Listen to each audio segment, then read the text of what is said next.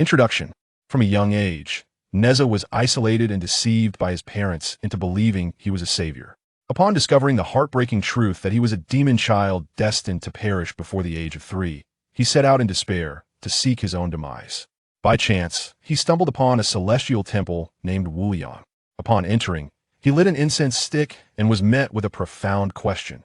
Do you wish to alter your fate? Light an incense stick daily, and I shall impart to you unparalleled secrets. Your destiny shall be in your hands. These words from Li Wuliang left the demon child Nezha utterly astonished. Subsequently, a steady stream of individuals began to visit the temple to light incense. Yang Jian declared, I wish to rescue my mother, trapped beneath Taosan. Dixan proclaimed, I desire the human race to stand tall in this world, unyielding to gods and unbowed to immortals. Sun Wukong simply wished to remain in Huagua Mountain. Chapter 1. The Arrival of the Great Fortune Bearer. System activated. I am but a little demon, carefree and unrestrained. I kill without blinking, feast without seasoning. I consume 7 or 8 at a time. My belly threatens to burst. In the latrine, I recall forgetting the paper.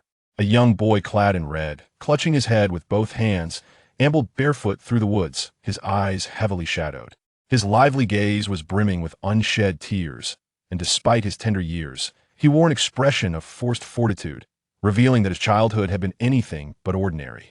This boy was Nezha, a descendant of the Leaf family from Chintang River. At that moment, he had just grasped the entire truth, realizing that he was not the destined savior his parents claimed, but a demon spawn, born from the corruption of demonic energy within the innate spiritual treasure, the Chaos Pearl, and cursed by the primordial heavenly venerable. He was fated to face tribulation when he turned 3, a destiny that foretold his demise before reaching that age. Reflecting on the fear he instilled in the people of Chintang River since childhood, and the way his parents had effectively imprisoned him, Nezha came to understand. He was indeed the demon spawn. This was why everyone feared him. They awaited the day when he would meet his end at the hands of heavenly retribution. With only 2 months until his 3rd birthday, he wished to cause no further trouble for anyone, prompting him to leave home in search of a solitary death in the wilderness. As he walked, the sounds of chirping birds and buzzing insects accompanied him until he arrived at an unfamiliar mountain peak. Suddenly, Nezha spotted a small temple ahead. Though still young, he possessed an understanding far beyond that of his peers. What could possibly lead someone to erect a temple in such a desolate area? He was well aware of the local earth temple near Chintang River, and this was certainly not it. Driven by curiosity, Nezha quickened his pace toward the temple. The structure was modest, with green tiles and stone walls, embodying the most common architectural style of temples. Yet, the 2 characters inscribed on the plaque above the entrance captivated Nezha deeply. Wuliang. These characters seemed to encapsulate the ultimate truth of the primordial world, and even without embarking on his own cultivation, Nezha felt a profound shock upon glimpsing them. With a few agile leaps, Nezha entered the temple. Inside, the decor was exceedingly simple, revealing a table, a statue, and above the statue, a wooden plaque inscribed with 4 characters. Wuliang Xianren. On the table lay some incense and an empty incense burner. The statue depicted a young and handsome man, exquisitely carved, as if an immortal stood before him. Though Nezha had encountered Tai Zhenren and had been accepted as a nominal disciple, he was nonetheless taken aback by the enigmatic aura emanating from the statue, instinctively exclaiming, "Is this the immortal of Limitless?" Meanwhile, within the inner realm of the Wuliang temple, a stark contrast lay evident. This was undeniably a rare celestial paradise, a veritable sanctuary hidden from the mundane world. Crimson grasses flourished alongside verdant flora, while spiritual pearls and herbs thrived with abandon. Even numerous legendary elixirs could be found in this ethereal domain. At the heart of this celestial haven, a throne of flowing clouds, woven from radiant multicolored vapors, floated gently in midair. Seated upon this cloud throne was a strikingly handsome young man clad in white, lost in silent contemplation. Sigh. It has been a year since I arrived here. When will someone offer me incense? He lamented. How many years must I wait to accumulate the 1,000 incense points mandated by the system? Li Wuliang muttered to himself in a state of ennui. He was not a native of this realm, rather. He had traversed from a place known as Blue Star due to an unforeseen incident. Upon his arrival a year prior, he awakened the incense system and obtained a celestial temple. According to the system's directives, he needed to gather 1,000 incense points to activate the system fully. In the beginning, Li Wuliang had fantasized about commanding the elements in this world. Yet as time slipped by, he grew increasingly despondent. Throughout the entire year, not a single soul had come to offer him incense. The system seemed oblivious to the fact that he was bestowed with a temple located in an utterly forsaken corner, devoid of any passersby. In such a desolate place, how could anyone possibly come to pay homage, let alone accumulate the so-called incense points? Consequently, his incense value remained at a dismal 0. With another sigh, Li Wuliang resigned himself, saying, "0, it is what a ridiculous system, one that keeps me trapped until it is activated." With a numb gaze, he surveyed the breathtaking scenery of this fairyland, feeling a profound sense of tedium. Despite its beauty, after a year, he had grown weary of the view. Moreover, those seemingly extraordinary herbs were perpetually beyond his reach, a mysterious force repelling him from approaching them. Outside the inner realm, within the temple, Nezha regarded the evidently abandoned sanctuary and felt a sense of pity for the immortal of Limitless. He pondered how the immortal could have considered it wise to establish a temple on this neglected mountaintop. Were it not for his own escapade away from home, this temple would likely remain untouched by any visitor. As he gazed at the statue, exuding an indifferent demeanor, Nezha plopped himself down on the ground. "Wuliang, it seems you and I share a similar fate. Here, in this remote wilderness, we are both unknown and uncared for. Oh well, in these final moments, I shall begrudgingly keep you company." His eyes fell upon the incense placed upon the table, and with a sense of resignation, he decided that since he was already here, he might as well offer a stick of incense to the immortal of Limitless. Recalling the scene during the New Year when my parents offered incense to the deities, Nezha held 3 incense sticks in his hand, exuding an air of arrogance as he placed them into the incense burner before him, reclining on the table with one leg crossed over the other. "Wuliang, I hope my parents are doing well," he declared. "They say that one has a next life in my next life. I do not wish to be a demon pill again." As Nezha casually finished offering the 3 incense sticks and knelt down earnestly in prayer, Li Wuliang, who was still grappling with a headache in his internal world, suddenly heard a chime. Ding! Detected that a great fortune bearer has offered incense to the host. Great fortune bearer has offered incense, triggering a 100-fold reward. Gained 5,000 incense points. Congratulations to the host for successfully activating the system. The voice of the system nearly caused Li Wuliang to tumble from his colorful cloud throne. His once-numb heart surged with excitement. Heavens! Finally, someone has offered incense for me. It had been a whole year. Although he had been living without issue in the celestial world, he could not leave and was confined to this realm. He could no longer sit still. He had never ventured outside, nor did he know what kind of world he had entered. Now that the system was finally activated, it signified that a blissful life awaited Li Wuliang.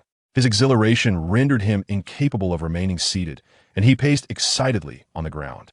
However, he did not let the overwhelming excitement cloud his mind. Regaining his breath and controlling his emotions, he distinctly remembered that the system had mentioned a great fortune bearer offering him incense. A mere ordinary person could only contribute between 1 to 3 incense points. What manner of individual could bestow 5,000 incense points in one go?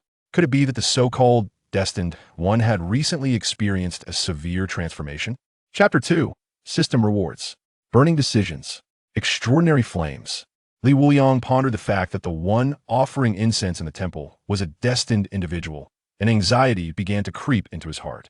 As a great fortune bearer, his good luck would surely be boundless, and he would ultimately make his mark in this world.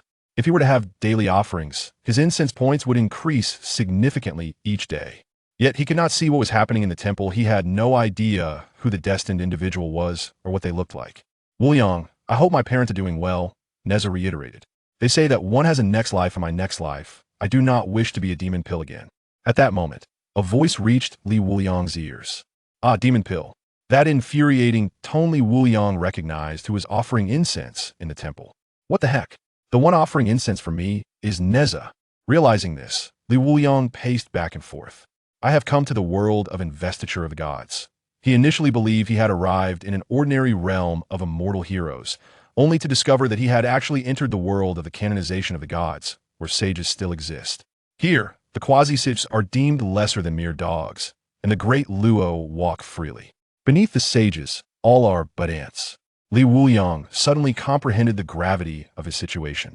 It became clear why the system forbade him from venturing outside as an ordinary mortal. Stepping out of this temple could result in his demise at the hands of some lurking demon, or in a confrontation, even a slight ripple of energy could inflict fatal harm upon him.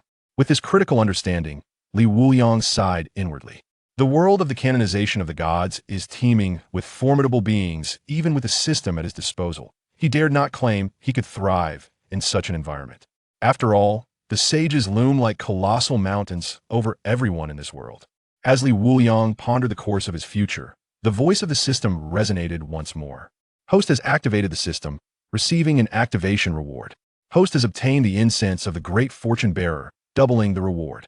Congratulations, Host, you have acquired the technique, Flame Decision. Congratulations, Host, you have obtained the exotic fire, Purifying Lotus Demon Fire. Wuliang was astounded. The system's rewards were remarkably generous. He recognized the Flame Decision as a cultivation technique from a realm known as the Duki continent, attributed to a top-tier powerhouse with an enigmatic origin, seemingly passed down through the ages. The Flame Decision allows for the unrestricted consumption of various flames to enhance one's cultivation and power.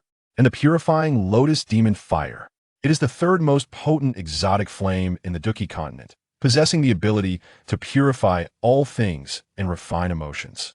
Reflecting on this, he realized the rewards from the system originated from the Duki world, yet he found himself in the canonization of the gods. Would these rewards be applicable here? Ding! Host resides in the primordial era. All methods are permissible. Upon receiving this prompt from the system, Wuliang felt a surge of relief. The system's assurance meant he could focus on his cultivation without concern for the differences between worlds. Having attained such a powerful technique, it would be a shame if he could not cultivate it. The next step was to devote himself to rigorous training. As he contemplated this, he was reminded of Nezha outside the temple. Had it not been for Nezha's offering of incense, he might have remained unaware of when he could activate the system, let alone receive such bountiful rewards. He was a man who believed in repaying kindness. He must express his gratitude to Nezha. Then he recalled Nezha's origin. As a demonic orb, Nezha was destined to face the heavenly tribulation set by the primordial Supreme One at the tender age of 3. At that time, one of the 12 golden immortals, Tai Zhenren, would intervene to save Nezha. This would lead to Nezha becoming his true disciple, returning with him to cultivate. Upon completing his training, Nezha would secretly escalate the conflict with the Dragon Clan of the East Sea, compelling him to repay his parents by sacrificing flesh and offering bones. Ultimately, Tai Zhenren would intervene to preserve Nezha's soul, restoring his physical form with a golden lotus. From that moment onward, Nezha severed familial ties and romantic attachments, with his only emotional connection being his master, Tai Zhenren. Subsequently, he achieved significant cultivation, taking Tai Zhenren's place in the divine calamity of the Fengshen, his corporeal form inscribed upon the Fengshen list. He was an extraordinarily talented third-generation disciple of the Chan sect, renowned as the god of slaughter throughout the 3 realms during the Fengshen calamity, and was conferred the title of the grand deity of the 3 altars, a formidable general of great renown. In essence, Nezha was merely a pawn arranged by Yuanshi Tianzuan for his disciple, Tai Zhenren, to replace him during the divine calamity. His entire life was meticulously orchestrated. Innocently, he believed that Tai Zhenren genuinely cared for him, oblivious to the fact that all his sufferings stemmed from the machinations of his master, Tai Zhenren. Upon reflecting on this, Wuliang yearned to alter Nezha's fate. As a magic orb, the most vital aspect of Nezha was the demonic fire that surged within him. If he were to take Nezha as his disciple and impart the burning technique to him, thereby absorbing and refining the demonic fire, the celestial decree established by Yuanshi Tianzuan would lose its target and naturally collapse. Moreover, Nezha's strength would experience monumental enhancement. It would be a remarkable win-win situation. However, such an action would equate to usurping a disciple from the Chan sect. Without a substitute for the calamity, Tai Zhenren would have to confront it himself, creating an insurmountable enmity. This would forge a significant karmic bond with the Chan sect, incurring the wrath of both Yuanshi Tianzuan and Tai Zhenren. If Wuliang possessed formidable strength, it could be said with confidence he would dare to topple the Chan sect if circumstances permitted.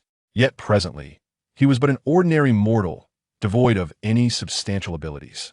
He grappled with the thought of ignoring such matters. Contemplating the fate that had burdened the innocent child since birth, Wuliang felt an overwhelming sense of pity for Nezha. In this conflict of thoughts, he resolved to refrain from dwelling on it for the time being. His primary focus would be on cultivation. Everything would be dictated by strength. Once he acquired sufficient power, many of his troubles would dissipate. Without strength, he could scarcely protect himself, let alone take on a disciple or alter anyone's destiny. Without delay, he set to work. With the 5,000 incense value contributed by Nezha, he immediately commenced his training. The cultivation levels within the function realm are divided into 3 major stages.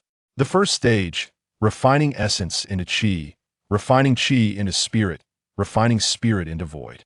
The second stage, earth immortal, heaven immortal, true immortal, mysterious immortal, golden immortal, great luo, golden immortal, quasi-saint. The third stage, primordial great luo, golden immortal, primordial taiji great luo, golden immortal, harmonious Tao, heavenly Tao. The heavenly Tao represents the pinnacle of the function world. A day passed. On the following day, as dawn broke, Nezha awoke and kicked the incense burner. It seems Wuliang is no longer here. I spent the night here, and he didn't even come to speak with me. Nezha gazed at the empty incense burner and lit 3 more sticks. Wuliang, whether you're present or not, remember what I say. At that moment, Li Wuliang, still immersed in his cultivation, received a notification from the system. Beep, a celestial fortune bearer has offered incense to the host. The celestial fortune bearer has lit the incense. A 100-fold reward has been triggered. You have received 5,000 points of incense value. Li Wuliang opened his eyes, and a gleam of brilliance flashed within them. There is no doubt it must be Nezha who had once again offered incense on his behalf. If he were to receive such offerings daily, his incense value would soar to extraordinary heights. With this thought in mind, Li Wuliang began to devote himself even more fervently to his cultivation. Rapidly enhancing his strength was essential to alter Nezha's destiny. Chapter 3. The Apprentice Nezha. 10-fold rewards. As time flowed by, 7 days had swiftly passed. During this week, Nezha would rise each morning to offer 3 sticks of incense. The once empty incense burner now emanated a faint aura of devotion. With the 35,000 incense points provided by Nezha, Li Wuliang fervently practiced his cultivation. Harnessing the system's enhancements, the essence of the incense transformed into a continuous stream of pure celestial energy, cleansing Li Wuliang's physical form. This celestial energy circulated in accordance with the intricate workings of the burning decision technique, elevating his cultivation realm at an astonishing pace. After 7 days, he had reached the stage of refining spirit and returning to emptiness, tantalizingly close to breaking through to immortality. Noticing Nezha's daily offerings, Li Wuliang resolved to lend him a hand. After all, offending the Chan sect was not a matter of great consequence. Once Nezha began providing him with even greater amounts of incense points, he could very well challenge the Chan sect. Thus, while Nezha slumbered, Li Wuliang beckoned Nezha's consciousness into the temple's inner world. Nezha felt his awareness momentarily suspended and in a daze. He found himself in a realm more beautiful than his dreamlike paradise. Extraordinary herbs flourished around him, and an abundance of celestial energy surrounded his body, imparting an indescribable sense of exhilaration. Even the clouds in the sky shimmered with mysterious hues, as if articulating profound principles of the universe. Wasn't I sleeping in the temple? Where's this place? Fortunately, Nezha was no ordinary child. Even when thrust into an unfamiliar environment, he exhibited no sign of trepidation. Instead, he marveled at his surroundings, hands clasped behind his back, wandering about like an old man taking a leisurely stroll. Before long, Nezha noticed a dazzling display of colorful radiance ahead. He beheld a throne adorned with flowing clouds of myriad colors, the beauty of which eluded his capacity for description. Then, he caught sight of the figure seated upon the throne. The man resembled the statue within the temple, yet exuded a far more refined aura. Surrounded by celestial energy, he appeared transcendent, embodying the essence of an immortal. The throne's colorful radiance accentuated the man's imposing stature, radiating an air of celestial authority that dwarfed even that of his master, the great Master Tai.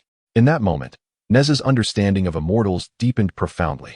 Observing Li Wuliang seated in silence upon the throne, the typically mischievous Nezha refrained from any impulsive actions. Instead, he stood quietly beneath the colorful cloud throne, akin to a student awaiting his teacher's discourse. After a while, Li Wuliang sensed that the atmosphere had been sufficiently established. He softly addressed the figure before him. "Are you the 3rd son of the Li family from Chintang Pass?" Nezha's eyes widened in astonishment, replying, "How did you know, esteemed sir?" Li Wuliang's lips curled slightly as he replied, You are enveloped by demonic and calamity energies, which are in turmoil. I fear that within 2 months, a heavenly tribulation shall descend upon you. I have a profound realization. This tribulation is orchestrated by the revered sage, Yuan Shitianzun, and evasion is futile. Your fate is sealed. The eyes of Nezha widened in sheer astonishment, his heart exclaiming the inevitability of this calamity.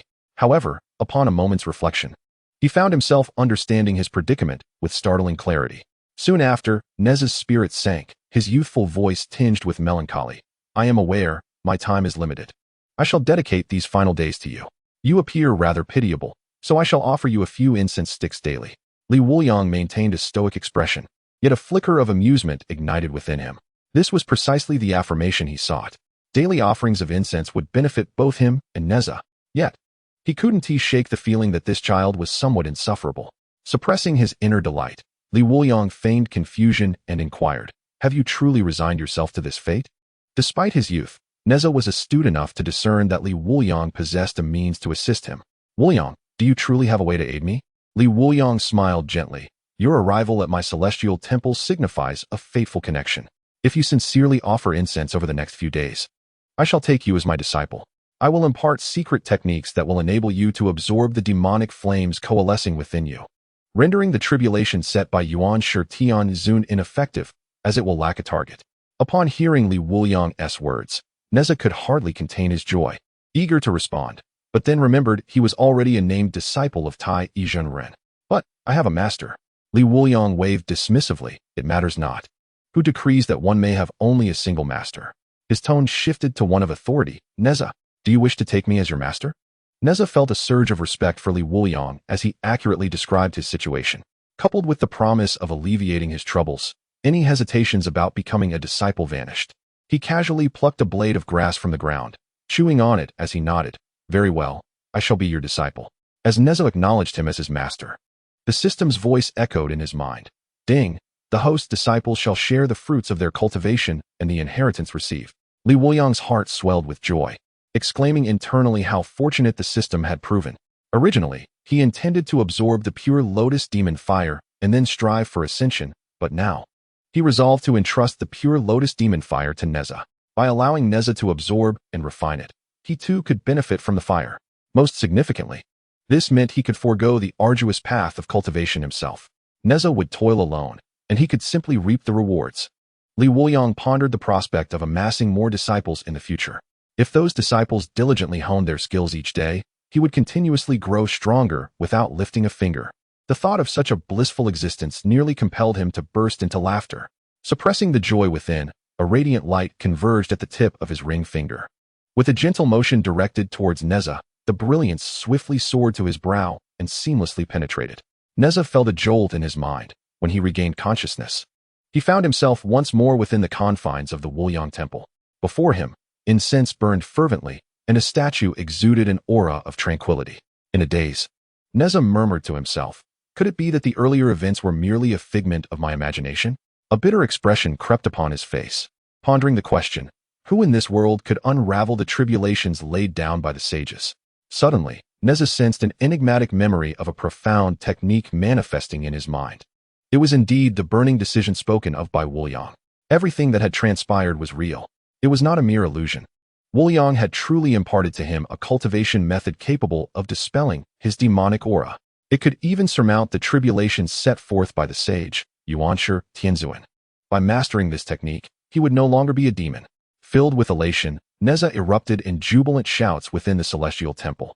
After a while, he reverently took 3 sticks of incense, this time inserting them respectfully into the incense burner. Disciple Nezha shall not disappoint his esteemed master. Meanwhile, within the inner sanctum of the Wuliang temple, Wuliang received a system notification. Recently, the conversion has intensified, fueling our drive to update more swiftly. Please kindly exit reading mode. Thank you. Chapter 4. The Sacrificial Offerings of Young Boys and Girls. Nezha sets out to exterminate demons. Ding! The host has taken a great fortune bearer as a disciple, earning a 10,000-fold incense value reward. Congratulations, host, on acquiring 500,000 incense values. Wuliang was astounded by the unexpected windfall of incense values from taking Nezha as a disciple. With Nezha offering incense daily, it would surely be a source of immense joy. Simultaneously, far from the Wuliang temple, in Kunlun at the Yushu Palace, the abode of the sage Yuan Tianzuan. The revered sage sat serenely at the edge of the clouds, his presence radiating authority. Ethereal strands of profound Taoist rhythm encircled him, elucidating the principles of the Great Path. Suddenly, Yuan Tianzuan furrowed his brow, sensing a subtle shift in the heavenly order. Calculating with his fingers, he discerned a faint indication pointing towards his third-generation disciple. It seemed to be entangled with one of the 12 golden immortals of his teaching, the Tai Jinren. Consequently, he issued a decree. Tai, I have sensed a change in the heavenly mechanism, seemingly related to your disciple Nezha. You must hasten to find him and investigate what transformation has occurred. Upon receiving the command from Yuan Tianzuan, Tai immediately set forth to Qintang Pass. Nezha was the individual his master had painstakingly sought to help him withstand the tribulations. Nothing must go awry. Back inside the Wuliang temple, having acquired the burning decision technique, Nezha immediately began his cultivation. True to his status as a great fortune-bearer, he swiftly opened all the meridians of the burning decision technique. At that moment, he again retrieved 3 sticks of incense, casually inserting them into the incense burner. Wuliang, I have matters to discuss with you. Wuliang was still reveling in the abundant incense value provided by Nezha when the system sent another notification. Ding, as the disciple of a great fortune-bearer, lighting incense grants a 1,000-fold reward, totaling 50,000 incense value. Wuliang felt a sense of confusion. What could Nezha possibly need to see him for at this moment? Inside the realm of the Wuliang temple, Wuliang was astonished by Nezha's progress. In such a short span, Nezha had actually opened up the cultivation meridians for the burning decision. He had come to inquire whether he could begin absorbing and refining the demonic fire within him. Wuliang sighed inwardly, acknowledging that he truly was the god of calamity. He advised Nezha to take his time during the refining process and to proceed gradually. In the ensuing days, apart from casually lighting a few incense sticks each day, Nezha dedicated himself to diligently refining the demonic fire within him. Just before his 3rd birthday deadline, Nezha finally succeeded in completely refining the demonic fire, and his cultivation level surged to the pinnacle of qi refinement and divine transformation. At the moment the demonic fire vanished, Nezha distinctly sensed the disappearance of the heavenly tribulation. Excitedly, he shared the news with Wuliang. Wuliang, I have successfully refined the demonic fire within me. Wuliang was genuinely delighted. From that moment onward, Nezha's destiny had irrevocably changed. Observing Nezha's hesitance, Wuliang encouraged him. If you have something to say, feel free to express it. Nezha raised his head, a smirk playing at the corner of his mouth. Wuliang, I'm fine now and wish to return home to inform my parents. He paused, adding, if I leave, who will come to light incense for you each day? Wuliang had also been pondering this issue. The location of his temple was far too remote, virtually unknown to anyone. Had it not been for the fortuitous encounter with Nezha, it could have been ages before anyone came to offer incense.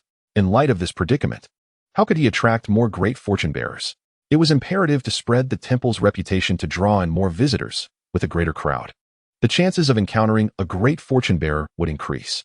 When Nezha expressed his desire to return home, Wuliang perceived it as a splendid opportunity to promote the Wuliang temple. Nezha, your desire is quite natural. Go ahead, do not worry about me. A fleeting look of gratitude crossed Nezha's face. All right then, I'll seek an opportunity to mention you when I return home, so that your dilapidated temple may receive some visitors. Wuliang twitched his lips, silently acknowledging that although Nezha could be somewhat troublesome, he possessed a commendable character. Maintaining a calm demeanor, he gently nodded. With a wave of his hand, Nezha returned to the temple and respectfully lit 3 incense sticks. I'm off now. Ultimately still a child, free from the looming threat of death and the burdens of the demonic core, Nezha skipped joyfully along the path home, humming a cheerful tune. Before long, he arrived at a quaint village. The villagers were beating drums and gongs, seemingly preparing for a ritual. Nezha, filled with curiosity, approached to investigate. To his astonishment, the customary sacrificial rites typically involve the populace beseeching the heavens or honoring the divine, hoping for favorable weather and peaceful lives ahead. However, the expressions of the villagers here were decidedly peculiar. Each face revealed a sense of numbness and humiliation. Notably, a peasant woman wept inconsolably, her grief palpable. As Nezha drew near, he realized that the altar designated for sacrifice was not adorned with livestock, but rather bound to it was a young girl, seemingly of a similar age to his own. Enraged, Nezha shouted, "What are you doing?" The arrival of a boy stirred the attention of 2 robust farmers. Their eyes lighting up with a sinister realization. The village required a young boy for their sacrificial offering, and this child appeared to fit the bill perfectly. With that, the two farmers brandished ropes and advanced toward Nezha. Before they could close the distance, Nezha leapt into action, delivering a kick that sent both farmers sprawling backward. The remaining villagers, witnessing Nezha's innate strength, hastily armed themselves and charged at him.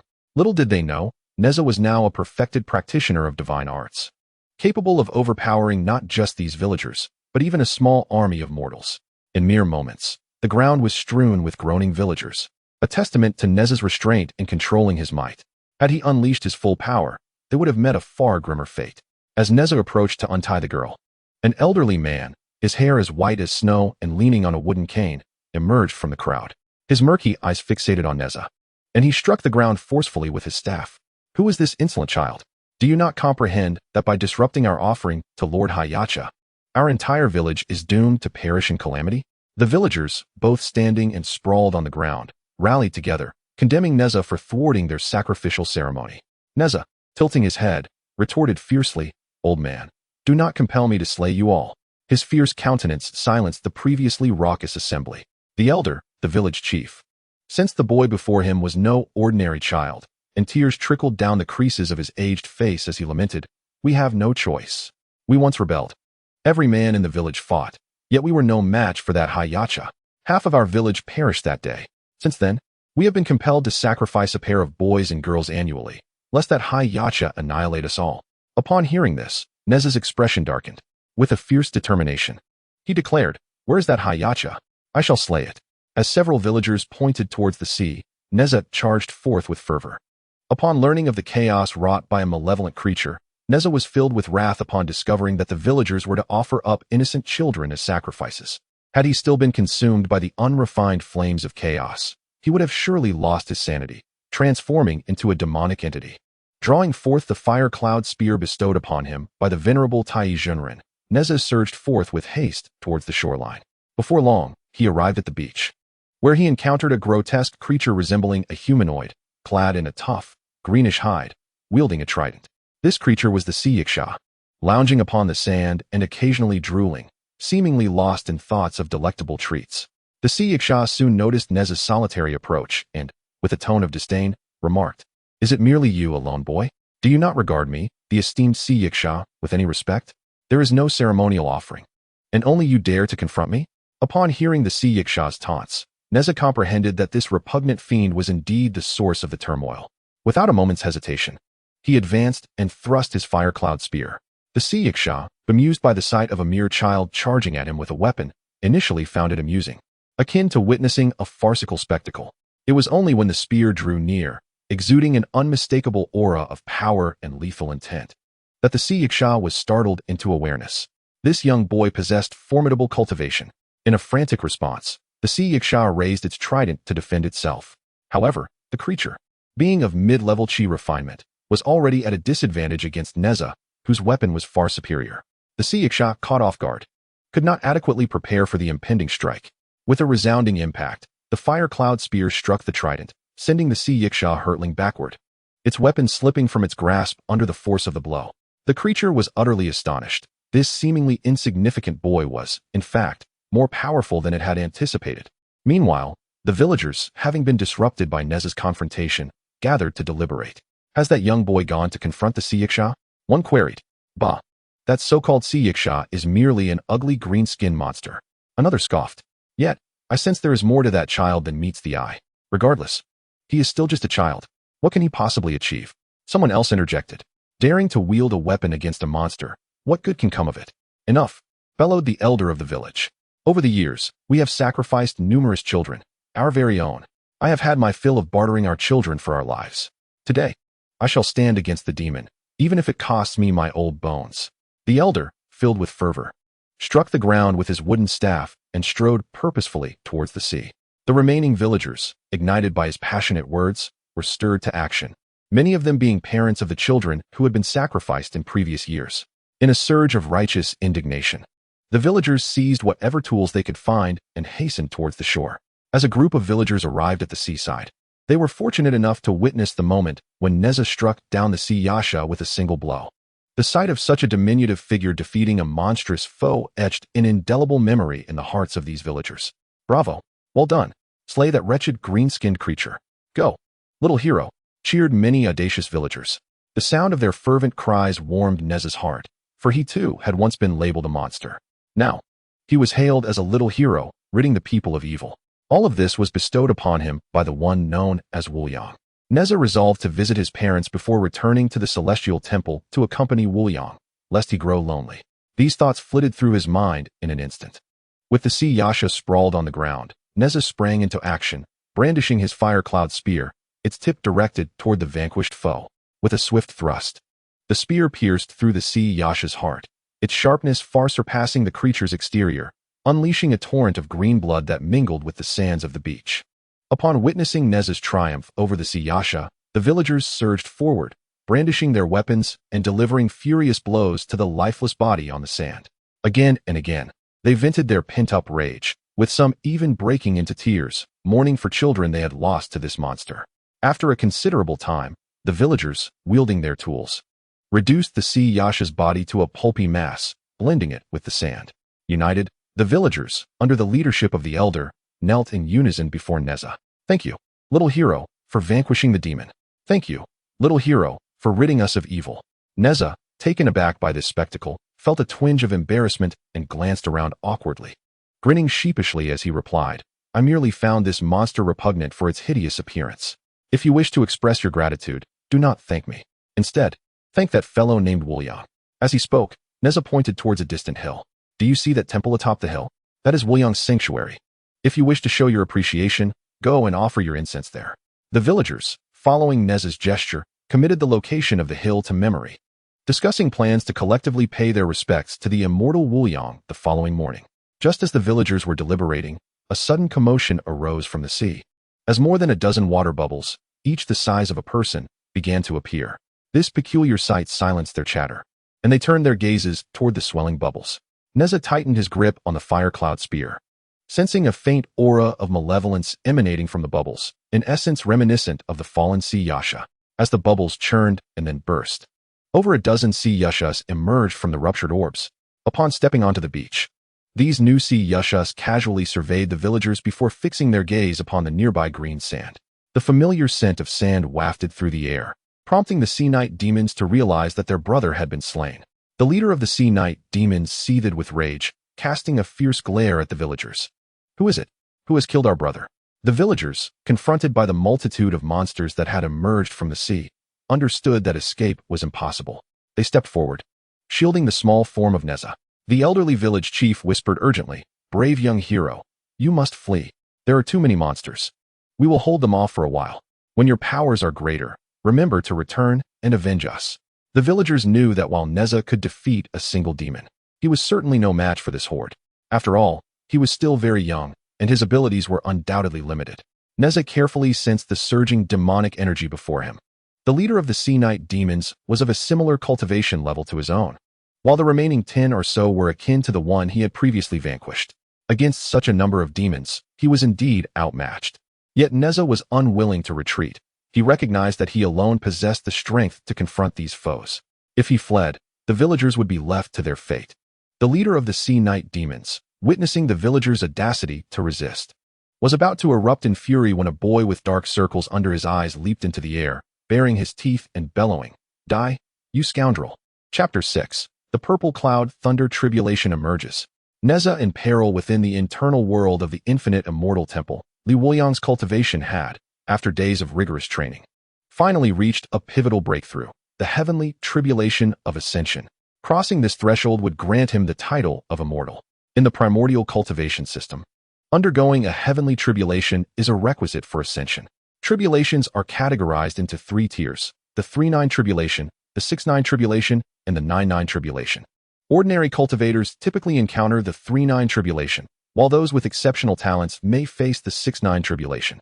However, the exceedingly rare individuals with extraordinary gifts, akin to phoenix feathers and unicorn horns, confront the most terrifying tribulation of all, the 9-9 tribulation. At this moment, dense tribulation clouds loomed ominously over the realm of the immortal temple, casting a shadow over the once clear world. Bolts of tribulation lightning surged through the inky clouds like serpents of thunder.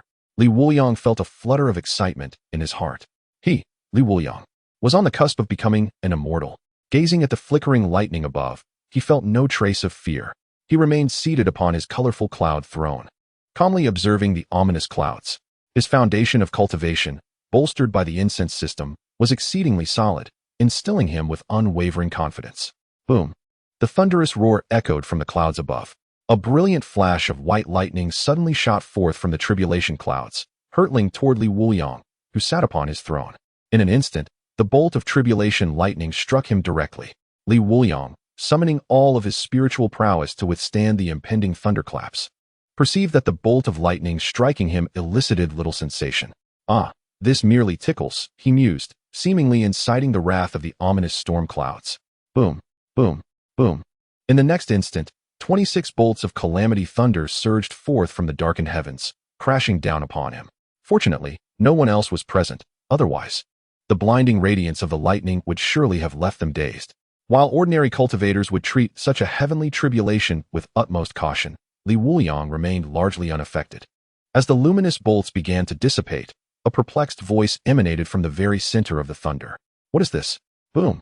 The storm clouds expanded instantaneously, once again becoming saturated with an abundance of lightning. Observing the now considerably thicker bolts, Wuliang felt no trace of threat. Reclining languidly upon his colorful cloud throne, he waved nonchalantly at the tempest above. Come forth.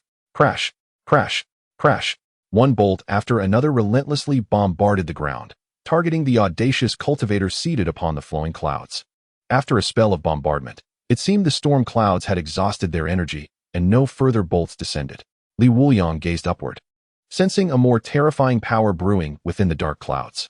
Realizing that the tribulation had not yet concluded, he understood that his potential had reached a level worthy of the 9-9 heavenly tribulation. With this thought, Wuliang straightened his posture, casting a disdainful glance at the clouds above. Having witnessed the might of the 3-9 and 6-9 tribulations, his perception of heavenly tribulations had shifted. Heavenly tribulations? Is that all you have? At that moment, the 9-9 storm clouds seemed unhurried to unleash their fury, as if recognizing the extraordinary nature of the cultivator below.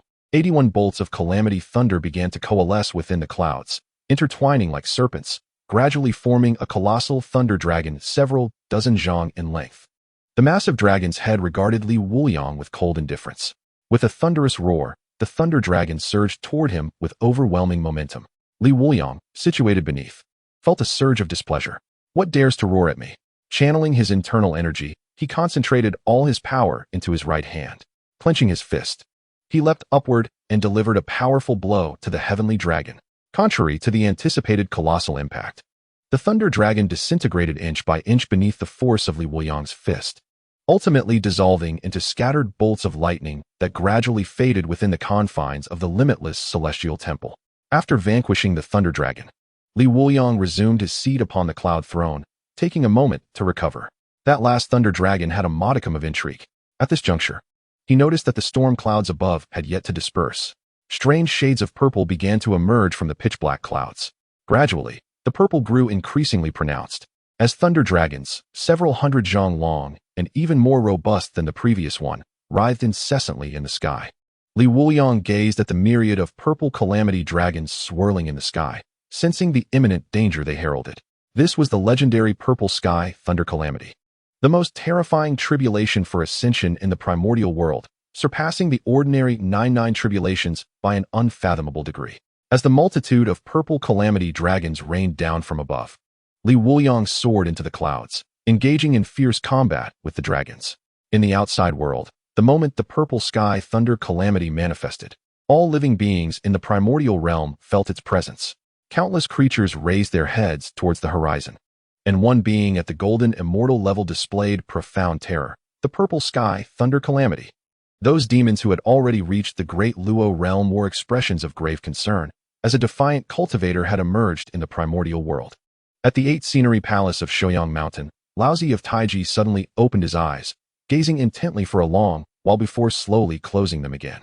At the Yushu palace of Kunlun Mountain, Yuan Shi Tianzun furrowed his brow slightly, and, after calculating with his fingers, murmured in confusion, "The heavenly secrets are obscured. I cannot discern who is undergoing the tribulation." At the Bio palace of Penglai Island, the master of Tontian was busy refining his immortal slaying sword array. It had been many cycles of the Yuan meeting, Yet someone in the primordial realm had unexpectedly triggered the purple sky thunder calamity.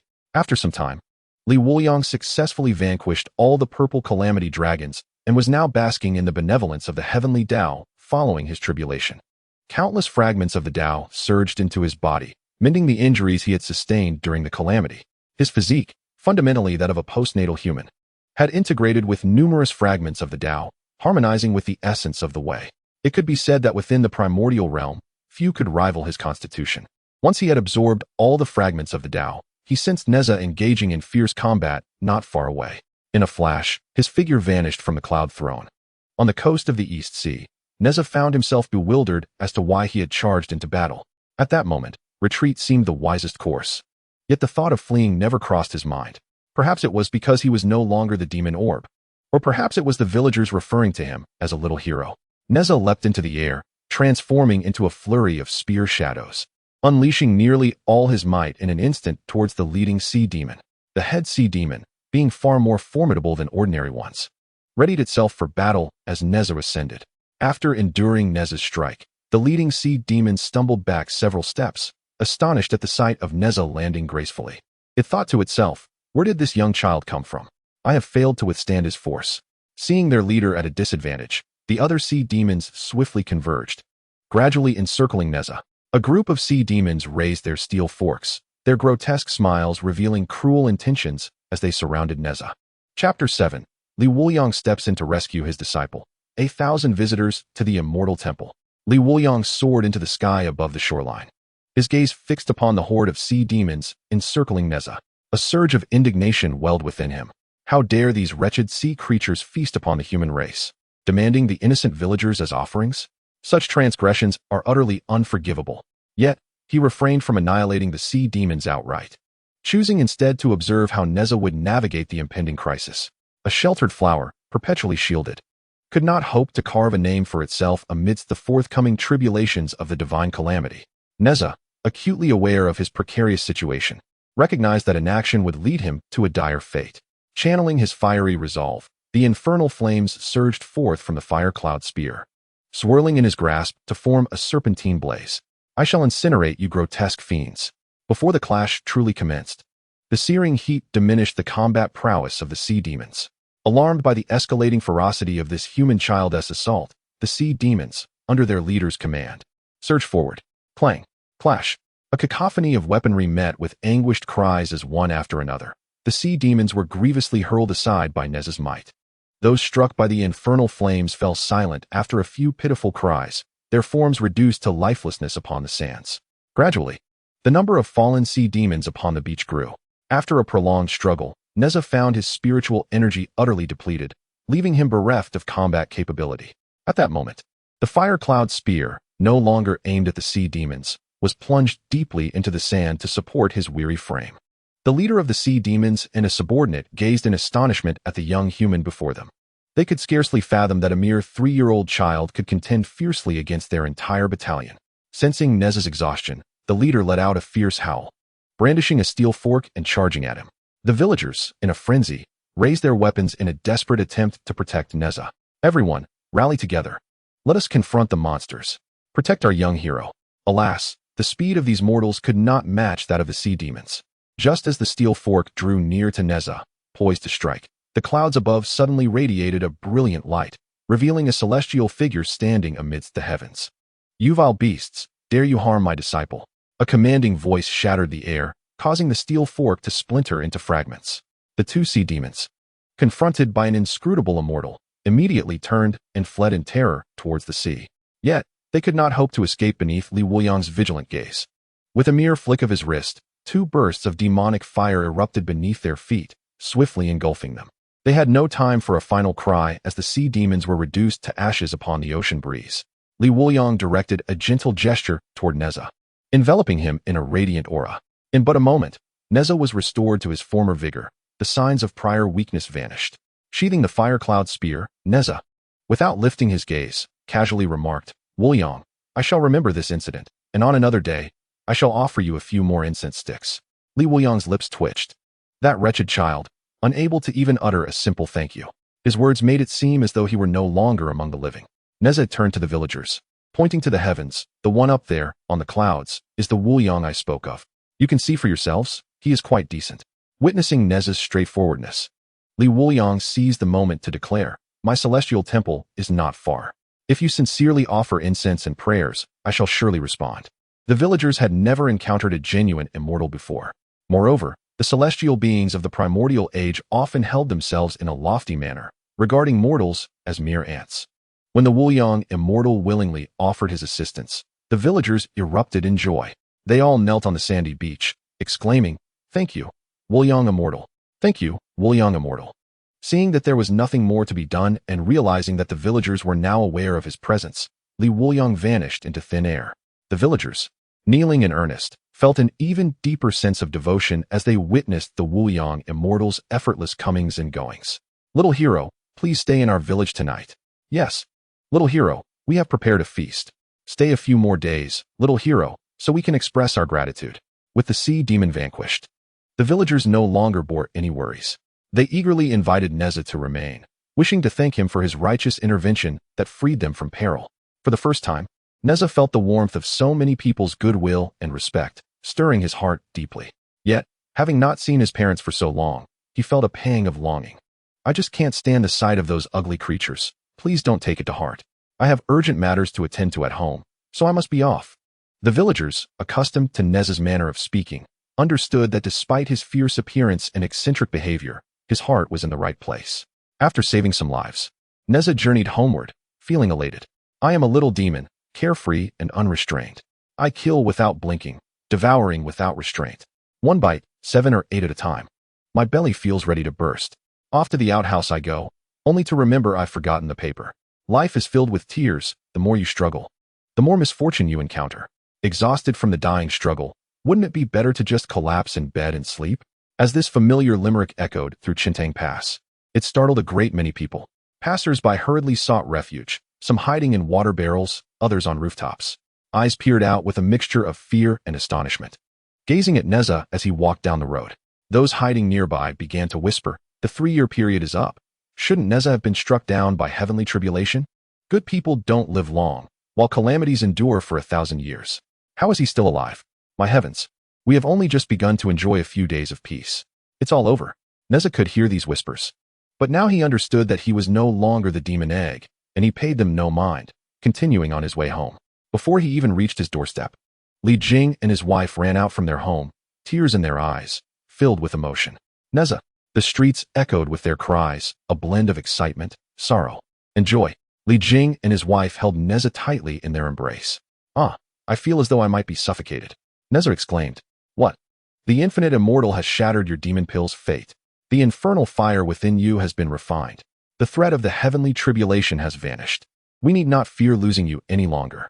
Within the confines of the Li residence, the couple was astounded as Nezha recounted his experiences after leaving home. In their minds, the demon pill and heavenly tribulation were enigmas laid down by the sages, unsolvable by any mortal. The image of the infinite immortal instantly soared in their esteem. "We shall set forth tomorrow to pay our respects to our great benefactor," Li Jing decisively declared. The infinite immortal, selflessly rescuing his son without expectation of reward, warranted their heartfelt gratitude in person. Thus, on the very next day after Nezha's return, a multitude from both Chintang Pass and the village Nezha had saved made their way towards the infinite immortal's temple. Recently, the intensity of the transformation had spurred them on, urging a more rapid update. Please take a moment to exit reading mode. Thank you. Chapter 8. The upgrading of the infinite immortal's temple. Originally, Chintang Pass did not witness such a throng visiting the infinite immortal's temple. However, on the evening of Nezha's return, whispers began circulating, claiming that not far from Chintang Pass lay a celestial being of boundless power, known as the Infinite Immortal. Not only had he dispelled Nezha's demon pill fate, but he had also lifted the destiny curse imposed by the primordial celestial lord. Moreover, he was eager to assist mortals, a true guardian of humanity. This revelation shattered the long-held beliefs of the townsfolk, who understood that humanity was the most inferior race amidst the primal chaos. Although living conditions had improved somewhat, many demons still preyed upon humans.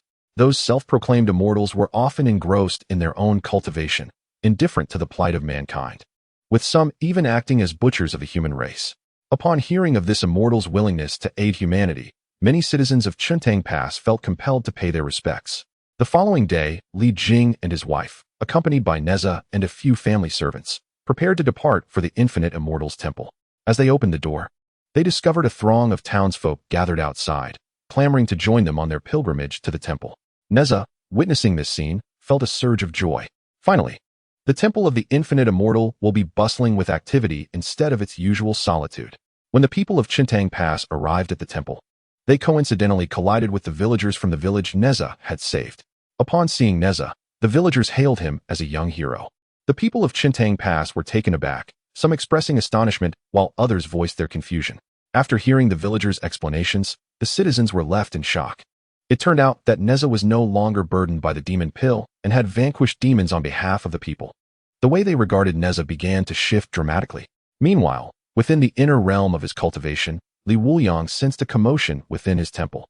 Upon looking, he was astonished to find it teeming with visitors. What on earth? What transpired was a revelation for Li Wuliang when he beheld Nezha and the villagers he had rescued the previous day. It dawned upon him that they had come to pay their respects. Mortals offer incense, earning 1 point of incense value. Mortals offer incense, earning 3 points of incense value. Fortunate beings offer incense, triggering a 100-fold reward, acquiring 5,000 points of incense value. Fortunate beings offer incense, triggering a 100-fold reward, acquiring 5,000 points of incense value.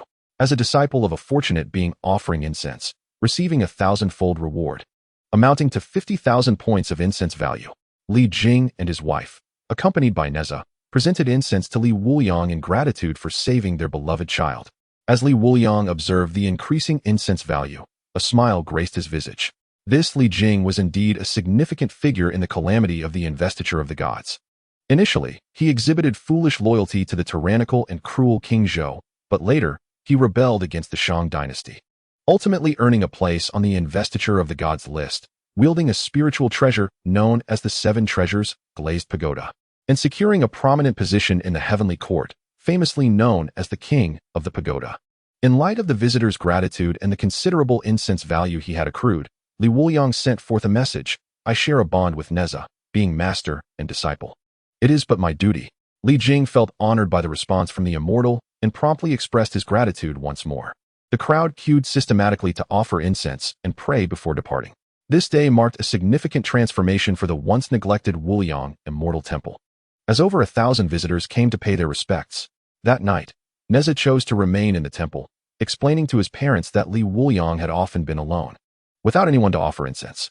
Despite the newfound visitors, as the sole disciple, he wished to spend more time with his master. Li Jing and his wife understood and, after advising Nezha not to create disturbances, left with the citizens of Chuntang Pass. Within the inner sanctum of the Wuliang Immortal Temple, Li Wuliang gazed in astonishment at the system notification. Beep. Host's reputation value has reached 1,000. Special reward. The Immortal Temple can be upgraded to level 20. Li Wuliang pondered the implications of upgrading the temple to level 20. The system elucidated. Wuliang Immortal Temple level 20 enhances the cultivation of beings within the temple.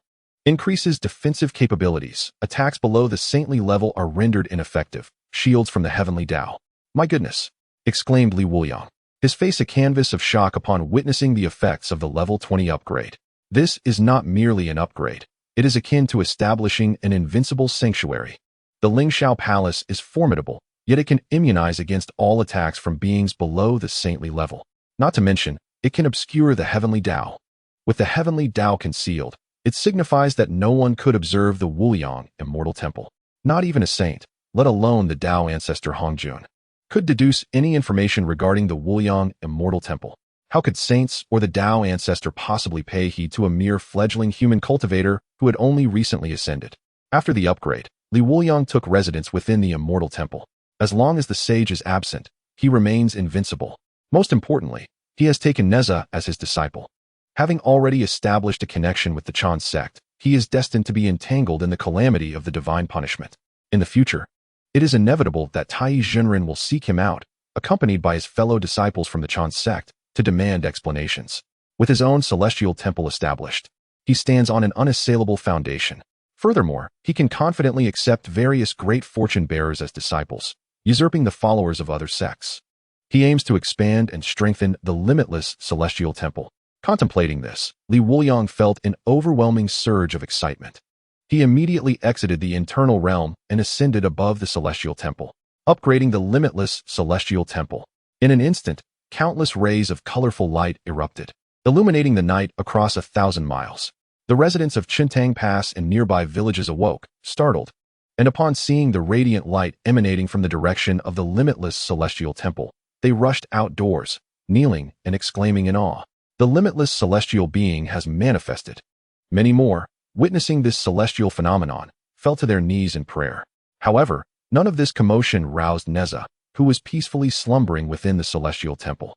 The following day, Nezha awoke from his dreams, discovering himself in an unfamiliar place.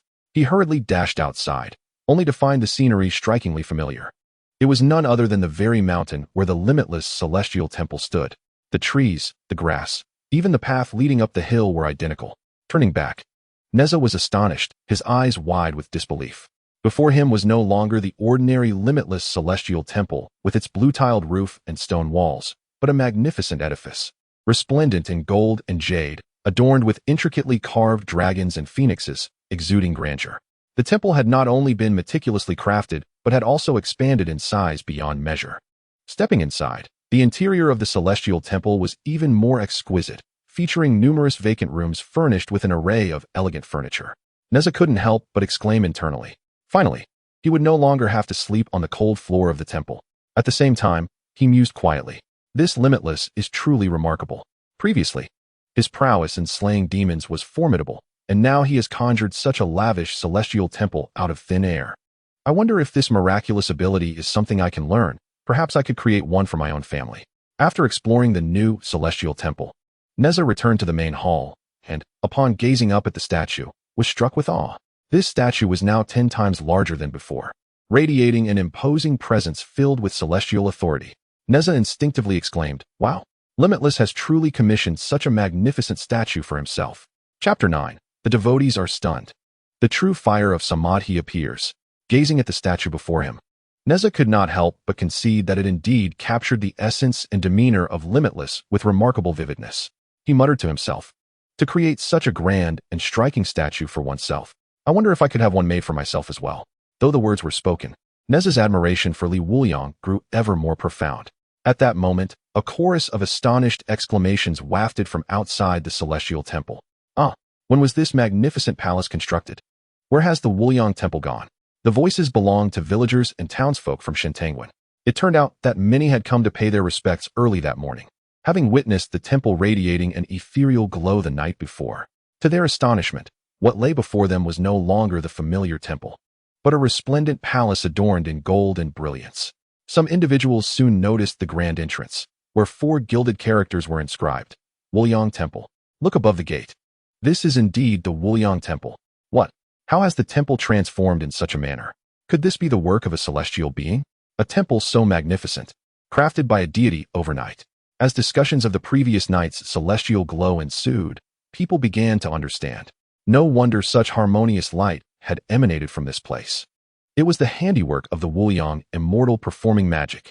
The very notion that a celestial being possessed such powers was astonishing. Was this what one termed a divine phenomenon?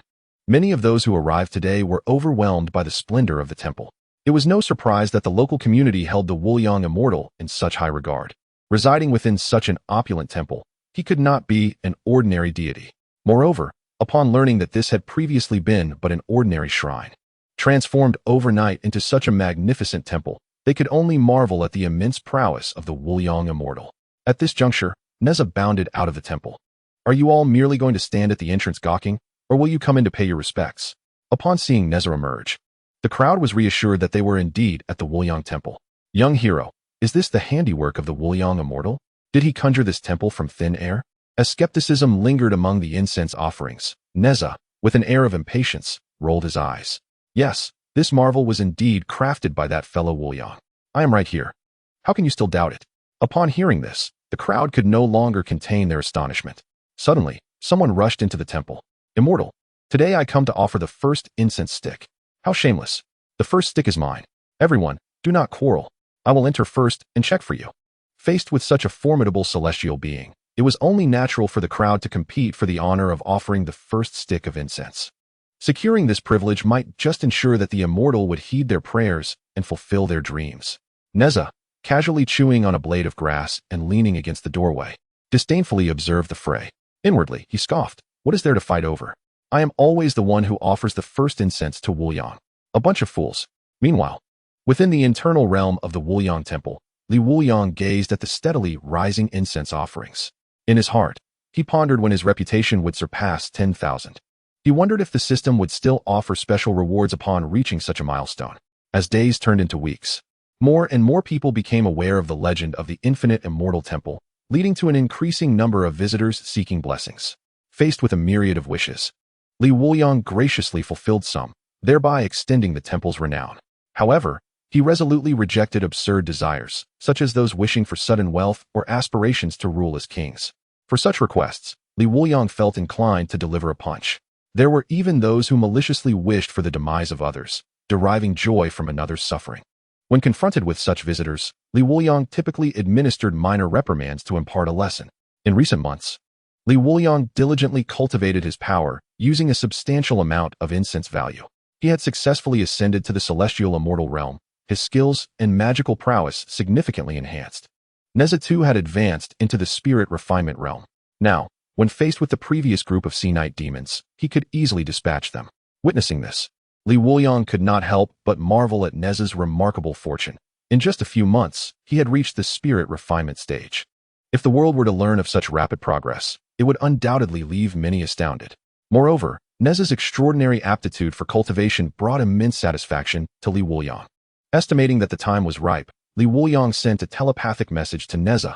Nezha, come to my statue. Nezha, chewing on a strand of grass, sauntered over, casually asking, what is it, Wuliang? With a resigned squint, Wuliang waved his hand gently. In an instant, Nezha felt a flash of light and found himself in an inner world. Gazing at Wuliang seated upon a throne of colorful clouds. Nezha, your cultivation has advanced, yet the demonic fire within you retains a remnant of its malevolent essence. Today, I shall help you eradicate it. Upon hearing this, Nezha's face lit up with excitement. He had sensed the unusual flickering of the demonic fire, but had been unable to extinguish it regardless of his efforts. Pretending to be indifferent, he replied, all right then, I'll grant you this opportunity. Wuliang found Nezha's demeanor both amusing and infuriating. With a flick of his fingers, Wuliang sent a beam of light into Nezha's forehead. The moment the light entered, Nezha felt the demonic fire within him erupt violently. The searing heat was almost unbearable. Nezha felt as if he were about to combust. Boom. In the next moment, flames engulfed him entirely. From the heart of the crimson fire, tendrils of black essence began to dissipate. After a period, the scarlet flames finally vanished. Nezha experienced a profound shock, a wave of exhilarating relief washing over him. It was as if a long-standing affliction had been suddenly dispelled. Wuliang observed this scene with a satisfied nod. With his assistance, the demonic fire within Nezha underwent a profound transformation, evolving from demonic flames into the true fire of Samadhi.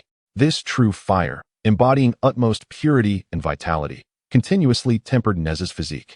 Neither malevolent spirits nor evil entities could approach him, and moreover, the true fire of Samadhi would accelerate the evolution of his burning techniques. Henceforth, Nezha's cultivation speed would be astonishingly rapid. Simultaneously, the demonic fire within Wuliang also evolved into true fire of Samadhi, further enhancing his burning techniques. Months passed, and Nezha had spent a year in the celestial temple, achieving remarkable progress in his cultivation, now reaching the pinnacle of refining the spirit and returning to the void. He was but a step away from immortality. Wuliang contemplated in his heart, sensing that the time had come. It was time to bestow the pure lotus demonic fire upon Nezha, enabling him to absorb it and thereby break through to immortality. Chapter 10. The Primordial Lord Injured. Nezha faces the heavenly tribulation. Tai Zhenren was now in a state of alarm. Several months prior, his master, the Primordial Lord, had conveyed a message to him. His named disciple, the one destined to ward off calamities, Nezha, had encountered a change in his fate. Upon learning of this, he hastily set out to inquire at Shintang Pass. It was revealed that Nezha had discovered the truth of his origin as a demonic entity and had left home, wandering aimlessly without a clear destination. After questioning Li Jing and his wife, it became evident that they were equally frantic and at a loss for what to do. Tai Zhenren felt a deep sense of urgency. Despite his calculations, he could not ascertain Nezha's whereabouts. Consequently, He bid farewell to the Li couple and swiftly departed from Chintang Pass, embarking on a fruitless search across the vast wilderness for Nezha. After months of searching in vain, he had yet to catch even a glimpse of Nezha's presence. Moreover, based on his estimations, Nezha's heavenly tribulation was imminent. Should anything happen to Nezha, he would be left without a suitable protector for the impending calamity, which would inevitably lead to his own tribulation. Haunted by these thoughts, Tai Zhenren returned to Kunlun in despair. Upon arriving at the entrance of Yushu Palace, he fortuitously encountered his senior brother from the Chan sect, Guang Qingzi. Noticing Tai's troubled countenance, Guang Qingzi inquired with concern, "Tai, have you come to report on your disciple's situation to the master?" Upon hearing Guang Qingzi's words, Tai's expression grew even more grave as he replied, "Senior brother, I have not located that disciple." Guang Qingzi was taken aback, disbelief etched across his face. "What? Wasn't that disciple arranged by our master for you? You mean you cannot find him?" Tai, filled with frustration, acknowledged the truth. Indeed, the master had meticulously arranged for him a disciple to shield against calamities. Yet here he was, unable to find him. Can you believe it? With a slight bow to Guang Qingzi, Tai spoke in a somber tone, "Senior brother, I shall enter to seek the master now." The moment Tai stepped into the Jade Void Palace, an overwhelming and inexplicable pressure enveloped him. The primordial heavenly venerable sat majestically upon the auspicious clouds, radiating the dignity of a saint. Upon noticing Tai's entrance, the primordial heavenly venerable inquired slowly, "Tai, what is the status of the disciple tasked with averting the calamity?" Tai, displaying a countenance of distress, truthfully responded, respectfully reporting, "Master, that disciple is nowhere to be found." The primordial heavenly venerable was momentarily taken aback. Nowhere to be found. It was inconceivable that one of the 12 golden immortals of the Way of the Revelation could lose track of a named disciple. Sensing that an unforeseen change had transpired, the primordial heavenly venerable pinched his fingers together, beginning to deduce the heavenly secrets to uncover what had befallen Nezha. Suddenly, he felt an obstruction within the heavenly Tao. Frowning, he pondered who would dare impede him, a revered saint. He continued to manipulate the cosmic energies, intending to probe deeper. Unexpectedly, a brilliant light emerged from the void. Caught completely off guard, the primordial heavenly venerable was struck directly by the light. A resounding crash echoed from his being, causing his saintly form to tremble violently. A trickle of blood escaped from the corner of his mouth. This scene left Tai astounded. What? Someone had dared to launch an attack on his revered master, the primordial heavenly venerable. Moreover, his master was injured, having been under the tutelage of the primordial heavenly venerable for countless eons. Tai had never witnessed his master sustain any injury. He could scarcely fathom who in the world possessed the capability to harm his master, merely for attempting to deduce the heavenly secrets. The primordial heavenly venerable himself was equally astonished. He could scarcely believe that simply attempting to deduce the heavenly secrets would result in injury. Who had veiled Nezha's fate and used it as a means to attack? Wounding me? His initial suspicion fell upon the other saints, yet he dismissed it, realizing they lacked such terrifying power to inflict harm upon him merely through the act of deducing heavenly secrets. The primordial heavenly venerable managed to suppress the impulse to deduce the identity of the assailant. If deducing a named disciple could lead to injury, he could not imagine the repercussions of directly attempting to deduce the attacker. Furrowing his brow, the primordial heavenly venerable spoke to Tai, "Very well. Cease the search for that disciple. I sense he still walks among the living. As for his precise whereabouts, it matters not. We shall proceed with our plans as usual." Tai acknowledged and withdrew from the Jade Void Palace. On his way, Tai was filled with astonishment. What kind of entity could inflict injury upon his master through such means? He dared not speculate on the extraordinary fate that had befallen his disciple tasked with averting calamity. However, since his master had affirmed that the plan would continue as intended, he resolved to adhere to the strategy. For now, he would refrain from seeking Nezha, as long as Nezha could ultimately fulfill his role in averting calamity. Meanwhile, within the ethereal realm of the infinite immortal temple, Li Wuliang's lips twitched slightly as he gazed at the scene before him. Nezha lay on the ground, casually plucking a spirit herb and popping it into his mouth. He stammered, "Wuliang, what do you seek from me? I have recently been enraptured by the Tao of Heaven, engrossed in my cultivation to attain immortality." Li Wuliang sighed in resignation, realizing that this stubborn child was unlikely to change his attitude.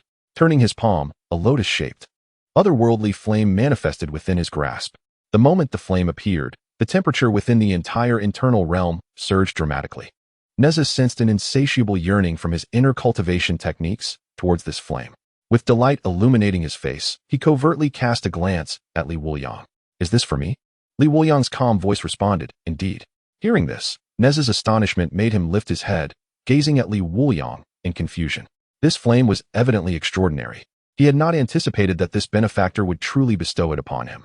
In that instant, Nezha's eyes glistened with unshed tears.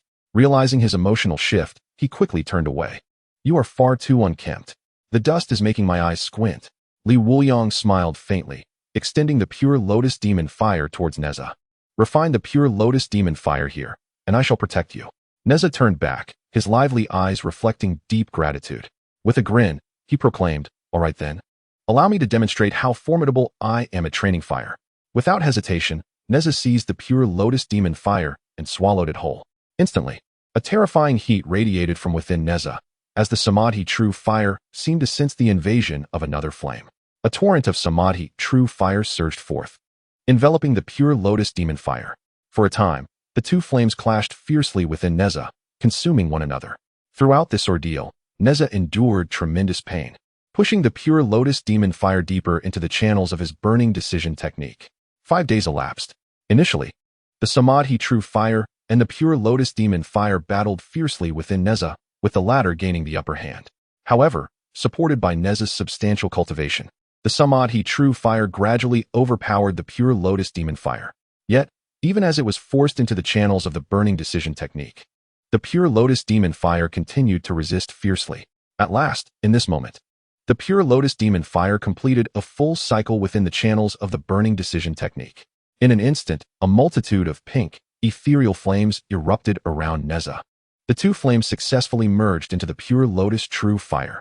Nezha's already unstable cultivation broke through barriers, and ominous clouds of tribulation once again enveloped the inner world of the celestial temple. Chapter 11. The triple heavenly tribulations descend. My fate is mine alone. Li Wuliang smiled gently.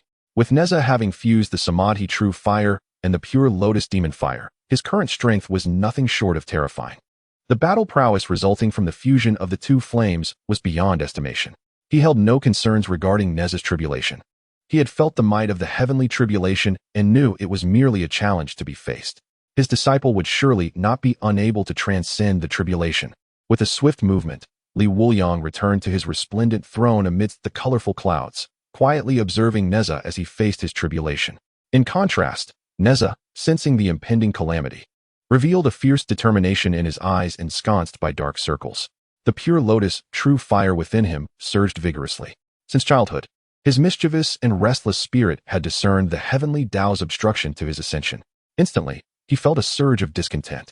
I shall become an immortal, and dare you obstruct me? The heavenly tribulation itself seemed incensed. The cultivators here exhibited no reverence. One after another, they openly defied the tribulation. Recognizing that the last time he was here, that abnormal being was powerless against him, he was now further incensed by the audacity of the children present. Before the first bolt of tribulation lightning could descend, a larger and denser layer of calamity clouds appeared above the already thick clouds. Moreover, a third layer of calamity clouds subtly quivered above the two layers. Nezha's tribulation was not a mere progression of layers, but rather a simultaneous manifestation of the 3 ninths, 6 ninths, and 9 ninths tribulations. The internal world of the celestial temple instantly darkened, illuminated only by a few glimmers of light. Suddenly, a blinding bolt of lightning shot down towards Nezha, and in the wake of this lightning, the 2 layers of calamity clouds unleashed their tribulations simultaneously. 3 bolts of tribulation lightning converged into a singular, earth-shattering flash.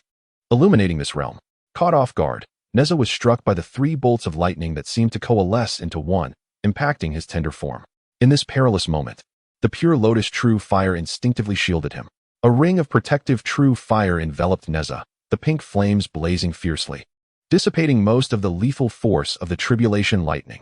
In an instant, absorbing the 3 bolts, Nezha suffered no substantial harm, though his youthful visage displayed clear displeasure. Gritting his teeth, he glared at the sky, and the fire cloud spear materialized in his right hand, pointing defiantly towards the heavens. You dare to ambush me. At the moment his words concluded, a burst of fire soared into the sky. The flame was diminutive and appeared feeble compared to the overwhelming calamity clouds. Yet, its might was shockingly comparable to the vast array of lightning. The calamity clouds showed no leniency towards this irreverent child. Bolts of lightning, piercing the heavens, struck towards the boy charging defiantly. In an instant, the entire internal world of the celestial temple was shrouded beneath the inky calamity clouds. With thick bolts of lightning connecting throughout the cosmos, the world appeared as bright as day. Amidst this terrifying celestial phenomenon, a peculiar pink flame battled against the deluge of lightning. The fire flickered and twisted, intermittently emitting disdainful exclamations. This young master. After a span of time, the multitude of lightning dissipated. Nezha descended from the air, appearing somewhat disheveled, gasping for breath. His garments bore numerous tears, still emanating wisps of black smoke. The eerie pink flames flickered and danced, evidently lacking sufficient magical power for sustenance. Nezha sensed that his realm had not transcended, and the promised benevolence of the heavenly Tao post-tribulation was conspicuously absent. He turned to Li Wuliang in confusion. Wuliang, where is my tribulation's reward? Why has this heavenly trial not been bestowed upon me? Has it forgotten? Li Wuliang glanced at Nezha before casting his gaze upward at the lingering tribulation clouds. A calm voice emanated slowly. Your thunder tribulation has yet to conclude. Prepare yourself. The final trial is approaching. As Li Wuliang's words faded, the ominous, dark tri-layered clouds above began to converge. Gradually, the 3 layers of clouds collided and merged. Within mere moments, the clouds blanketing the sky fused completely, and a vast sea of purple lightning erupted from the core of the tribulation clouds. Nezha's ultimate thunder tribulation, the purple sky lightning sea. At the instant the purple sky lightning sea appeared above the Wuliang immortal temple, the primal world trembled. Countless living beings, innumerable powerful entities, looked up at the sky in terror. Waves of astonished voices echoed in all directions. Has it not been a year? The purple sky lightning tribulation has emerged once more. Who is undergoing the purple sky lightning tribulation? Such unusual occurrences must have sinister implications. The appearance of the purple sky lightning tribulation twice within a year foretold great change in the primal world. Exceptional talents were emerging in droves. A cataclysm was imminent. The eyes of the Grand Supreme Elder closed tightly, now opened, revealing a perplexed and grave expression. Among the saints, his predictive abilities were unparalleled. However, he could not discern the identities of the 2 practitioners undergoing the purple sky lightning tribulation. The heavenly secrets were obscured to such an extent that something felt amiss. The primordial heavenly venerable, still recuperating from his injuries, furrowed his brow upon sensing the oppressive force of the purple sky lightning tribulation. Recent anomalies had been too numerous. Even as a saint, he found himself unable to grasp the situation, leading him to worry whether the impending canonization calamity would encounter unforeseen variables. The master of Tongtian sat cross-legged atop the sword diagram, surrounded by 4 swords radiating an endless aura of murderous intent. How intriguing. The primal world has become quite lively of late. In the Western sect, Zhou wore a puzzled expression. Senior brother, the heavenly secrets are obscured. What is your take on this? Jane sighed. I cannot ascertain the truth. I hope it does not impact our grand scheme. Gazing at the purple sea of lightning above and sensing its terrifying might, which was entirely unlike any previous thunder tribulation, Nezha drew in a sharp breath. This is intended to annihilate me. Fuming at the successive hindrances posed by the heavenly tribulation, Nezha's anger ignited within him. As he beheld the descending purple sea of lightning, he sheathed his fire cloud spear and shouted defiantly, charging upward. Countless pink flames erupted from within him, swiftly coalescing above his head into a fiery ocean of equal size to the lightning sea. With both hands raised beneath, the fiery ocean collided with the lightning sea at an astonishing velocity. The fearsome intensity of the purple sky lightning sea surpassed Nezha's imagination. In an instant, half of the fiery ocean had been obliterated, whereas the purple sky lightning sea had only diminished by about 1/3. As the inferno above his head dwindled, it was evident that it could not match the overwhelming tempest of the purple skies. A potent sense of resentment surged within Nezha. From a tender age, he had been inexplicably burdened with the fate of the demon orb, ostracized by others and beset by heavenly tribulations. Devoid of companions and with parents perpetually preoccupied, he had never experienced the joys of a normal childhood. Now, having finally extricated himself from the shackles of the demon orb's destiny and poised to attain immortality, he found the heavens conspiring to thwart him with such a terrifying thunderstorm. A wave of indignation coalesced within his heart as he cast a frigid glance toward the tempest. Is it that the heavens refuse to allow me to ascend? What utter nonsense! My fate is mine to command, not dictated by the heavens. With that declaration, the inferno he conjured erupted magnificently, expanding in size to more than double that of the tempest. The flames encircled and enveloped the stormy skies. Chapter 12. Nezha annihilates the Western sect. Yang Jian comes to offer incense. My fate is mine to command. As Nezha's resentment resonated with this proclamation, the Inferno, in an unparalleled display of might, obliterated the purple tempest. Among the myriad paths of the cosmos, countless fragments of fire's principles fused into Nezha's being, flooding his consciousness with revelations about the laws of fire, exponentially elevating his cultivation. As the storm clouds dissipated, Nezha descended back to the ground. Having just transcended the tribulation and leaping into the realm of perfected earth immortal, Wuliang gazed upon his disciple with satisfaction. Go rest. Those fragments of law cannot be comprehended in a fleeting moment. A smug expression adorned Nezha's face. Wuliang, your fortune is truly remarkable. I find myself envious of you for possessing such an exceptional disciple. Before Nezha could finish his thought, his form vanished within the internal realm, reappearing in the main hall of the celestial temple. He murmured softly, I hadn't even finished speaking. Wuliang must be jealous of me. He retrieved 3 incense sticks and nonchalantly tossed them into the incense burner. The tribulation had left Nezha feeling somewhat fatigued, prompting him to retreat to his chamber for rest.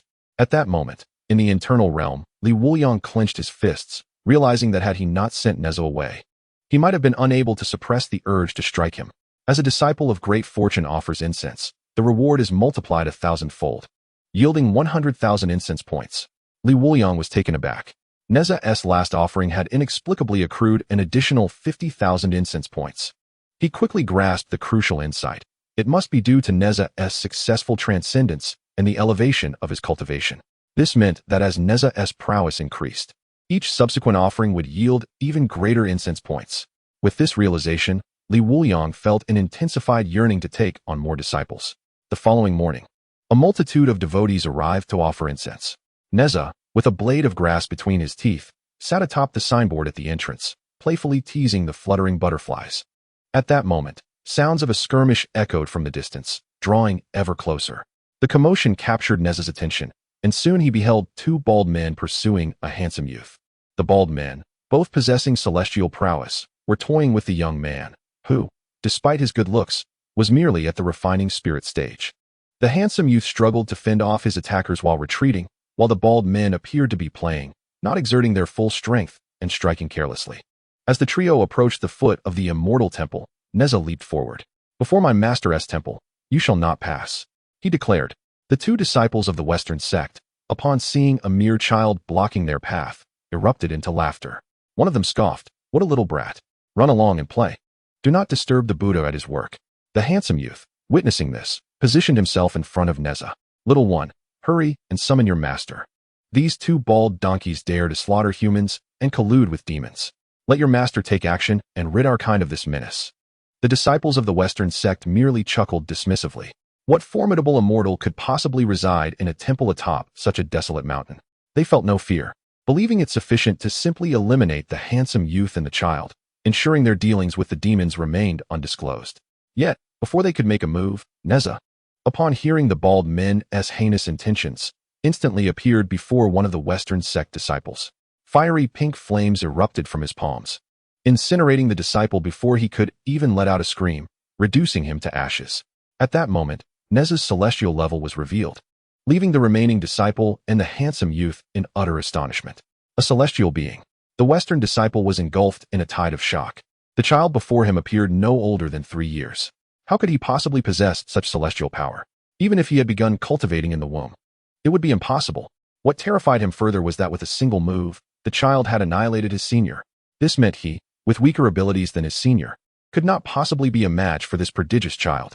The moment they clashed, he would be consumed by that otherworldly flame. In a flash, the Western disciple, utilizing all his magical power, fled into the distance. Nezha spat disdainfully, glancing towards the direction the disciple had fled, raising his fire cloud spear and aiming with intent before casting it forth. The speed of the spear far exceeded that of the Western disciple. Almost instantaneously, the spear pierced through the disciple's heart. A plume of pink flame erupted, and he followed in his senior's footsteps, reduced to a wisp of ash, scattering in the wind. In mere moments, Nezha had dispatched both disciples. Finding the encounter dull, he turned and strolled up the mountain. The handsome man was astonished by Nezha's prowess and unconsciously followed him up the mountain, where he beheld the magnificent and grand Wuliang temple. His ears were filled with the praises of those offering incense. The Wuliang immortal is truly divine. Just a few days ago, I prayed for a child, and it has indeed come to pass. It seems your husband has been quite busy lately. Oh, what scandalous things you speak. Thank you, Wuliang immortal, for healing my father's illness. Thank you, Wuliang immortal, for bringing rain to my village. Witnessing the Wuliang immortal fulfilling the wishes of so many, the handsome man felt a surge of hope within. Mimicking the other worshippers, he entered the temple. At first glance, the towering statue struck deep into his soul. The celestial aura was overwhelmingly powerful, far surpassing that of his master. Grasping 3 incense sticks, he approached reverently and inserted them into the incense burner. Kneeling on the ground, he proclaimed, Wuliang immortal, I am Yang Jian from Guanjinku. Today, I have come to pay my respects and seek your blessings that I may successfully rescue my mother. Meanwhile, within the inner sanctum of the temple, Li Wuliang received a system notification. Detected that a great fortune bearer is offering incense to the host. Great fortune bearer offering incense. Triggering 100-fold rewards. Gaining 10,000 incense points. Receiving a reward of technique. Reverse chaos 8 styles. The term great fortune bearer immediately captivated Li Wuliang's attention. A great fortune bearer had arrived. Soon, Yang Jian's prayer reached Li Wuliang's ears. What? Yang Jian is here. Yang Jian was indeed a renowned figure in the Fengshen catastrophe, holding a significant position akin to Nezha, with his name inscribed on the divine list. Taking Yang Jian as a disciple would undoubtedly be advantageous. Li Wuliang recalled that Yang Jian was currently one of the 12 golden immortals of the Chan sect, a disciple of the Jade Dingzhenren, serving as a protector in the Fengshen catastrophe. Here I am, seizing a disciple from the Chan sect. It seems fate has destined me to confront them. As Li Wuliang spoke, his excitement was palpable. He gazed within the temple and discovered that Yang Jian's current cultivation was merely at the refining spirit returning to void stage. Not only had he yet to attain immortality, but he had also not yet opened his crucial mark, the heavenly eye on his forehead. Hearing Yang Jian's desperate desire to rescue his mother, a thought emerged in Li Wuliang's mind. Ah, Yang Jian, since you have arrived, you shall not escape. Yang Jian closed his eyes and prayed earnestly. His father and elder brother had fallen to the hands of the heavenly soldiers, and his sister was missing. His mother was imprisoned on Peach Mountain, suffering day and night. He had hoped that by taking the Jade Dingzhenren as his master, he could learn the most advanced immortal techniques. Who would have imagined that after exchanging a few enigmatic words with Master Yuding, he would be instructed to cultivate on his own? Whenever he sought guidance regarding his practice, Master Yuding merely shook his head and whispered, "The time is not yet ripe." This left Yang Jian feeling dejected as he wandered aimlessly. Observing how the infinite immortal could impart such profound cultivation to a mere 3-year-old child elevated Yang Jian's admiration for this celestial being to unprecedented heights. He fervently hoped that the immortal would truly hear his prayers and fulfill his desire to rescue his mother.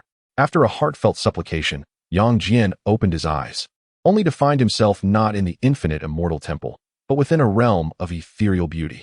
Celestial energy permeated the air, and a myriad of legendary herbs flourished amidst a multitude of divine beasts that roamed freely. Before him, a dazzling rainbow of light illuminated the sky. Rising to his feet, Yang Jian began to walk forward, his senses overwhelmed by the sight of spiritual grasses and auspicious creatures. At last, he beheld the source of the radiant light, a resplendent throne of clouds, where sat an immortal with an otherworldly demeanor, exuding an aura of transcendence. He bore an uncanny resemblance to the statue he had just venerated. Yang Jian realized that this was indeed the true infinite immortal. Immediately, he knelt on one knee and proclaimed, I, Yang Jian from Guanjinku, pay my respects to the infinite immortal. Li Wuliang regarded this future god of war with profound reflection. The current Yang Jian was but a youthful lad. Who could have foreseen that in a brief span of time, he would stir the tempest of the primordial world and eventually become the renowned judicial deity of the heavenly court? Yang Jian, the immortal began. You expressed a desire to save your mother. Your mother is none other than Yunhua, the sister of the Jade Emperor Haoyan, imprisoned beneath Mount Peach. Yang Jian's gaze shot up in shock, his eyes wide as he looked upon Li Wuliang, seated upon the throne of colorful clouds.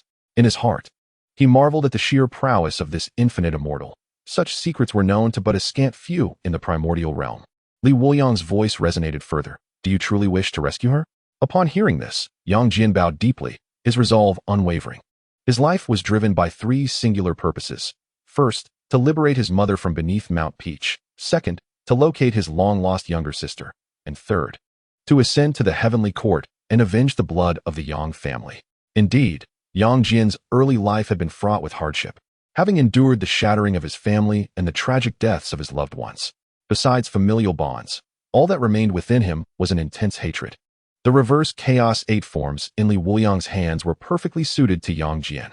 This technique, birthed by a supreme cultivator named Dugubation in the world of the god tomb, was an unparalleled martial art created to confront the heavens. This technique demands madness to survive. Today, our fates intertwine, and it is a matter of destiny. I have long-standing grievances with the heavenly court, having long been displeased with Hao Yin. If you take me as your master, I shall impart to you the supreme celestial arts to aid you in rescuing your mother. Yang Jian raised his head, respectfully gazing at Li Wuliang before him, his mind wandering back to his master, the esteemed Jade Dingjinren. The disparity between the two was astonishing.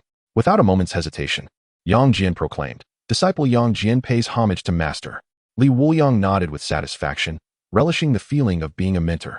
It was gratifying. Yang Jian was far superior to Nezha. Interactions with Nezha often left Li Wuliang with a sense of illusion, believing himself fortunate to have such an extraordinary disciple. Now, with Yang Jian as his apprentice, Li Wuliang felt a sense of ease. With a gentle wave of his hand, the incantation of the chaotic 8 styles coalesced into a radiant beam, penetrating Yang Jian's brow. A wave of disorientation washed over him, and Yang Jian found himself once again before the statue in the celestial temple. Everything around him remained unchanged, rendering his previous experiences akin to a fleeting dream. Was I merely dreaming? A sudden wave of disappointment enveloped Yang Jian. How could the immortal Wuliang take him on as a disciple without reason, and bestow upon him supreme methods of cultivation so swiftly?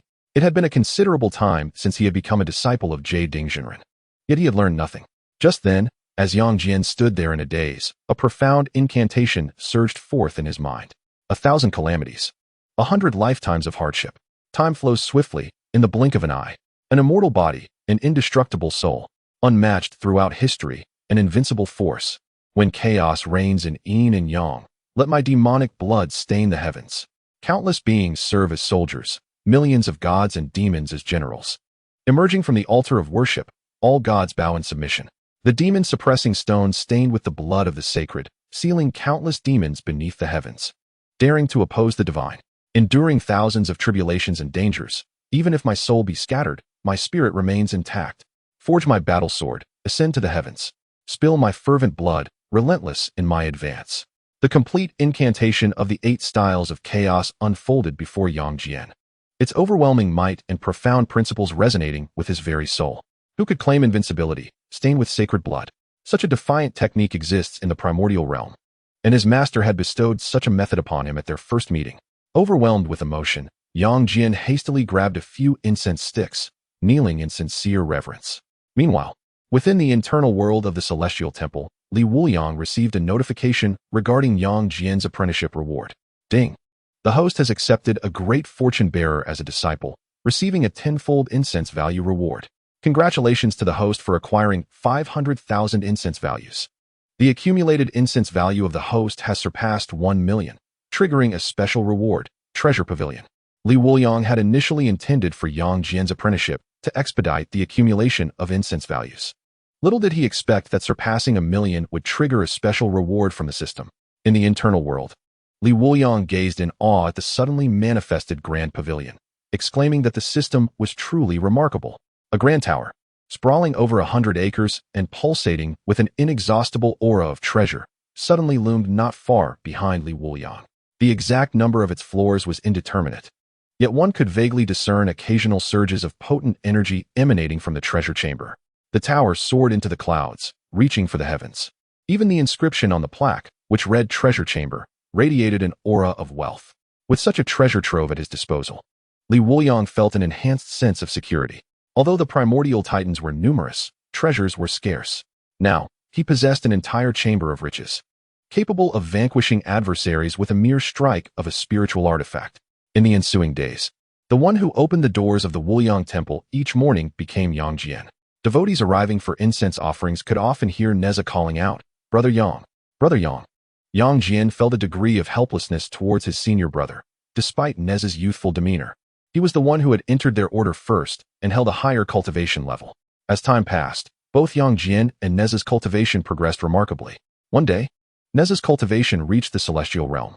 "Wuliang, I have matters to discuss with you," he exclaimed. "Recently, my transformation has been profound, fueling our motivation to evolve more rapidly. Please, kindly exit reading mode. Thank you." Chapter 14. Nezha leaves the temple. Master wins fury at the celestial abode.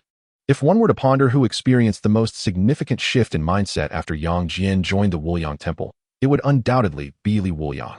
Yang Jian held him in the utmost reverence, treating him as a master at all times.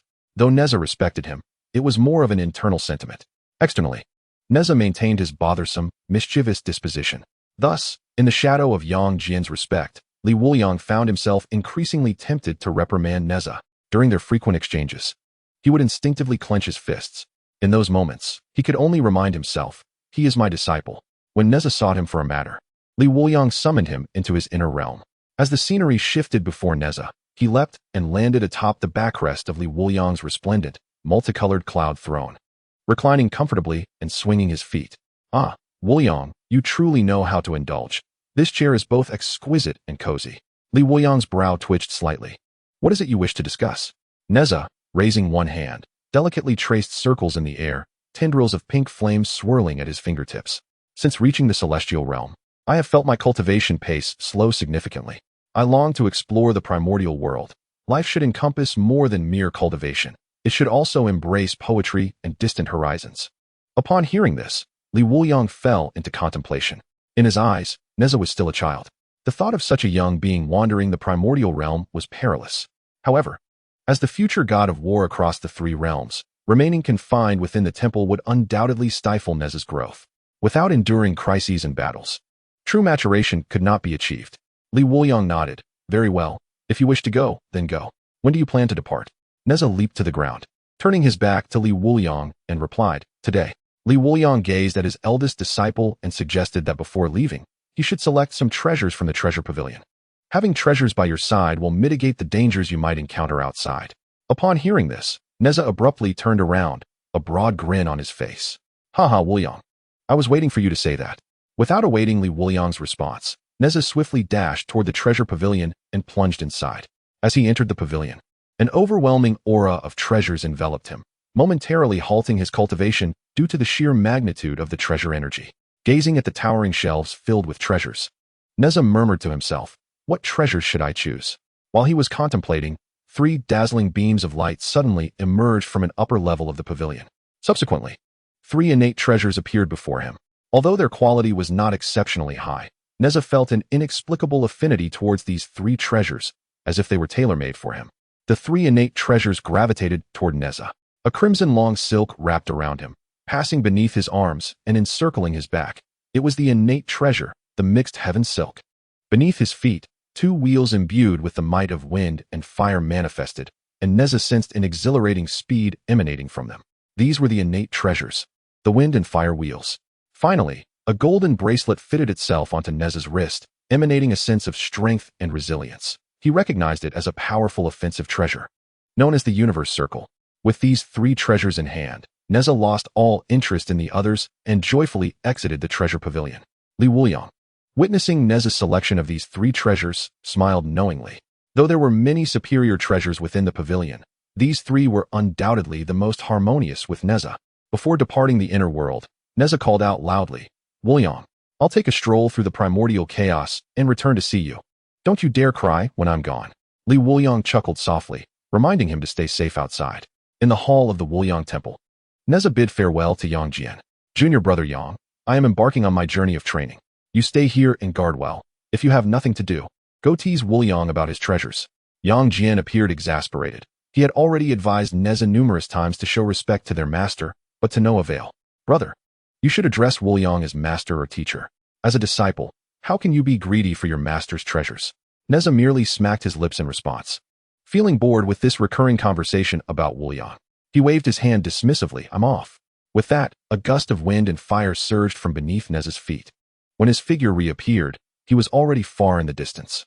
Meanwhile, at Chintang Pass, a large contingent of Shang dynasty soldiers was stationed there. In the midst of the triumphant return of the Grand Master Wen Zhong from vanquishing the rebels, he made a brief stop at the Chintang Pass. There, He learned from Li Jing that his son had broken the demonic curse and unraveled the heavenly mandate spell under the tutelage of the immortal known as Wuliang. A man of formidable stature, with hair of silver yet a youthful visage, wore an expression of disbelief. As when Zhou absorbed the news regarding Nezha, astonishment washed over him.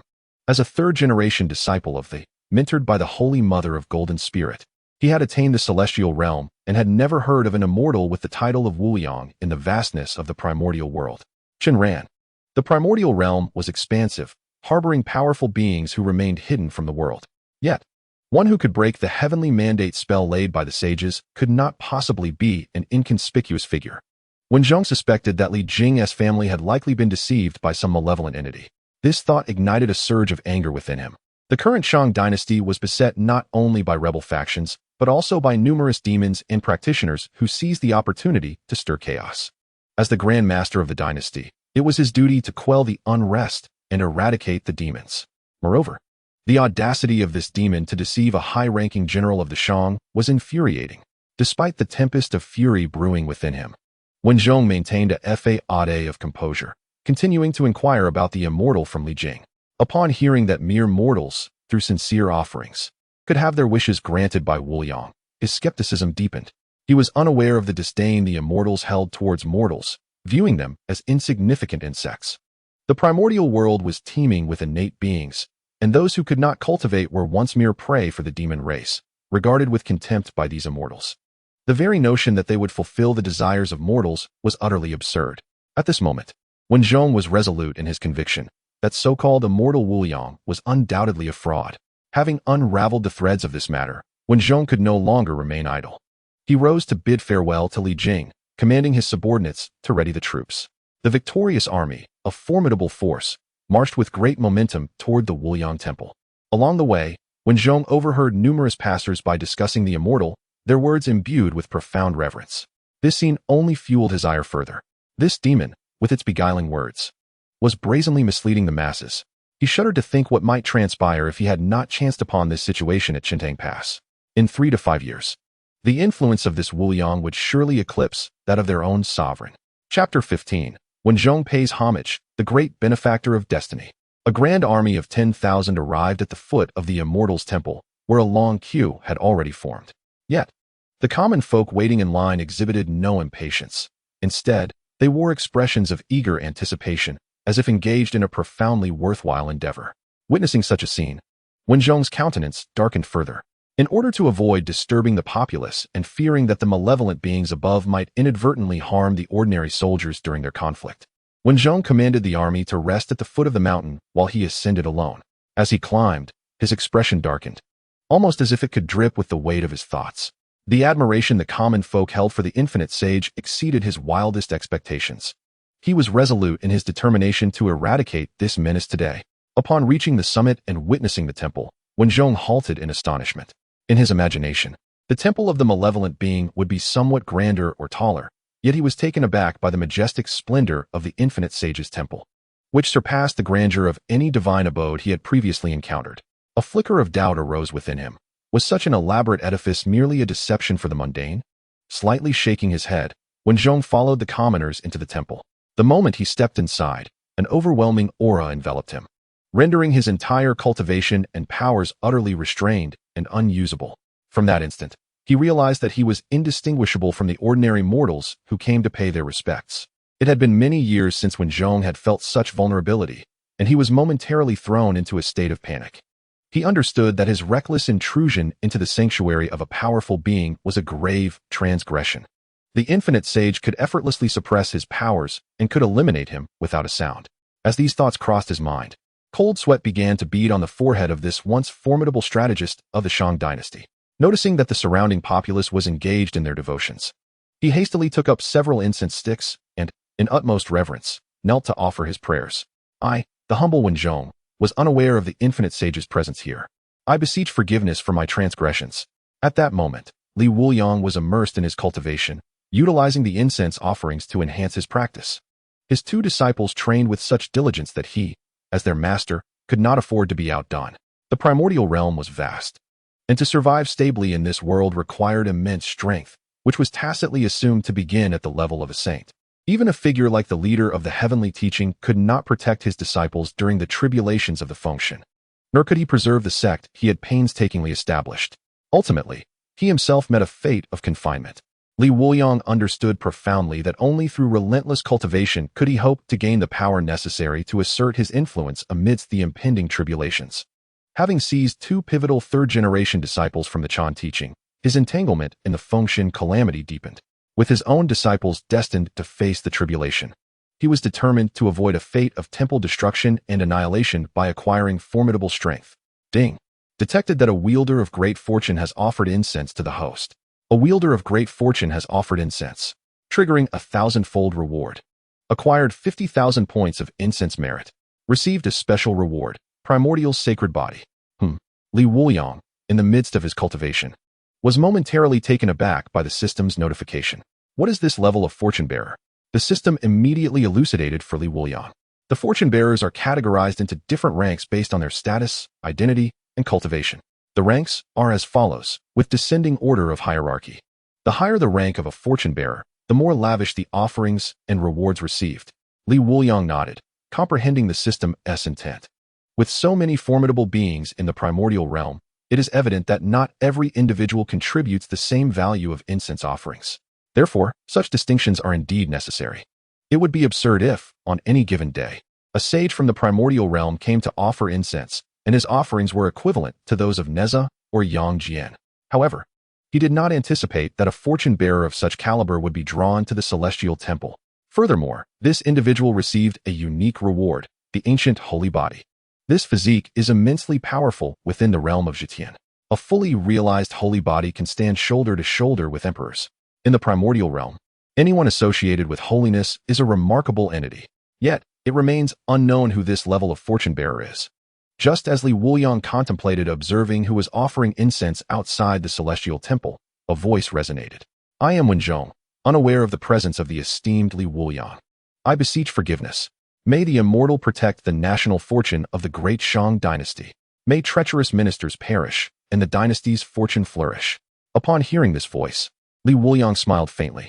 The visitor turned out to be Wenzhong, the Grand Minister of the Shang dynasty. His loyalty and righteousness are indeed rare throughout the ages. He dedicated the first half of his life to waging wars for the Shang dynasty, expanding its territories. Even in his old age, he continued to quell rebellions and treachery for the Shang. During the calamity of the Fengshen, he led various military forces to safeguard the Shang lands, confronting numerous immortals and deities. Had it not been for Grand Minister Wenzhong's unwavering support, the Shang dynasty could not have endured for so many years under the mental control of the nine-tailed fox over King Zhou in his later days. Wenzhong can be deemed the very foundation of the Shang dynasty. Yet, his fate was rather tragic. During the Western expedition against the Western Qi, he fell into an ambush within the depths of the Zhulong Ridge. He was stealthily attacked and slain by one of the 12 golden immortals of the Chan sect, Yin Zhongzi. Although in the end, he ascended to the divine rankings, being enshrined as the Lord of Thunder, presiding over the 24 divine beings of the Thunder Department. He governs the clouds and rains, executing the duties of eradicating evil. Nonetheless, Li Wuliang believes his fate should not have been so grim. As a disciple of the Golden Spirit Holy Mother of the, he surely had opportunities to comprehend the great Tao. He could have roamed freely in the primordial realm, rather than being bound by the divine rankings, losing his freedom for eternity. Reflecting on this, Li Wuliang's impression of the Chan sect deteriorated further. The primordial lord only accepts disciples of profound fortune and destiny, essentially those born with innate advantages and formidable backgrounds. In other words, they are individuals who start at the front of the line from birth. He disdains the indiscriminate acceptance of disciples by the heavenly Lord and looks down upon those from the, deeming them as primitive beings with shallow fortunes. However, the disciples educated by him exhibit increasingly poor character. Yin Zhongzi has cultivated for countless years and, by seniority, ranks even higher than Wenzhong. His attempt to confront Wenzhong was a blatant display of bullying the weak, lacking any semblance of integrity, while Yin Zhongzi's treacherous assault could be deemed utterly shameless. Wenzhong, on the other hand, has earned Li Wuliang's deep admiration for his unwavering loyalty. Such steadfast loyalty is a rarity throughout history. Regardless, he has seized two disciples from the Chan sect, further deepening the rift between them. He does not mind accumulating more karmic consequences. If given the opportunity, he wishes to alter Wenzhong's fate. It is crucial to note that when Zhou possesses a unique identity and is a significant figure of great fortune, establishing a rapport with him would undoubtedly yield substantial benefits. Yet, as the Grand Master of the Shang dynasty and a disciple of the Holy Mother of Golden Spirit, when Zhou has encountered many formidable trials, Li Wuliang pondered, unlike the youthful Nezha and Yang Jian, when Zhou is not easily swayed. It is implausible to take him as a disciple. Thus, how might he gain his trust? A faint smile crept across Li Wuliang's lips. Recently, the severity of the transformation has invigorated our resolve, prompting swifter updates. Kindly take a moment to exit reading mode. Thank you. Chapter 16. Bestowing Rewards upon Wen Zhou. Emperor Yi's astonishment in the previous moment, when Zhou was kneeling in reverence. Upon lifting his gaze, he found himself in an entirely different realm. No longer was he within a grand temple. Instead, he stood amidst an ethereal paradise. The air was thick with celestial energy, seemingly boundless, continuously cleansing his very being. Rare treasures adorned the ground, and auspicious divine beasts roamed freely. A magnificent pavilion that reached the heavens stood in the distance, its abundant aura piercing the clouds. Even the domain of his master, the Holy Mother of Golden Spirit, paled in comparison to this place.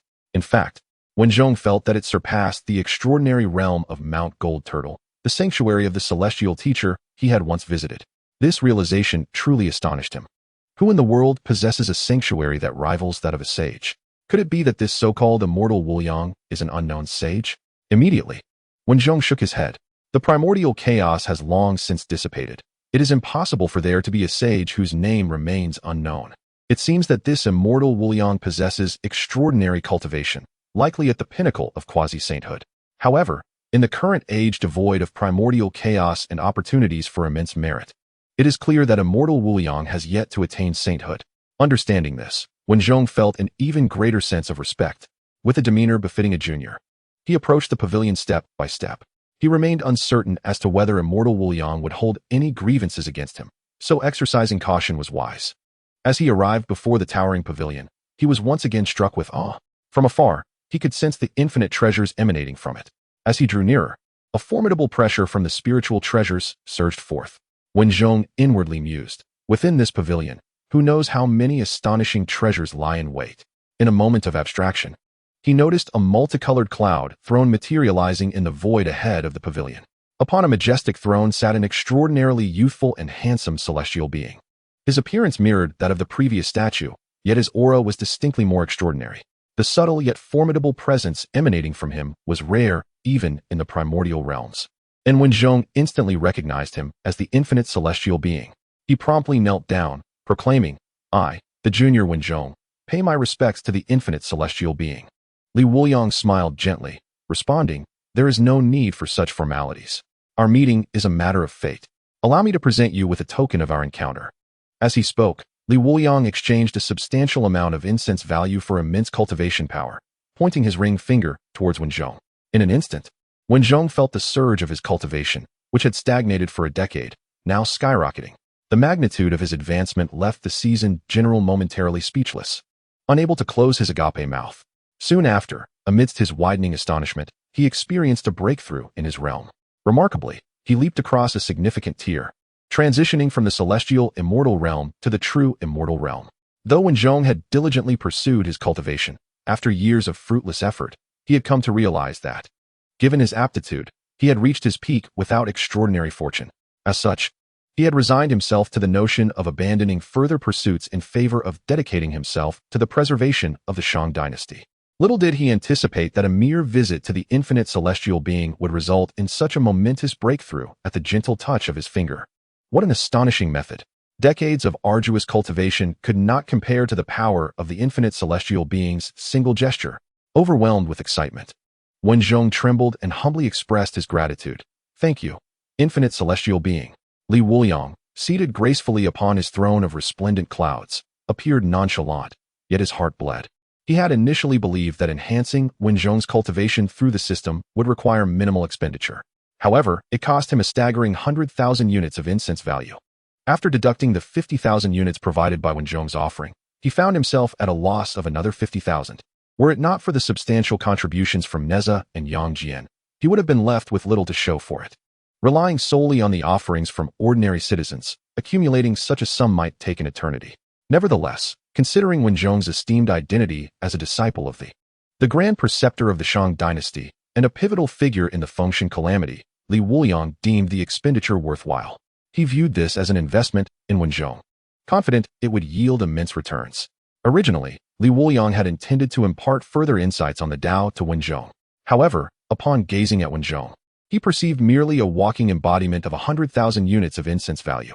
Lacking any enthusiasm, he waved his hand lightly, sending Wen Zhong back to the celestial temple. Upon noticing that the infinite celestial being had reverted to a statue, Wen Zhong found himself momentarily disoriented. Regardless of his status as a celestial immortal, it seemed implausible for him to have succumbed to an illusion without any awareness. Doubts crept into his mind, questioning whether he had truly encountered the so-called infinite celestial being. He pondered the absurdity of having crossed a significant realm in mere moments, a feat that would be met with disbelief even in the primordial world. Wen Zhong pondered that he must have been overly fatigued recently, leading him to perceive illusions. He then assessed his cultivation level, and his expression instantaneously froze in astonishment. Truly an immortal, everything that had just transpired was indeed real. He fervently prostrated himself in reverence and, filled with elation, dashed out of the celestial temple. Yang Jian gazed in bewilderment at Wen Zhong's hasty exit. What had befallen this general? During this period, Yang Jian had been tasked with maintaining the temple and opening its doors, encountering numerous pilgrims. Some approached with sincere devotion and gratitude, while others harbored ill intentions. Among them were those who unleashed vile curses and insults. However, witnessing someone bow in prayer and then immediately sprint away was a first for him. Yang Jian realized that even merely observing others offer incense and seek blessings within the temple could impart considerable wisdom.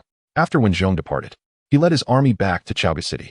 The following morning, during the imperial court assembly, he not only reported to King Defies about the recent eradication of rebellious demons and evildoers, but also recounted before the court officials how he had offered incense at a celestial temple near Qintang Pass, where the immortal of Limitless bestowed upon him a profound enhancement in his cultivation. The entire court of civil and military officials was left in astonishment. They were well aware that Wen Taishi's cultivation had not progressed for many years. King Defies, in particular, was taken aback. He had not anticipated that upon Wen Taishi's triumphant return, such a fortuitous event would occur. The elevation of Wen Taishi's cultivation could yield even greater benefits for the Shang dynasty.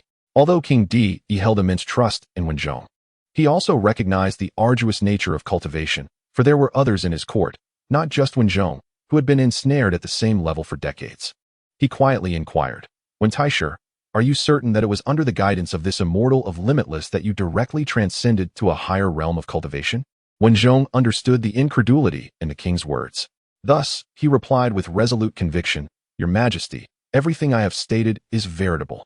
The immortal of Limitless is distinct from the myriad immortals of the primordial chaos. It is indeed a fortune for our Shang dynasty to have such an immortal establish a temple."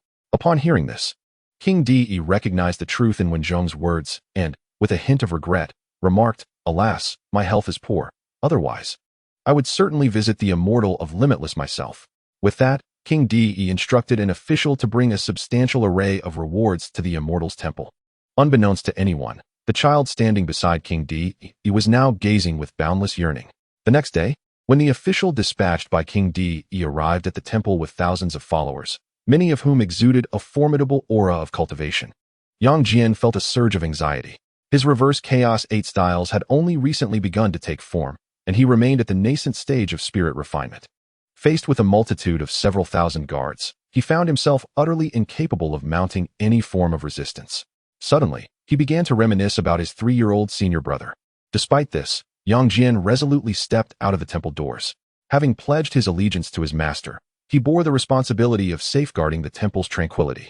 He summoned all his magical prowess, preparing for a desperate battle, only to discover that the guards had halted before the temple, forming an orderly line. They did not adopt a combat formation, nor did they draw their weapons from their waists.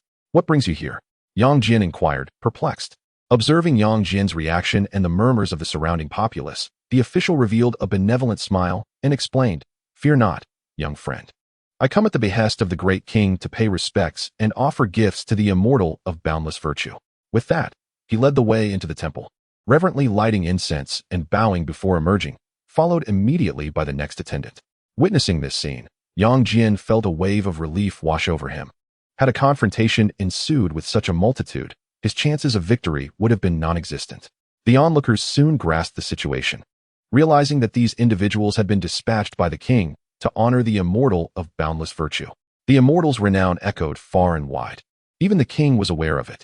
Truly, the immortal of boundless virtue was unparalleled. One by one, the attendants continued to arrive, and the incense offerings to Wuliang steadily increased. Inside the realms of the immortal temple, the notifications rang out. Guard offers incense. Receives 3 points of virtue. Guard offers incense. Receives 10 points of virtue. Soldier offers incense. Receives 20 points of virtue. Wuliang stared blankly at the scene outside the temple, astonished by Wenzhong's astuteness. He had initially intended to leverage Wenzhong's esteemed position to propagate the fame of his immortal temple. After all, as the Grand Minister of the current dynasty, Wenzhong's endorsement would undoubtedly elevate the temple's influence to new heights. Consequently, the influx of visitors would surely multiply.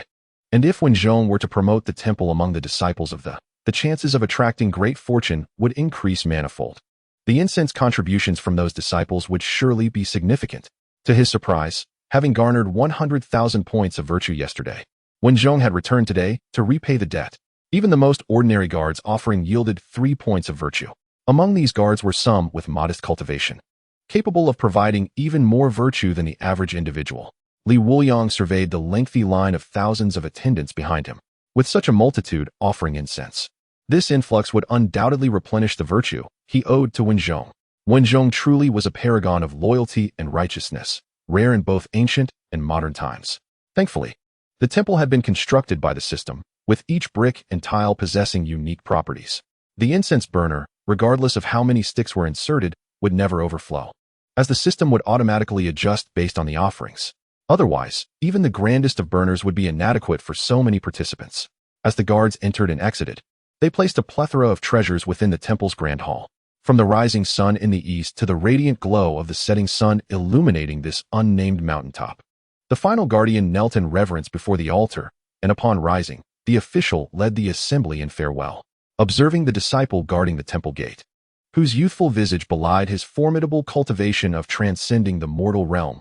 The official, recalling the instructions from Master when before his departure, earnestly remarked, "To be in the company of the boundless immortal is a fortune that stirs my envy."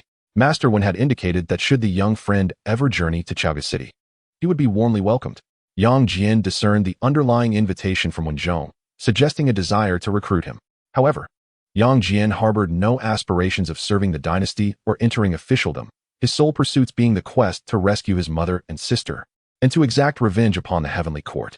The allure of worldly wealth held no appeal for him. With a respectful clasp of his fists, he gently shook his head.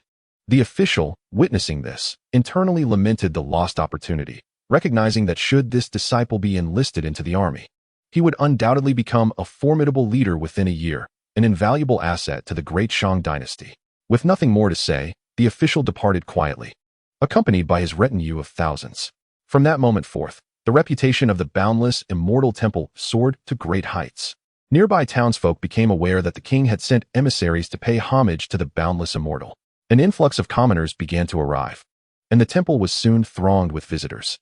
Many distant souls sought to offer their prayers, establishing altars in their homes to venerate the immortal, engaging in day and night supplications.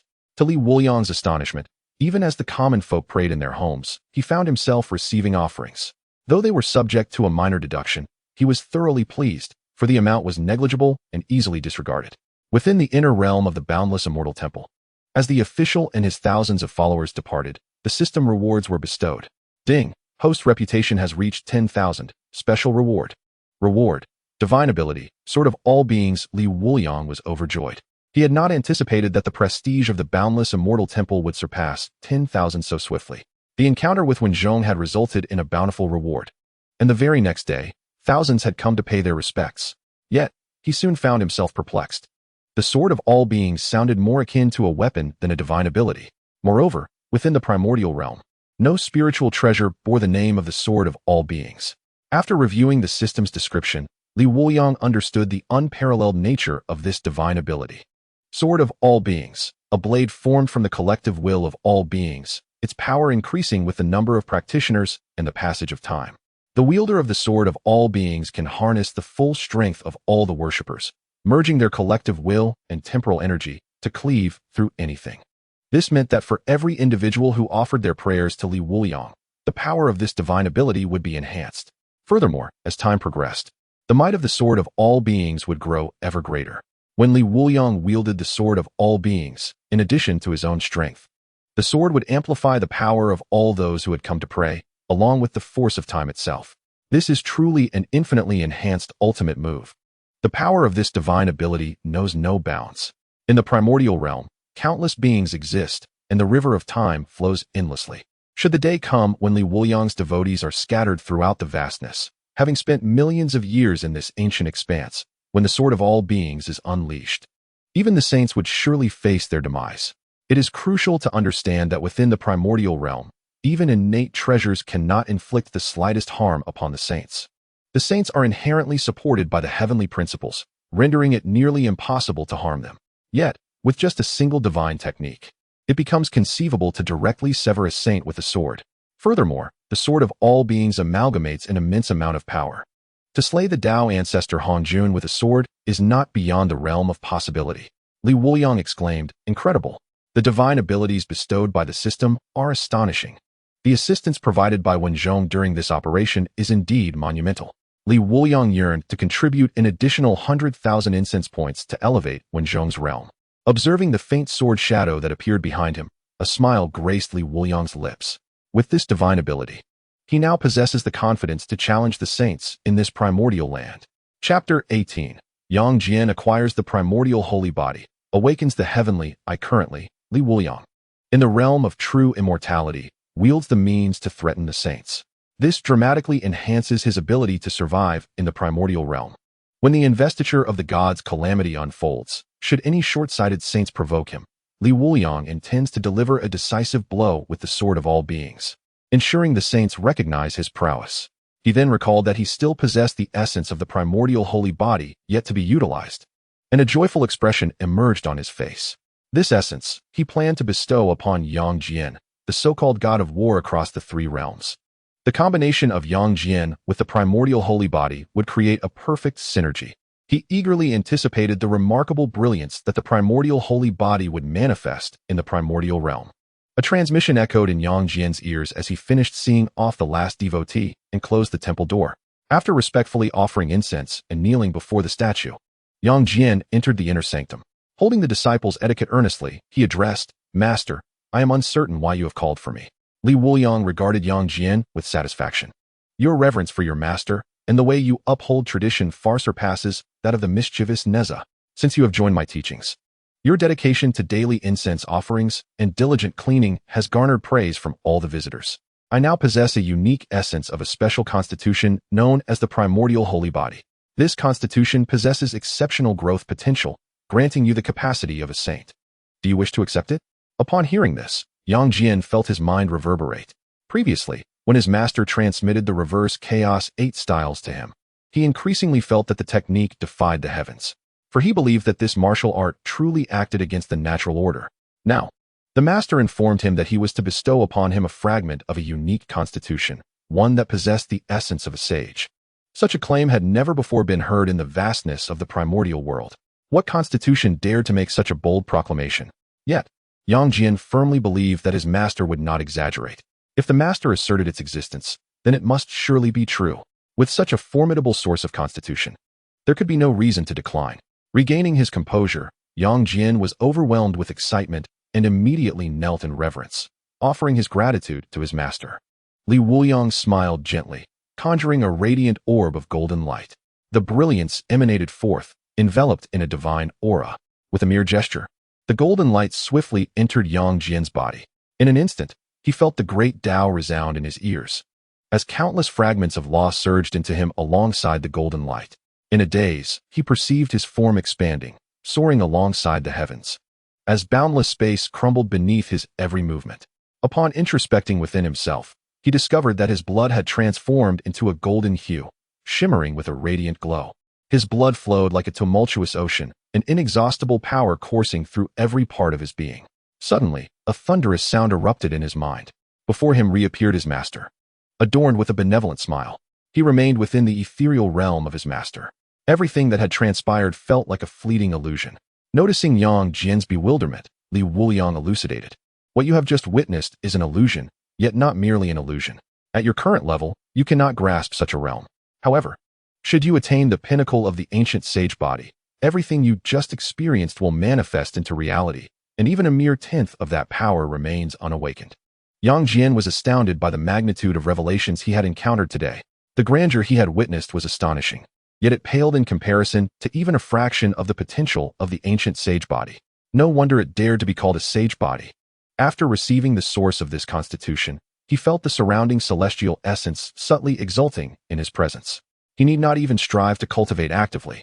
As the celestial energy eagerly surged into his being, he could scarcely fathom the extraordinary scene that would unfold should he actively engage in his cultivation. Just as Yang Jian was about to express his gratitude to his master once more, he suddenly felt an unusual itch at his brow. In the next moment, a beam of golden light erupted from the center of his forehead, the light appearing almost tangible, lingering in the void for an extended duration. During this interval, Yang Jian seemed to fall into a trance, silent and still, kneeling in quiet reverence. A multitude of law fragments reappeared, cascading into his brow. Simultaneously, the blood within Wuliang began to undergo a transformation, threads of golden light weaving through the rushing currents of his blood. An immensely powerful heavenly eye opened at his brow. Through this heavenly eye, the laws of the Tao were laid bare, with various fragments intertwining before Wuliang, ripe for the taking. It was no wonder that Yang Jian's cultivation speed had accelerated so remarkably in recent times. With the heavenly eye awakened, the laws of the Tao lay before him, ready to be comprehended and touched. Indeed, he is the esteemed nephew of the Jade Emperor, blessed with extraordinary gifts. Various manifestations of Yang Jian's abilities simultaneously emerged within Wuliang's being, and astonishingly, Wuliang progressed at a pace even swifter and more formidable than Yang Jian. After gathering all his extraordinary phenomena, Wuliang patiently awaited Yang Jian's awakening. As Yang Jian slowly came to, he instinctively touched the center of his brow, sensing the emergence of a vertical pupil there. Wuliang understood that this celestial eye had always been concealed within Yang Jian's body, previously dormant due to his insufficient cultivation and the timing not being right. Today, spurred by the ancient sacred body, it had been prematurely awakened. Before Yang Jian fully regained consciousness, Wuliang had already formulated his explanation. Your constitution is exceptionally unique, and when coupled with the reverse Chaos 8 techniques, it has inadvertently birthed this celestial eye. This eye possesses boundless utility. It can unleash a blinding divine light to vanquish foes and dispel illusions. However, your current strength is insufficient, causing the eye to remain closed. Once you master it, few illusory formations in the primordial world will escape your perception. Upon realizing that he had, with his master's assistance, manifested such a powerful celestial eye, Yang Jian was overwhelmed with gratitude and declared, "The profound grace of my master is beyond my ability to repay in this lifetime."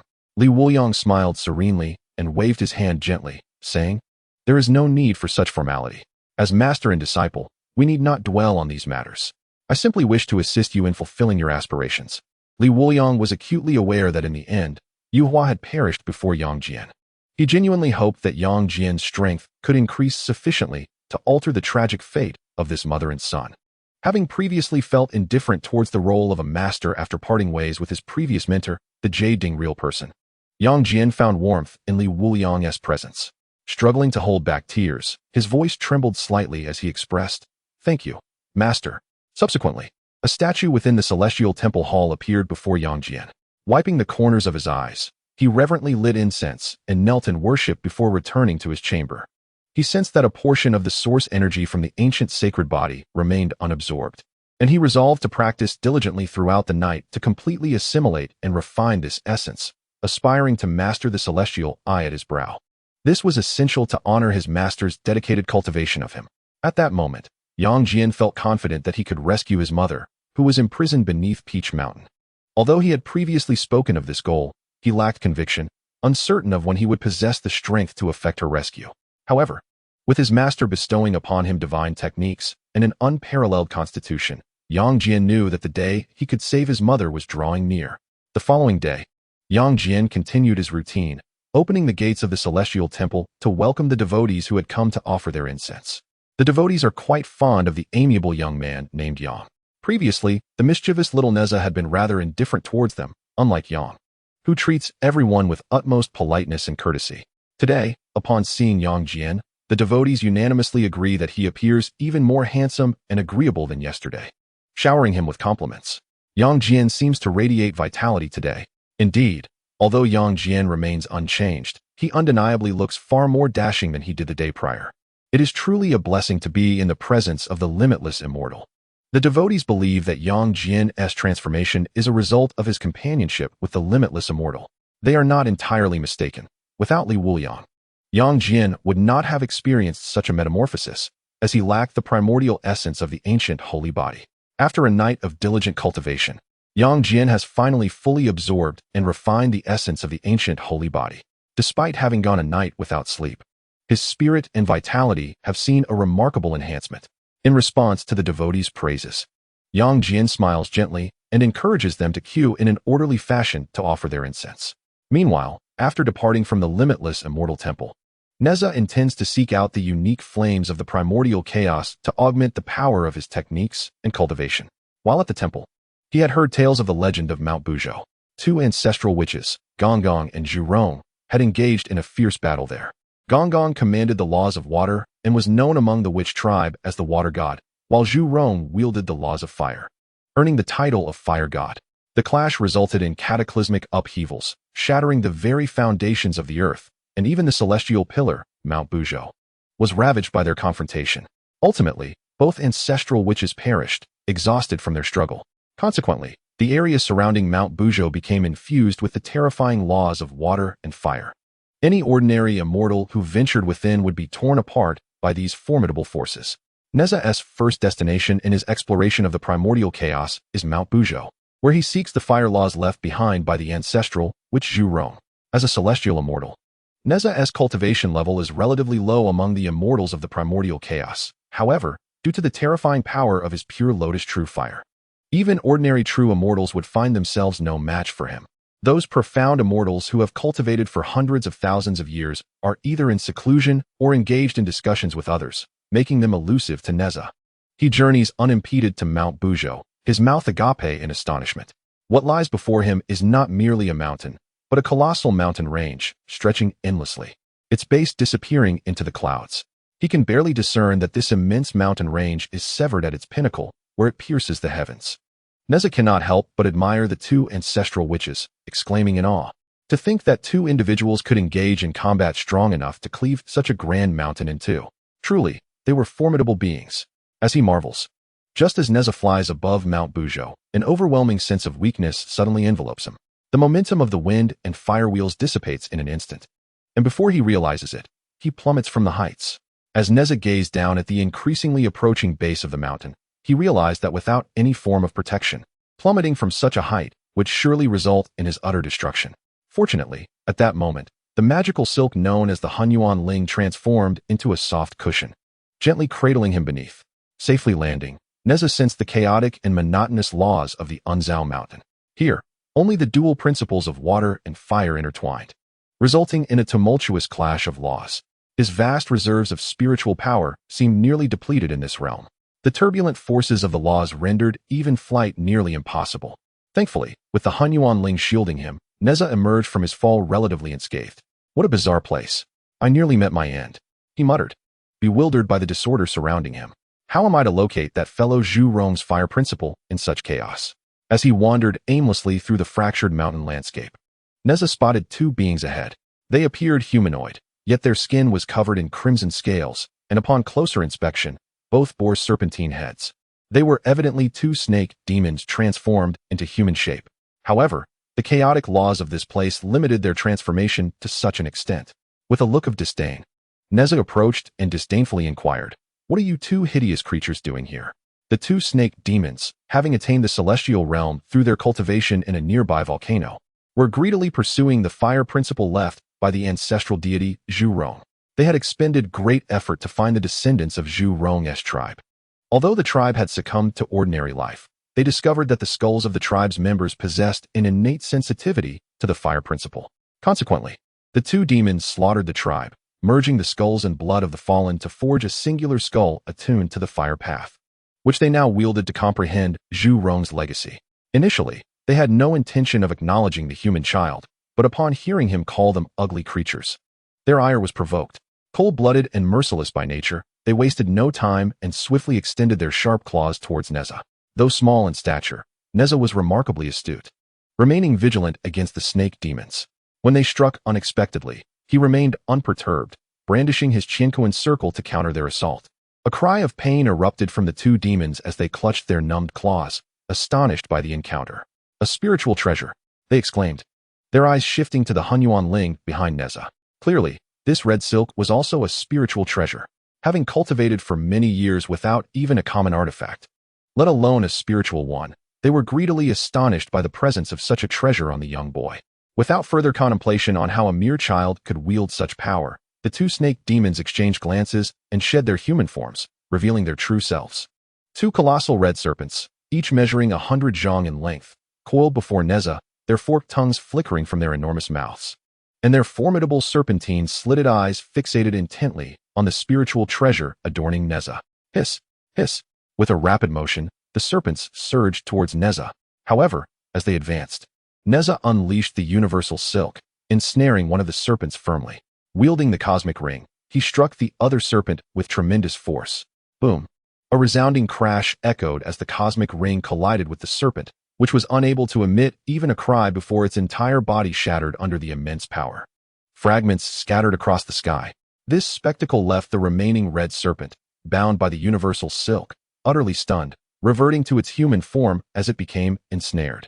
The serpent demon knelt in submission. Young immortal, I was wrong. I beseech you, spare my life. Nezha leaped, pressing the serpent demon beneath his foot.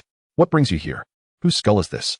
The serpent, desperate to survive, dared not conceal the truth, recounting the events in detail.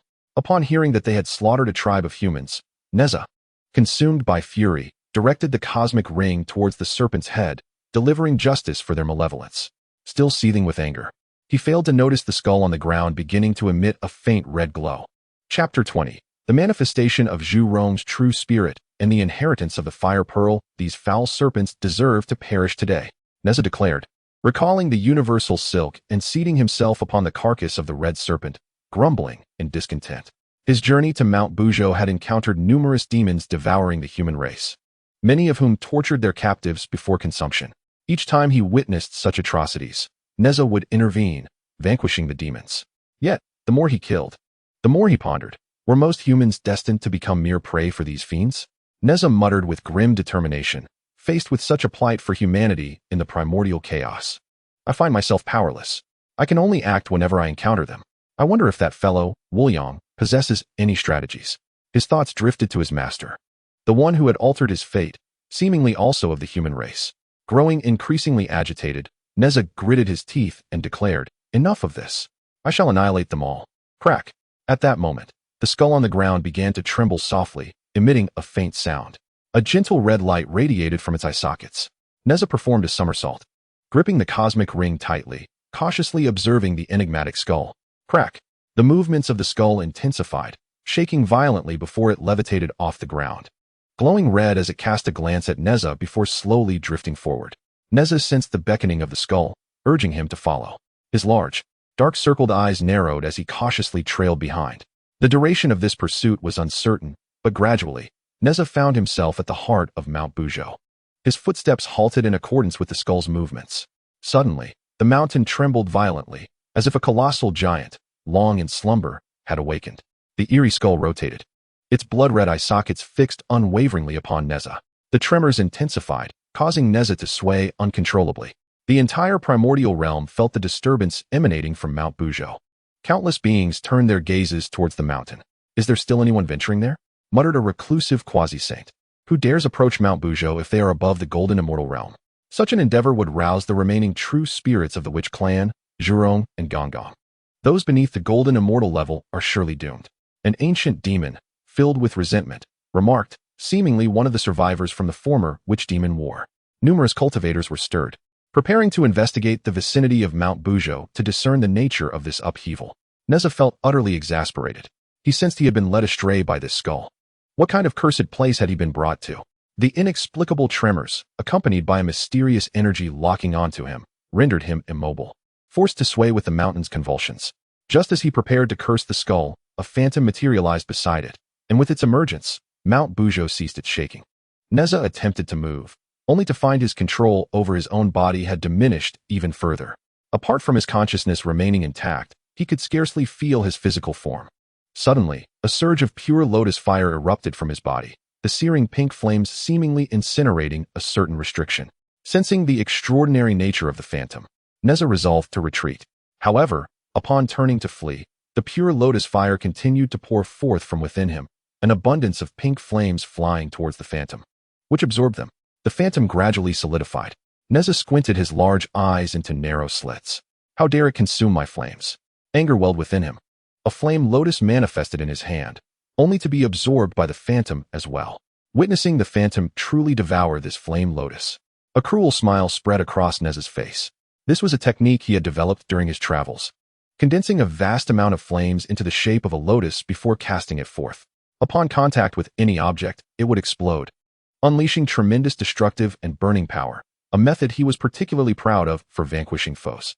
Yet this time, the once effective flame lotus failed to yield results.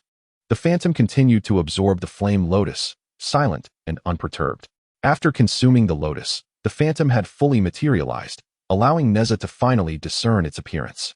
The man before us possesses an archetypal visage, exuding a rugged masculinity, his entire form suffused with an aura of muscularity. Clad in attire reminiscent of ancient times, he subtly emanates a primal essence. With a mere glance, one can discern the man's formidable strength, as if the very essence of fire itself envelopes him. It appears that with every gesture, all flames of the world bow in deference to him. He is one of the 12 ancestral shaman, revered as the god of fire, Zhou. Zhou raises his hand, gently caressing a skull. He perceives a sense of familiarity emanating from it, mingled with the anguished cries of countless restless souls. What has become of the human children, now part of the witch clan? Zhou inquires slowly, his voice ethereal, as if it hails from the distant past. Nezha, understanding well, recognizes that the solidified apparition before him is indeed Zhou. He sits boldly upon the ground. I have not heard of the witch clan. I believe I have heard mention that they now dwell primarily in the underworld. A look of confusion crosses Zhou's face. The underworld? Subsequently, a hint of melancholy surfaces, and he refrains from probing further. Clearly, the plight of the witch clan is dire. They are no longer the protagonists of this primordial realm. Everything has changed. All has transformed. Only the sages remain eternal. Zhou sighs, shaking his head, and gazes at Nezha. Young human, what brings you to Mount Buzhou? If you seek vengeance for my descendants, I shall duly reward you. Though the bloodline of the Zhou tribe has grown faint among those who perished, they are still considered his progeny. Nezha, unabashed, responds directly. I have come to comprehend the principles of fire you have left behind. If you wish to repay me, grant me the essence of the fire's law. Upon hearing this, Zhou falls into silence. After a protracted moment, Nezha, unable to contain himself, exclaims, Hey, fire monster. Can you grant it? If not, I shall take my leave. Zhou, upon hearing this, offers a slight smile. What an impolite child of humanity you are. Very well. A mere fragment of true spirit holds no necessity for existence. As he speaks, Zhou's apparition advances toward Nezha with great authority.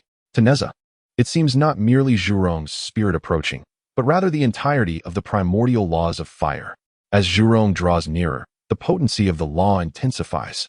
Upon reaching him, Nezha feels as though he is being scorched by flames.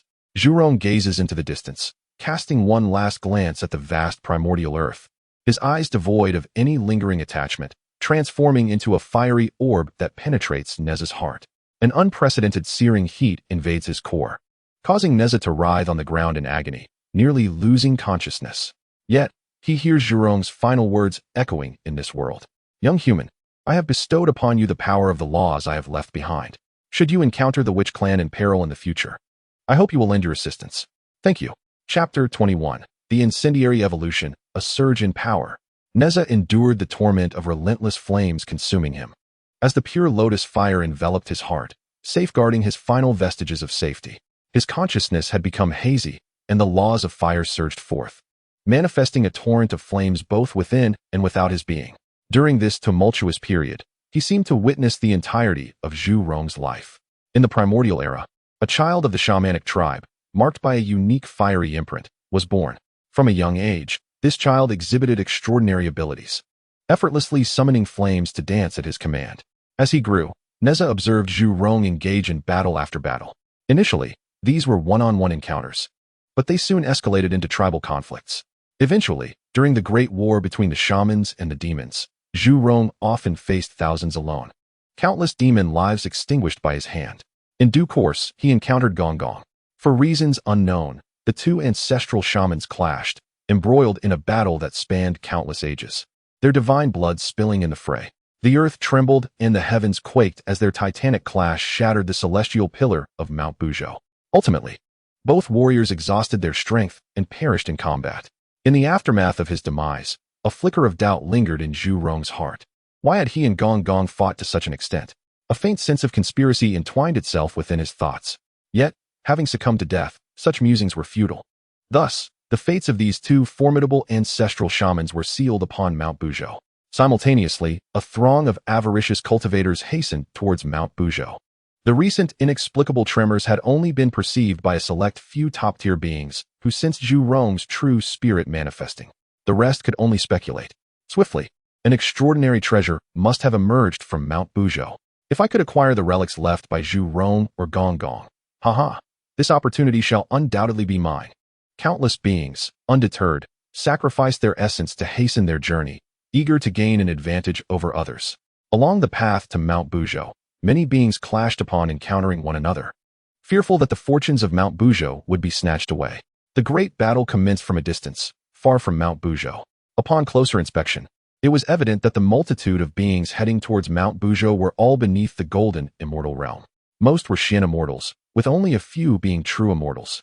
As they approached Mount Buzhou, the battleground was littered with the dying cries of the fallen and the cruel cheers of the victorious, echoing through the air. Ultimately, a group of the most powerful Shen immortals ascended Mount Buzhou. Those who were not strong enough, still unwilling to concede, concealed themselves nearby, hoping for a fleeting chance to glean from the spoils. This assembly of formidable Shen immortals numbered around 20. Each maintained a cautious distance from one another, ever alert to their surroundings. A palpable wave of fiery energy ahead was felt by all, as they pressed forward with unyielding speed. At last, they beheld the heart of the fracture at Mount Buzhou, a sphere emanating a terrifying heat. Within the flames, something was faintly discernible. However, the blaze was so intense that their consciousness could not penetrate it. The treasure of Zhu Rong. In an instant, these profound immortals reached a consensus in their hearts. The next moment, an array of weapons soared into the air as more than 20 profound immortals engaged in a fierce battle. Clang! How dare you ambush me? The clashing of weapons, shouts of fury, and cries of anguish intermingled. As the profound immortals contended for the treasure of Zhu Rong, Nezha's consciousness gradually awakened. The fiery orb left by Zhu Rong fused with his heart. Once this orb was completely refined by Nezha, he would grasp all the laws of fire bequeathed by Zhu Rong. Normally, to wield such power, one must possess the realm of the great Luo Golden Immortal. Yet, Nezha needed only to refine this orb to achieve it. As Nezha's awareness sharpened, the flames gradually subsided, and the battling immortals diverted some of their attention. Eager to discern what treasures the legendary great shaman, the fire god Zhu Rong, had left behind. To their astonishment, through the flickering flames, they glimpsed a child. As the fire dissipated entirely, Nezha's form became fully visible, though the orb within his heart continued to radiate light, refusing to fade. This spectacle captured the attention of the brawling profound immortals. A human child. What is that orb upon his heart? The treasure of Zhu Rong has been consumed by this child. Damn it! In an instant, more than 20 profound immortals, fierce and menacing, charged towards Nezha.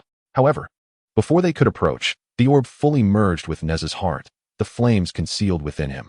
An incomparably terrifying aura emanated from Nezha, sweeping outward. The powerful pressure sent the charging immortals tumbling to the ground. Unwilling to concede defeat, they attempted to rise. A flame, seemingly capable of obliterating the heavens and the earth, surged forth, distorting even the fabric of space with its searing heat. The profound immortals' pupils widened in shock as they hurriedly retreated, fearing even the slightest touch from the inferno. The sheer temperature of the flames instilled a sense of mortal peril within them. Yet, this was merely the beginning of the anomaly. The fiery orb left by Zhu Rong, now possessed by Nezha, signified that a fragment of the pinnacle laws of fire from the primordial era had been refined by him. Although Nezha's body still contained the pure lotus true fire, the profound laws of fire transformed into a source of energy. amplifying the potency of the pure lotus true fire manifold. Furthermore, the effect of the burning decision technique is such that the stronger the refined flame, the mightier the technique becomes. The superior laws of fire enhance the pure lotus true fire, significantly augmenting the power of the burning decision technique. What followed was a meteoric rise in Nezha's cultivation. The spiritual energy within the entirety of Mount Buzhou and the surrounding million miles surged wildly towards Nezha. The ethereal energies were harnessed to elevate Nezha's cultivation and the level of his skills, forming a colossal tempest of spiritual energy that nearly connected heaven and earth. Centered around him, the surging storm of spiritual energy almost obliterated the 20 or so Xianxian atop Mount Buzhou. Had it not been for their diverse life-preserving techniques, they would have been utterly annihilated, as they desperately employed their blood-secret arts to escape. The 20-odd Xianxian gazed, entranced, at the magnificent tempest, many unconsciously swallowing hard. Was this a breakthrough in realms? It seemed unlikely. I have witnessed a predecessor whose ascension to the Deluo realm was far less grandiose. The legacy left by the fire god Zhou is indeed formidable. Alas, it has been claimed by a mere human youth. Some Xianxian cast furtive glances at the storm, their thoughts shrouded in mystery. Meanwhile, at the heart of the tempest, Nezha reveled in the exhilarating influx of spiritual energy. Although such a significant elevation in power could destabilize one's foundational cultivation and impede future progress, the energies had been filtered through the pure lotus true fire, rendering them exquisitely pure and devoid of the need for further refinement. This scene mirrored events transpiring far away at the Wuliang temple, where Wuliang was also experiencing an extraordinary transformation. Recently, the significant transmutation had invigorated their resolve to accelerate updates.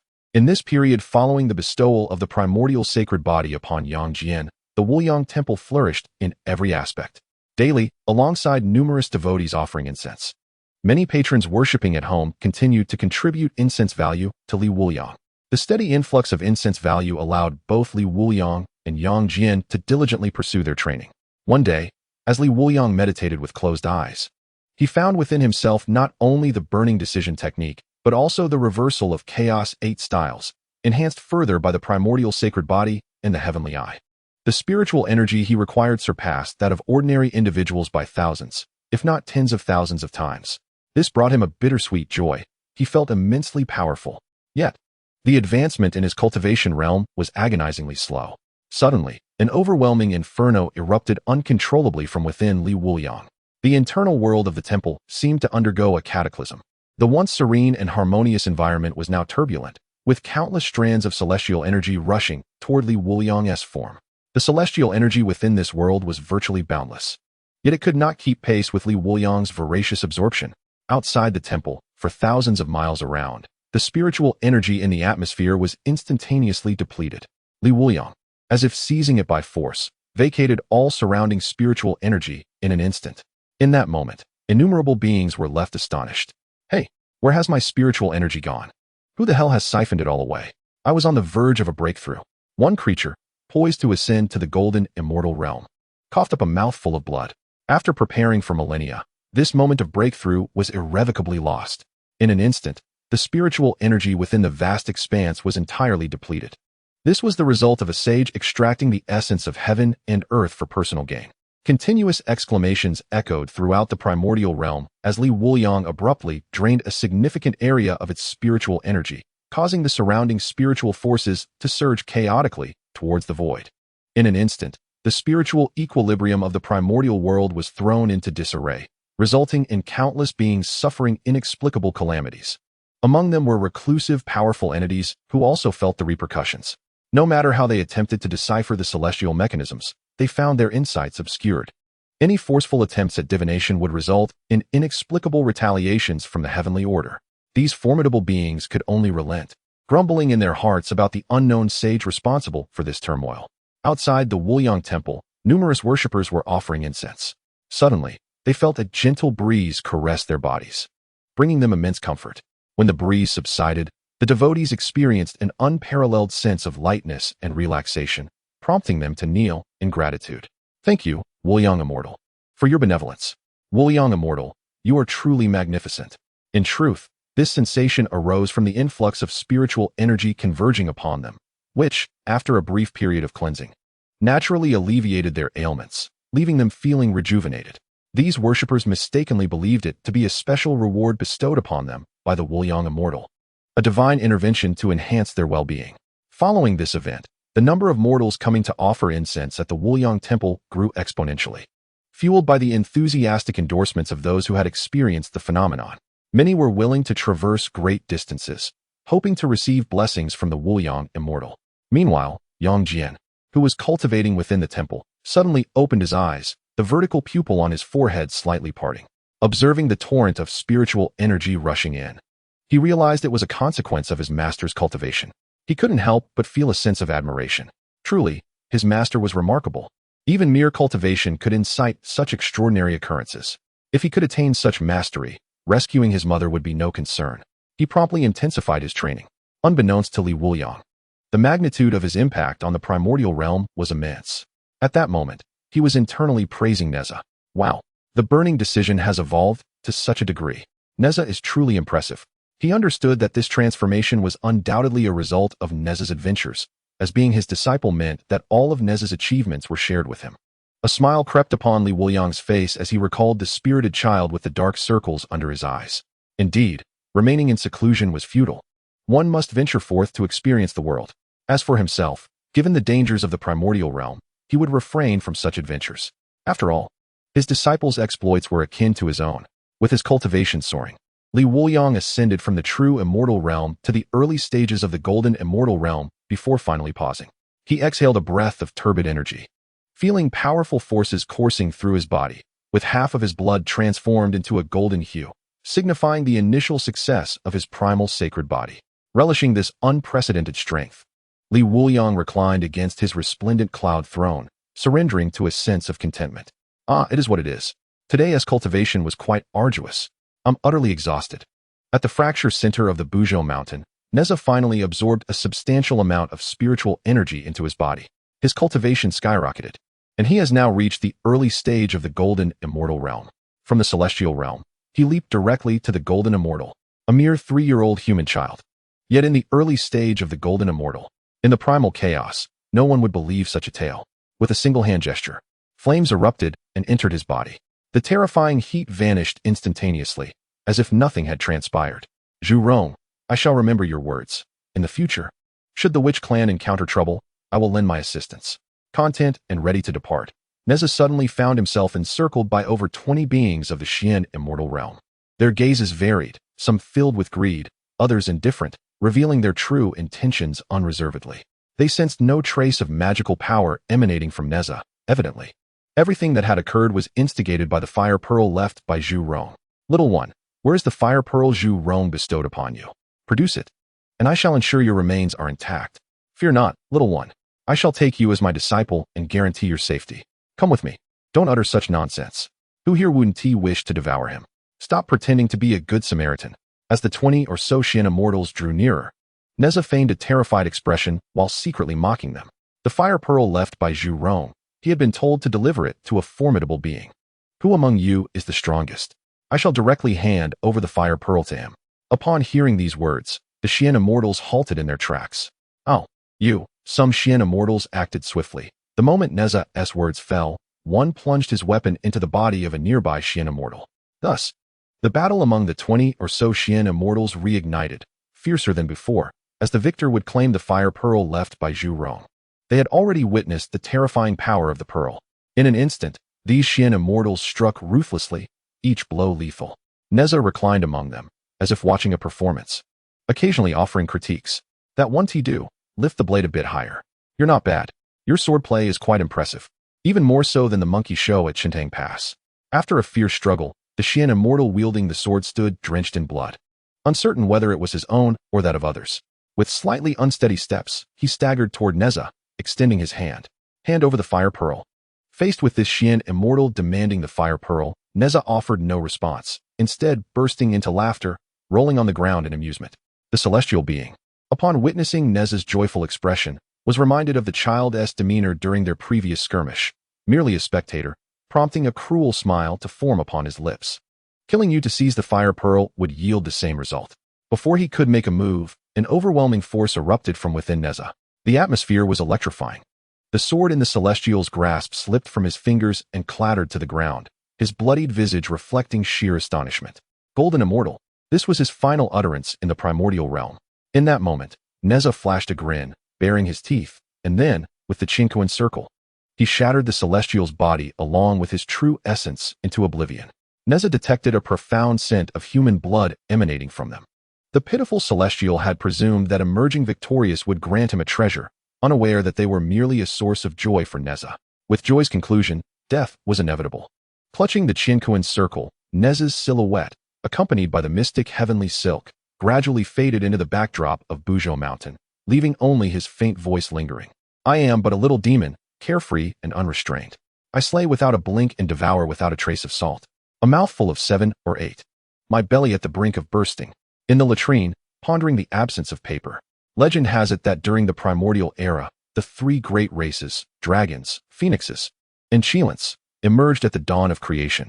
The dragon clan ruled the seas, the phoenix clan governed the skies, and the Qilin presided over Wuzhou Mountain. All creatures in the primordial world were under the dominion of these 3 races. The demon ancestor, Luo Ho, in his quest for supremacy, stealthily annihilated the ancestors of the dragon, phoenix, and Qilin, inciting a catastrophic war among the 3 clans. Their fury ignited a conflict lasting 9 millennia. The primordial realm lay in ruins, and the 3 races suffered grievous losses. Ultimately, the fortunes of these clans waned, leading to their withdrawal from the world. The dragon clan guarded the seas, the phoenix clan remained at the immortal volcano, and the Qilin became a harbinger of auspiciousness, restoring the land. Emerging from Wuzhou Mountain, Nezha hastened toward the fabled immortal volcano. He had heard whispers that the Phoenix clan possessed the legendary Phoenix Nirvana flame of the primordial era.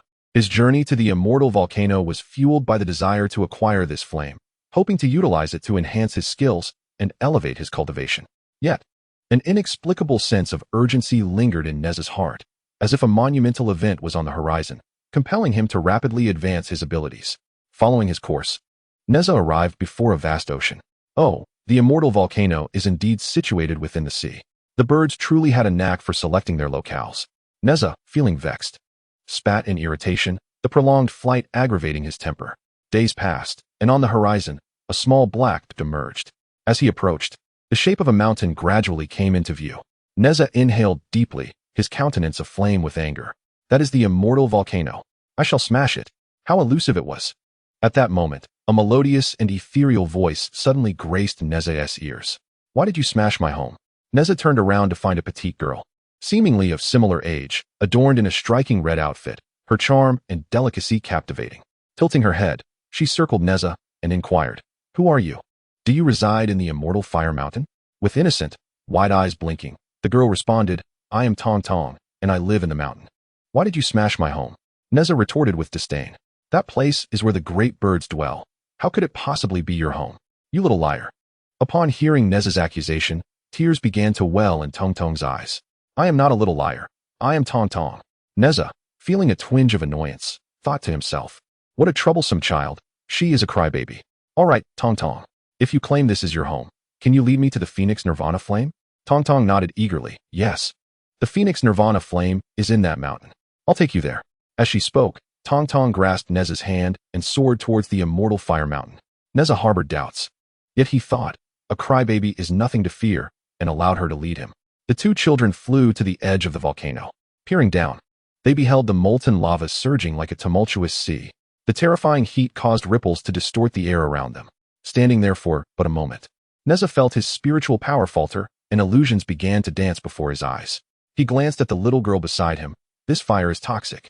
Tong Tong furrowed her delicate brows.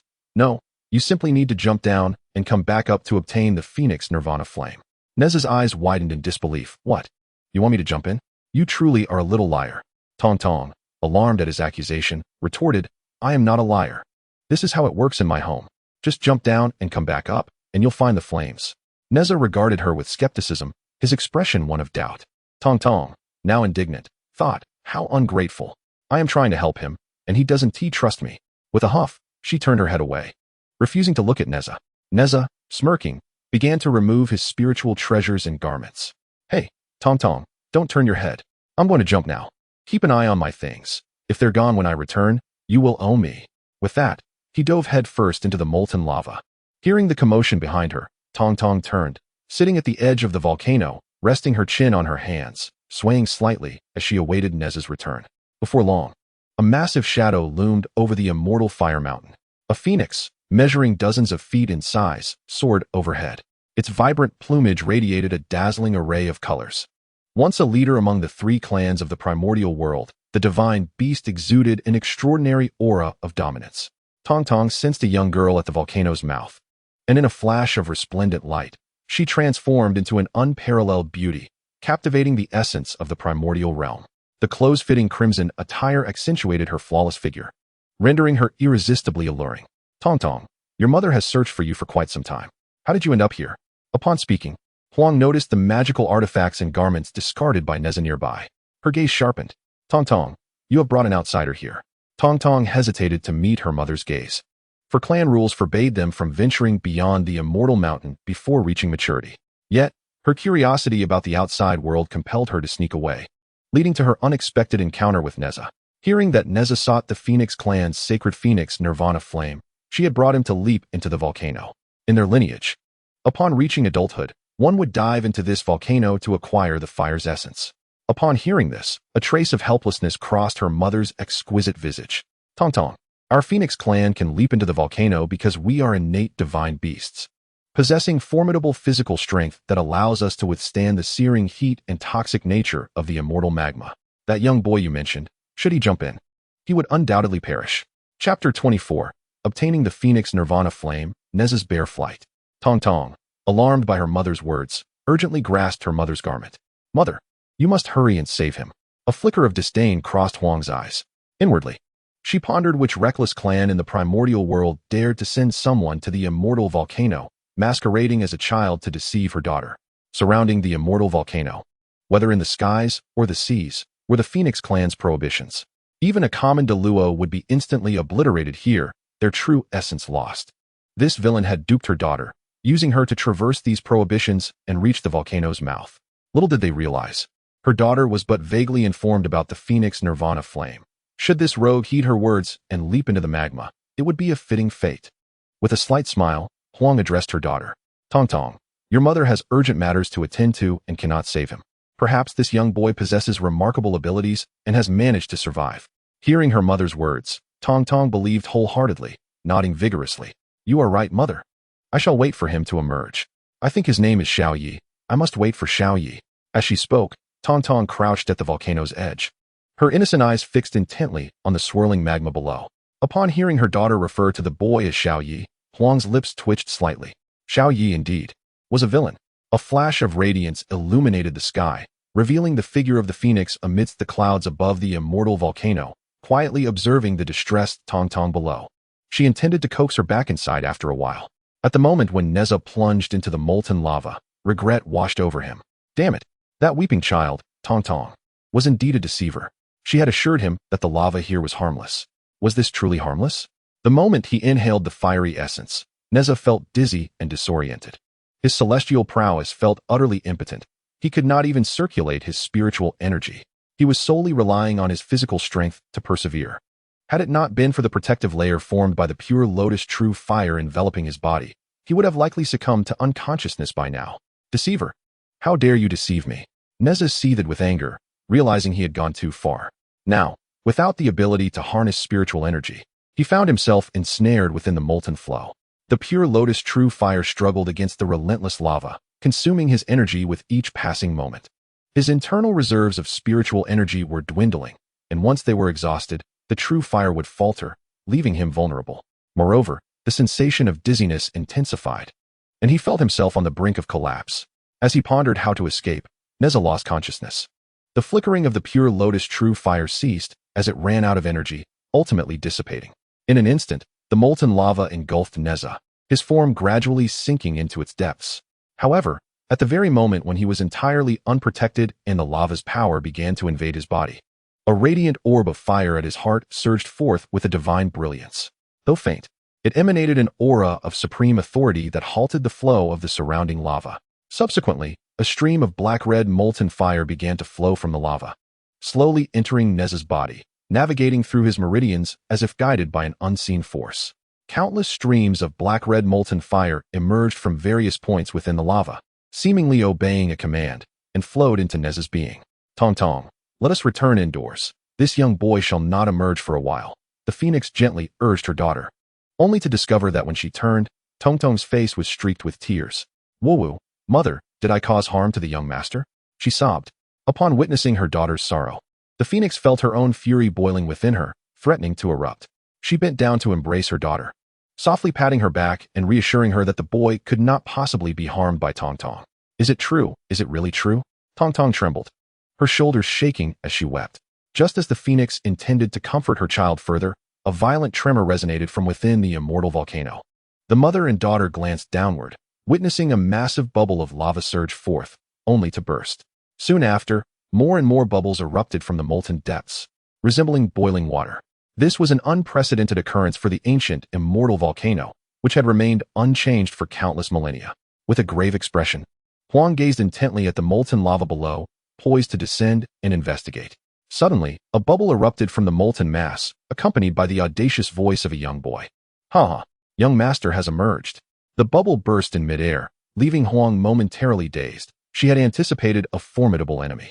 She nearly transformed into her true form, ready to rend the foe into oblivion. To her astonishment, the bubble contained a naked young human boy. Huang recognized him as the young master her daughter had spoken of, having expected a disguised old cultivator. Instead, he was indeed just a child. With her keen insight and sharp perception, she could discern the true age of Nezha at a glance. Nezha hovered in the air, slightly elevated above Huang's position at the volcano's mouth, tilting his head with an expression of disdain as he looked down. Little trickster Tong Tong, did you really think you could use this molten lava to poison young master? I am the strongest in the primordial world. Can mere toxic flames harm me?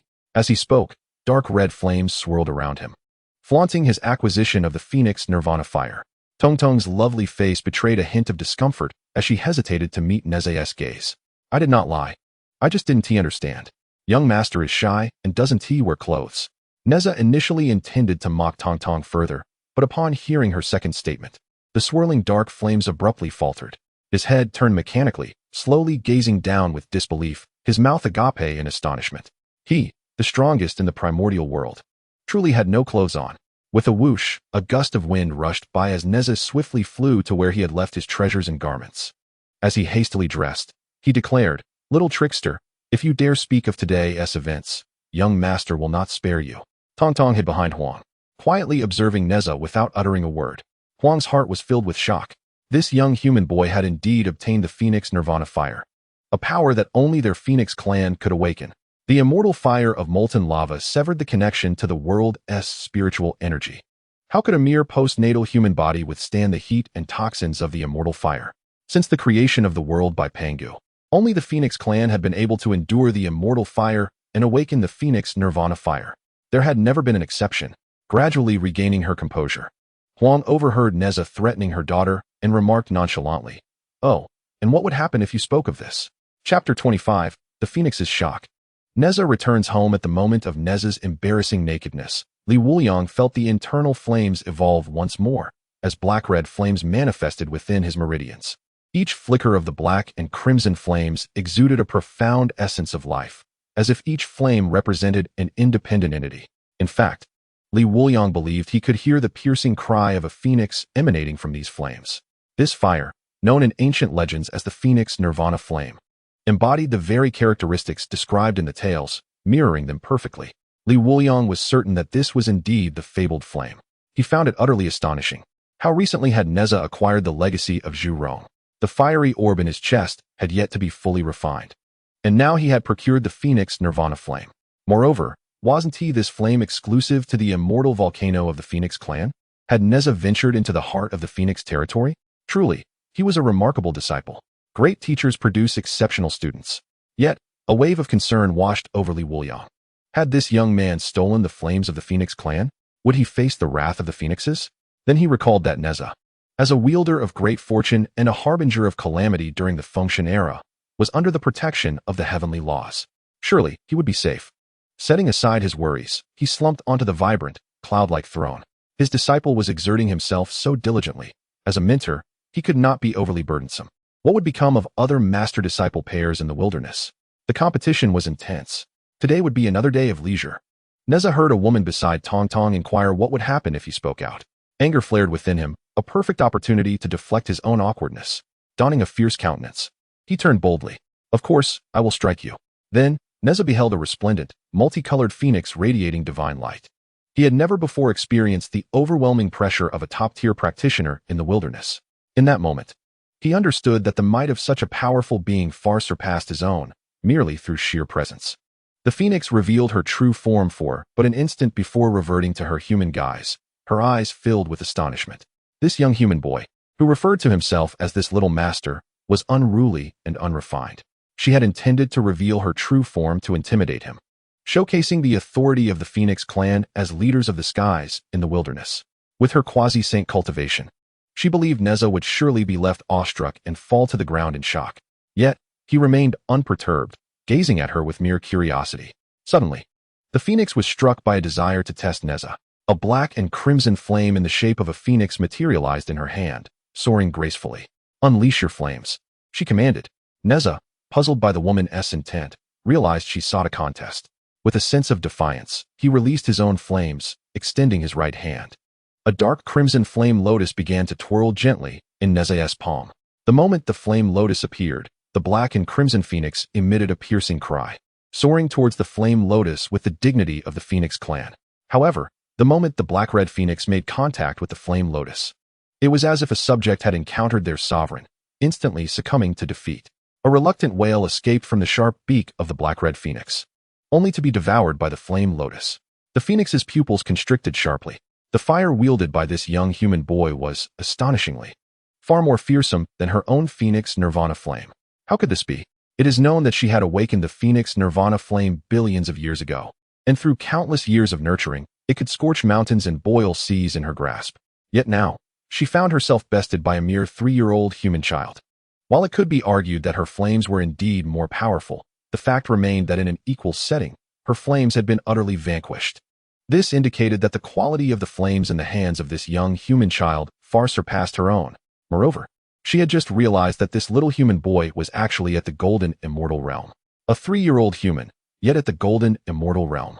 The phoenix gazed silently at Nezha, the light in her eyes flickering with uncertainty, pondering her thoughts.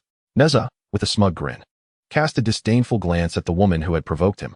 As the atmosphere settled, Tong Tong happily approached Nezha, clasping his hands. Young master, it's truly wonderful that you are unharmed. I was so worried about you. A hint of embarrassment crossed Nezha's face. This little trickster named Tong Tong was far too enthusiastic for his liking. He withdrew his hands, taking a couple of steps back, and lifted his head, smirking. What were you worried about? I am the strongest in the primordial realm and cannot come to harm. By the way, I am called Nezha. Tong Tong, somewhat puzzled, nodded her head, curious as to why a person would possess 2 names. Shaking her head, her face lit up with joy as she exclaimed. Now that you've acquired the Phoenix Nirvana flame, you can play with me, right? Nezha raised an eyebrow. Play? You deceived me into believing the magma was harmless and had me jump in. Now you want me to play with you? I do not engage in such demeaning activities. Besides, what is there to enjoy in playing with a little girl?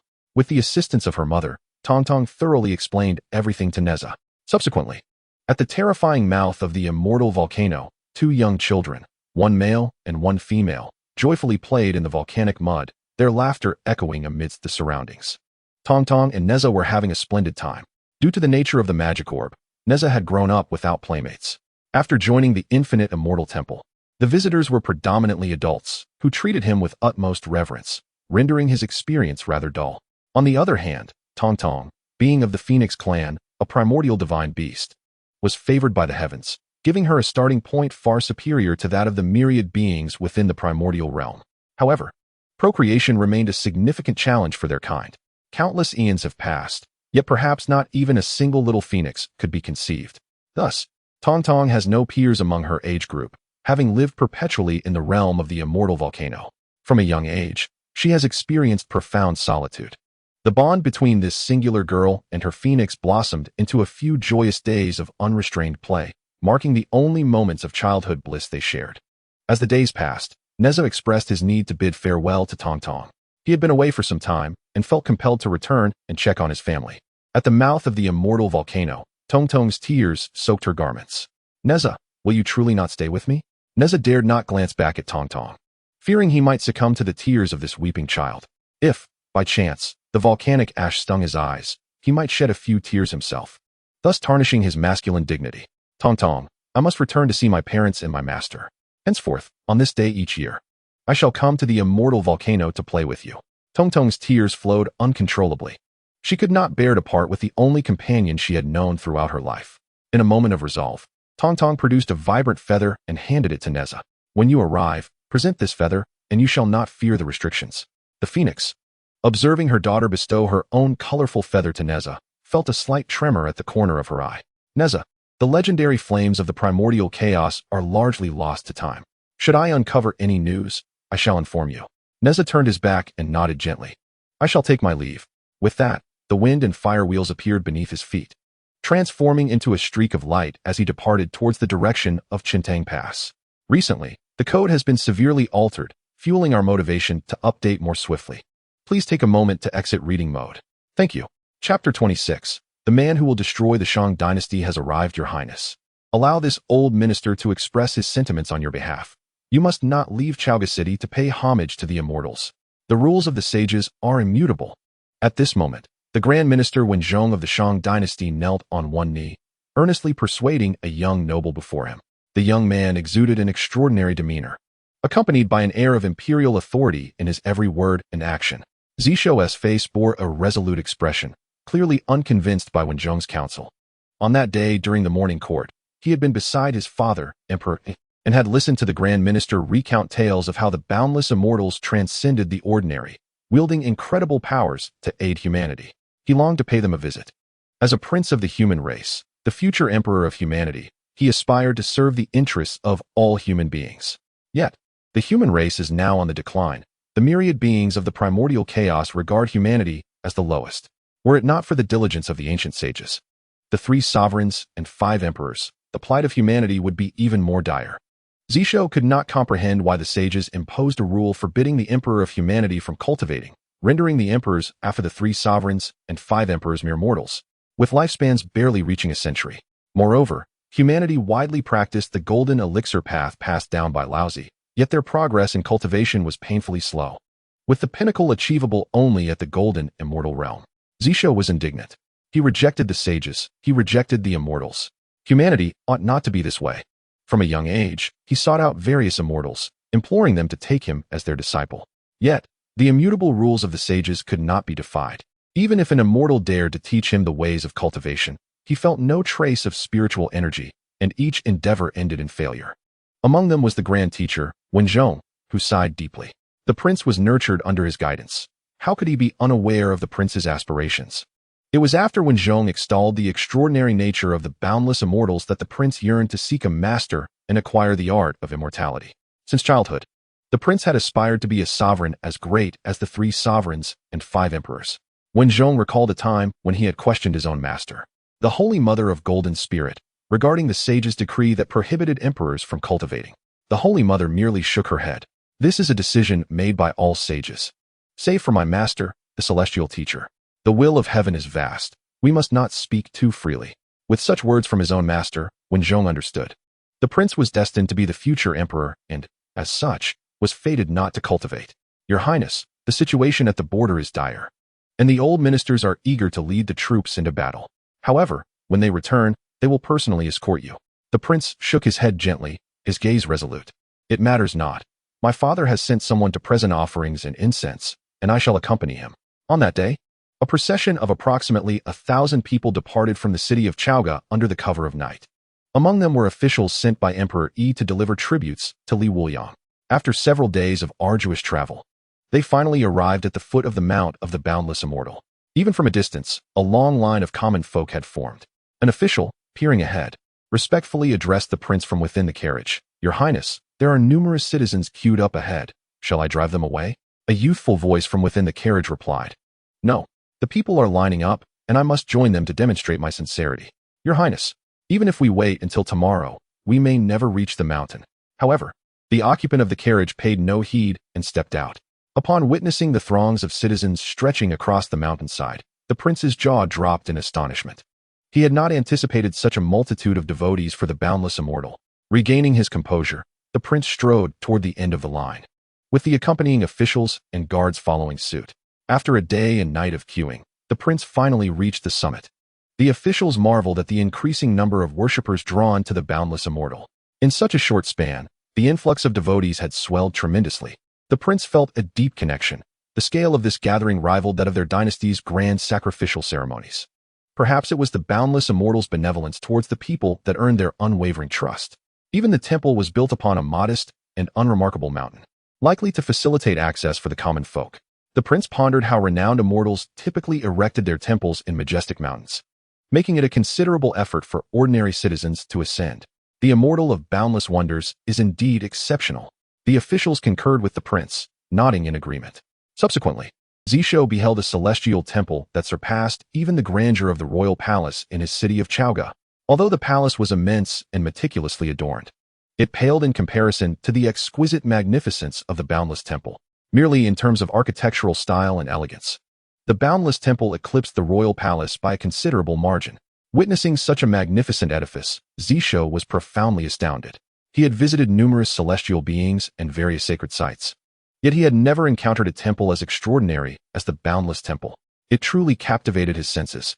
His conviction grew stronger that the immortal of boundless wonders could assist him in realizing his dreams.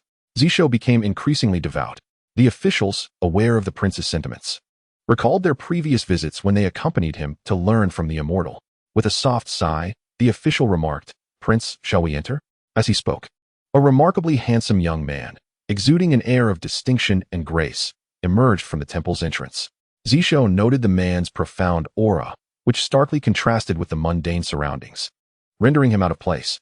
Unsure of how to greet him, he hesitated, but the official behind him promptly waved, calling out, "Young friend." Upon raising his gaze, Yang Jian recognized the official who had previously come to present gifts on behalf of the king of Shang.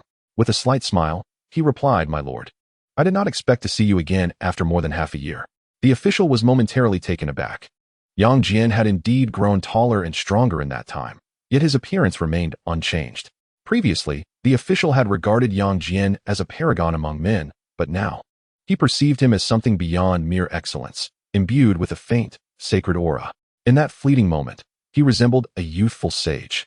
Squinting slightly, Yang Jian's cultivation still remained at the refining spirit to returning void stage, unchanged. Suppressing his curiosity, the official continued, "Young friend, this individual has come to pay homage to the immortal of boundless wonders, having heard tales of his remarkable deeds." Observing the man's opulent attire and the official standing respectfully behind him, Yang Jian discerned that this individual must possess an extraordinary background. However, he had grown accustomed to such encounters. Over the past months, countless dignitaries had traveled great distances solely to pay their respects to his master. With a slight inclination of his body, he gestured, "Please, do enter." As Zhou stepped through the temple's threshold, he beheld the formidable statue of the deity positioned at the center. "So young," he exclaimed in astonishment, realizing that the statue was indeed carved in the likeness of the immortal. He had not anticipated the immortal of boundless wonders to be so youthful. What renowned figure has not lived for countless eons? Could it be that the immortal of boundless wonders is merely a name without substance? Then, Zhou recalled the incident of the Grand Tutor's promotion under the immortal's guidance. Perhaps the youthful appearance was a natural aspect of the immortal himself. How dare one question the formidable beings based solely on appearance? Zhou inwardly chastised himself. He picked up the incense, respectfully knelt, and offered his prayers. Recently, the transformation of the realm had intensified, motivating us to advance more swiftly. Please, do take a moment to exit the reading mode. Thank you. Chapter 27. The King Zhou fails to become a disciple and refuses to leave the Celestial Temple. Within the infinite Celestial Temple, Wuliang languidly reclined upon a throne of colorful clouds, amusing himself with the capering divine beasts. He had resigned himself to a state of idleness, since he realized that his diligent cultivation over many days paled in comparison to the rapid progress bestowed upon him by Nezha's burning decision. He comprehended an essential truth. The effort of a master is no match for the acquisition of a worthy disciple. When challenges arise, the disciple ventures forth. In times of fortune, the master reaps the rewards. Wuliang defined his current state of existence as perfect. Ding! Detected that a great fortune bearer has offered incense to the host. A great fortune bearer offers incense, triggering a 1,000-fold reward, gaining 50,000 points of incense value. Receiving a special reward, the Emperor of Humanity sends blessings. Li Wuliang immediately rose from his vibrant throne. A great fortune-bearer had arrived. Recently, many had come to offer incense, yet none bore such fortune. Li Wuliang had nearly lost hope until today. But who could this visitor be? His gaze fell upon the kneeling figure within the temple, adorned in luxurious attire, exuding an aura of regal dominance. Li Wuliang furrowed his brow, for he could not discern the identity of this individual at first glance. The key was that this person radiated extraordinary nobility, unmistakably not of ordinary lineage. Moreover, a subtle blessing from the Tao seemed to envelop him. The incense offering individual bowed deeply and declared, Zhou, here to pay respects to the immortal Wuliang. I beseech the immortal to take me as a disciple and alter the fate of humankind. Zhou. Li Wuliang was momentarily taken aback. The name resonated within him. Yet he could not immediately recall its significance. It felt pivotal, an essential figure in the grand tapestry of fate. Suddenly, realization struck him. By the heavens! Zhou, is this not the future King Zhou, Dexin? The very man who would lead to the downfall of the Shang dynasty. Li Wuliang scrutinized the kneeling form of King Zhou with newfound seriousness. This man was the catalyst for the calamity that would ignite the Fengshen calamity. Due to his lascivious poetry uttered within the Nuwa temple, he had enraged the Saint Nuwa. In retaliation, Nuwa summoned the 3 demons from Xuanyuan's grave, the 9-tailed fox, the 9-headed rooster, and the jade Peepa spirit. She commanded these demons to wreak havoc upon the Shang dynasty. After being ensnared by their chaos, Dexin became foolish and tyrannical, committing heinous acts of cruelty and establishing a myriad of inhumane punishments, including disembowelment and burning. He indulged in debauchery, creating a veritable sea of wine and feasting, consumed by his lustful desires. He did not even spare the wives of his subordinates, leading to the defection of capable ministers and jeopardizing the very foundation of the Shang dynasty. Ultimately, he met his end in the royal palace, self-immolating in despair. The later generations bestowed upon him the title of King Zhou, a designation that could be deemed entirely fitting. Such a figure, to pay homage to himself, and even to worship himself as a master. Li Wuliang cast a conflicted glance at the earnest and determined Zhou, who aspired to alter the fate of humanity. He understood that the true King Zhou was, in fact, a rare, enlightened ruler. Under his reign, the Shang dynasty expanded its territories and boasted a formidable military. Through diligent governance, the populace thrived in peace and prosperity, ushering in an era of flourishing for the Shang. Moreover, King Zhou possessed extraordinary ambition. He was discontent with the celestial beings who towered above, regarding mortals as mere ants. Countless deities required veneration, which not only consumed time and energy, but also drained the resources of the people. King Zhou yearned to dismantle this paradigm, advocating for the self-reliance and empowerment of mortals, free from celestial control. Consequently, he became a target for the celestial beings, and several sages harbored discontent towards him. Humanity possessed immense fortune, destined to be the masters of the primordial future, a notion that resonated with the sages, particularly after the era of the 3 sovereigns and 5 emperors. The fortunes of humanity flourished. To prevent humanity from slipping from their grasp, the sages conspired to seal the 3 sovereigns and 5 emperors within the fire cloud cave, severing the lineage of mankind. They collectively established the laws of heaven and earth that prohibited the emperor of humanity from cultivating. Thus, the emperor's lifespan was limited to a mere century, even if he were a wise ruler. A century is but a fleeting moment, and the potential for achievement is exceedingly restricted, thereby undermining the fortunes of humanity. Had it not been for the staunch opposition of Tongtian Jiao Master, the sages might have sought to completely eradicate the lineage of the emperor, plunging humanity into endless chaos and infighting, thus consuming their own fortunes. This would allow the sages to maintain eternal dominion over humanity and relish in their fortunes. As an ordinary mortal emperor, King Zhou defied the will of the sages, resulting inevitably in the downfall of his dynasty and a legacy steeped in infamy. Li Wuliang now grappled with whether or not to respond to Zhou. Faced with such a pivotal figure in the divine calamity, he was undeniably eager to accept him as a disciple. The vision of Zhou ascending to the throne as the emperor of humanity, leading the entire Shang dynasty in offering incense to him, was a scene of unparalleled beauty. Li Wuliang could scarcely fathom the bountiful rewards the system would bestow upon him. However, King Zhou was the linchpin of the divine calamity. Should he take him as a disciple, it would amount to a direct intervention in the progression of the calamity. This would place him squarely in opposition to the sages. Outside the temple, after Zhou knelt in sincere worship, he stood in solitude, disheartened by the prolonged silence. Observing this, The accompanying officials speculated about the situation and approached him, inquiring, "Prince, what did immortal Wuliang say?" Zhou's tone was somber as he gently shook his head. "I did not receive a response from immortal Wuliang." The official lowered his gaze in silence, contemplating the inevitability of the situation. After all, it was the rules established by the sages. Even though immortal Wuliang was a powerful recluse, he could not possibly contravene the will of the sages. Subsequently, the official approached the temple's entrance, respectfully awaiting the emergence of Zhou. With heavy steps, Zhou slowly made his way to the door. Just as he was about to step out of the temple, an overwhelming sensation seized him. He felt that leaving the Wuliang immortal temple would lead to a lifetime of regret. Zhou, being a person of decisive action, turned to the accompanying officials and declared, "You may return. I shall remain in the temple. I will not depart until the Wuliang immortal accepts me as a disciple." The official's eyes widened in alarm. "Prince, this is inadvisable." Raising his hand to interrupt, Zhou resolutely stated, "As long as the Wuliang immortal does not take me as a disciple, I shall not leave. You must return. The dynasty needs you."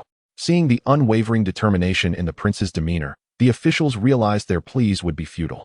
After a collective sigh of resignation, they departed, accompanied by a group of followers, under Zhou's stern gaze. Zhou then turned to the side and earnestly inquired of Yang Jian, "May I ask your esteemed name and how you came to be a disciple of the Wuliang immortal?" "I am called Yang Jian," he replied, pondering for a moment as he recalled his own path to apprenticeship. To become a disciple of the master, sincerity is key. Upon hearing this, Zhou nodded earnestly. "From this day forth, I shall refer to you as Brother Yang, and you may call me Zhou." Sincerity, indeed? For any mundane matters within the temple, please entrust them to me, Brother Yang. He had resolved to dedicate himself to the temple, cleaning daily and offering incense to the Wuliang immortal, hoping to convey his earnestness. This mentorship, Zhou was determined to secure. Li Wuliang gazed numbly at the happenings outside the temple. Was King Zhou truly so resolute? Would he really linger here indefinitely? Recently, the transformation had been profound, fueling our motivation to update more swiftly. Please take a moment to exit reading mode. Thank you. Chapter 28. Yang Jian achieves immortality amidst the heavenly tribulation and the sudden strike of purple clouds. For the following month, Zhou indeed did not depart. He urged Yang Jian to rest and focus solely on his cultivation. All matters within the temple, including attending to the visiting worshippers, were handled by him, the prince of the Shang dynasty. The worshippers, noticing that the once busy Yang had stepped aside for a new, imposing young man, assumed he was a newly accepted disciple of the Wuliang immortal. They began to address him as Zhou. "Zhou, please convey to the Wuliang immortal that my daughter-in-law is still awaiting news of her pregnancy." "Zhou, dear, I've brought too many offerings. Could you assist me in carrying them?" "Zhou, seeing as you're no longer a child, I have a granddaughter I'd like you to meet." Unbeknownst to these worshippers, the young man they were enlisting for assistance was none other than the prince of the mighty Shang dynasty, destined to be the future emperor of humanity. Were they to uncover the truth, they might find themselves unable to sleep peacefully at night. The Wuliang immortal temple had become devoid of ordinary folk, attracting only high-ranking officials and nobles, thus compromising the temple's serene atmosphere. For the past month, Zhou has been occupied with menial tasks within the immortal temple, yet he has not expressed any grievances. Instead, he feels an extraordinary sense of relaxation. In the royal palace of Chaoga City, his days are consumed with accompanying his father in matters of state and engaging in subtle rivalries with his brothers. The palace is devoid of genuine emotions. Since his early understanding, Zhou has faced a world rife with deception and intrigue. After enduring such strife, he has begun to ponder the welfare of his country and its people. Witnessing the gradual decline of his father, Emperor Yi, fills him with anxiety. Yet he feels powerless to intervene. Life in the palace has taught him to don a mask, concealing his true feelings from all, including his father. However, upon arriving at the limitless immortal temple, he can finally shed all pretense. Here, there are no threats, no conspiracies. He encounters the most authentic desires of the common folk. Listening to their simple tales, Zhou experiences an inexplicable sense of tranquility and peace, truly comprehending what the people yearn for and seek. It must be acknowledged that he has developed an affection for this way of life, not solely for the purpose of becoming a disciple of the infinite immortal, but also for the sheer simplicity of happiness it offers. Li Wuliang has observed Zhou for a month, quietly monitoring him within the internal realm. He is quite pleased. Had Zhou not fallen victim to foul play that led to his loss of senses and subsequent disrespect towards the Saint Nuwa in the Nuwa temple, incited by the chaos wrought by the fairies sent by her, he would undoubtedly have been a revered sovereign, renowned throughout the ages. At this moment, tumultuous winds gather, and a storm cloud rapidly approaches the skies above the immortal temple. Wuliang, momentarily taken aback, quickly regains his composure. Yang Jian. Having been in the temple for nearly a year, he has already attained the consummate state of refining the spirit and returning to the void.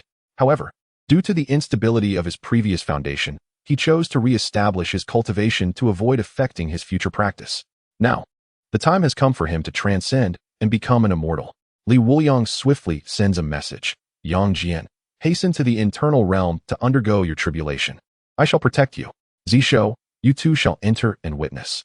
Upon hearing this, Yang Jian smiles slightly. Zhou, my master has accepted you. You may now truly call me senior brother. Zhou, filled with joy, beams with delight upon his handsome face. Yang Jian's impending tribulation, and Wuliang's invitation for him to observe, speaks volumes. Hard work bears fruit. The infinite immortal has sensed his sincerity. Yang Jian leads Zhou to kneel before the statue. Once their reverence is complete and they lift their heads again, they find themselves within the internal realm. Yang Jian, having seen this many times, feels indifferent, yet for Zhou, it is a wondrous revelation. He gazes in astonishment at this marvelous celestial paradise, silently pondering where his master typically resides. Within the celestial temple lies another realm, a breathtaking paradise that truly befits the name of my revered master. Before me, countless ethereal herbs and spiritual plants materialize, alongside divine beasts and auspicious omens. Zhou increasingly perceives the profound and unfathomable nature of the infinite immortal. Following Yang Jian, he strides towards the towering celestial pavilion in the distance. There, he beholds Wuliang suspended in midair, exuding an aura of celestial elegance and extraordinary grace. A myriad of divine essences envelopes him, complementing the exquisite cloud throne upon which he sits. Zhou's heart swells with awe as he exclaims inwardly, "This is the true essence of an immortal." Noticing Zhou's lingering gaze upon him, Wuliang offers a gentle smile. "Zhou, come here. Yang Jian is about to face the tribulation. Observe closely." With utmost respect, Zhou bows and cautiously approaches one side of the cloud throne. For reasons unknown, despite the infinite immortal's evident kindness, he cannot shake an inexplicable sense of pressure. The innate authority emanating from Wuliang far surpasses that of his father, the Emperor Yi. This is not to belittle his father, but rather to acknowledge the overwhelming presence of the infinite immortal, whose unyielding aura exudes a palpable sense of oppression that far exceeds that of his progenitor. Steeling himself, Zhou fixes his gaze intently on Yang Jian ahead. The air thickens with tumultuous clouds, and heavy tribulation clouds drift in, bearing an unmistakable impatience. These clouds seem irked by the nonchalance of the inhabitants towards the heavenly tribulation. Yang Jian, momentarily taken aback, senses something peculiar about the approaching tribulation clouds. Just as they arrive, a flash of lightning strikes without a preceding rumble, targeting Yang Jian with ferocity. The moment the bolt connects with the unsuspecting Yang Jian, the clouds seem to mockingly erupt into a thunderous roar. Yang Jian, bewildered, contemplates. What is happening? Why does this tribulation seem so unconventional? Before he can gather his thoughts, an uncountable number of lightning bolts cascade forth, defying classification as the 3-9, 6-9, or 9-9 tribulations. They descend violently, and even with Yang Jian's formidable temperament, he cannot help but exclaim, "Tribulation, you are truly insufferable." As the tempest of tribulation lightning approaches, Yang Jian remains undaunted. He ascends into the air, shedding all defenses, and withstands the heavenly tribulation with his physical form. The tribulation, which would deter countless beings in the primordial world, crashes upon Yang Jian, producing a cacophony of sounds. Upon closer inspection, it becomes evident that not a single scratch marred him. Zhou stands in stunned silence, grappling with the reality that diverges starkly from documented accounts. How is it possible that his elder brother, Yang Jian, can endure the tribulation unscathed? He is no more than a mortal, akin to himself. Yet, the relentless onslaught of lightning appears endless. Yang Jian was relentlessly struck by the thunderbolts for an entire hour, to the point where Zhou began to yawn in tedium. He pondered to himself. The texts recount that innate beings are endowed with exceptional gifts, possessing considerable cultivation upon their emergence. Every acquired being must endure the tribulation of ascension to attain immortality. The heavenly tribulation is an arduous trial for every creature, a punishment from the heavenly Tao. Surmounting such formidable challenges is often an endeavor with a success rate of merely 1 in 100. Yet, The scene before him shattered his preconceived notions about the Ascension tribulation. The process of transcending appeared rather mundane. At that moment, a violet lightning bolt stealthily lurked among the multitude of bolts, striking down with sudden ferocity. Chapter 29. The Saint Body confronts the heavenly tribulation, the might of the omen. Yang Jian was filled with both anticipation and caution regarding the heavenly tribulation. In recent days, he felt the ominous aura enveloping him and had prepared himself to the utmost. What surprised him was the utter lack of sensation from the tribulation's strikes. Just as he contemplated urging the tribulation to cease its antics, he suddenly sensed an unusual lightning bolt overhead. Glancing up, he noted that while it was also white, it exuded an aura of danger. In the next moment, the divine eye in his forehead opened, revealing a violet thunderbolt imbued with the might of the heavenly Tao, concealed within the storm of lightning. It appeared poised to deliver a devastating blow while he was caught off guard. Yang Jian's divine eye illuminated the violet lightning, catching the attention of Li Wuliang and Zhou, who were observing nearby. Zhou, taken aback, twitched his lips in disbelief. "Master, can the heavenly tribulation launch a sneak attack?" Li Wuliang chuckled in response. "We are receiving special treatment from the heavenly tribulation. Be prepared mentally." Upon hearing this, Zhou rejoiced internally. Immortal Wuliang acknowledges master. However, he pondered, what kind of mental preparation? At the moment Yang Jian beheld the violet divine thunder, a surge of anger ignited within him, and he pointed at the calamity-laden clouds. "Heavenly tribulation, you dare to employ treachery. What a shameless act." As he spoke, a radiance more resplendent than the lightning erupted from his brow, confronting the violet thunderbolt head-on. Boom! The clash of the two beams produced a thunderous roar. Yang Jian's divine light, unleashed from his forehead, shattered the violet divine thunder, persisting in its trajectory as it surged toward the storm clouds, creating a massive breach in the shroud of calamity. Yang Jian's counterattack thoroughly incensed the storm clouds. Such audacity! In an instant, a vast expanse of violet appeared amidst the darkened skies. The descending bolts were no longer mere white lightning. They were now the unmistakably wrathful violet divine thunders of the heavenly Tao. In this primordial era, the re-emergence of the violet divine thunder had rendered some beings numbed to its presence. The violet divine thunder has returned. Quite splendid indeed. Once again, the question arises of whom the lightning shall strike. Recently, the individuals in the primordial realm who have faced the wrath of the heavens have become increasingly formidable. I, too, shall refrain from divining the mysteries of fate. Let the heavens strike them down as they will. In the Eight Views Palace atop Mount Shouyang, the venerable Laozi remains with his eyes closed, betraying no reaction save for a faint flutter of his eyelids. Meanwhile, in the Yushu Palace of Kunlun Mountain, the primordial lord diligently calculates the celestial patterns, determined to uncover the truth. On the island of Penglai, the master of heaven gazes skyward, pondering if he is erred, as the primordial realm is rife with unparalleled cultivators. As the multitude of purple lightning strikes descend, Yang Jian bursts into laughter. This is what one calls a heavenly tribulation. Golden radiance envelopes him as he soars towards the violet storm clouds. The relentless purple lightning crashes upon him, yet his formidable golden form withstands it with ease. As he draws nearer to the violet tempest, a magnificent ocean of golden light emerges behind him, a manifestation of the ancient sacred body, an ocean of golden suffering. The purple lightning, upon descending, is irresistibly drawn into the golden sea, seemingly becoming a form of sustenance. The golden ocean voraciously absorbs the energy, and as more and more purple lightning is consumed, a spectral image of a blue lotus gradually materializes in the void. Yet another manifestation of the ancient sacred body, the chaotic seed of the blue lotus. The terrifying lotus radiates 3,000 principles of the Tao, obliterating nearly half of the violet storm clouds in an instant. Boom, boom, boom. The three individuals within the inner realm seem to hear the wrathful roar of the heavenly mandate. The remaining purple storm clouds cease their bombardment, coalescing instead into a singular entity, a humanoid figure forged from the purple lightning. "Dare you!" A thunderous voice echoes from the heavens, resonating with the sound of cataclysm.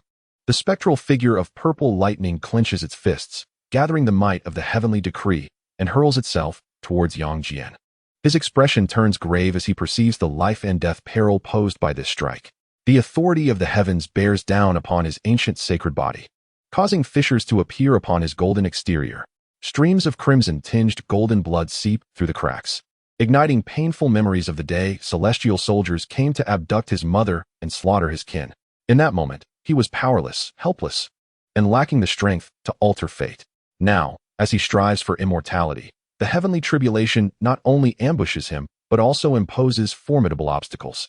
An inexhaustible hatred surges within Yang Jian. He loathes those celestial soldiers. He despises Hao Yin. He resents the heavenly mandate. The reverse chaos technique ignites within him. His intense hatred transforms into an immense reservoir of power, infusing his wounded form with vigor. Suddenly, a brilliant light erupts. Behind Yang Jian, a 9-tiered celestial wheel materializes. A shadow, seemingly capable of shattering the heavens and earth, stands atop this celestial wheel. Upon closer inspection, this shadow is none other than an infinitely magnified version of Yang Jian himself. The ancient sacred body manifested an extraordinarily powerful vision, akin to the celestial emperor descending from the heavens. The ethereal silhouette of the celestial emperor raised its right hand, causing the winds and clouds to reverse tumultuously. Delivering a formidable blow, this strike was aimed at the illusory figure of the purple sky divine thunder. With a resounding crash, the illusion of the purple sky divine thunder shattered into countless fragments, and the calamity clouds dispersed under the might of the celestial emperor's strike. A significant amount of Tao power surged into Yang Jian's body.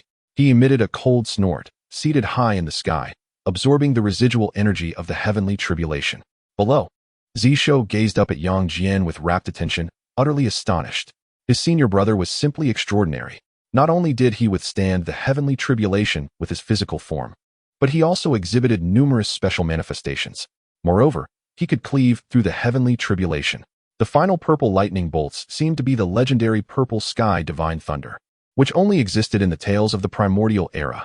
Zhou felt that today was a tremendous fortune. He had witnessed a legendary spectacle that countless beings in the primordial world could only dream of. Wuliang nodded slightly nearby. Yang Jian was indeed formidable. It was astonishing that he had begun to awaken the 3 great manifestations of the ancient sacred body. Insights regarding the 3 great manifestations of the sacred body surfaced within Wuliang's mind. He mused that the god of war of the primordial era truly earned his title. Undoubtedly, he was his disciple. Turning to look at Zhou, he noticed the boy gazing at Yang Jian in awe, his eyes filled with longing.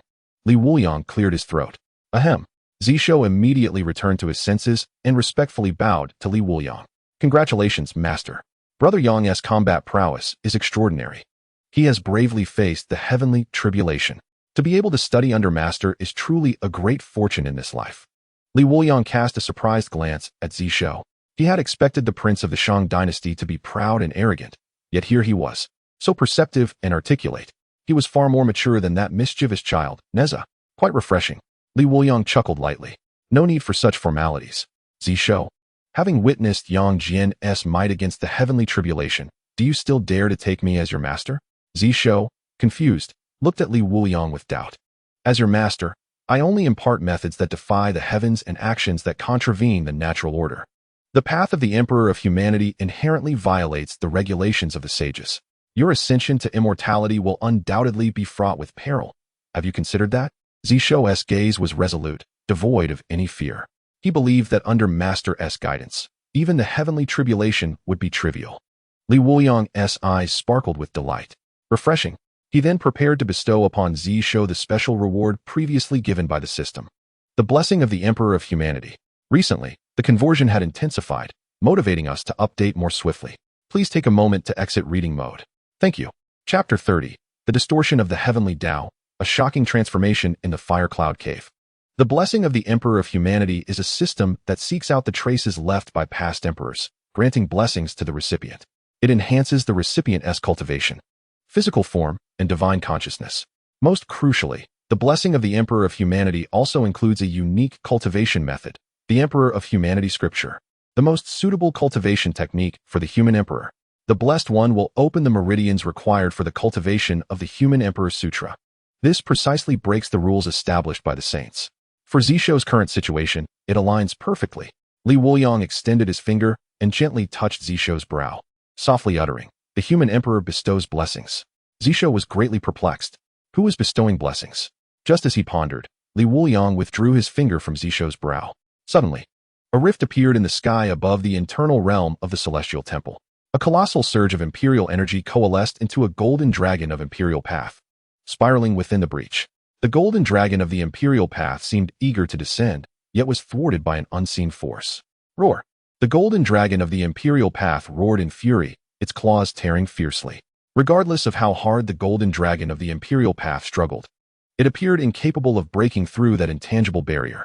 In an instant, the celestial temple emitted a gentle radiance.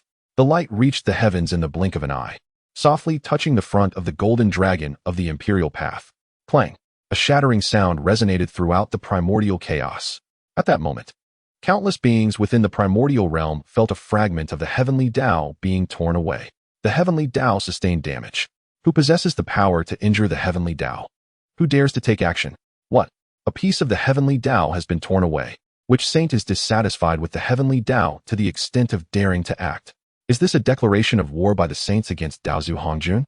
The primordial realm is on the verge of chaos. Whispers and rumors erupted throughout the primordial realm, being speculated on which saint had acted to tear apart the heavenly Tao.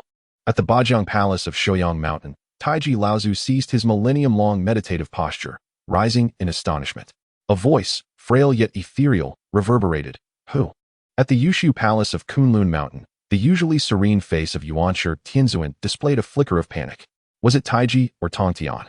What was the purpose of tearing a piece from the heavenly Tao, and which part was it? Cursed be it. The cosmic mysteries are becoming increasingly chaotic. At the Bio Palace of Penglai Island, Tongtian Zhaozhu's eyes sparkled with brilliance, his unparalleled sword aura concealed within, poised to strike. I have long harbored discontent towards the heavenly Tao. I wonder which fellow Taoist possesses such courage. In the Western Church, Jane and Juni were at a loss. As the calamity of the was about to commence, who dared to act against the heavenly Tao? In the Enhua Palace, Enhua reclined gracefully upon her bed, softly murmuring, how intriguing. And beyond the primordial chaos, in the outer heavens, within the Zixiao Palace, an ancient figure sat cross-legged upon a mat. At first glance, it seemed as if one beheld the very essence of the heavenly Tao. Upon closer inspection, it was still that venerable elder, Daozu Hongjun. He resonated with the heavenly Tao of the primordial realm, becoming the saint of the heavenly Tao. Now that a portion of the heavenly Tao has been torn, he naturally sensed it. His eyes slightly opened, countless paths rehearsed within his gaze. A voice of confusion echoed, reverberating through the outer heavens, traveling an unknown distance. Unable to fathom, Hongjun felt a perplexity. In this primordial realm, there were indeed matters beyond his comprehension. As he continued to ponder, he discovered that the celestial secrets remained shrouded in mystery. With a nonchalant glance at the chaotic world below, he resigned himself to the impending calamity. With that, he closed his eyes once more. Within the ethereal realm of the infinite immortal temple, the radiant light shattered the obstruction of the royal path golden dragon, dissipating into nothingness. The golden dragon let out a resounding roar, a sound that resonated with the essence of freedom and liberation. Subsequently, its gaze fixated on the figure below, Zhou, who also looked up at the majestic dragon. For reasons unknown, when he witnessed the golden dragon being restrained, a sudden anxiety gripped his heart, as though something that rightfully belonged to him had been seized and sealed away. Now that the dragon had been freed, that sense of kinship and belonging surged within him, as if he and the celestial dragon were inherently one. The royal path golden dragon, imbued with regal authority, soared swiftly towards Zhou. Instinctively, he approached, arms outstretched in a gesture of embrace. With a triumphant roar, the dragon accelerated, its joy and urgency palpable to all. The colossal golden dragon collided with Zhou, merging seamlessly from its head to its body, fully integrating into him. The dragon's form diminished infinitely, racing through Zhou's meridians. Soon, a complete circuit of the great Zhou Tian was established within his pathways. In that moment, Zhou finally sensed the so-called spiritual energy. A torrent of celestial essence surged into his being. Simultaneously, a profound text appeared in his mind, the Human Emperor Sutra. At this juncture, the corners of Zhou's eyes glistened with tears. At last, he had shattered the curse that barred the Human Emperor from cultivating. He turned around and knelt deeply before Li Wuliang, who reclined on the cloud-flowing throne. Disciple Zhou expresses gratitude for your grace, Master. His heart was now wholly convinced by Li Wuliang's prowess. His master could indeed transcend the limitations of sages and aid him in his cultivation, even bestowing upon him the Human Emperor Sutra. Just a cursory examination revealed how perfectly suited this scripture was for his practice. It was no wonder it was called the Human Emperor Sutra. Everything within was tailored for the Human Emperor, even containing methods to fortify national fortune and establish an unparalleled immortal dynasty. At that moment, Li Wuliang also reveled in the baptism of the golden dragon, his strength ascending rapidly once again. With a slight nod, he remarked. Zhou, what I have given you is not yet complete. Startled, Zhou lifted his gaze, only to see his master pointing towards the rift in the heavens. Rising, he turned to look. The rift remained open, with numerous spatial laws twisting, seemingly connecting to a special realm. In the eastern expanse of the primordial land, deep within a range of mountains, lay a cavern known as the Fire Cloud Cave.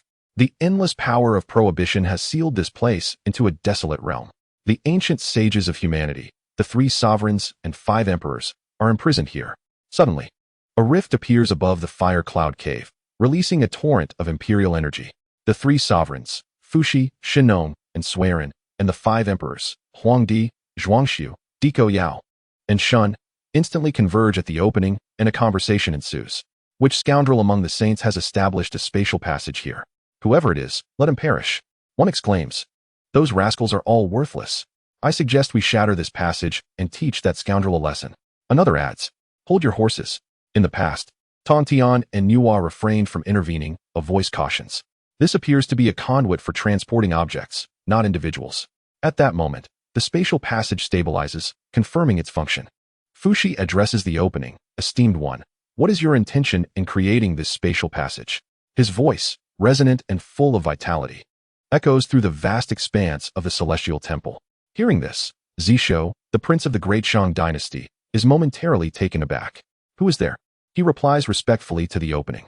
I am Zhou, the prince of the Great Shang dynasty. May I inquire about your esteemed identity? Yet, there is no response from the rift, only a cacophony of voices. Recent transformations have been severe, propelling us to work faster.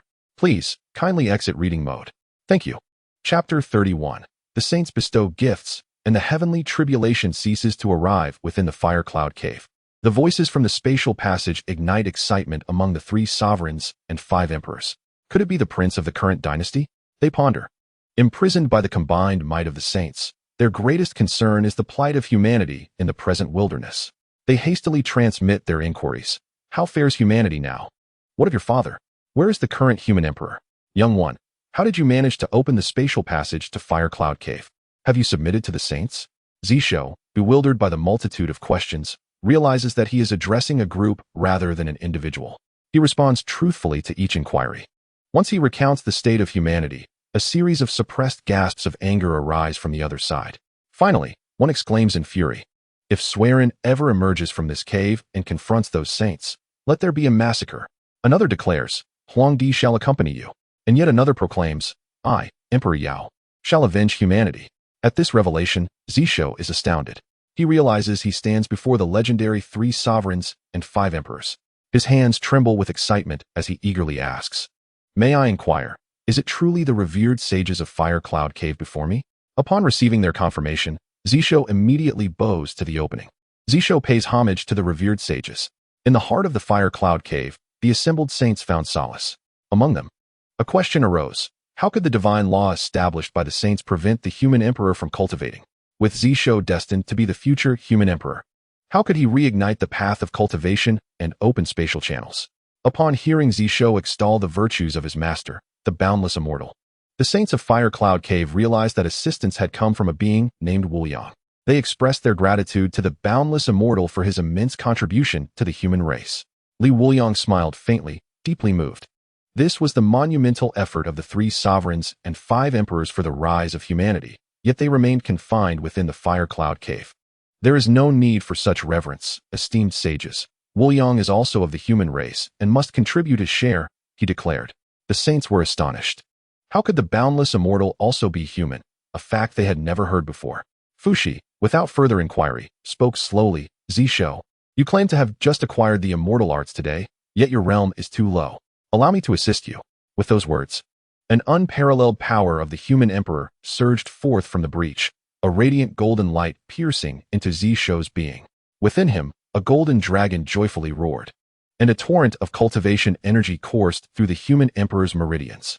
Fuxi, do not act as if you alone possess the knowledge to bestow gifts upon the younger generation. As his words fell, 7 equally brilliant golden lights emerged. Zhou was enveloped in the golden radiance, his cultivation soaring. From the initial to the perfected stages of refining essence into qi, from the initial to the perfected stages of refining qi into spirit. and from the initial to the perfected stages of refining spirit into void. In mere moments, Zhou attained realms that would ordinarily take hundreds or even thousands of years for other postnatal beings to achieve. Soon after, the celestial tribulation descended. This time, within the world of the immortal temple, a purple tribulation cloud materialized. The cloud seethed with a tumultuous and violent aura, seemingly expressing its deep dissatisfaction with this place that had repeatedly provoked it. A silhouette of purple lightning, clutching thunder, began to take shape, seeking death. The voice of the purple lightning silhouette brimmed with boundless fury. This time, he was determined to obliterate the one undergoing tribulation, reducing him to ashes and annihilating his true spirit. However, before the purple celestial thunder could fully manifest, several reprimands echoed from the breach. The purple thunder tribulation dares to strike at the future human emperor? Does the heavenly path truly regard us as non-entities? The reprimands, imbued with anger, transformed into tangible sound waves that swept away the purple tribulation cloud. In the next instant, vast swathes of the purple cloud dissipated, and the purple lightning silhouette shattered into fragments. Only a few words, formed by the arrangement of the remaining purple clouds, were left in the sky. I shall never return. A gentle breeze swept by, scattering the characters into the air. Upon seeing these words, the three within the immortal temple were left in astonishment. Wuliang could not help but laugh. This tribulation has quite the temper. Zhou has undoubtedly shattered the records of Hongwang, becoming the one who has traversed the tribulation with unparalleled swiftness. It is indeed a fearful purple cloud thunder tribulation. Although brief, the tribulation's rewards from the great Tao remain bountiful. In no time, Zhou solidified his status within the Earth immortal realm. From the opposite side of the rift, the Yellow Emperor proclaimed loudly, Zhou, I am uncertain of your preferences, yet I offer you this Xianyuan sword. As he spoke, the Yellow Emperor brandished a sword of sanctity, one side engraved with mountains and rivers, the other with the sun, moon, and stars, embodying the essence of infinite principles within. Without a moment's hesitation, he hurled it towards the spatial passage. Alas, the spatial passage, having already breached the constraints set by the sages, was inherently unstable. Now, struck by the sword's formidable energy, it erupted with a cacophony of shattering sounds. The Xianyuan sword was repelled by the chaotic laws of space. Observing the destruction of the spatial passage, the others erupted in anger, exclaiming, What are you doing? Have you forsaken your humanity? Zhou, perceiving the imminent collapse of the spatial passage, respectfully addressed the rift, I am grateful for the assistance of the esteemed sages. One day, I shall venture to Wuliang Cave to rescue you all. Despite the ongoing quarrels at the rift, a few words of admonition still reached him. Zhou, the sages can sense the heavenly Tao. You must not allow them to discover that you have embarked on the path of cultivation. Exercise patience, for small indiscretions can disrupt grand designs. Strengthen yourself first before revitalizing the human race. In essence, the sages of Wuliang Cave urged Zhou to bide his time and develop in seclusion. As the rift vanished, the voices of the three sovereigns and 5 emperors ceased to echo. Zhou stood silently, gazing at the now non-existent rift, lost in contemplation for a considerable time. Meanwhile, several sages were astonished to learn who had torn a fragment from the heavenly Tao when they suddenly sensed disturbances in the constraints laid around Wuliang Cave.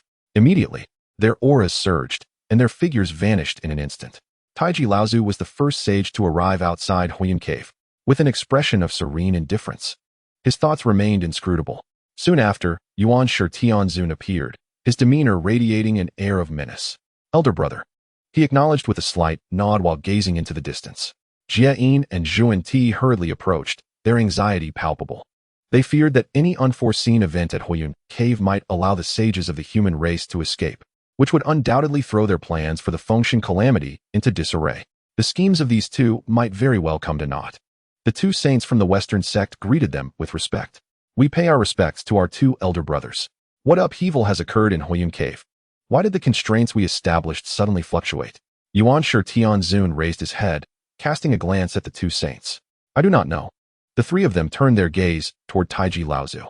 If anyone could keep the events of Hongwang hidden, it would be this sage with unparalleled calculation abilities. Taiji Laozu, maintaining an expressionless demeanor, simply stated, it is of no concern, before gradually fading from sight.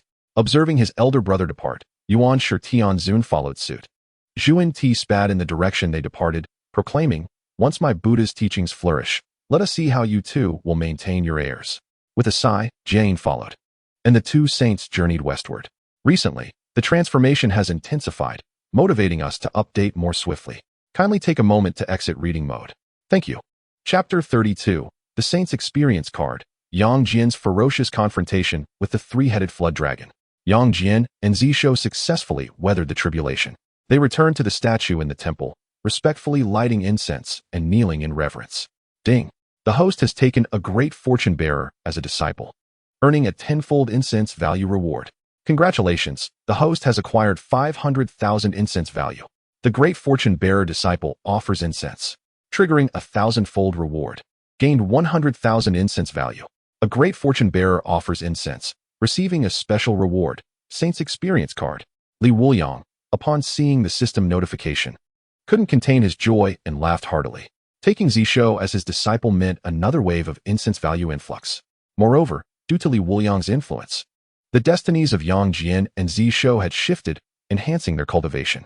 Their impact within the primordial realm had vastly increased. They were no longer merely great fortune bearers, but had ascended to the status of supreme fortune bearers. This elevation in identity and cultivation enabled them to contribute even more incense value. Wuliang noted the uniqueness of this special reward, the Saints Experience Card. It was evidently a remarkable item. System, what precisely is the Saints Experience Card? Ding! Saints Experience Card, upon use, allows for unlimited access to saintly powers for 1 minute. Wuliang was astounded. This reward was simply exhilarating. For 1 minute, he could wield saintly powers without restriction. In other words, after activating the Saint's Experience Card, within that minute, he, Wuliang, would become the 8th saint of the primordial realm. A smile spread across his face, impossible to hide, as he languidly reclined upon his colorful cloud throne. Today, there would be no need for cultivation. He would indulge himself. At that moment, outside the Wuliang temple, an elderly farmer rushed up the mountain, flustered. Help! Wuliang Immortal! Save us! Just then, Yang Jian and Zhou returned from their internal realm. Yang Jian approached and inquired, "What troubles you, old man?" The elderly farmer's legs buckled, and he knelt down, crying out, "I reside in a village by the river, 100 miles away. Recently, a flood dragon has emerged from who knows where, wreaking havoc on our fields. It even devours people. Many young women have been forcibly taken by this dragon. I beseech the Immortal to have mercy and save our little river village." Upon hearing of this monstrous disturbance, Yang Jian's brow furrowed in concern. He promptly assisted the old farmer to his feet and said to Zhou, "Junior brother, I shall accompany this elder to exorcise the demon." Zhou nodded. "Be careful, senior brother." Subsequently, Yang Jian grasped the old farmer and soared into the clouds, swiftly departing in the direction indicated by the farmer. Though the distance was considerable, Yang Jian had ascended to immortality. In the blink of an eye, within the span of half a fragrant stick, he arrived at Shaojiang village. The villagers had gathered at the entrance, lamenting in sorrow. Among them, several elders firmly restrained a young man, preventing him from rushing forward. Yang Jian landed with the old farmer and inquired, "What has transpired?" The villagers, having previously visited the infinite immortal temple, recognized Yang Jian. "Brother Yang, the wife of Erlang Shen has just been abducted by that dragon," he exclaimed, unable to contain his fury as he prepared to confront the beast. Upon seeing Yang Jian descend from the sky, the young man knelt and fervently bowed his head. "Brother Yang, I implore you, save my wife," he pleaded. Yang Jian quickly assisted him to his feet, patting his shoulder reassuringly. "Do not worry, I shall rescue your wife." "Where's the dragon?" The villagers pointed towards the riverbank, and Yang Jian, with his celestial eye slightly opened, hastened towards the location. "With Brother Yang here, we need not fear. The esteemed disciple of the infinite immortal will surely vanquish the wicked dragon." Yet, doubts lingered. Could the young man truly withstand such a formidable foe? One villager tapped the young man's head and remarked, "Are you foolish? The infinite immortal possesses immense power. His disciple cannot possibly fail against a mere dragon." Others echoed their agreement, watching with hopeful anticipation as Yang Jian departed. Traveling swiftly, Yang Jian finally reached the riverbank. Just as he was about to use his celestial eye to locate the dragon, a small black hound rushed towards him, barking furiously at a stone wall by the river. Without hesitation, Yang Jian unleashed a surge of spiritual energy towards the wall the dog was barking at. Boom! A cascade of rubble erupted, revealing a massive opening. As he prepared to strike again, a three-headed dragon, adorned with shimmering silver scales, burst forth from the cavern. Roaring with fury, the dragon expressed its displeasure at the intrusion. "How dare a mere earth immortal disturb my domain?" The three-headed dragon, previously cultivating at the riverbed to ascend to the celestial realm, had only recently emerged to frolic in the waters. Enchanted by the beauty of the mortal women, it had captured them for its own pleasure, intending to transform and revel in their company.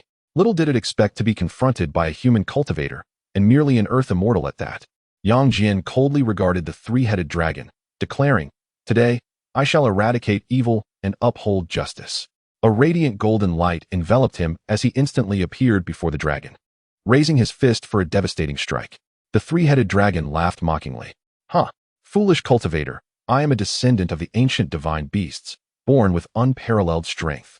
Do not speak of the disparity between our realms. How dare you engage in close combat with me?" The three-headed dragon mocked while extending its colossal claws to collide with Yang Jian. Bang! The three-headed dragon felt a tremendous force surge from its palm, followed by the rushing sound of wind by its ear. It was not until its massive body crashed against the stone wall that it finally came to a halt. Twisting its body, the three-headed dragon was still reeling from shock. Yang Jian, radiating with golden light, descended from the heavens, poised to stomp down upon it. The three-headed dragon's eyes widened in alarm. This human celestial's physical prowess was astonishing. It was nothing short of a monster. To be trampled by such a being would surely cost it half its life. The three-headed dragon summoned its own essence blood, swiftly shifting several positions to evade Yang Jian's strike. Pausing for a moment, the three-headed dragon realized it was no match for this human cultivator. It sought to negotiate. Yang Jian remained expressionless, as a golden sea manifested behind him. In the pursuit of exorcising demons and upholding the Tao, there was no room for pause. The three-headed dragon gasped in shock. That golden sea was suffused with the laws of the great Tao, even carrying an aura reminiscent of a saint's might. Touching it would mean certain death. Woof, woof, woof. At that moment, the little black dog dashed to the rear of the three-headed dragon, barking fiercely. Faced with imminent peril, the three-headed dragon, already fraught with anxiety, was further irritated by the barking of this mundane little dog. With a flick of its massive tail, it swatted the dog away. Bam! The little black dog was sent flying by the sheer force. A mournful yelp escaped its mouth. After crashing into a tree, the little black dog fell to the ground, motionless. Upon witnessing this, Yang Jian's eyes ignited with fury, for reasons unknown. The sight of the little black dog being struck down filled him with inexplicable sorrow. The three-headed dragon had no time to summon its essence blood again, as Yang Jian's golden fist light was already upon it. The pain was excruciating. The three-headed dragon endured a suffering it had never known. Yang Jian, fueled by anger, delivered a punch that sent the three-headed dragon crashing to the ground. Subsequently, he pinned the massive dragon beneath him, unleashing a barrage of strikes upon its three heads. The golden fist light rose and fell, each assault leaving the three-headed dragon with unforgettable agony. "Stop. Enough. Great Immortal. Please, do not strike any further. Do not hit the dragon's face." Yang Jian offered no response, nor did he cease his relentless assault. The three-headed dragon discerned from Yang Jian's impassive demeanor that this human intended to beat it to death. It felt the urge to weep. It had spent years cultivating at the bottom of the river, only daring to emerge upon reaching the celestial realm. In just a few days, why must it endure such a harrowing experience? Suddenly, the three-headed dragon experienced a moment of enlightenment. "Great sage, I have not harmed any human beings," it exclaimed. "Oh, great sage, all those people are safe in my lair."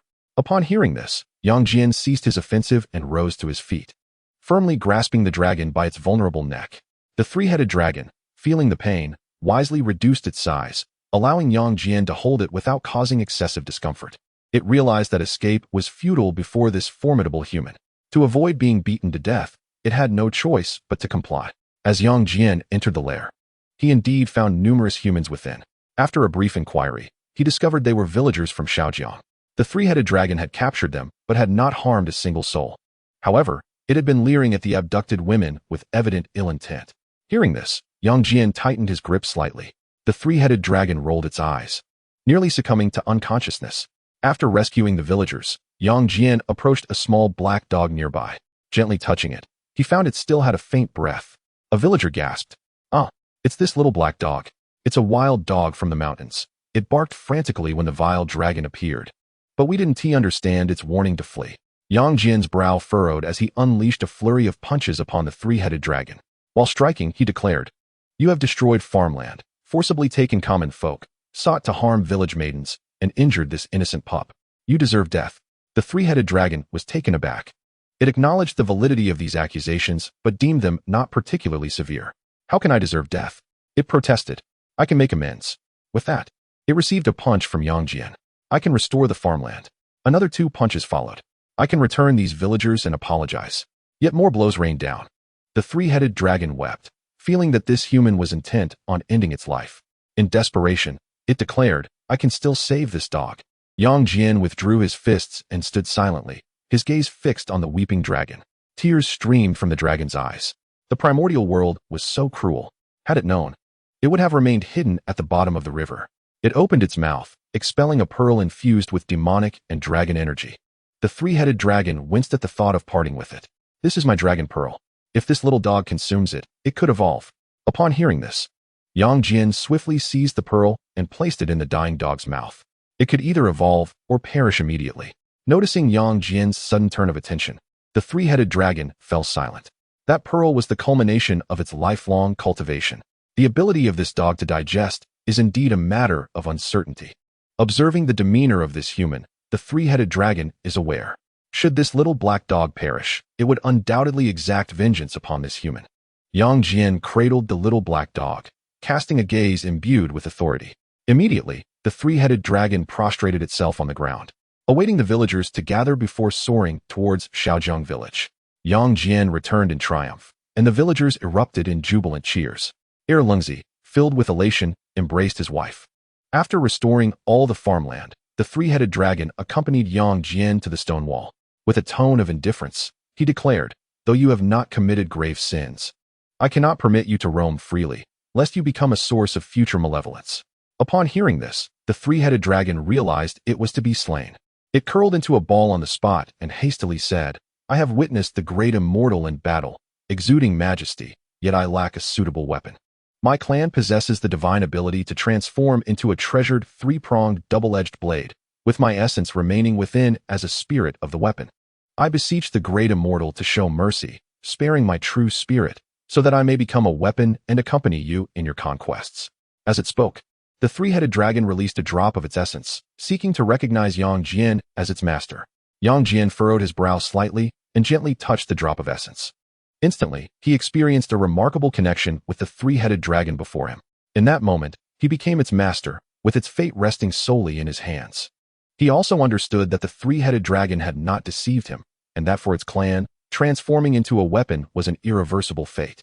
Thus, once a weapon, forever a weapon. Yang Jian initially considered declining, yet deep within, he felt an instinctive pull. This would be the most fitting treasure for him. Upon sensing his acquiescence, the 3-headed dragon let out a sigh of relief. If it must become a weapon, it was far better than facing death. A brilliant light emanated from the 3-headed dragon's body. When the radiance subsided, a weapon, equal in height to Yang Jian's chest, shaped like a trident with blades on both sides, materialized before him. Gazing upon this formidable and strikingly designed treasure, Yang Jian instinctively grasped it, feeling a profound connection between his heart and this weapon. A smile graced his lips. The 3-pronged double-edged blade resonates with my spirit. Clutching the still sleeping little black dog, Yang Jian transformed into a streak of light, soaring across the sky. By the time he returned to the Wuliang immortal temple, the moon hung low in the branches, and the worshippers had already completed their offerings and departed. Zhou, upon seeing his senior brother Yang Jian wielding a weapon and cradling a puppy, was filled with curiosity. After Yang Jian explained, the circumstances became clear. Noticing the little black dog's long breaths, yet unawakened state, Yang Jian grew anxious. Junior brother, I must seek master for help with this little black dog. Zhou, seeing Yang Jian's distress, urged him to remain calm. Do not fret, brother, master will surely have a solution. Within the temple's inner sanctum, Wuliang observed Yang Jian's ensemble and mused to himself. The once mighty god of war, now exuding an impressive presence, unleashed a radiant beam from his hand towards the small black dog. Instantly, a colossal shadow of the black dog materialized in midair, gazing into the horizon with a fierce roar.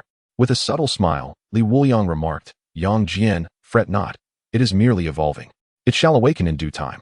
After expressing his gratitude to Wuliang, Yang Jian returned to his chamber, gently cradling the small black dog. Softly murmuring, he said, for your thunderous roars, you shall henceforth be known as the Howling Celestial Hound. The slumbering Howling Celestial Hound seemed to take great pleasure in this name, wagging its tail ever so slightly. As time elapsed, 2 months had passed. On this particular morning, the Grand Master Wukong of the Shang dynasty triumphantly returned once more. After reporting the battle's outcome to the Emperor De in the city of Chaoga, he was summoned to the Wuliang Immortal Temple to escort Prince Zhou back to the palace. Upon his arrival at the temple, Wukong was taken aback by the grandeur of the scene. Within the vastness of the primordial realm, only the temples of the sages could rival the magnificence of the Wuliang Immortal Temple. Focusing intently, Wukong beheld the prince. Approaching him, he offered a respectful bow and was about to speak when he sensed an extraordinary aura emanating from the prince. His pupils dilated in shock. He could hardly believe that he felt traces of cultivation within the prince. The Wuliang Immortal had indeed shattered the celestial edict that prohibited the emperor from practicing the path of cultivation. Overwhelmed, Wukong staggered back a few steps, unable to maintain his composure, and fell to the ground. The Grand Master of a bygone dynasty, seasoned by years of warfare, now found himself unable to steady his own mind, struggling even to stand. The magnitude of his astonishment was beyond comprehension. The last time he had seen the prince was half a year ago, when the young noble was troubled by the constraints imposed upon him. And now, in the blink of an eye, the prince had not only transcended those limitations, but had also attained immortality. Wukong could scarcely fathom the terrifying tribulations the prince must have faced to achieve such a feat. Surely, it was the Wuliang Immortal who had aided him through that cataclysmic ordeal. With this realization, Wukong hurriedly rose, trembling, and fervently knelt before the statue, offering his profound gratitude to the Wuliang Immortal. He vowed to forever remember the immense grace bestowed upon humanity by the Wuliang Immortal. Meanwhile, within, Li Wuliang, in a state of languid repose, received a system notification. Ding! The atmosphere was charged with an unusual energy as a great fortune-bearer lit incense for the host, triggering a 1,000-fold reward and generating an impressive 50,000 points of incense value. Li Wuliang, upon awakening, directed his gaze toward the temple, only to discover that the visitor was Wukong. With an air of indifference, he slumped back onto his vibrant, cloud-like throne. This was not a newcomer, nor could he accept disciples, rendering the encounter rather dull. Furthermore, it was evident that Wukong had come to retrieve his disciple, Zhou, which would inevitably diminish the daily incense value by a significant margin. Li Wuliang felt even less inclined to engage. Inside the temple, after respectfully completing his incense offering, Wukong pulled Zhou aside, his expression grave. "Prince, I have come to escort you back to the royal palace," he stated. Noticing Zhou's hesitation, he continued, "The king's health is failing, and he may not have much time left." Zhou's breath caught in his throat, and in a moment of panic, he grasped Wukong's arms. "Master, how could this be? When I departed, my father was in good health, and it has only been half a year." With a heavy sigh, Wukong explained, "The king has been burdened by state affairs, laboring day and night. His old ailment has resurfaced, and it is beyond remedy. I have come specifically to bring you back to see your father one last time." Tears welled in Zhou's eyes as he nodded solemnly. "Very well. I will bid farewell to my master and depart immediately for Chaoga." Wukong knelt in deference. "I shall await your highness outside the temple." Upon hearing of Zhou's imminent departure, Li Wuliang raised his hand, summoning him into the inner world.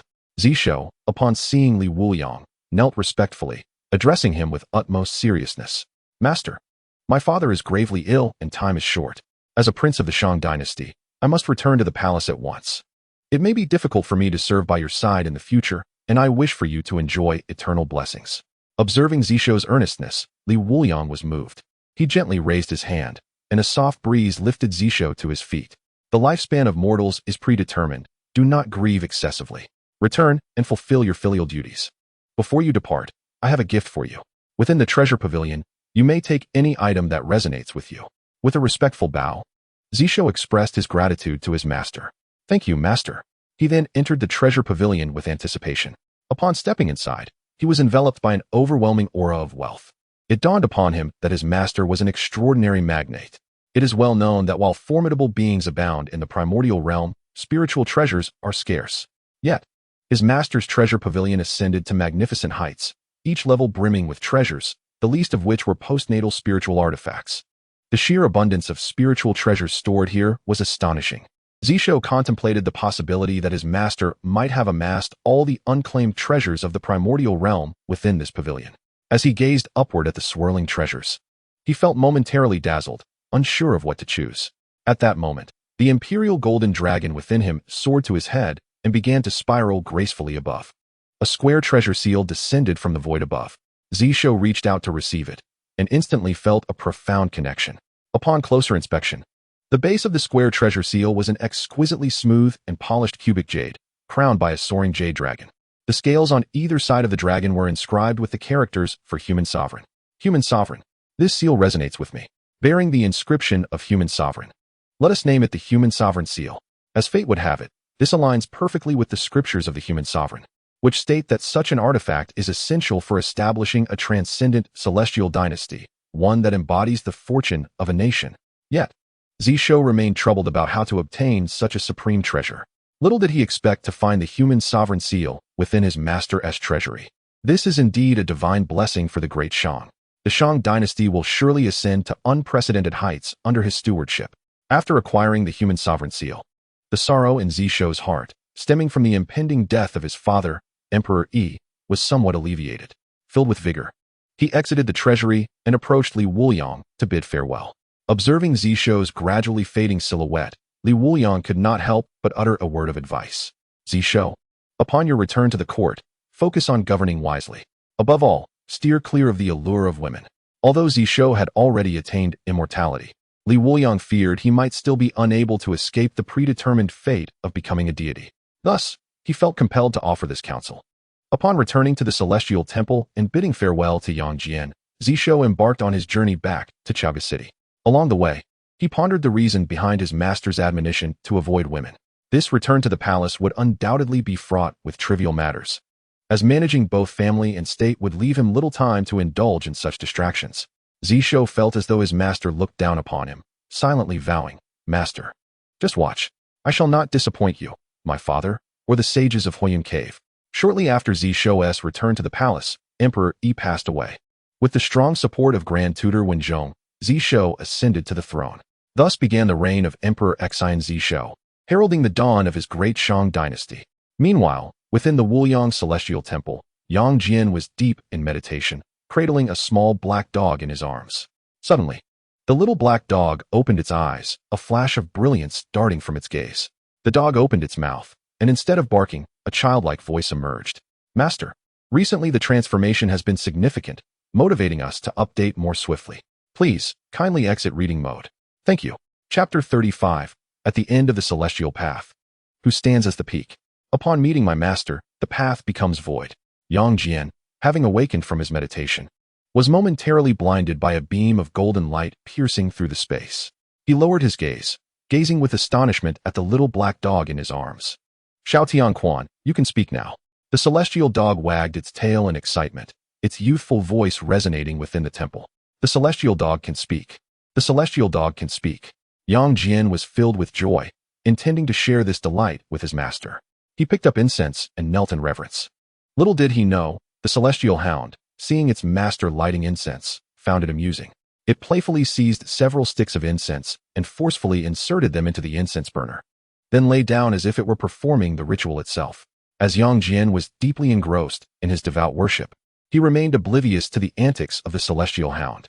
Meanwhile, within the infinite immortal temple, a notification chimed. Ding. Detected that a great fortune bearer has offered incense to the host. The disciple of a high-level fortune bearer has offered incense, triggering a 1,000-fold reward. Gained 100,000 points of incense value. A high-level fortune dog has offered incense, triggering a 100-fold reward. Gained 3,000 points of incense value. Received special reward. Inheritance of the Black Emperor. Wuliang, upon seeing the system prompt, was filled with questions. He recognized the high-level fortune bearer's disciple as his second disciple, Yang Jian. But what was this high-level fortune dog? Noticing the special reward of the Black Emperor's inheritance, Wuliang's curiosity was piqued. Black Emperor inheritance, the lifelong legacy of an emperor-level powerhouse in the realm of Zhentian. Indeed, in the later stages of the Zhentian world, the Black Emperor had ascended to the emperor realm with the aid of the heavenly Emperor Yi. This meant that the fortune dog within the temple was the celestial hound. How had it offered incense to him? Wuliang focused his gaze and, sure enough, saw Yang Jian earnestly offering incense in worship. While a small black dog occasionally glanced at him, mimicking his actions, Wuliang gently rubbed his forehead. Surely, he could not utilize the Black Emperor's inheritance for himself. It was inconceivable to accept his disciple's dog as a disciple. This was simply impossible. Adhering to the principle of not wasting opportunities, Wuliang summoned both the man and the dog into his inner world. Upon seeing his master, Yang Jian exclaimed joyfully, "Master, the celestial hound has finally awakened. And it can speak." The celestial hound pranced around Wuliang's feet. "It can speak. The celestial hound can speak." Wuliang looked at the adorable little black dog and revealed a tender smile. He turned his gaze to Yang Jian, saying, "I sensed that the celestial hound would awaken today. I have prepared a legacy left by the great dog tribe for it. Yang Jian, are you willing for the celestial hound to accept this inheritance?" Without hesitation, Yang Jian performed a disciple-esque bow, astonished by his master's kindness. Not only was he imparting celestial techniques and bestowing him with a superior physique, but now he was even going to great lengths to secure a legacy for his dog. "Thank you, master." Yang Jian expressed his gratitude. Wuliang waved his hand nonchalantly, pointing at the still bouncing little black dog. In an instant, a beam of black light shot toward the celestial hound. An overwhelming force of prohibition and formation emerged. One could vaguely sense the astonishing transformation taking place within the celestial hound. After a stick of incense had burned, the black light dissipated. The form of the howling celestial dog materialized. No longer was it the diminutive black pup. It had grown into a colossal creature, surpassing even the most formidable tiger by a significant margin. Its coat was a lustrous ebony, shimmering with an otherworldly glow, concealing the power of intricate formations beneath its fur. It exuded an air of imposing majesty. However, the oversized pair of shorts adorning its hindquarters undeniably marred its regal appearance. At this moment, the howling celestial dog stood upright on its hind legs, resembling a human rather than supporting itself on all fours. Its expression conveyed an audacious arrogance. Wuliang, witnessing this spectacle, furrowed his brow and muttered to himself, "Oh my, is that not the large swimming trunks from Blue Star? And what on earth is wrong with this howling celestial dog? It appears rather ridiculous. Is this Black Emperor's legacy truly so unrefined?" Subsequently, the howling celestial dog uttered a statement that confirmed Wuliang's suspicions. With its hands clasped behind its back, it swaggered a few steps before slowly articulating, "At the end of the celestial path, who stands as the peak? Upon meeting my master, the path of enlightenment dissipates. My master, Yang Jian, is the foremost power of the primordial realm." Yang Jian, upon seeing the howling celestial dog in such a state, felt his pupils constrict in disbelief and turned to his mentor for confirmation. Yet, at that moment, Wuliang was gazing at the heavens, feigning ignorance. Yang Jian inhaled deeply and pointed at the howling celestial dog's oversized shorts. "Howling celestial dog, what is it that you are wearing?" The howling celestial dog, upon hearing its master's inquiry, displayed a sycophantic grin. "Master, this is a defensive treasure bequeathed to me by the esteemed Black Emperor. Do not be deceived by its appearance. It is imbued with numerous defensive formations. Unless faced with a sage, my master can traverse anywhere, and I can follow with this precious pair of shorts. Furthermore, the Black Emperor has also imparted the Black Emperor scripture to me, enabling my cultivation." Yang Jian's lips twitched incessantly as he contemplated, in the vast primordial realm. Who would dare to claim this pair of shorts is ordinary, given its external appearance? Reflecting on the time he entered, when the howling celestial dog was a cuddly little creature he could hold in his arms, he now beheld it transformed into an awkwardly humanoid canine. A flicker of regret arose within Yang Jian, and he contemplated asking his mentor whether it was possible to return this legacy, only to find himself back in the celestial temple. Yang Jian fell silent, pondering the implications. Was it impossible to return? The howling celestial dog was wandering about, inspecting the celestial temple. Upon hearing its master speak, it promptly inquired, "Master, what cannot be returned?" Yang Jian fixed his gaze on the upright howling celestial dog and replied somberly, "Nothing. Why can't you walk on all fours like a dog?" Master. Do you not think it is rather cool for the howling celestial dog to walk like this?" "Not at all. Master, if you observe a little longer, you will surely find it appealing. Can this pair of shorts not be worn?" Sigh. "Master, such would make the howling celestial dog feel shy." Boom. "Master, what are you closing the door for? The celestial hound has not yet entered, master." Hee, master. Did you not expect that the celestial hound possesses knowledge of spatial formations? This door cannot confine me. Early the next morning, Yang Jian wore a grim expression as he opened the temple door. Unlike on other days, he did not warmly greet the numerous pilgrims outside. The pilgrims, noticing his demeanor, understood that something displeasing had occurred and refrained from disturbing him. To their surprise, a towering black dog, over 2 meters in height, leapt forth. One paw pointed skyward, its voice resonating powerfully. "Who stands at the pinnacle of the immortal path?" At the sight of my master, all is rendered void. The sudden appearance of the giant black dog startled the pilgrims. Yang, there's a monster. Help us, Yang. The corners of Yang Jian's eyes twitched violently as he clenched his teeth, suppressing the humiliation of social embarrassment. With a calm expression, he said, "Do not panic. This is my dog." Upon hearing this, the pilgrims relaxed, their curiosity piqued regarding the breed of this remarkable canine. They began to praise it, while the celestial hound basked in their admiration with an air of arrogance. Yang Jian stood expressionless beside them, occasionally exuding a fleeting aura of menace. Recently, the transmission has been severely disrupted, fueling our motivation to update more rapidly. Kindly take a moment to exit reading mode. Thank you. Chapter 36. The scheme of Tai Jinren outside of Qintang Pass. Amidst the clouds above, Tai Jinren had been waiting for quite some time. At this moment, he sensed a familiar aura approaching from a distance. Looking up, he discovered it was the long-awaited Nezha. According to his plan, at this stage, he needed to incite a mortal enmity between Nezha and the Dragon Clan of the East Sea. Only with Nezha's demise could he utilize the merit Golden Lotus bestowed by his master, Yuanshi Tianzuan, to resurrect Nezha, thereby strengthening their bond and having Nezha shield him from calamity. However, Nezha's heavenly secrets had been obscured, and he had no way of knowing Nezha's whereabouts. Thus, months prior, he had come to wait near Qintang Pass. To ensure the success of his plot, he had laid waste to the village where Nezha had valiantly battled the Sea Yiksha, annihilating all the villagers. Their remains had been refined into a blood pearl, awaiting Nezha's return to lure him into a bloody conflict with the East Sea. He had already selected his initial target for this bloodshed, the East Sea Dragon Prince, Ao Bing. A cold smile crept across Tai Jinren's lips as he turned his gaze toward the East Sea. Transforming his appearance to resemble Nezha, he swiftly vanished. After emerging from the undying volcano, Nezha made his way directly to Qintang Pass. After days of flying, a small black dot appeared on the horizon. Though it was minuscule, Nezha felt an undeniable familiarity. "Qintang Pass, I have returned." A somewhat maniacal laugh escaped the lips of the boy with dark circles under his eyes. As he neared Qintang Pass, Nezha instinctively glanced towards the village where sacrificial boys and girls had been offered to the Sea Yiksha. What began as a casual glance soon revealed an unsettling truth. In broad daylight, not a single soul stirred within the village. A sense of foreboding crept into Nezha's heart as he hovered above the settlement.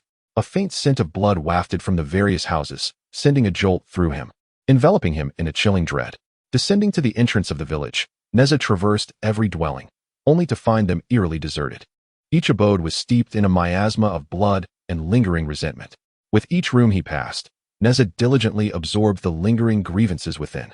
Upon reaching the village's edge, he found the accumulated resentment coalescing in his hands. Looking down, he perceived familiar faces, their anguished screams directed toward the heavens. Observing the gathered resentment, Nezha stood in silence, as if conversing with the lingering spirits of the villagers. "I shall avenge you," he murmured. At his words, the residual grievances seemed to find solace, dissipating in front of his eyes as if bidding him farewell and gratitude. Lifting his gaze, two tendrils of black-red flames ignited within Nezha's pupils. The temperature around him surged exponentially, fueled by his rising fury.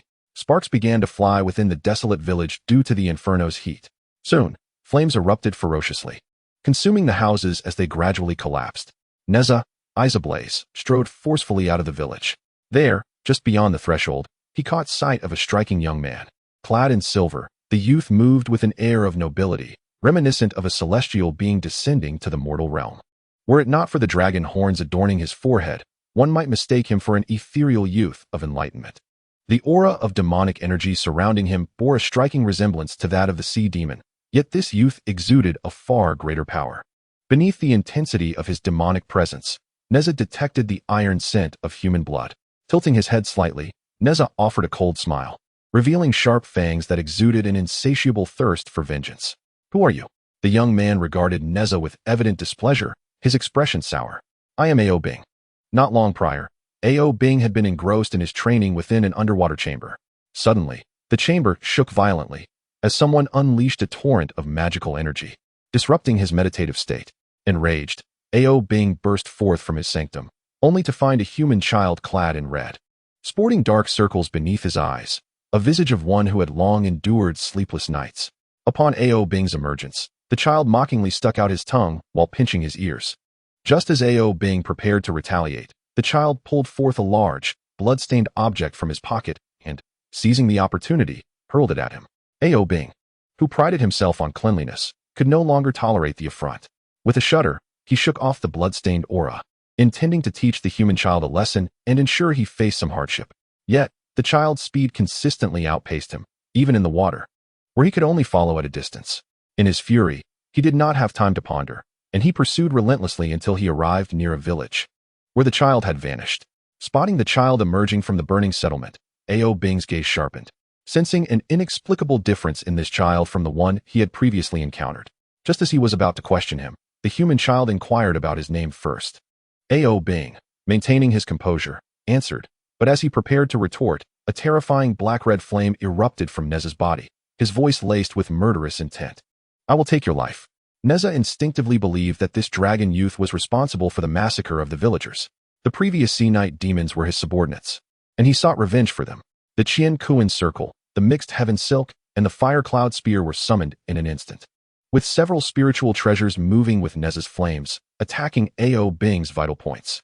Ao Bing was unprepared. Not only had Nezha provoked him, but he also struck first with lethal intent. You disrupted my cultivation, and now you attack me without discernment. Do you think my Dragon Clan's temperament is so mild? However, Nezha paid him no heed, consumed by thoughts of the villagers' unwilling spirits and solely focused on avenging them, disregarding Ao Bing's words. Seeing Nezha continue his assault without acknowledgement, Ao Bing's brow furrowed, and he leaned forward, clearly unwilling to hold back. A fierce battle for survival unfolded between the two. Above them, a hidden figure watched coldly, smirking. Tai Jinren's eyes were devoid of emotion, filled only with indifference. He scoffed. What if the heavenly mechanism is obscured? A mere human cannot escape my calculations. Reflecting on the time Nezha had been missing, his worries and fears made Tai Jinren realize his courage had waned. In the primordial chaos, the postnatal human race was the most humble, while he was a disciple of the primordial heavenly sovereign, one of the 12 golden immortals, having cultivated for millions of years to reach the great Luo golden immortal realm. Among the 12 golden immortals, he was indeed a formidable force. Yet, he found himself feeling anxious because of a mere human's obscured heavenly mechanism. Tai Jinren chuckled silently, observing the fierce struggle between the dragon and the human below. A sense of superiority washed over him. He softly murmured, Nezha, you are destined to participate in the function calamity for me. Your name is on the function list. Chapter 37, Nezha's Fury, killing Ao Bing and binding his dragon spine to confine his true spirit. Nezha's eyes blazed with flames as the Fire Cloud Spear, imbued with black-red fire, lunged toward Ao Bing. In the void, flickering sparks of Mars ignited as an eerie flame lotus erupted before Ao Bing. The searing, terrifying flames threatened to engulf him. Ao Bing felt his magical power diminish before the black-red flames, causing a surge of alarm within him. He swiftly maneuvered, leaping into the air to evade the explosive assault. At that moment, a circular spiritual treasure hurtled toward him at an alarming speed. Ao Bing could not dodge in time, and the Qian Kuan circle struck his shoulder. With a sharp crack, a fissure appeared on his sturdy dragon bone. The intense pain ignited a crimson glare in his eyes, and he let out a furious roar. In an instant, he appeared before Nezha, delivering a powerful punch to his abdomen. Bam! Nezha was thrust backward several steps by the sheer force. Subsequently, he smirked disdainfully at Ao Bing. Witnessing this scene, Ao Bing was utterly astonished. The Dragon Clan was among the most formidable primordial beings in the vast wilderness. He was also the most powerful among the awakened bloodline of the Eastern Sea Dragon Clan in his generation. In terms of physical strength, few beings of his age could rival him. Until now, he would have never believed that any human could match him in raw physical prowess. Yet, before him stood a mere child of the human race, whose physical strength far surpassed his own. Despite unleashing all his might in a single punch, he found that this human child had only been pushed back a few steps, without inflicting any damage whatsoever. Another shocking realization gripped Ao Bing's heart. After years of cultivation, he had attained the golden immortal realm through the power of his dragon bloodline. But this child named Nezha, at merely 3 or 4 years old, had somehow achieved the same golden immortal level. In every aspect, realm, physicality, magical power, and divine abilities, Nezha was extraordinarily formidable. The Qian Kuan circle was once again hurled from Nezha's hand, unleashing an unparalleled force toward Ao Bing. The very sea winds were disrupted by this overwhelming power, illustrating the terrifying lethality of the Qian Kuan circle in Nezha's grasp. The Fire Cloud Spear ignited with flames, following closely behind the Qian Kuan circle as it lunged toward Ao Bing. Numerous black-red fire lotuses emerged amidst the void, subtly rotating. Seemingly silent, yet distorting the very laws around Ao Bing, leaving him with no avenue of escape. A profound sense of life and death urgency enveloped Ao Bing entirely. Roar! A deafening dragon's roar erupted from Ao Bing's mouth, soaring into the heavens. Suddenly, a torrent of water surged behind him, rippling vigorously. The swirling fire lotuses began to slow in their rotation. Towering waves, reminiscent of a tsunami, surged behind Ao Bing, crashing down with monumental force. He raised his hands, a mysterious rhythm of Tao circulating between them. Then, with both palms thrust forward, the tremendous wave, imbued with destructive power, descended fiercely. It collided directly with the incoming fire cloud spear. The playful smirk vanished from Nezha's face, replaced by an expression of rare seriousness. The towering wave crashing toward him seemed to possess an essence beyond mere seawater, imbued with an ominous chill that could thwart his fiery onslaught. A torrent of flames erupted from the tip of the fire cloud spear, forming a blazing wall of fire.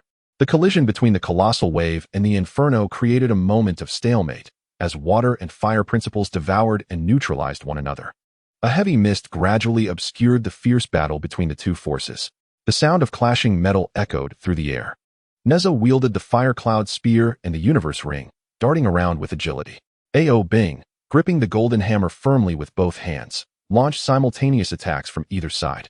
Their conflict raged from the village to the beach, with flashes of spear and hammer illuminating the sky as they engaged in aerial combat.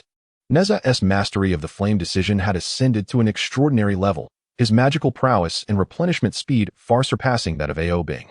In the exchange of blows, Ao Bing found his energy waning. A well-aimed strike from Nezha's universe ring struck Ao Bing squarely in the chest, causing a torrent of blood to erupt from his mouth. The force propelling him into the sea below, splashing water several meters high. Seizing the opportunity to claim victory, Nezha prepared to hurl the fire cloud spear and finish Ao Bing. Suddenly, a massive silver dragon, spanning over 10 zhong, roared forth from the depths of the ocean. Truly a remarkable being of innate power. Upon revealing his true form, Ao Bing's overwhelming dragon aura dissipated a significant portion of the flames enveloping Nezha. Relying on the resilience of his dragon scales, he withstood several of Nezha's assaults before ensnaring him with his massive dragon body. He planned to crush Nezha using the sheer physical might of his true dragon form. Nezha found himself squeezed by the silver dragon's form.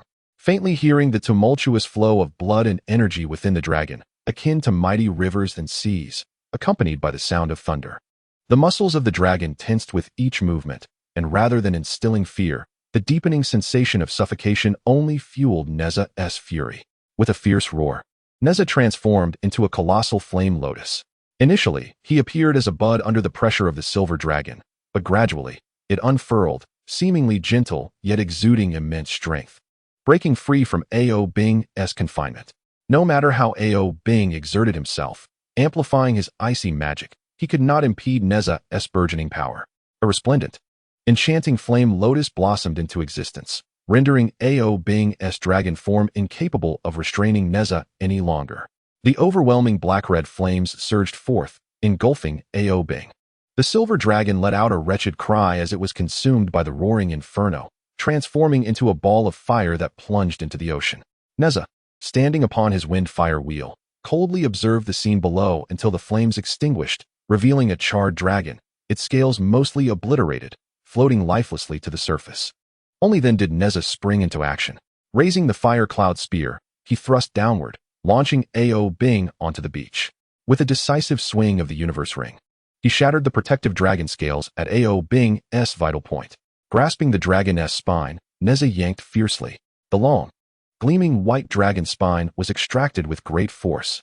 After Ao Bing let out a heart-rending scream that echoed through the heavens, his dragon tail fell limp, and he ceased to make a sound. Even after slaying Ao Bing, Nezha felt an insatiable desire for further retribution. Observing Ao Bing's true spirit gradually dissipating, he gently waved his hand to capture the essence of the dragon's spirit. He intended to torment the essence of this malevolent dragon day and night, making it acutely aware of the suffering endured by the villagers. However, he refrained from employing any spells against the spirit. Initially planning to return to Chintang Pass, he resolved instead to visit the Wuliang immortal temple. That individual, Wuliang, possessed certain formidable abilities and would surely be adept in such arcane arts. In an instant, A blaze of fire soared into the air, hurtling towards the temple. In a secluded expanse of cloud, Tai Jinren gazed with satisfaction upon Ao Bing's lifeless dragon corpse on the beach. He had no concern for Neza's whereabouts. His immediate priority was to transport Ao Bing's remains to the Dragon King of the East Sea. The Dragon King, upon witnessing the gruesome demise of Ao Bing, would undoubtedly seek vengeance against Neza and subsequently direct his wrath towards Chintang Pass. Neza, in an effort to protect Chintang Pass, would have no recourse but to offer his life as atonement. Thus, his grand scheme was essentially set in motion. Following this, it was merely a matter of bringing Neza back to Kunlun Mountain's Yushu Palace, resurrecting him, and providing a thorough education. The calamity of the gods would then be assured. Tai Jinren contentedly stroked his beard. A colossal hand materialized in the air, enveloping Ao Bing's corpse and whisking it away to the depths of the East Sea. Chapter 38. Time Reversal. The truth revealed at an unnamed hilltop. A long line of pilgrims formed outside the Wuliang Immortal Temple, nearly occupying the adjacent mountain. Countless devotees filled the area, creating a bustling scene. A streak of fire appeared on the horizon, rapidly approaching the temple. The intense blaze captured everyone's attention.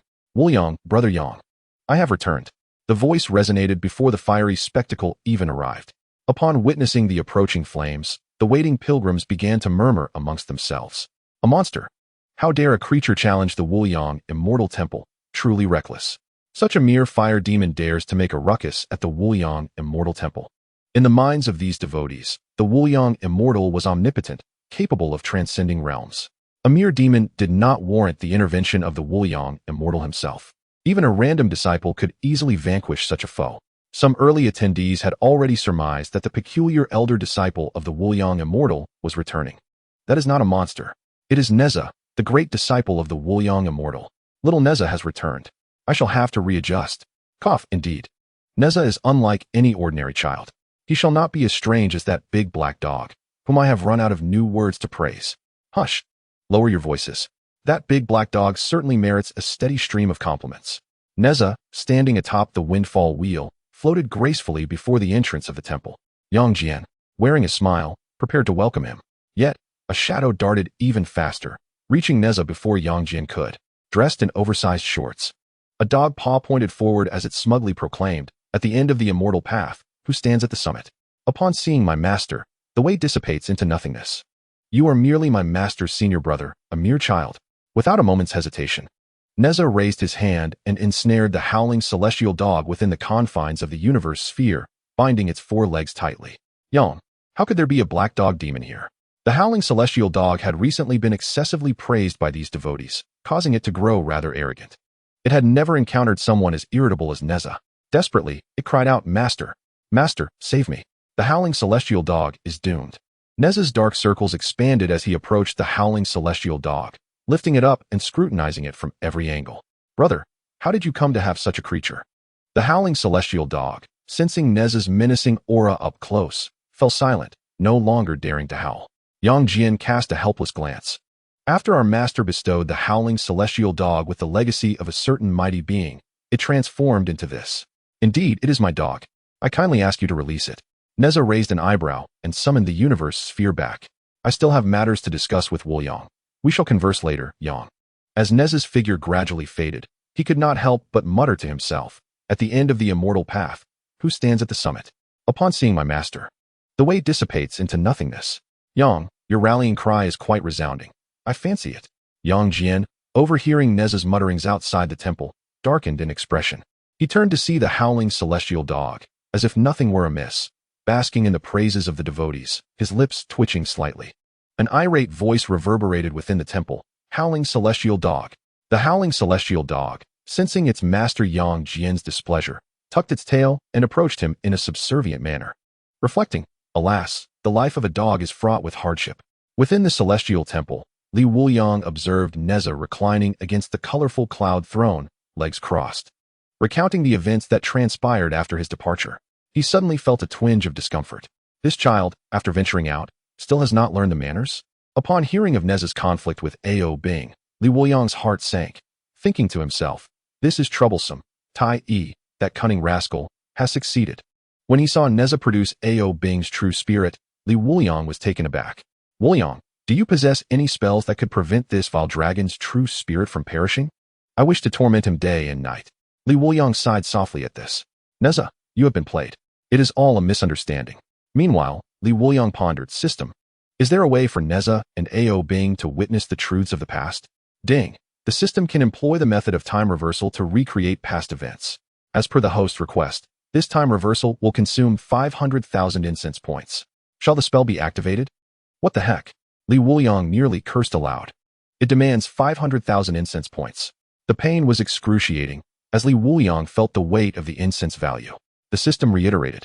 Time reversal deducts incense value based on the duration and the cultivation level of the characters involved. At that moment, Li Wuliang comprehended that although the time of this reversal was brief, it engaged figures of considerable stature, such as the Tai Junren of the Great Luo Golden Immortal Realm, along with Nezha and Ao Bing of the Golden Immortal Realm. Hence, such a substantial amount of incense value was required. Li Wuliang couldn't help but ponder the implications. If one were to uncover the secrets of a sage one day, would not the incense value required for reversing time to a sage be exorbitant, overwhelming the system entirely? Initiating time reversal, Li Wuliang declared resolutely in his heart. To resolve the conflict between Nezha and Ao Bing, and to thwart the schemes of the old thief Tai, there was no alternative. A radiant light pierced through the internal world, and the group arrived before a village, the very village that had been slaughtered. Nezha rushed forward, calling out. But the villagers were oblivious to his voice and presence, completely ignoring him. Li Wuliang sighed softly. Nezha, this is merely a glimpse of a past scene. A fragment of time. We are but spectators. Nezha, understanding yet reluctant, returned to Li Wuliang's side, awaiting the unfolding of events. After a brief interval, a celestial being descended upon the village. Upon seeing the immortal, Nezha instinctively exclaimed, Old Tai. The villagers, noticing the arrival of a celestial figure, joyfully gathered and paid their respects and homage. However, Tai, with an impassive countenance, extended his hand and clenched it forcefully. In an instant, the villagers who knelt before him erupted into a mist of blood. The remaining villagers, witnessing this horror, fell into chaos. Tai remained expressionless as he traversed the village, leaving no survivors in his wake. The entire village had been reduced to fragments, a vast amount of blood mist coalescing in his grasp, forming a blood pearl. Subsequently, Tai Junren ascended into the sky, sitting in silence upon the clouds until he noticed Nezha's return. Transforming into Nezha's likeness, he submerged into the East Sea, provoking Ao Bing and hurling the blood pearl upon him. This act drew Ao Bing to the village, where an epic battle ensued between him and Nezha. The final scene revealed Tai's cold, disdainful smile as he proclaimed that Nezha's fate was to participate in the calamity of the Fengshun, condemned to the divine roster. With a flash of brilliance, the vision vanished. The internal world of the celestial temple fell into a profound silence. Li Wuliang reflected inwardly, Tai, you truly are a cunning old fox. Ao Bing's true spirit observed the entire ordeal, filled with sorrow as he realized he had been deceitfully led to his demise. Nezha's eyes blazed with fury, an ominous flame emanating from within him, as if he were on the brink of exploding with rage. Li Wuliang gently pressed his hand upon Nezha's shoulder. Nezha, remain calm. Tai is a great Luo Golden Immortal, backed by the Chan sect and supported by the Primordial Supreme. You are not his match at present. The flames in Nezha's eyes receded, replaced by a fierce determination. Young master, the conflict between Tai and the Chan school is irreconcilable. Recently, the conversion has been intense, motivating us to update more swiftly. Kindly exit reading mode. Thank you. Chapter 39, The Dragon King's Grief. The Eastern Sea in turmoil, Nezha recalled his childhood and the matter of the demon fetus, as well as Tai's feigned demeanor during his visits. Could it be that I was born as a demon fetus, a scheme orchestrated by that old dog Tai? Perceiving Nezha's confusion, Li Wuliang nodded and spoke. The primordial heavenly venerable did not wish for his disciple to partake in the calamity of the Fengshun. He deduced your unique role in the impending tribulation and thus arranged for Tai to infuse demonic energy into your mother's womb, allowing you to merge with it even before birth. Later, when the decree of fate was triggered, Tai intervened to save you. You would undoubtedly harbor gratitude towards him. And through this elaborate maneuver, he ensured you would willingly shield him from disaster. Nezha gritted his teeth in fury, the sound of his teeth grinding resonating ominously, leaving Ao Bing beside him in stunned silence. He inwardly exclaimed, no wonder his father, the Dragon King of the Eastern Sea, always warned him that there was no good to be found among sages. If the disciples of sages are so devious, One can only imagine the true nature of the sages themselves. Nezha released the flames binding Ao Bing's true spirit, scratching his head awkwardly. His gaze drifted towards the horizon. Yet he pointed at Ao Bing, asking what about him. Ao Bing, merely in a state of true spirit, had been enveloped by Nezha's terrifying flames and was unaware of his surroundings. Now, as the flames dissipated, an overwhelming celestial aura surged towards his true spirit. The fragile essence of his spirit began to flourish in this realm of immortals. Ao Bing's pupils dilated. This immortal's domain, Wuliang, could actually nurture true spirits. In the vast wilderness, only a select few innate spiritual treasures possess such nurturing capabilities. Moreover, the purity of the celestial energy here far surpassed that of his father's palace in the Eastern Sea. In comparison, the Eastern Sea Dragon Palace seemed but a dilapidated domain. It is worth noting that the Dragon Clan of the Four Seas is led by the Eastern Sea, with the Dragon King of the Eastern Sea being the mightiest among them. Thus his palace is considered the finest. Yet, the disparity with this place is staggering. Subsequently, Ao Bing noticed the myriad of treasures filling the sky. The Dragon Clan has an insatiable love for treasures, and their Eastern Sea Dragon Palace boasts an abundance of spiritual treasures. It is no exaggeration to say that even among the few sages in the wilderness, they may not possess as many treasures as the Eastern Sea Dragon Clan. Turning his gaze, Ao Bing beheld the towering pavilion. Each layer was adorned with significant treasure energy wafting through the air, especially at the summit, where the subtle pressure of spiritual treasures instilled in him a sense of dread. It was evident that they were extraordinary innate treasures. The higher he looked, the more fear crept upon him, and he reluctantly averted his gaze, astonished. Could it be that this immortal, Wuliang, has concealed all the treasures of the wilderness within this place? Wuliang, of course, noticed Ao Bing's astonishment as he looked upon the state of his true spirit. Furrowing his brow slightly, he suggested that Ao Bing's true spirit should be nurtured within the celestial temple for the time being. Once Ao Bing's spirit had gained strength, they would seek a method to reconstruct his physical form. Ao Bing expressed his gratitude profusely. Nezha, feeling a bit shy, approached him with a sense of awkwardness. Ao Bing. Ao Bing, momentarily dazed, asked, "What did you say?" Nezha, casting his gaze downward, repeated in a softer voice, Ao Bing was taken aback. "Oh dear." Nezha, with a resigned grin, exclaimed, "I'm apologizing. It was my misunderstanding that led to you being in this state." Ao Bing, maintaining an admirable composure, chuckled lightly in response. "It's just a minor encounter with a formidable adversary. It's of no consequence. With the exceptional guidance of the immortal Li, I am certain there exists a way to restore my physical form." The two, having set aside their previous hostilities, returned to the celestial temple, engaged in light-hearted banter. Wuliang, noticing the resolution of their misunderstanding, found no joy in the situation. He feared that the Dragon King of the East had already learned of Ao Bing's demise, and that a flood would soon engulf Chintang Pass. According to the threads of fate, Nezha would, in his efforts to protect Chintang Pass, offer flesh to his mother and bones to his father before the Dragon King. However, now that Nezha was his disciple, Wuliang resolved to prevent him from enduring such suffering. With a cold snort, he devised a plan in his mind. In the heart of the East Sea, deep beneath the waves, stood a magnificent palace, resplendent with pearls and jewels. Countless sea creatures traversed its halls, while formidable sea demons clad in armor wielded fearsome weapons to guard every corner. A palpable aura of dragon might emanated from within the palace. Tai Zhenren concealed his disdain as he cradled Ao Bing's lifeless body in his arms. As one of the 12 golden immortals of the Chan School, I have come to visit the eastern palace of the Dragon King. The Prince Ao Bing has met a tragic end. I beseech the Dragon King for an audience." His pronouncement sent shockwaves through the East Sea Dragon Palace. A deafening roar echoed as a formidable middle-aged man, exuding an overwhelming presence, rushed forth from the Dragon Palace. It was the East Sea Dragon King, Ao Guang. Snatching Ao Bing from Tai Zhenren's grasp, Ao Guang's face was etched with disbelief. Gently caressing Ao Bing's battered body, tears welled in the corners of his eyes. This was his most cherished child, the strongest of the East Sea Dragon clan, whose bloodline had awakened after many years, indeed, even stronger than his own.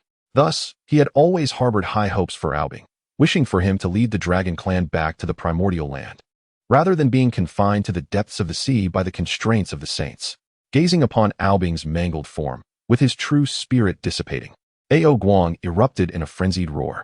"My son Ao Bing!" A powerful tempest instantaneously swept across the surrounding seas, with waves rising tumultuously in the East Sea. The unmatched might of the dragon surged forth, affecting the entirety of the East Sea, as all sea creatures felt the wrath of King Aoguang. Ta Yizhen Ren trembled in fear, observing Aoguang. This ancient being truly embodied the essence of the current dragon clan's leader, his quasi-saintly cultivation exuding an awe-inspiring presence. Aoguang's gaze shifted. Why has a disciple of the sage brought my son's lifeless body before me? An overwhelming pressure bore down upon Tai Yizhenren, who felt as though he might be torn apart by the ancient dragon at any moment. He hastily replied. Tai skillfully traversed Chintang Pass and discovered dragon energy emanating from the general's residence. Fearing potential calamity, I sought to investigate. To my astonishment, I found the general's son, a child named Nezha, playing with a piece of dragon spine. Upon inquiry, I learned that Nezha had engaged in a battle with a member of the dragon clan by the sea, ultimately slaying it. He extracted the dragon spine, extinguishing its true spirit. When I arrived at the scene of the clash, I discovered that the slain dragon was none other than the Dragon King's son. I have brought the body to prevent it from being devoured by wild creatures. Aoguang suppressed the murderous intent surging within him, listening coldly to Tai's words. With a flick of his fingers, he cast a spell upon Aobing's corpse.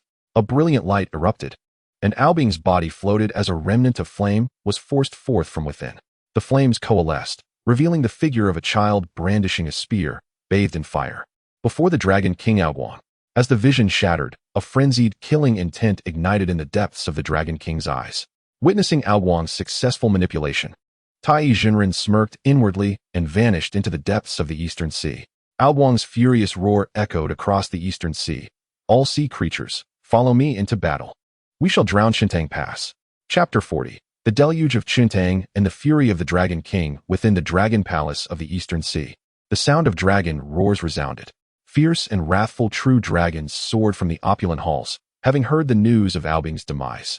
As the heir of the Eastern Sea Dragon clan, Aobing embodied their long-held aspirations.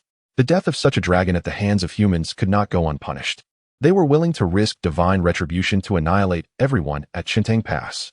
Countless sea demons and aquatic monsters, alongside shrimp soldiers and crab generals, gathered across the Eastern Sea, awaiting the Dragon King's command to strike Chintang Pass.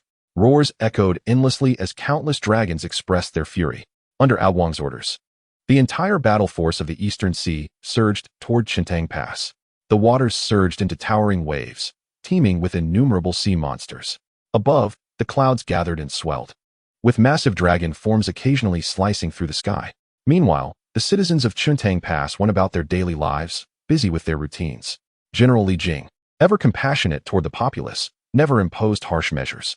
Each day, he diligently patrolled the pass, ridding the area of demons and safeguarding the way. In the vast wilderness, Chintang Pass was regarded as a sanctuary for humanity. Today, however, all tranquility was shattered. At noon, under the blazing sun, a massive dark cloud obscured the light, expanding to envelop the entire Chintang Pass. The citizens looked up in alarm. A sharp-eyed individual suddenly cried out, "What fills the sky is not merely clouds, but water. The heavens are filled with water. And dragons. So many monsters." Panic swiftly spread through Chintang Pass, with the populace scattering in disarray upon the streets. Crowds desperately raced homeward or sought nearby refuge, trembling and filled with dread. Towering waves crashed upon the shore, surging ever higher. Colossal walls of water, reaching hundreds of feet, ascended into the heavens, merging with the celestial deluge. The boundless sea resembled a monstrous beast, gaping wide, poised to devour Chintang Pass beneath its tumultuous embrace. Aoguang revealed his true form, a dragon's head of immense size emerging from the tumultuous waters. The dragon's might permeated the air, its roar akin to the thunderous clap of the heavens, unsettling the hearts and minds of all within Chintang Pass. "Nezha, come forth and pay the price for your deeds." Aoguang's words ignited a flurry of discourse among the onlookers, who were perplexed as to why such a fearsome dragon clan would besiege Chintang Pass in search of Nezha. Li Jing and his wife, who had been gazing skyward, were equally confounded. What had Nezha done to provoke the Eastern Sea Dragon clan into encircling Chintang Pass? Ignoring the protests of his attendants, Li Jing resolutely stepped out of the Li residence, braving the overwhelming pressure as he approached the gates of Chintang Pass. "I am Li Jing, the commander of Chintang Pass. Nezha is my son. I beseech you, mighty dragon, what grievance do you have with my child?" Aoguang's colossal head descended, his fierce breath buffeting Li Jing's form. "Nezha has slain my son, Ao Bing. Let him emerge and pay for his actions." Upon hearing this, Li Jing clasped his fists in a gesture of respect and replied, "Might there be a misunderstanding? If Nezha truly caused his demise, what provoked him to act?" Aoguan, taken aback by the audacity of this human defending his child, felt his fury surge. With a thunderous roar, he unleashed a powerful dragon's bellow. The reverberating sound waves swept across Chintang Pass, causing numerous houses and structures to shatter and collapse. The townsfolk were left reeling from the sonic assault, clutching their heads in pain. Li Jing, positioned at the forefront, was no exception. Blood streamed from his mouth and nose. Yet he stood undaunted and declared, "If the Dragon Clan seeks retribution from Nezha, then let me, as his father, stand in his stead." Aoguan's dragon eyes glimmered with indifference, convinced that Li Jing had sent Nezha away to evade responsibility. A cold, merciless voice echoed from the heavens. "If Nezha does not appear within the incense of a single stick, today, Chintang Pass shall be submerged." Li Jing, drenched in rain, felt his pupils constrict sharply. Within Chintang Pass, the timid citizens began to weep in fear. Faced with the overwhelming waves and the Dragon Clan, despair engulfed their hearts. Within the Wuliang temple, the true spirits of Nezha and Ao Bing manifested. Observing the worshippers lighting incense, Nezha suddenly realized he had yet to offer his own prayers. He promptly grasped several sticks of incense and approached the incense burner. Ao Bing, witnessing this, also took up 3 sticks and reverently knelt alongside the worshippers, thanking the Wuliang immortal for revealing the truth and safeguarding their true spirits. In the internal realm, Li Wuliang received a notification from the system. Beep. Detected that a great fortune bearer is offering incense to the host. A disciple of a high-level fortune bearer offers incense. Triggers a 1,000-fold reward. Gains 100,000 incense points. A high-level fortune bearer offers incense. Triggers a 100-fold reward. Gains 10,000 incense points. Receives a special reward. Blood of the ancestral dragon. Li Wuliang clutched his chest. It hurt. He had expended 500,000 incense points in one breath, only recovering 11,000. Had it not been for the special reward, he would have been gasping for breath from the pain. The blood of the ancestral dragon is a precious treasure. Ever since the tribulation of the dragon, Phoenix, and Qilin, the ancestral dragon, Yuan Feng, and Qilin have vanished without a trace. The current dragon lineage is no longer pure, and the bloodline of the ancestral dragon has grown increasingly weak. If the blood of the ancestral dragon bestowed by the system were absorbed by a member of the dragon clan, it would fully awaken the ancestral dragon bloodline. Perhaps, billions of years later, a primordial divine dragon would emerge once more in the wilderness. Yes, at that time, I shall take Ao Bing as my disciple and give him the blood of the ancestral dragon, allowing him to train and repay me for the expenditure of 500,000 incense points. With this thought, Li Wuliang lowered his hand from his chest. It seems the pain has lessened.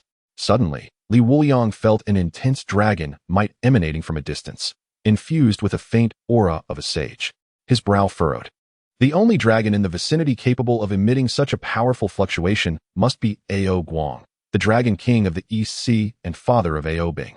Forming a hand seal, a light screen appeared out of thin air. Due to the protective barrier of the Wuliang Immortal Temple shielding against the heavenly Tao's perception, Li Wuliang could freely investigate most areas of the primordial world without fear of being detected, as the heavenly Tao itself was obscured. Unless he probed the few sages, he would remain undetected. The light screen displayed Ao Guang leading the East Sea, intent on flooding Chintang Pass. Li Jing stood resolutely before Chintang Pass, braving the fierce winds and rains like a statue. If Nezha did not appear within the span of an incense stick, today, Chintang Pass would be submerged.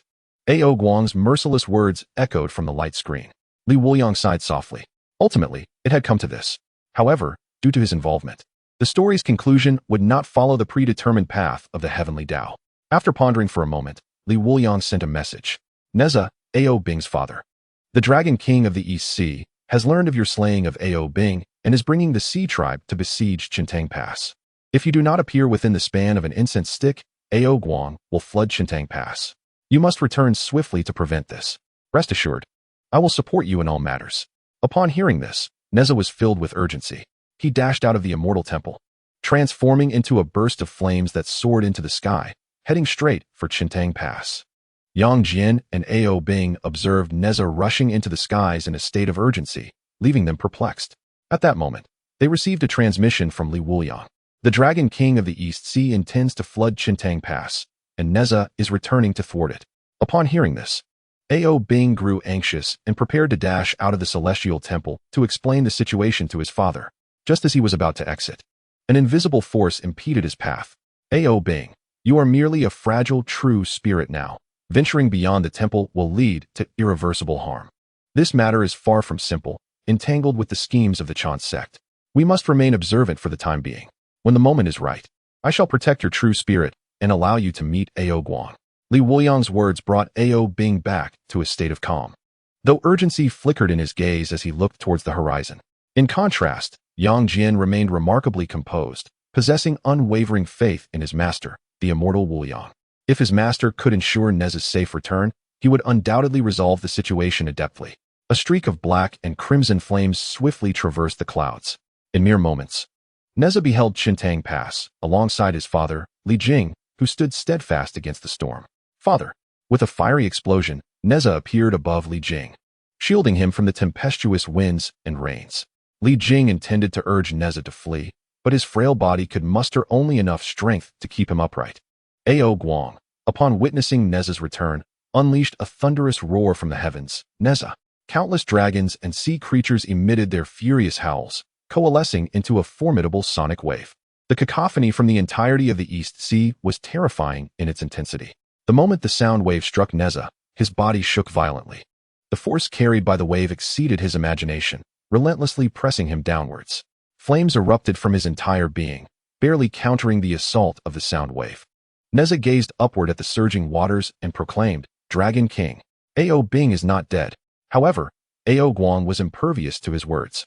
He had witnessed his child's lifeless body and had employed magic to ascertain the identity of his slayer. How could he entertain the deceit of the one who had slain his child? Before Nezha could finish his sentence, a colossal dragon claw, imbued with the might of wind and thunder, descended with ferocity. Fearing for his father's safety, Nezha utilized the misty sky silk to transport Li Jing back within the confines of Qintang Pass. He unleashed a black and crimson fire lotus, which erupted in the air, momentarily stalling the Dragon King's massive claw. Seizing this opportunity, Nezha evaded the strike with the swiftness of the wind-fire wheel. At that moment, the waters engulfing Qintang Pass began to stir. Drops of water cascaded down, coalescing into gigantic ice pillars that plummeted toward the city. In the blink of an eye, numerous buildings were obliterated by the crashing ice. Shattered ice fragments scattered, injuring numerous citizens of Qintang Pass. Judging by the damage inflicted by the icicles upon the city, it is feared that before long, the entire Qintang Pass will be reduced to a desolate realm of ice cracks. In a fit of rage, Nezha ascended into the skies above Qintang Pass. During his ascent, some formidable sea creatures attempted to obstruct him. Yet, before Nezha's wrath, these sea beings were swiftly vanquished with a single strike. Upon reaching the heavens, Nezha raised his hands, summoning a sea of flames, vast as Qintang Pass itself. Countless icicles, before they could descend into the inferno, were vaporized into steam by the terrifying heat. Ao Guang, the Dragon King of the East Sea, gazed down with a sadistic glint in his enormous dragon eyes as he observed Nezha's desperate efforts to protect the city. With a mighty breath, he unleashed a fierce dragon's breath, causing the very air to tremble with violent quakes. Faced with the formidable Dragon King, who was at the peak of the quasi-saint realm, Nezha, merely a golden immortal, was utterly unqualified to confront him. Moreover, in his effort to shield the city from the falling icicles, he had already expended a significant portion of his magical energy, leaving him powerless to evade the impending dragon's breath. In an instant, the dragon's breath pierced through Nezha's form, obliterating both his corporeal body and true spirit in a cataclysmic onslaught. Aside from the remnants of the Sea of Flames, Nezha's presence had vanished from the skies. In a space devoid of life, the echoes of his name rang out, Nezha. Within Qintang Pass, Li Jing and his parents bore witness to this harrowing spectacle, their hearts filled with anguish. The citizens of Qintang Pass, upon witnessing Nezha's instantaneous destruction, erupted into cries of despair. In the inner sanctum of the Celestial Temple, Li Wuliang gazed impassively through the light screen at the unfolding events. A hint of a smile curled at the corners of his mouth as he beheld Nezha's demise. His voice, calm yet foreboding, resonated. Without destruction, there can be no rebirth. From the ashes, one shall rise anew. Nezha was intertwined with the Phoenix Nirvana Flame, a legendary fire unique to the Phoenix clan in the primordial myths. Beyond its formidable power, the ability to resurrect from the essence of the flames was the most terrifying attribute of the Phoenix Nirvana Flame. Furthermore, Nezha possessed the fiery laws bestowed by the ancestral shaman Zhou, making his flame's essence not only abundant, but also rare in the primordial realm. He was not an entity to be easily extinguished. This was precisely why Wuliang urged Nezha to return. He understood that Nezha would inevitably face a life and death crisis upon his return to Chintang Pass. Yet without such a blood-soaked battle, how could Nezha's potential be fully realized? From the moment Nezha acknowledged him as a master, it was destined that his path would be fraught with greater challenges. Wuliang had altered Nezha's fate. Yet this also placed him at odds with the Chan sect. Nezha would confront adversaries far more formidable than ever before. The ever-scheming Yuan Shi Tianzun would certainly not let them escape unscathed. If he could personally descend to eliminate the three Heaven Sisters, it would not be inconceivable for him to do the same to Nezha. Thus, Wuliang seized this opportunity to hasten Nezha's ascension in strength, lest he find himself devoid of any chance of escape when faced with the might of the Chan sect, or worse, the cunning Yuan Shi. Above Chintang Pass, after the Eastern Sea Dragon King Ao Guang vanquished Nezha with a single strike, he felt no joy but rather a flicker of confusion. The young human child had seemingly been annihilated, yet Ao Guang sensed a lingering vitality, even stronger than before. Fixing his gaze below, he observed the inferno rapidly expanding, evaporating portions of the towering waves above. An abundance of fire's principles surged forth from the very spot where Nezha had perished. The denizens of Chintang Pass, along with countless sea creatures, were startled by a resonant roar that echoed through the heavens. Beneath the sea of flames, a phoenix, ablaze and majestic, unfurled its wings and let out a piercing cry towards the sky. Subsequently, the phoenix soared into the fire, and a magnificent, colossal fire lotus blossomed in the air. At its core sat a child. Remarkably, it was Nezha, who had just moments ago been extinguished. At the center of Nezha's chest, a fiery orb was riddled with cracks. Boundless principles of fire were refining his body and elevating his cultivation. In an instant, the fire orb shattered, and the winds and clouds shifted dramatically. An immeasurable flow of spiritual energy surged toward Nezha. A towering figure, reminiscent of a youthful giant, traversed the sea of flames. This giant bore the appearance of a young boy, adorned with a Qianquan ring upon his wrist, wielding a fire cloud spear, wrapped in a mystical silk, and standing upon a wheel of wind and fire. In that moment, Nezha transcended into the realm of the great Luo Golden Immortal. The recent transformations ignited our motivation, hastening our updates. Kindly exit reading mode with a simple gesture. Thank you. Chapter 42. The Three-Headed, Six-Armed Battle Against Ao Guang. Utilizing the Sage Experience card, the sudden turn of events left the citizens of Chintang Pass in utter astonishment, as did the countless sea creatures amidst the waves. Many circling dragons were bewildered and engaged in hushed discussions. Is this not the rebirth of a phoenix? Its flames seem reminiscent of the phoenix Nirvana fire. Yet not entirely so. It was peculiar. How could a human child possibly possess the phoenix Nirvana fire? Even an immature phoenix could not withstand the molten essence of immortality, let alone a human child. Ao Guang's immense dragon eyes betrayed a sense of gravity. This human was inexplicably intertwined with the phoenix lineage. Moreover, the shattered fire orb was no ordinary object. Ao Guang sensed a formidable power within it that posed a threat to him. As the foremost of the four Seas Dragon clans, he found himself feeling endangered by a mere human child. Unbelievable. The inferno intensified further with the phoenix's integration. Within the waves, some nearby sea creatures were scorched by the searing heat, sustaining injuries. Ao Guang delivered a blow to assist Nezha in shattering the fire orb left by the ancestral shaman Zhou. Countless principles of fire fortified his flesh and cultivation. The fire deciding, due to the infusion of this power, was further enhanced, enabling him to successfully ascend to the great Luo Golden Immortal realm. Yet, this was not the end. The legacy of Zhou's principles was exceedingly fearsome. Even Nezha, now a great Luo Golden Immortal, was unable to fully refine it. He had no choice but to channel the excess power of the principles to the celestial embodiment behind him. The young Nezha sought to further expand his powers. Feeling the transmission of the laws was painfully slow, in a bold move, he entered the heart of the law realm, transforming into its very core, fervently channeling the essence of the laws. Subsequently, Nezha's law realm began to contract, reshaping into a more conventional form. With a youthful visage, Nezha's eyes sparkled, and the flames surrounding him intensified to a terrifying degree. With a gentle sweep of his fire cloud spear, he pointed towards the distant heavens. A thunderous explosion resonated through the void as the young Nezha, spear in hand, surged into the towering waves. At the moment he breached the waves, he became entangled with an innumerable host of sea creatures. In the ebb and flow of combat, countless aquatic beings fell before him. Soon, the dragon kin within the waves joined the fray. Although at this moment Nezha was no larger than a dragon's claw, a single blow from him shattered the proud protective scales of the dragons, severely wounding their corporeal forms. After a fierce skirmish, the tumultuous waters were forced back a dozen paces. Guang unleashed another breath of dragon fire, swifter and more potent than before. Caught unawares, the young Nezha was struck once again. Boom! The dragon's breath hurled him into the ground, creating a sizable pit. Instantly, a surge of law energy mended Nezha's injuries. Once more, Nezha emerged from the crater, a wild smile gracing his lips, this time soaring directly towards Guang. As he soared, his law realm underwent a metamorphosis. Remarkably, Nezha sprouted 2 additional heads and 4 arms, granting him the battle prowess of a quasi-saint. The dragon kin attempting to obstruct him found themselves unable to withstand his onslaught. Guang's expression darkened, and with an angry roar, he engaged Nezha in a fierce struggle.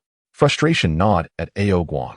Though Nezha was unaware of the reasons behind his newfound might, he himself had lived for countless eons, with the cultivation of a late-stage quasi-saint.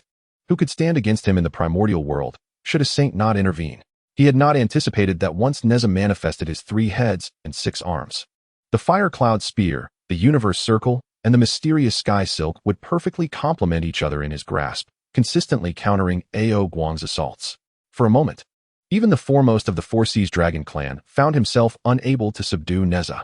Elated, Nezha battled Guang, fueled by the law energy left by his ancestor, Zhou, causing his blood to boil with excitement. Especially after manifesting his 3 heads and 6 arms, he felt overwhelmingly powerful. The thrill of battle consumed him, so engrossed that he failed to notice how each clash with Guang drained vast quantities of law energy. In but a short while, the power bestowed by Zhou was entirely expended. However, the essence of the fire law had already merged within him, awaiting a time for complete refinement. Deprived of the abundant law energy that had sustained him, his 3-headed, 6-armed form abruptly vanished. Nezha was struck by Guang's colossal claw, plummeting swiftly to the ground, creating yet another deep crater. This time, Nezha did not immediately soar into the sky. After a brief moment, even his divine form could no longer sustain itself. The childlike figure of Nezha crawled out of the deep pit, gasping for breath as he lay on the ground. Upon witnessing this, Guang prepared to unleash a formidable strike to completely eradicate Nezha. As Nezha gazed at the towering waves of water rushing towards him once more, he curled his lips in disdain. Wuliang, are you there? I can't hold on much longer. If you don't come soon, I shall truly perish. Within the inner realm of the Wuliang shrine, Wuliang observed the prostrate Nezha and chuckled softly. You little rascal, even when in dire need of rescue, you forget to call for your master. It was time to make his move. In the next instant, a flash of brilliance illuminated the air as Wuliang, accompanied by the true spirit of Ao Bing, soared towards Chintang Pass. Just as Guang was about to strike, a figure materialized silently beside Nezha, entirely eluding his perception. The sudden appearance of this figure caused Guang's brow to furrow. The individual appeared utterly unconcerned by the tumultuous waves of water, ascending step by step into the sky, and calmly declared, I am Wuliang, the master of Nezha. I beseech the Dragon King of the East Sea to hear my words with composure. Guang scrutinized this seemingly unassuming human, feeling a sense of uncertainty within. To possess the ability to instruct a child of merely 3 or 4 years in such a formidable manner, this master must harbor terrifying strength, especially as he walked forward unflinchingly, unaffected by the overwhelming pressure from the Dragon clan. Guang grew anxious. He feared that this Wuliang might possess an insurmountable killing move and would seize the opportunity to approach him, placing him at a disadvantage. Better to be cautious than to err. In an instant, the overwhelming attack originally aimed at Nezha was redirected towards Wuliang. Wuliang was just about to summon Ao Bing's true spirit to elucidate matters when, unexpectedly, Guang unleashed a spell that nearly shattered the very fabric of space. What on earth? Wuliang exclaimed inwardly. This Guang is utterly unreasonable. Nezha has broken through to the realm of the great Luo Golden Immortal, yet I remain unbroken. Due to the sheer strength of my physical form and the solidity of my cultivation, the difficulty of my breakthrough is akin to ascending to the heavens. Thus, I am still at the Golden Immortal level. How can I withstand Guang's ultimate strike in the late stage of the quasi-saint realm? Fortunately, Wuliang had been prepared. He immediately called upon the system in his mind. System. Activate the Sane Experience card. Beep. Sane Experience card activated. A surge of power, ranking among the pinnacle of the primordial chaos, erupted from within Li Wuliang. In that moment, he felt immeasurably powerful. What once appeared to be a terrifying assault now seemed trivial in his eyes. Li Wuliang's expression grew increasingly serene as the myriad sea creatures watched in anticipation of how he would counter Ao Guang's attack. To everyone's astonishment, Li Wuliang continued to walk through the air unfazed. When Ao Guang's ultimate spell struck Li Wuliang, there was no reaction whatsoever. It was as if it had struck stone, or perhaps even less. The entire arena was engulfed in shock. They even suspected that Ao Guang had cast a false divine spell. Recently, the transformation has been severe, which has motivated us to update more swiftly. Please kindly exit reading mode. Thank you. Chapter 43, The Infinite Sage. Ao Guang offers incense. Ao Guang was equally astonished. That was his most formidable attack. Striking this Li Wuliang, it surprisingly created not a ripple. Within the vastness of the primordial world, only those 7 could achieve such a feat. Yet, those 7 are of extraordinary nature, being the 7 sages of the primordial realm. Ao Guang's dragon eyes widened in disbelief. Could it be that there exists an unknown 8th sage in the primordial world? This very being before him, the infinite sage. This revelation struck like a thunderbolt, leaving Ao Guang momentarily stunned in the air, at a loss for words. Observing the sea tribes falling silent, all gazing at him in awe, Li Wuliang was quite pleased with the effect. Maintaining his calm demeanor, he casually inquired, Ao Guang, why did you make a move against me? Feeling the faint yet imposing aura of the sage emanating from Li Wuliang, Ao Guang's massive dragon form trembled, and large beads of sweat dripped from his dragon head, splattering the ground and creating puddles. For a moment, he was utterly speechless. Upon witnessing this scene, an idea suddenly struck Li Wuliang. It appeared that Ao Guang was indeed intimidated by him. He must seize this opportunity to coax him into offering incense. The Dragon King of the East Sea, at the peak of quasi-sainthood, offering incense. How amusing. With this thought, Li Wuliang nearly burst into laughter. He let out a dismissive snort, raising his palm lightly. He commanded the vast waves of water, which sought to engulf Chintang Pass, to flow in accordance with his will. As his palm contracted, the waves, along with the sea tribes and dragon clans within them, coalesced into a singular mass. Suddenly, a cacophony of wails erupted from the enormous water sphere. With a gentle exhale from his palm, the water sphere vanished in an instant. The next moment, the massive water mass soared above the East Sea. Boom! With a resounding explosion, the waves erupted, splashing across the East Sea in all directions. Countless sea tribes and dragon clans were helplessly swept away by the torrents. Outside Chintang Pass, the once formidable forces of the East Sea were reduced to but one, Dragon King Ao Guang. Li Wuliang noticed the numerous buildings of Chintang Pass had been destroyed and frowned slightly. He exhaled a gentle breeze, which swept through, cleansing the chaos of Chintang Pass and alleviating the suffering of the people.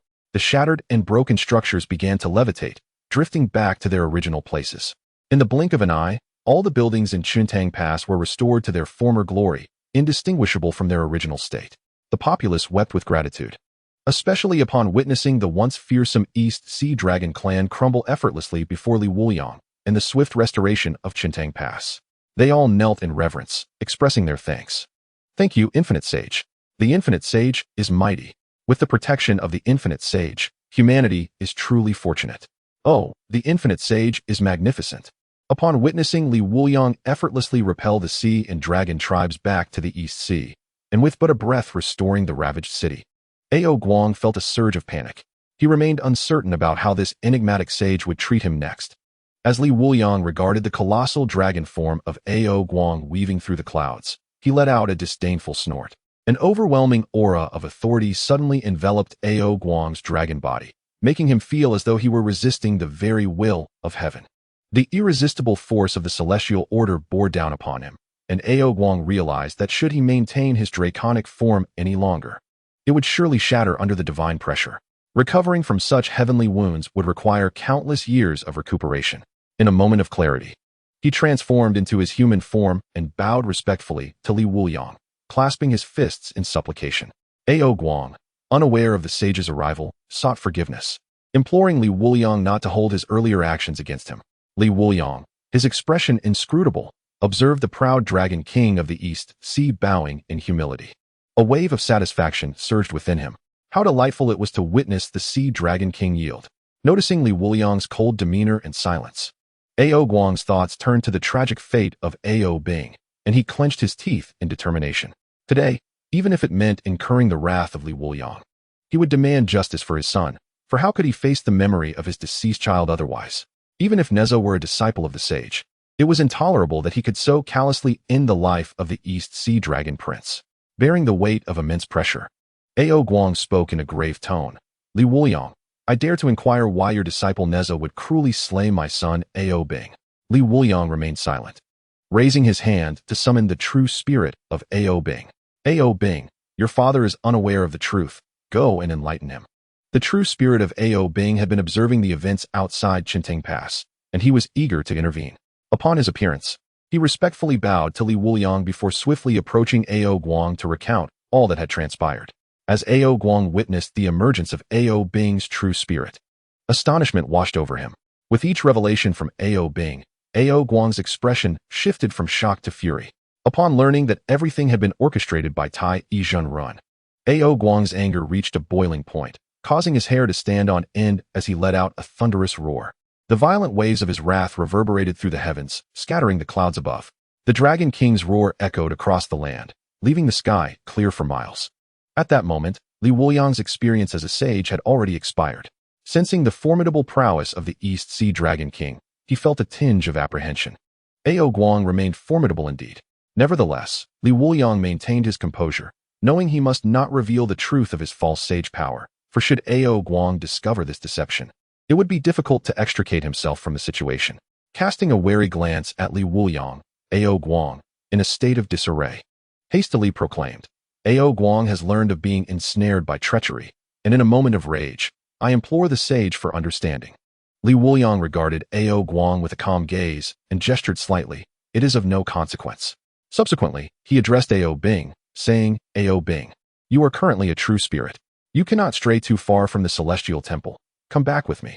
Ao Guang, witnessing his son approach the boundless sage, mused that this sage felt distinctly different from the others. This presented a splendid opportunity for acquaintance. Gathering his courage, he respectfully inquired, Boundless sage, may I accompany my son to your sacred abode? Li Wuliang inwardly rejoiced, thinking, I was waiting for you to say that. Otherwise, with a trump card like the Sage Experience card, Ao Guang would never have gone to the temple to offer incense. He would be at a loss. Suppressing a smile, he casually replied and turned his gaze to Nezha, asking, Nezha, will you accompany me back to the celestial temple, or will you return to Chintang Pass? Nezha, having regained some of his magical powers, stood up, brushing off the dust from his attire. I shall return to Chintang Pass to spend time with my parents. You may go back to the temple alone, Wuliang. I will visit you in a few days. Shaking his head, Nezha glanced at Ao Guang and added, Great Longworm. Next time we shall have another match. Noticing Ao Bing's downcast expression, Nezha cleared his throat and said, Ahem, I meant to say, Old Dragon. We shall have another match next time. Having spoken, Nezha made his way towards Chintang Pass. The three dazzling lights that marked the pinnacle of the Daluo Golden Immortal Realm flickered above his head, gradually unfolding. Ao Guang, witnessing Nezha's extraordinary manifestations, felt his pupils constrict. He involuntarily remarked, the esteemed disciple of the Boundless Sage truly possesses boundless potential. Chapter 44. The Dragon King offers incense, rewarded with the body of the ancestor dragon. Li Wuliang softly acknowledged and descended to the ground, taking deliberate steps towards the celestial temple. He pondered, Ao Guang is, after all, the Dragon King of the East Sea. Having lived through extensive ages, with profound cultivation, if I were to reveal even a hint of magical fluctuation while flying, and he detected something unusual, it could lead to complications. It is wiser to walk. Seeing the Boundless Sage opt for walking, Ao Guang had no choice but to descend and nervously follow behind. Regret began to seep into his heart. At my age, how can I still be so impatient? To have roared to the heavens in the presence of a sage. What a waste of life. The sage's leisurely stroll was clearly a test of the old dragon's temperament. Each harbored their own thoughts as they slowly returned to the celestial temple. Both were individuals of considerable cultivation, and within mere moments, they arrived before the temple. Ao Guang's eyes brimmed with astonishment. Considering the long years he had traversed, few things in the primordial world could astonish him. Yet, after encountering the Boundless Sage, wonders continued to unfold. For instance, the sacred temple before him. He had visited many sage abodes, some divine, others imposing, but never had he encountered a temple like that of the boundless sage, where the profound essence of the Tao could instantly captivate his soul. Yang Jian, seeing his master return, approached to welcome him. "Master, how have matters been handled? Where's Brother Nezha?" Li Wuliang cast a glance behind him, assuring, "All is well." The figure behind him is none other than Ao Guang, the Dragon King of the East Sea. Nezha has returned home to accompany his parents.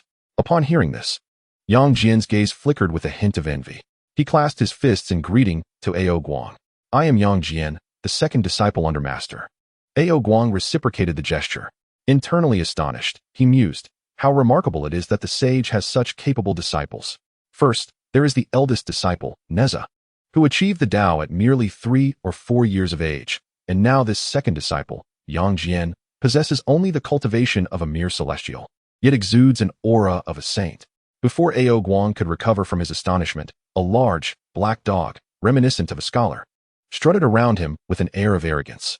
The dog barked audaciously, proclaiming, "Who stands at the pinnacle of the immortal path?"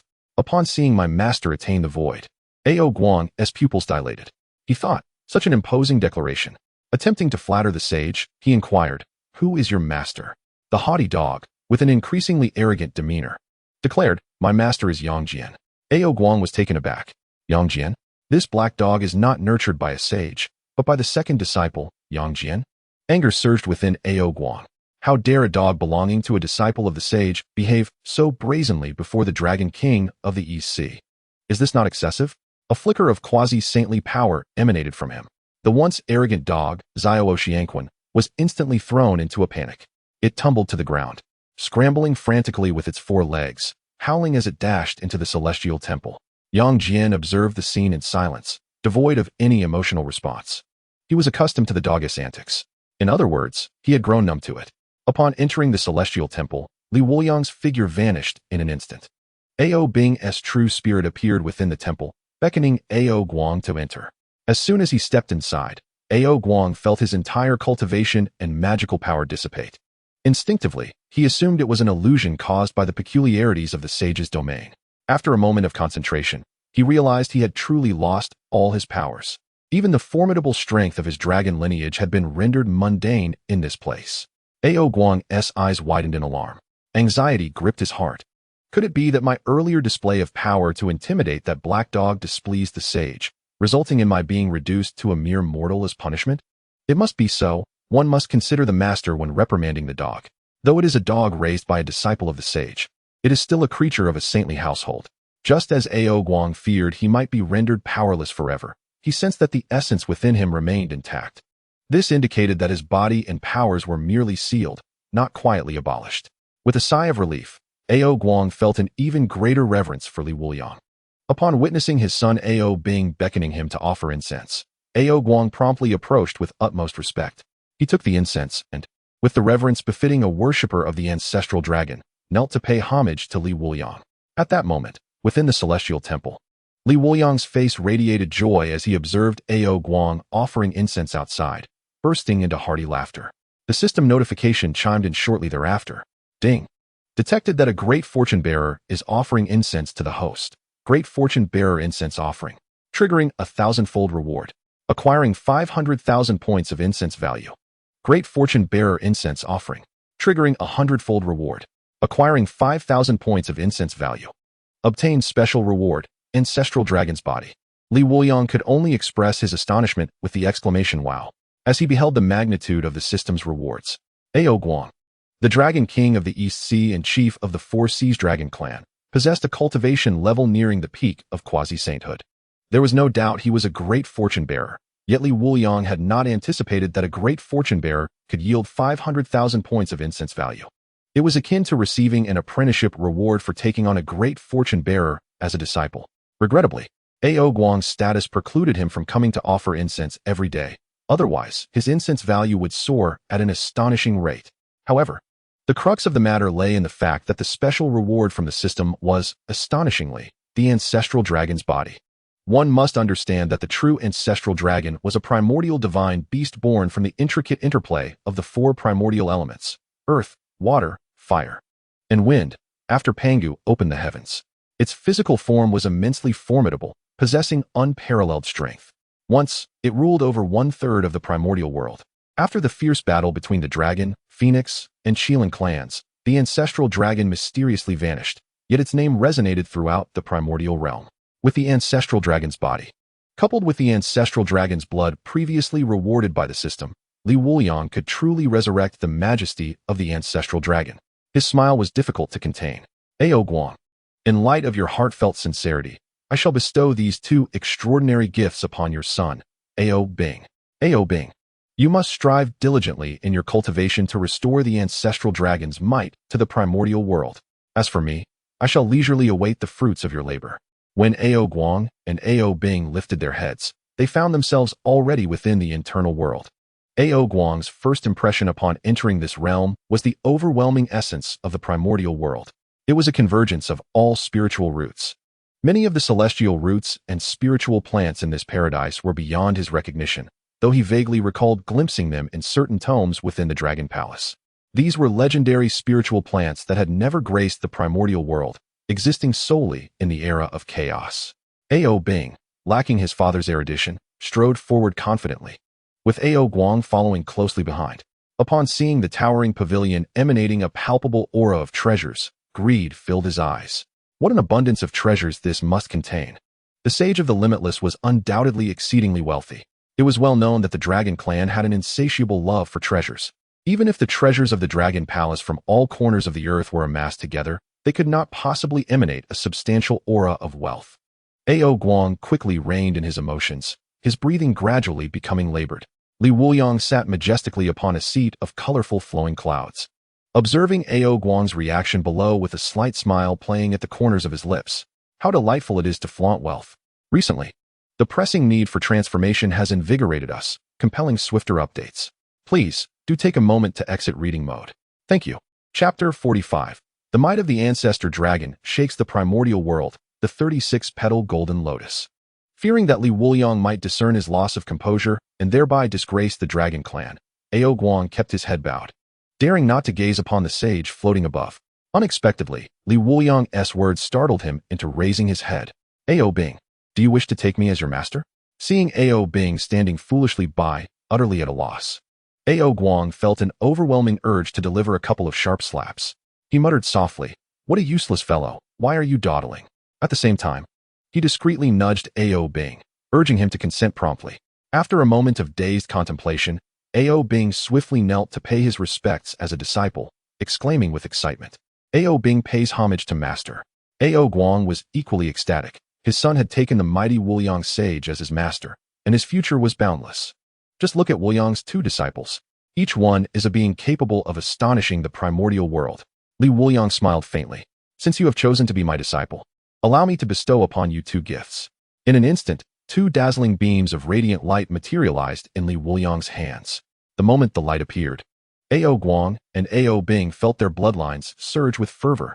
An instinct from deep within their lineage compelled them to yearn for the treasures concealed within the radiant light. From the depths of the light emerged a roar akin to that of a dragon from the primordial dawn. The overwhelming aura of the ancestor dragon descended instantaneously. While Ao Bing found it difficult to breathe, he was devoid of any other thoughts. In contrast, Ao Guang's mouth fell agape, unable to close, as he recognized the simultaneously familiar and foreign essence emanating from the two beams of light. The aura of the ancestor dragon. It felt as though the ancestor dragon itself had graced them with its presence. Wuliang's voice resonated. "This is the essence of the ancestor dragon's body and its primal blood. I intend to reshape your corporeal form using the essence of the ancestor dragon, and with the infusion of its primal blood, I will stimulate your bloodline, enabling you to master your new dragon form flawlessly." Upon hearing Wuliang's words, Ao Guang's suspicions were confirmed, and he gasped in astonishment. "What?" The impact was overwhelming. The intense emotional turmoil caused the Elder Dragon King to momentarily struggle for breath. A sensation of dizziness, unfamiliar and disorienting, engulfed Ao Guang's mind. After a brief sway, the Dragon King of the East, the leader of the Four Seas Dragon Clan, fainted. Wuliang, seated upon his colorful cloud throne, felt somewhat speechless. The esteemed Dragon King of the East, reduced to this state of mind. After some time, Ao Guang gradually regained consciousness. His eyes immediately fell upon the two beams of radiant light swirling with the essence of the ancestor dragon, revealing an expression of obsession. Turning his head, he noticed Ao Bing sitting beside him, looking at him with an expression of resignation. His gaze seemed to convey a silent lament. How could my father be so ineffectual? Even with Ao Guang's immense fortitude, he felt a faint flush of embarrassment. Clearing his throat softly, he rose to his feet and, with a gesture of respect towards the jesting Li Wuliang, said, "Esteemed sage Wuliang, forgive me. Ao Guang has indeed lost his dragon." He continued, "It is merely that your generous gift is too weighty." Li Wuliang appeared utterly unconcerned, responding, "Ao Bing is, after all, a descendant of the ancestral dragon. It is only fitting that he inherits the legacy of the ancestral dragon." As he spoke, he directed two beams of resplendent light towards Ao Bing.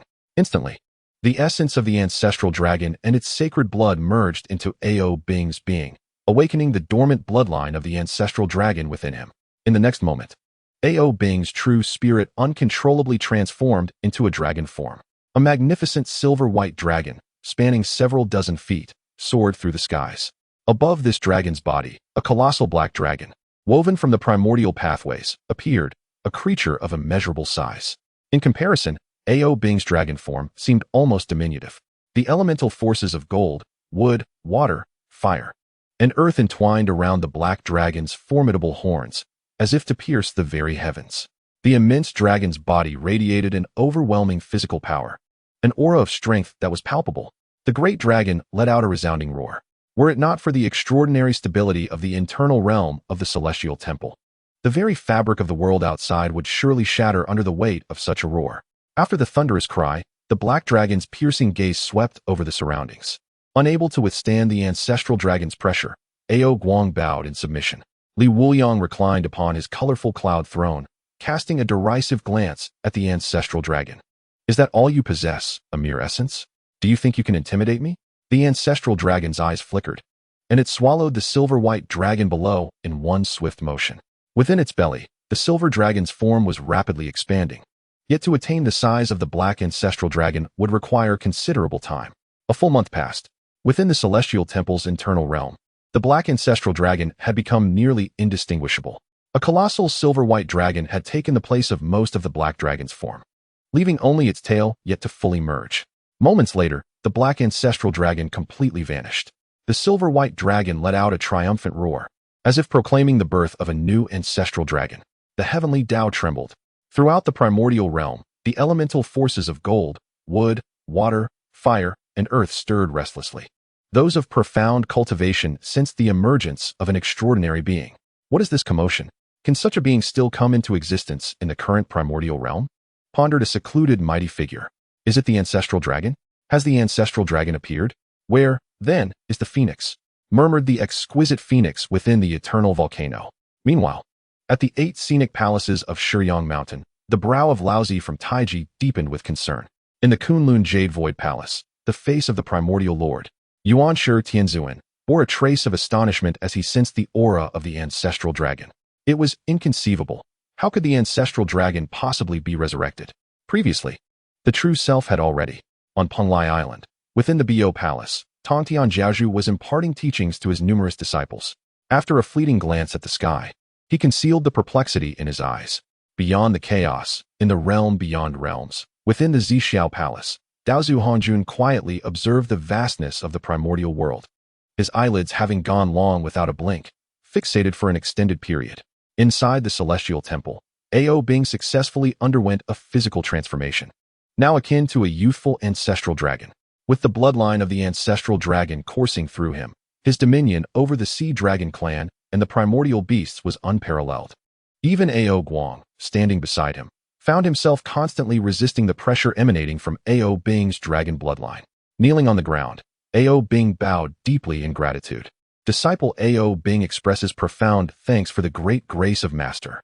A subtle gesture from Li Wuliang prompted Ao Bing to rise. There is no need for excessive formalities. Do not harbor resentment towards your senior brother Nezha. Ao Bing promptly cupped his hands in respect, acknowledging that without the intervention of his senior brother, he would have never had the fortune to meet his master and seize this opportunity. Both the master and the senior brother were benefactors to Ao Bing. Li Wuliang nodded in approval, appreciating Ao Bing's eloquence. In the Wuliang Celestial Temple, apart from Nezha and the howling celestial dog, The conversations of others were quite agreeable to him. With a wave of his hand, Ao Bing and Ao Guang returned to the celestial temple.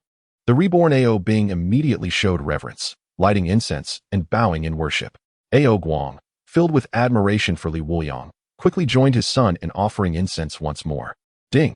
Detected that a great fortune bearer is offering incense to the host. Great fortune bearer offering incense, triggering a 1,000-fold reward, gaining 500,000 incense points. Host accepts the great fortune bearer as a disciple. Incense points rewarded tenfold. Congratulations to the host for acquiring 1 million incense points. The host has accumulated 10 million incense points, receiving a special reward, a 36-petal de luo golden lotus. The recent fluctuations in the code have intensified our motivation to update more swiftly. We kindly ask you to exit reading mode. Thank you. Chapter 46. Stepping beyond the primordial path, Hongjun and Shok Li Wuliang was somewhat lost in thought. According to the current cultivation system of the primordial realm, any practitioner who reached the de luo golden immortal level would condense 3 celestial lotuses atop their head. These 3 de luo lotuses would be positioned above the head and on both shoulders. The distinction among these 3 directly represented the strength of the de luo golden immortal. They were categorized into 3 tiers: upper, middle, and lower. The lower tier appeared dim and lifeless. The middle tier was translucent and radiant, while the upper tier radiated golden brilliance. Within each tier, the number of petals further indicated the disparity. Petals ranged from 1 to 9, from weakest to strongest.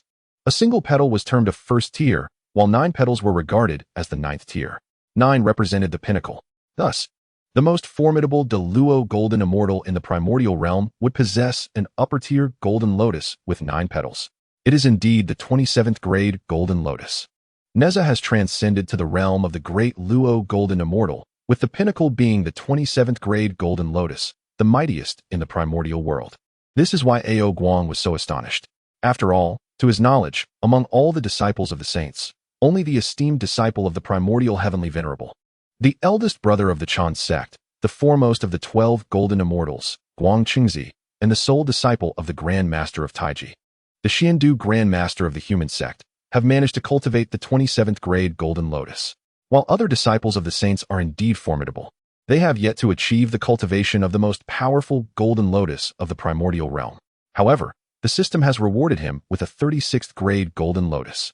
Li Wuliang found himself somewhat bewildered. Why was there an additional 9th grade lotus? His incense value had just reached 10 million, sufficient for a breakthrough, and he was eager to discover the nature of the system's reward. With this thought, Li Wuliang inhaled sharply. The breakthrough to the great luo golden immortal would require an expenditure of 10 million incense value. What would he do for future ascensions? Shaking his head in resignation, he acknowledged that although he was gathering more disciples and growing stronger, the difficulty of breakthroughs had escalated significantly, necessitating immense amounts of incense value. As he watched his 10 million incense value dissipate, his previously affluent existence was once again reduced to scarcity. With a heavy sigh, he lamented, "System, utilize 10 million incense value to effectuate a breakthrough." In that instant, a vast quantity of incense value transformed into an abundance of the purest cultivation power, surging from all corners of the celestial temple world into Li Wuliang's body. Immediately, his form radiated with resplendent light, so intense that it overshadowed the treasure pavilion behind him. 3 9-petal lotuses materialized above his head and on either side of his shoulders. As the 3 9-petal lotuses gradually unfurled, a mesmerizing golden radiance illuminated the interior of the celestial temple. The aura of a great luo golden immortal reverberated throughout the surroundings. Li Wuliang had cultivated numerous techniques, with the evolution of his burning decision reaching an exceptionally high level, coupled with the support of the reverse chaos 8 styles and the human emperor sutra. His physical form was nothing short of remarkable. His ancient holy body was nearing completion, and his celestial eye had fully opened. Now, with the enhancement of the ancestral dragon physique, his extraordinary cultivation and body assured that his achieved great luo golden immortal would undoubtedly be the strongest in the primordial world. Li Wuliang slowly opened his eyes, a golden light flashing across them. He began to speak. "System, employ the 36th grade golden lotus." Within the celestial temple world, a colossal 36-petal golden lotus gently descended from above. Upon reaching Li Wuliang, the immense golden lotus autonomously divided into 4 slightly smaller, 9-petal golden lotuses. 3 of these ascended to Li Wuliang's head and shoulders, while the final one moved toward his heart. Instantly, a brilliant golden light emanated from Li Wuliang's body, and the celestial eye upon his brow unleashed an unparalleled divine radiance capable of shattering illusions. His muscles surged with vitality, coiling around him like an ancestral dragon. Li Wuliang then realized the additional ninth-grade lotus represented the golden lotus of the physical body.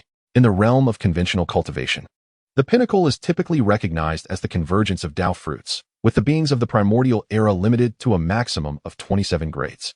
However, Li Wuliang's physical form has astonishingly manifested a golden lotus, surpassing even the primordial saints by 9 grades. 4 9-petaled golden lotuses bloom and whirl, their resplendent golden light gradually transforming into a spectrum of colors, casting dazzling rays of brilliance across the sky. In an instant, the 4 9-petaled lotuses vanish, giving way to the emergence of the 36th-grade Deluo lotus. Yet, this lotus does not emit a golden glow. Instead, it radiates vibrant hues of light. Li Wuliang sits serenely within the blooming 36th-grade Deluo lotus, experiencing a tremendous enhancement in both his physical form and cultivation, entering a realm of profound mystery. The Deluo Golden Immortal is expected to summon the manifestation of the heavenly realm. His cultivation and Tao fruit have fused into one, transforming into a celestial embodiment that greatly amplifies his combat prowess. Yet, Li Wuliang is unique, having condensed the 36th-grade Deluo lotus. His cultivation and physical form already stand at the zenith of the Deluo Golden Immortal. Thus, the enhancement of his combat ability through the heavenly manifestation is negligible. Upon reflection, Li Wuliang discovers that during battle, he seems capable of summoning the 36th-grade Deluo Golden Lotus for protection, allowing him to transcend the primordial Tao, rendering him impervious to all techniques.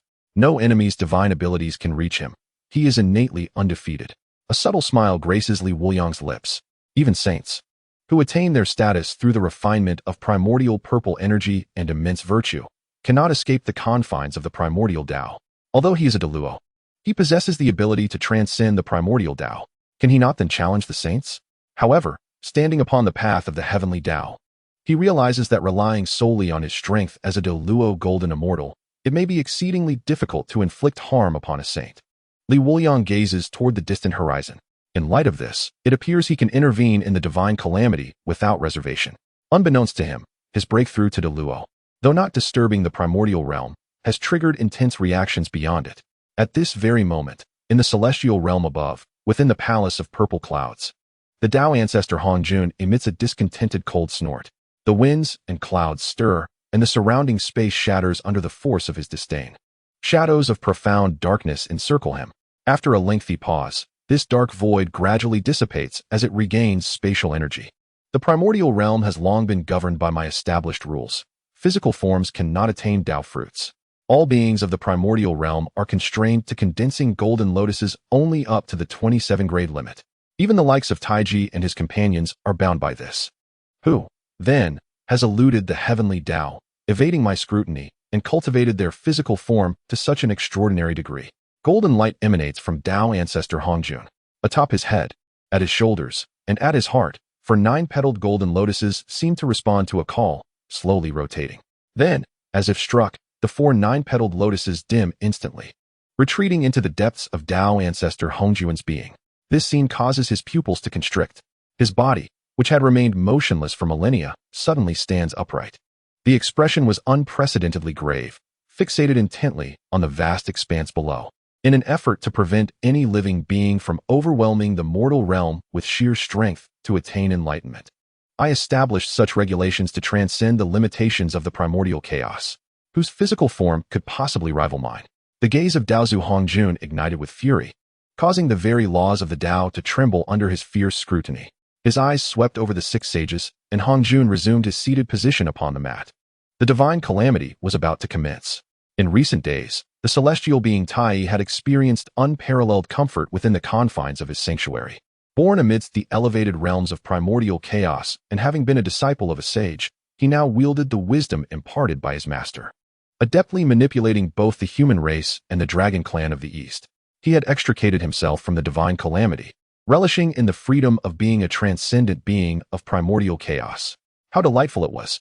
Surely, that old dragon Ao Guang must have driven Nezha to his demise. Perhaps it was time to collect Nezha's soul, and, while he was at it, masquerade as a benevolent figure at Chintang Pass. After indulging in a couple of sips of his treasured celestial wine, Tai soared towards Chintang Pass, filled with self-satisfaction. Upon arrival, however, he was met not with the anticipated lamentations and ruin, but rather with a scene of stability and even prosperity among the townsfolk. Every face radiated with joy. Puzzled, Tai cast a glance towards the East Sea. Had Ao Guang altered his disposition? Surely, he should be attending to Ao Bing's funeral. I must incite some fervor. Concerned about Ao Guang's inaction, Tai felt an urgency to stir the waters. Upon reaching the East Sea Dragon Palace, he stood bewildered before the spectacle before him. The palace was adorned with vibrant decorations. Had he not known that the prince had perished, he might have thought Ao Bing was celebrating a marriage. Ao Guang, having lost his son, appeared to have lost his mind as well. Why then this grand celebration? Could it be that Ao Bing was not the Dragon King's true progeny? With his heart laden with confusion, Tai hastened to the Dragon Palace.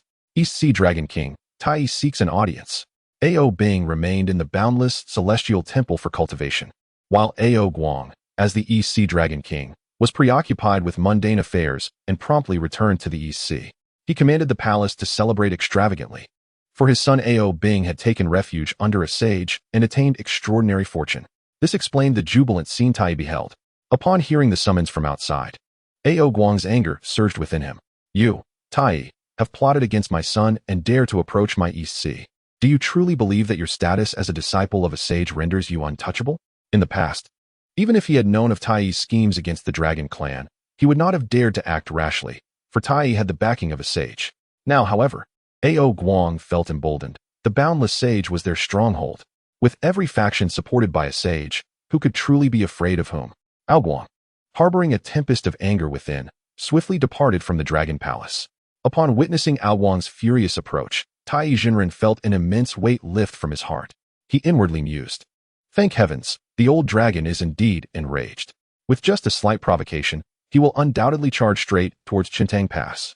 As these thoughts crossed his mind, Tai displayed a smile he deemed mild and congenial. Having encountered the Dragon King of the East Sea, he remained oblivious to the true culprits behind the abduction and murder of the dragon offspring.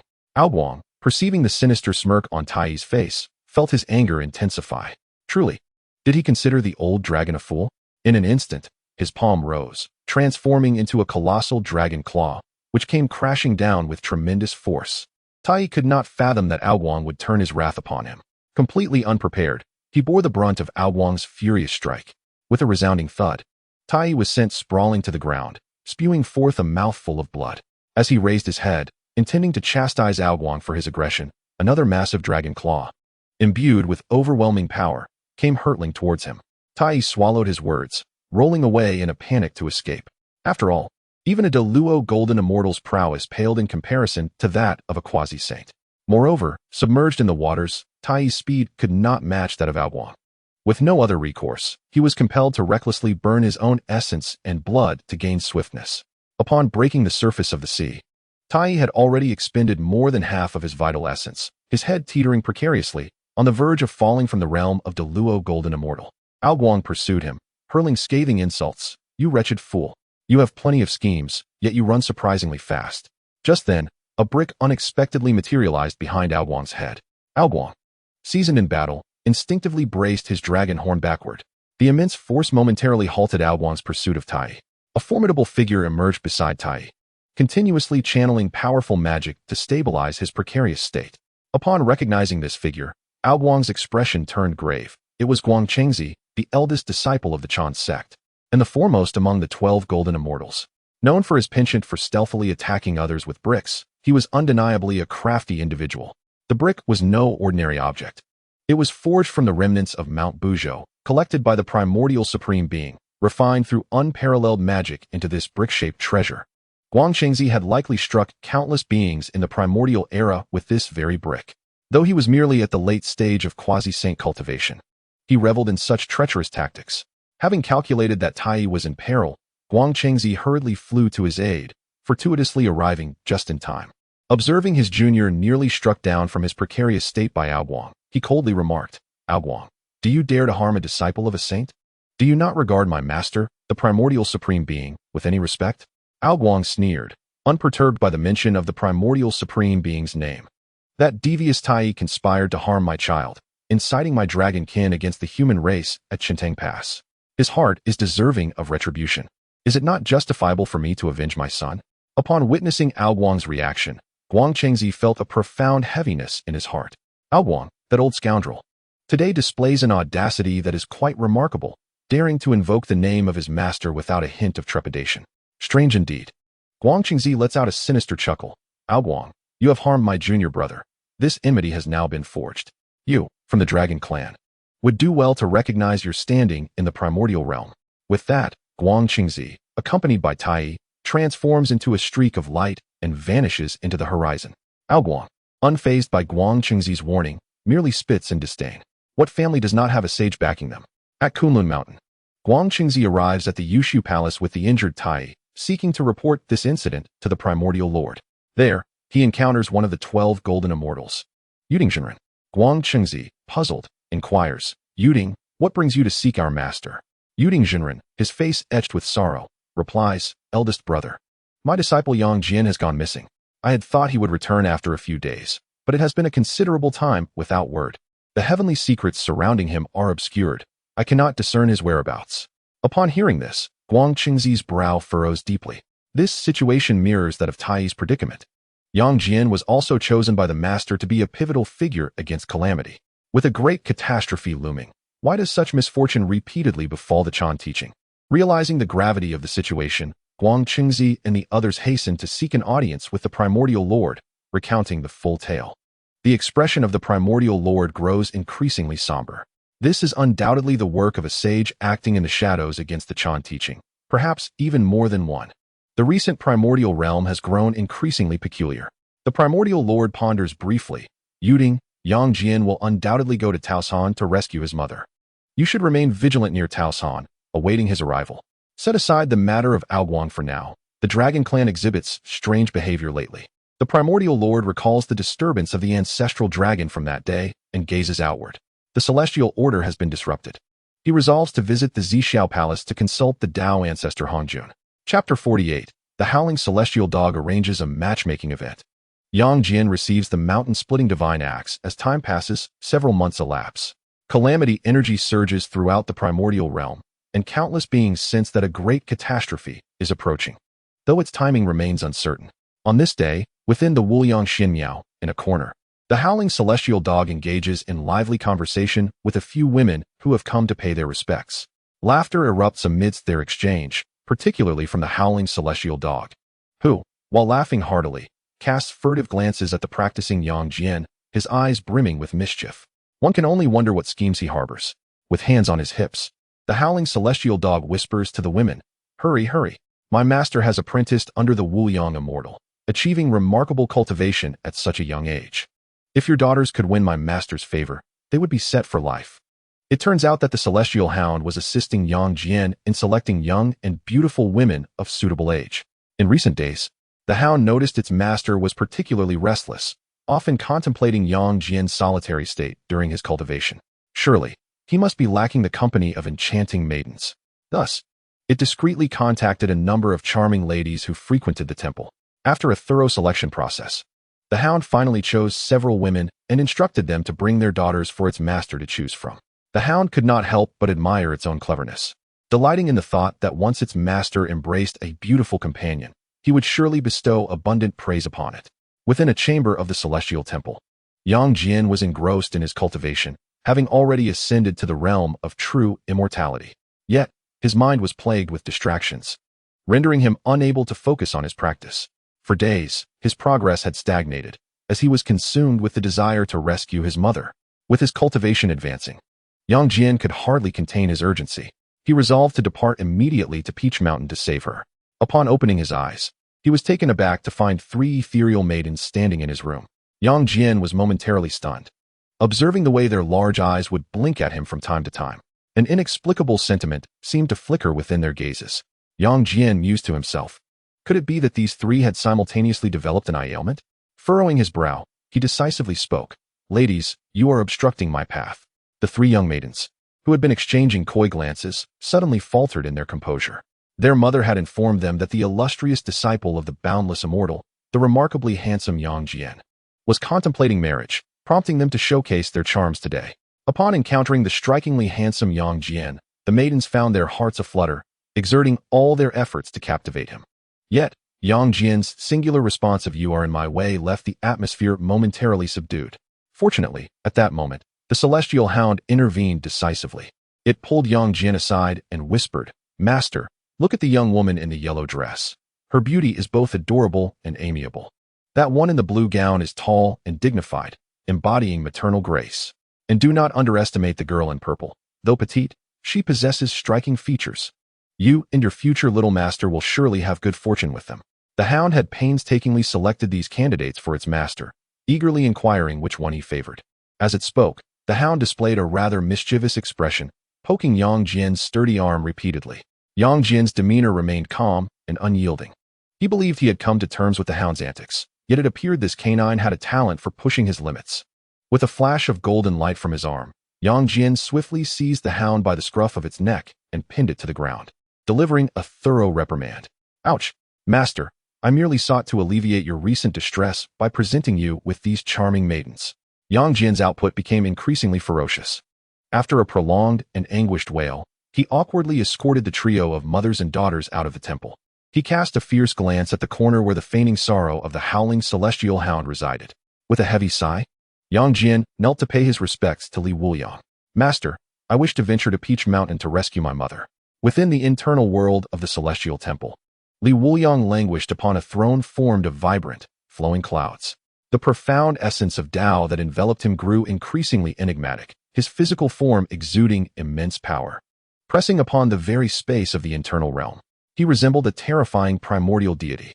Observing Yang Jian kneeling before him, Li Wuliang inquired, "Have you truly made up your mind? The status of a true immortal is rather modest in the vastness of the primordial world. With your talent, should you train for another year or so, you will undoubtedly possess far greater strength to rescue your mother." Yang Jian clasped his fists and earnestly replied, "Master, my heart is ceaselessly consumed by the desire to free my mother, who is trapped beneath Peach Mountain. The thought of her enduring the relentless burden of the mountain day and night has left my mind in turmoil, rendering me unable to continue my cultivation. If I do not rescue her, I shall find no peace." Li Wuliang detected the unwavering determination in Yang Jian's tone and ceased further persuasion. It was evident that Yang Jian was destined for this trial, which could serve as a valuable opportunity for growth. With a wave of his hand, a beam of light emerged from the treasure pavilion behind him.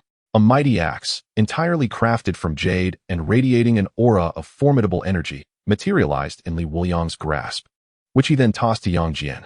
"This is the mountain-splitting divine axe, imbued with a trace of the essence from the primordial treasure, the heaven-cleaving divine axe.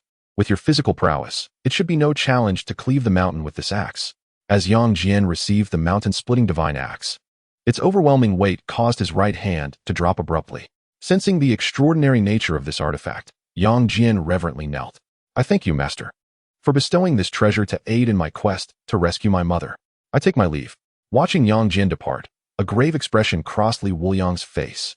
He recalled Yang Jian's mother, Yuhua, who had met a tragic end before his very eyes. "As my disciple, I shall prevent this tragedy from occurring again," he thought, gazing coldly towards the outer realms of the primordial world. The heavenly court prior to the sealing of deities was merely a fade, even if Hao Yin were to intervene. Li Wuliang felt no fear given his current resources and cultivation.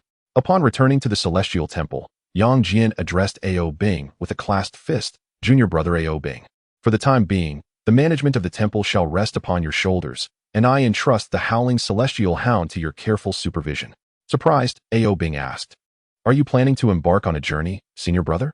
With resolute determination in his eyes, Yang Jian declared, "I must go to Peach Mountain to rescue my mother." Upon hearing this, the howling celestial hound immediately approached Yang Jian. "Master, I wish to accompany you." Yang Jian's brow furrowed in disapproval. "No, this rescue mission is fraught with peril. You must remain here in the temple." The howling celestial hound protested, "I possess the legacy of the Black Emperor. Within the primordial realm, I am unparalleled in formations and restrictions." Yang Jian disregarded the hound's objections, commanding it to behave before transforming into a streak of light and soaring towards the horizon. Albing intercepted the howling celestial hound, which was eager to rush out.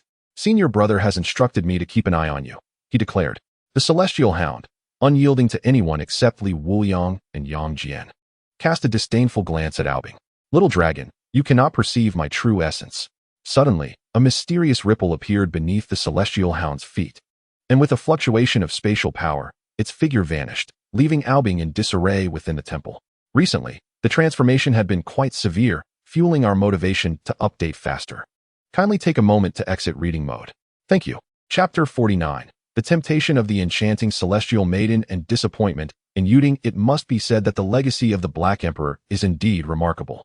The Celestial Hound, treading upon the spatial formation, maintained a careful distance as it trailed behind Yang Jian, who remained blissfully unaware. During this journey, the Celestial Hound pondered deeply. Using human standards of beauty, it sought 3 remarkable maidens for its master. Why, then, did the master seem disinterested? The Celestial Hound contemplated, although it regularly accompanied its master, ensuring he was never lonely, and was both attentive and understanding. It also captured the affection of the worshippers. Naturally, a significant portion of its master's attention would be diverted, yet it had its own life. Moreover, with such an exceptional master, how could it be deemed unfortunate if he did not bear offspring to inherit his invincible bloodline? How could the Celestial Hound nurture a young master and impart its unparalleled skills? Suddenly, the Celestial Hound experienced an epiphany. Its master had already transcended to immortality. Thus he would naturally overlook those mundane women. How could the mother of my young master be an ordinary mortal? With a mischievous glint in its eyes, the Celestial Hound concocted yet another cunning plan. After several days of relentless pursuit, Yang Jian took a moment to rest within a cave. In the midst of slumber, he suddenly sensed a commotion beside him. With a swift motion, he rose, wielding his trident blade, poised and ready. Before him stood an enchanting celestial maiden, her countenance blushing and clad in delicate attire. A thin veil failed to conceal her alluring form, every movement radiating earthly temptation. Particularly captivating was her exquisite visage, exuding an enchanting allure as she softly called out to her lord. With a gentle turn, her exaggerated curves captivated the eye, igniting a rush of blood in Yang Jian's veins. As a vigorous young man, encountering such beauty caused his breath to quicken, struggling against the impulse to explore further. Yang Jian released a gentle surge of energy, sending the celestial maiden out of the cave. Shortly thereafter, he overheard voices not far away. Did you not say your master was inclined to unite with me? Why then has he cast me aside? Must I take the initiative? As a proud descendant of the innate divine beast bloodline, how much more initiative must I display?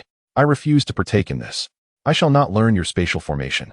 The voices gradually faded, and tranquility once again enveloped the vicinity. Upon hearing these words, Yang Jian could hardly feign ignorance. The veins on his forehead throbbed fiercely. His fists clenched tightly as he ground his teeth, uttering each word with palpable fury. Shao, Tian, Quan, as his enraged voice echoed. Ripples of spatial distortion surged at the entrance of the cave. The celestial dog, Shao Tian Quan, emerged, arching its back, its gaze evasive. Too fearful to meet Yang Jian's eyes. Master, this celestial maiden possesses exceptional lineage. Together, you are bound to conceive an extraordinary offspring. With a resounding thud, Yang Jian struck the cave's stone wall, and spiderweb-like cracks instantly spread across its surface. From now on, do not engage in such antics again. Furthermore, did I not instruct you to remain at the celestial temple? Why have you followed me in secret? The celestial dog whimpered softly. Master, this journey is perilous. I cannot bear to leave your side. The dog, undeterred by the threat of punishment, insisted on accompanying its master. Witnessing the unwavering loyalty of the celestial dog, Yang Jian felt a stir of emotion within him.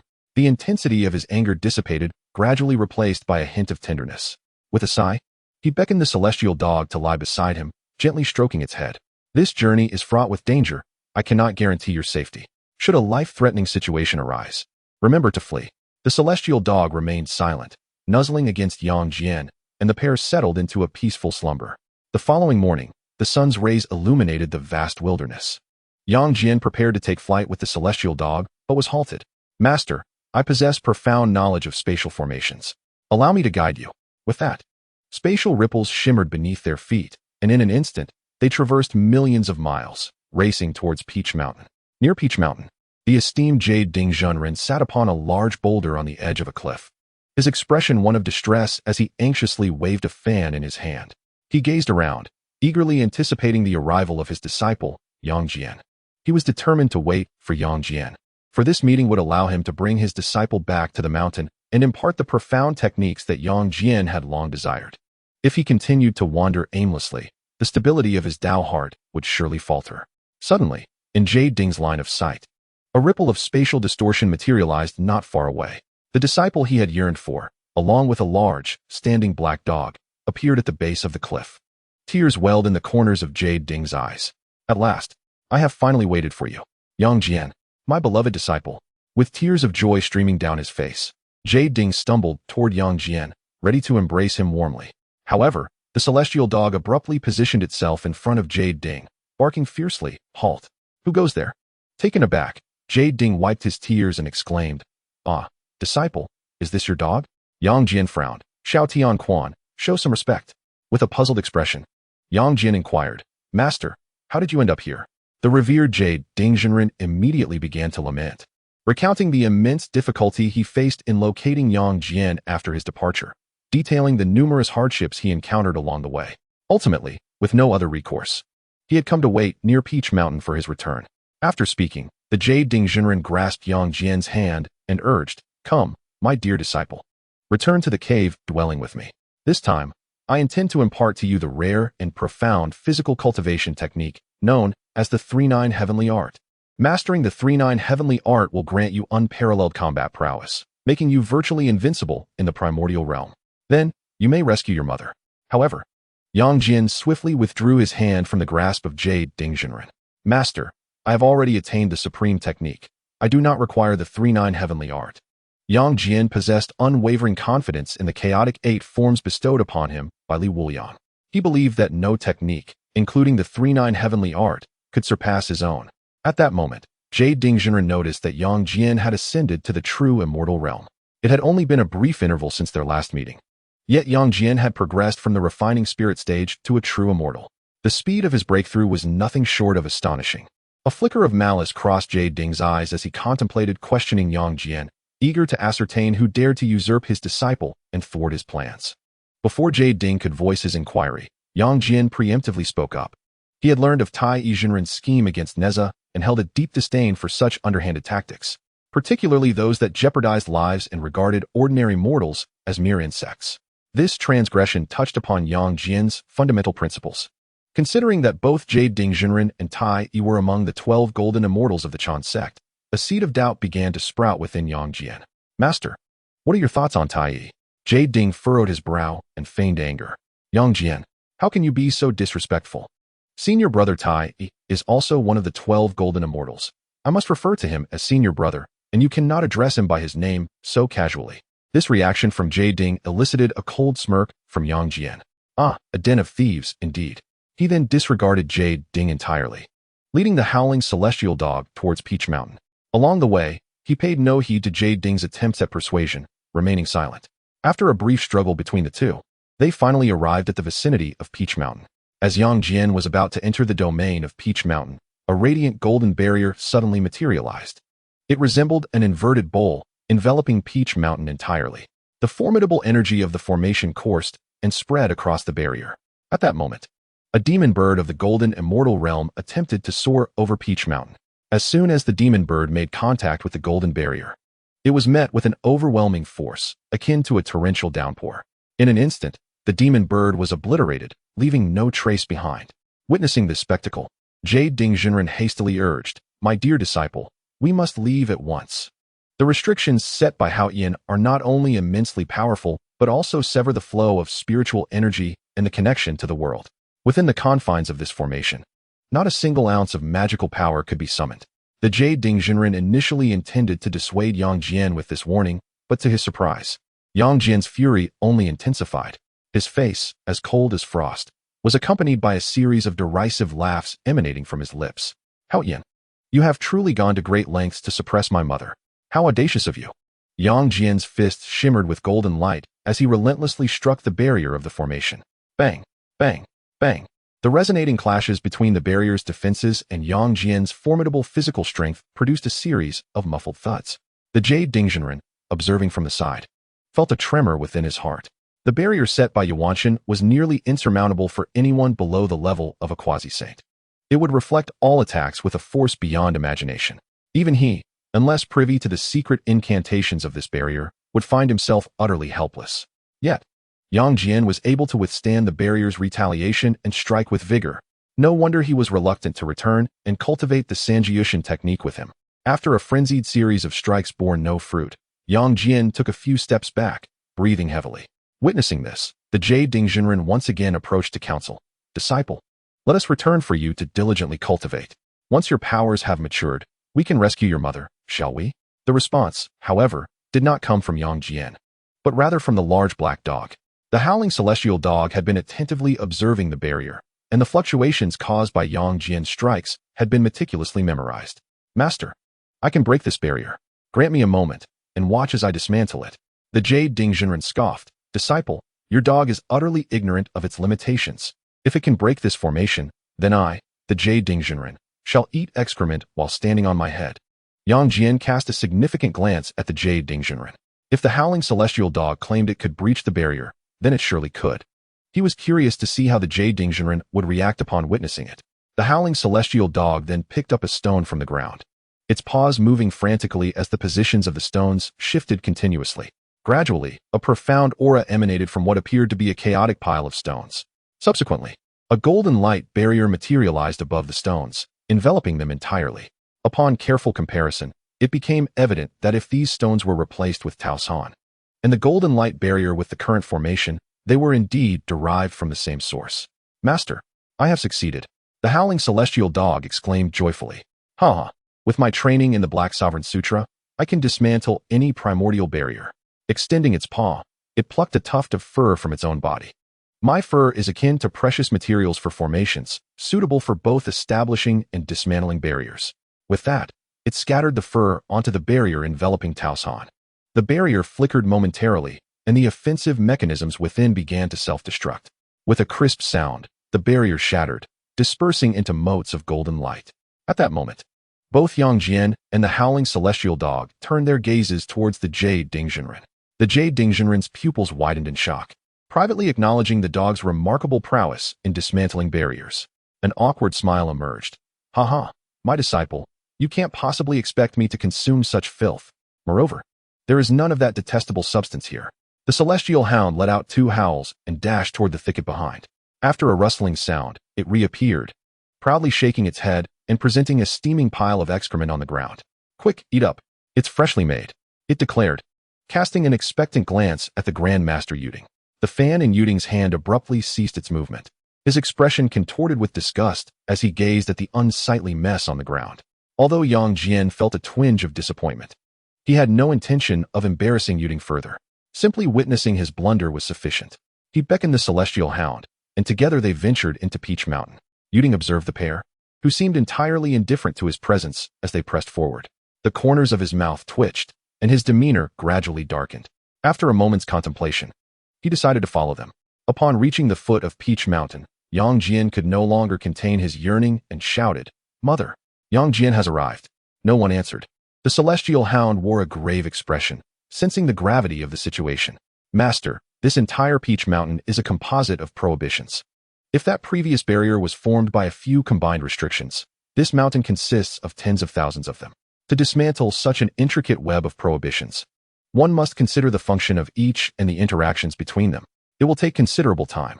Hearing the celestial hound's words, Yang Jian's brow furrowed in cold resolve, his hatred for Hao Yin intensifying. It matters not. I possess the mountain-splitting divine axe. I shall cleave this mountain asunder. In a flash, Yang Jian brandished an exquisitely sharp jade axe. His celestial eye opened at his forehead, radiating divine light as he surveyed the entirety of Peach Mountain in search of its weakest point. He was determined to split the mountain. Upon witnessing Yang Jian brandish the mountain-splitting divine axe, Wuling's gaze flickered with apprehension. The emergence of the legendary celestial eye astounded him even more.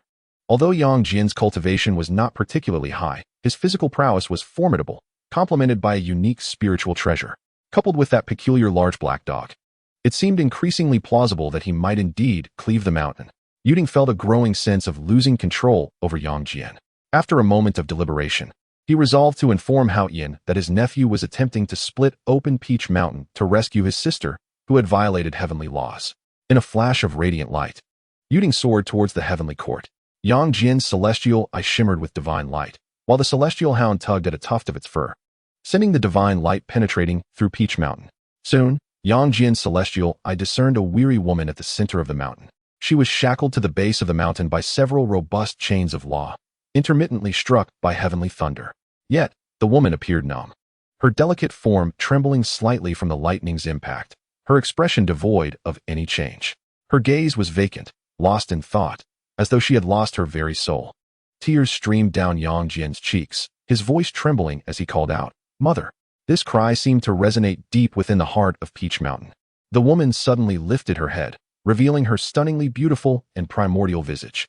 She searched frantically, only to realize she remained at Peach Mountain. With a heavy heart, she lamented, "Is this yet another illusion?" Tears flowed from the corners of Yang Jian's eyes as he fervently declared, "Mother, it is Yang Jian who has come to rescue you." Upon hearing the voice she longed for, Yuhua's face could not conceal her overwhelming joy. However, her expression swiftly transformed, and she shouted frantically, "Jinner, leave at once. Your uncle will kill you." Chapter 51. The Wrath of Haoyan. Yang Jian splits the mountain. Yang Jian disregarded his mother's pleas, resolutely stating, "Mother, I must save you. I will split the mountain." Yuhua screamed in desperation to stop him, the chains of fate rattling ominously. Yang Jian, his resolve unyielding, soared into the air. He arrived at the summit of Peach Mountain, his magical power surging into the mountain-splitting divine axe in his right hand. The jade-hued axe shimmered brilliantly, and as his power continued to flow into it, the axe's weight increased dramatically. Soon, Yang Jian found it challenging to maintain a perfect grip with one hand as the axe began to descend slightly. With a fierce shout, he raised the axe above his head with both hands. A phantom of the axe, nearly the size of half of Peach Mountain, materialized in the air. The surroundings of Peach Mountain were suddenly engulfed in tumultuous winds and clouds. A terrifying and overwhelming pressure enveloped the sky. With a powerful roar, Yang Jian summoned all his strength and struck down upon Peach Mountain. The phantom of the axe sliced downward in an instant, its dazzling light piercing through the air. This tremendous blow, akin to a mere feather's touch, passed straight through Peach Mountain, leaving not a trace of impact. The endless binding forces continued to suppress Yang Jian's mother at the mountain's base. Yang Jian's pupils widened in confusion as he gazed at the axe in his hand. Murmuring softly, "Is it a lack of power?" His gaze sharpened, and the third eye on his forehead opened wide. Divine light shot forth from the eye into the axe. "Then let us try again." Yang Jian lifted the axe once more, and behind him, a golden ocean emerged. The golden waves surged, transforming into a colossal torrent that flowed into the axe. This time, the axe's phantom grew even more magnificent, its pressure more formidable. With a thunderous shout, the awe-inspiring axe beam, as large as Peach Mountain itself, descended. A resounding boom echoed as Peach Mountain trembled. A small portion of the binding forces was severed by this strike, crumbling into countless stones that cascaded down. Witnessing this, Yang Jian revealed a smile. He sat cross-legged in midair, replenishing his magical power. With the next strike, he would unleash his full strength to cleave the mountain asunder. Meanwhile, Yu Dingjinren arrived at the Heavenly Palace. "Master Uncle, Haoyan was originally the attendant of Taoist patriarch Hongjun. After the War of the Gods and Demons, the demon court was destroyed. In the celestial realm, the establishment of the heavenly court saw Hongjun selecting the supreme emperor of the Golden Palace. The unparalleled and transcendental Yu Huangdadi. He could be considered a half-disciple of Hongjun and a junior to the six saints of the primordial chaos. As a disciple of the primordial lord, Yu Ding naturally addressed the supreme emperor as Uncle Master. At that moment, the heavenly court was sparsely populated and lacking in military strength. Within the primordial chaos, the supreme emperor held little sway. Upon recognizing that Yu Ding, one of the 12 golden immortals of the Chan sect, had come to visit, the supreme emperor courteously summoned him. "Yu Ding, my nephew, what brings you to the heavenly court?" Yu Ding, secretly amused yet feigning respect, clasped his fists and replied, "Uncle Master, my revered teacher originally intended for me to take your nephew as a disciple, but alas, Yang Jian's temperament is obstinate and difficult to guide. I had hoped to temper his character. However, he has recently acquired some mystical powers and treasures, and with the assistance of a demon proficient in formations, he is now on Mount Peach, attempting to rescue his mother." At these words, the Supreme Emperor's anger flared, for he had long disapproved of his sister Yuhua marrying a mortal and starting a family. He commanded the heavenly soldiers to capture Yuhua and eliminate the Yang family, but regrettably, her son and daughter managed to escape. He had hoped that upon capturing Yuhua, she would sincerely repent, yet she not only refused to acknowledge her mistakes, but even insulted her brother. Thus, he had imprisoned Yuhua at the base of Mount Peach to make her suffer and understand right from wrong. Now, This escaped wretch dared to openly rescue her. Truly, he showed no regard for the majesty of the Jade Emperor. Giant spirit god, you shall lead 10,000 heavenly soldiers to Mount Peach and capture that scoundrel. Yes. A colossal figure knelt in response and departed from the heavenly court. Yuding gently waved his fan, revealing a subtle smile. On Mount Peach, Yang Jian adjusted himself to his peak state, radiating a brilliant golden light. A significant portion of his blood had transformed into gold, flowing through his veins with a resounding rush. A golden ocean surged behind him, amplifying his physical prowess. From the depths of the void, a blue lotus emerged, swaying above Yang Jian's head. The ethereal shadows of 3,000 paths surrounded the blue lotus, cascading down around him. 9 heavenly halos floated atop the golden ocean, and a towering celestial king stood firm within it. Yang Jian's third eye at his brow shone with divine light, drawing the entirety of the golden ocean into his divine axe. He raised the mountain-splitting axe, its shadow larger than Mount Peach itself, pointing towards the heavens. The celestial king's shadow mirrored Yang Jian's movements perfectly. This was Yang Jian's most potent strike, a culmination of his cultivation and physical strength. With a mighty roar, the divine axe descended. The space trembled, and it seemed as though the entire universe was reduced to that single, sky-splitting arc of light. The shockwave of the axe cleaved through Mount Peach, a faint sound of rupture emanating from the mountain.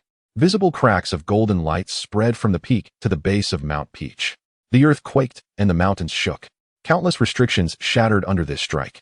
The resounding crash echoed as debris cascaded down, transforming into a cloud of fine ash. Boom! With a thunderous roar, the mountain imbued with prohibitive power split in two, fracturing completely. Yuhua, weary and disheveled, collapsed upon a stone platform. As the mountain crumbled, the chains binding her faded significantly, leaving only 2 chains on the lower platforms that still constrained her legs. Yang Jian's final strike against the mountain had drained most of his strength. Ignoring the need to recuperate, he hastened to his mother's side, calling out, "Mother!" Upon reaching the stone platform and witnessing the suffering etched upon his mother's face, he found it starkly contrasted with the image of her once unparalleled beauty in his memories. Tears welled in his eyes, rendering him momentarily speechless.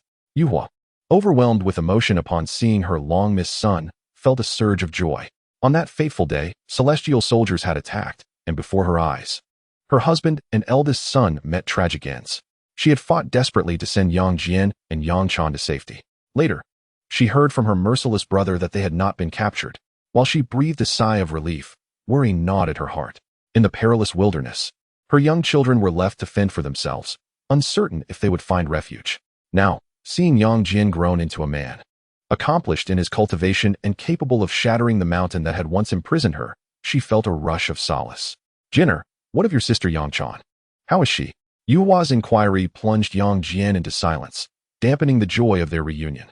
In a somber tone, he replied, "After we escaped, we reached a town, but we became separated there. I searched for her afterward, but to no avail.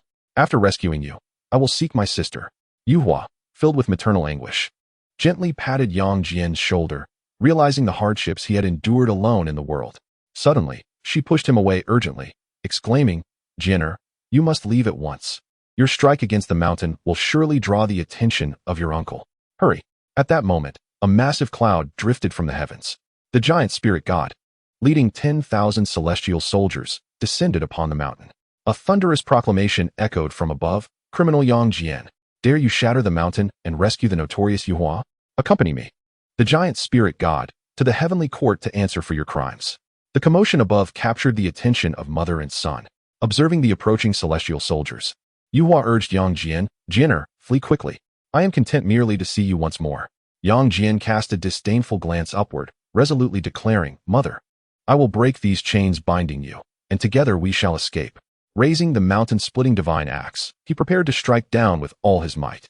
The ever-watchful howling celestial dog interjected loudly, "Master, you must not strike." Upon seeing Yang Jian's puzzled gaze directed at him, the dog's expression turned grave. "Master, these 2 chains are also manifestations of restrictions, binding the vital essence of our great master. If you forcibly sever them, it is likely that our great master will perish in an instant." Hearing the dog's words, Yang Jian glanced anxiously at his mother. Yuhua gently caressed Yang Jian's handsome face, smiling softly. "Mother cannot leave. Find your sister and live well." Yang Jian raised his eyes to the approaching celestial soldiers and inquired, "Howling celestial dog, can you break this restriction?" The dog scratched its rear, hesitating before responding. This seems to be a special restriction, rather intricate. Master, I will require a considerable amount of time. Yang Jian's expression hardened with resolve. I shall grant you time. You must break the restriction. With that, he ascended into the air, advancing towards the celestial soldiers. Tears streamed down Yuhua's face as she cried out, "No." The howling celestial dog, aware of the urgency, frantically tugged at its own fur. The giant spirit god observed Yang Jian's ascent and commanded the celestial soldiers to unleash their arrows. 10,000 celestial soldiers formed a line, and at the giant spirit god's command, a torrential rain of arrows descended. Yang Jian's body radiated a brilliant golden light as the double-edged blade hovered above him, deflecting every arrow that approached. The golden glow flickered in the air before Yang Jian plunged into the throng of celestial soldiers. Except for the commanding giant spirit god, who was of the transcendent realm, the majority of these celestial soldiers were of the earthly realm, with only a few at the heavenly level. Faced with Yang Jian, who had attained a true celestial state, these soldiers were no match. Like a tiger among sheep, Yang Jian moved with agility, and numerous celestial soldiers fell before him. As he slaughtered more celestial soldiers, memories of the day when they had massacred the Yang family surged back. The horrific deaths of his kin replayed vividly in his mind.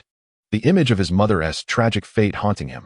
A surge of intense hatred welled up within him, causing his eyes to redden.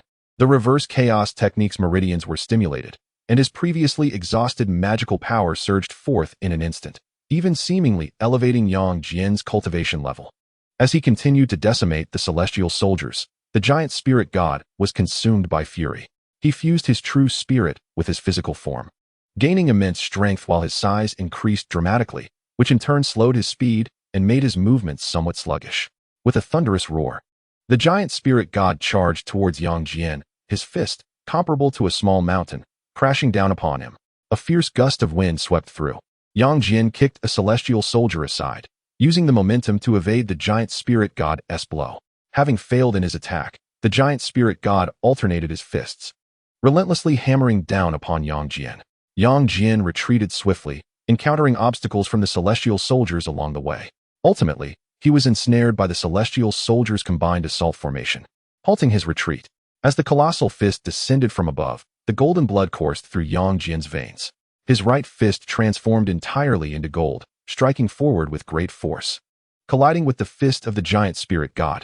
The disparity in their statures was immense, akin to an egg colliding with a mountain. To the numerous celestial soldiers, it seemed inevitable that Yang Jian would be reduced to mere pulp by the giant spirit god's blow. However, contrary to everyone's expectations, the anticipated scene did not unfold at the moment their fists met. A trace of disdain appeared on Yang Jian's handsome visage, while the giant spirit god's massive face bore an expression of disbelief, as if confronted with an utterly inconceivable event. Subsequently, Yang Jian retracted his right fist and plunged into the throngs of celestial soldiers, resuming his slaughter. The giant spirit god staggered back 2 steps in midair, his right fist developing extensive cracks that swiftly spread throughout his body. Without the support of his magical powers, his colossal form began to plummet. Before reaching the ground, the giant spirit god was transformed into a cloud of bloody remnants. With a single punch, the giant spirit god was annihilated. This spectacle terrified the remaining celestial soldiers. Already demoralized by Yang Jian's onslaught, they began to flee in all directions, their pleas for mercy echoing. A select few celestial soldiers had already distanced themselves from the battlefield, quietly retreating to the heavenly court to report to the Jade Emperor and request reinforcements upon realizing the futility of opposing Yang Jian. In the span of 100 breaths, aside from a handful of fugitives, the 10,000 celestial soldiers who had come to Peach Mountain were utterly decimated by Yang Jian. Closing his blood-red pupils, Yang Jian sat cross-legged in midair, patiently awaiting the heavenly court's next military dispatch.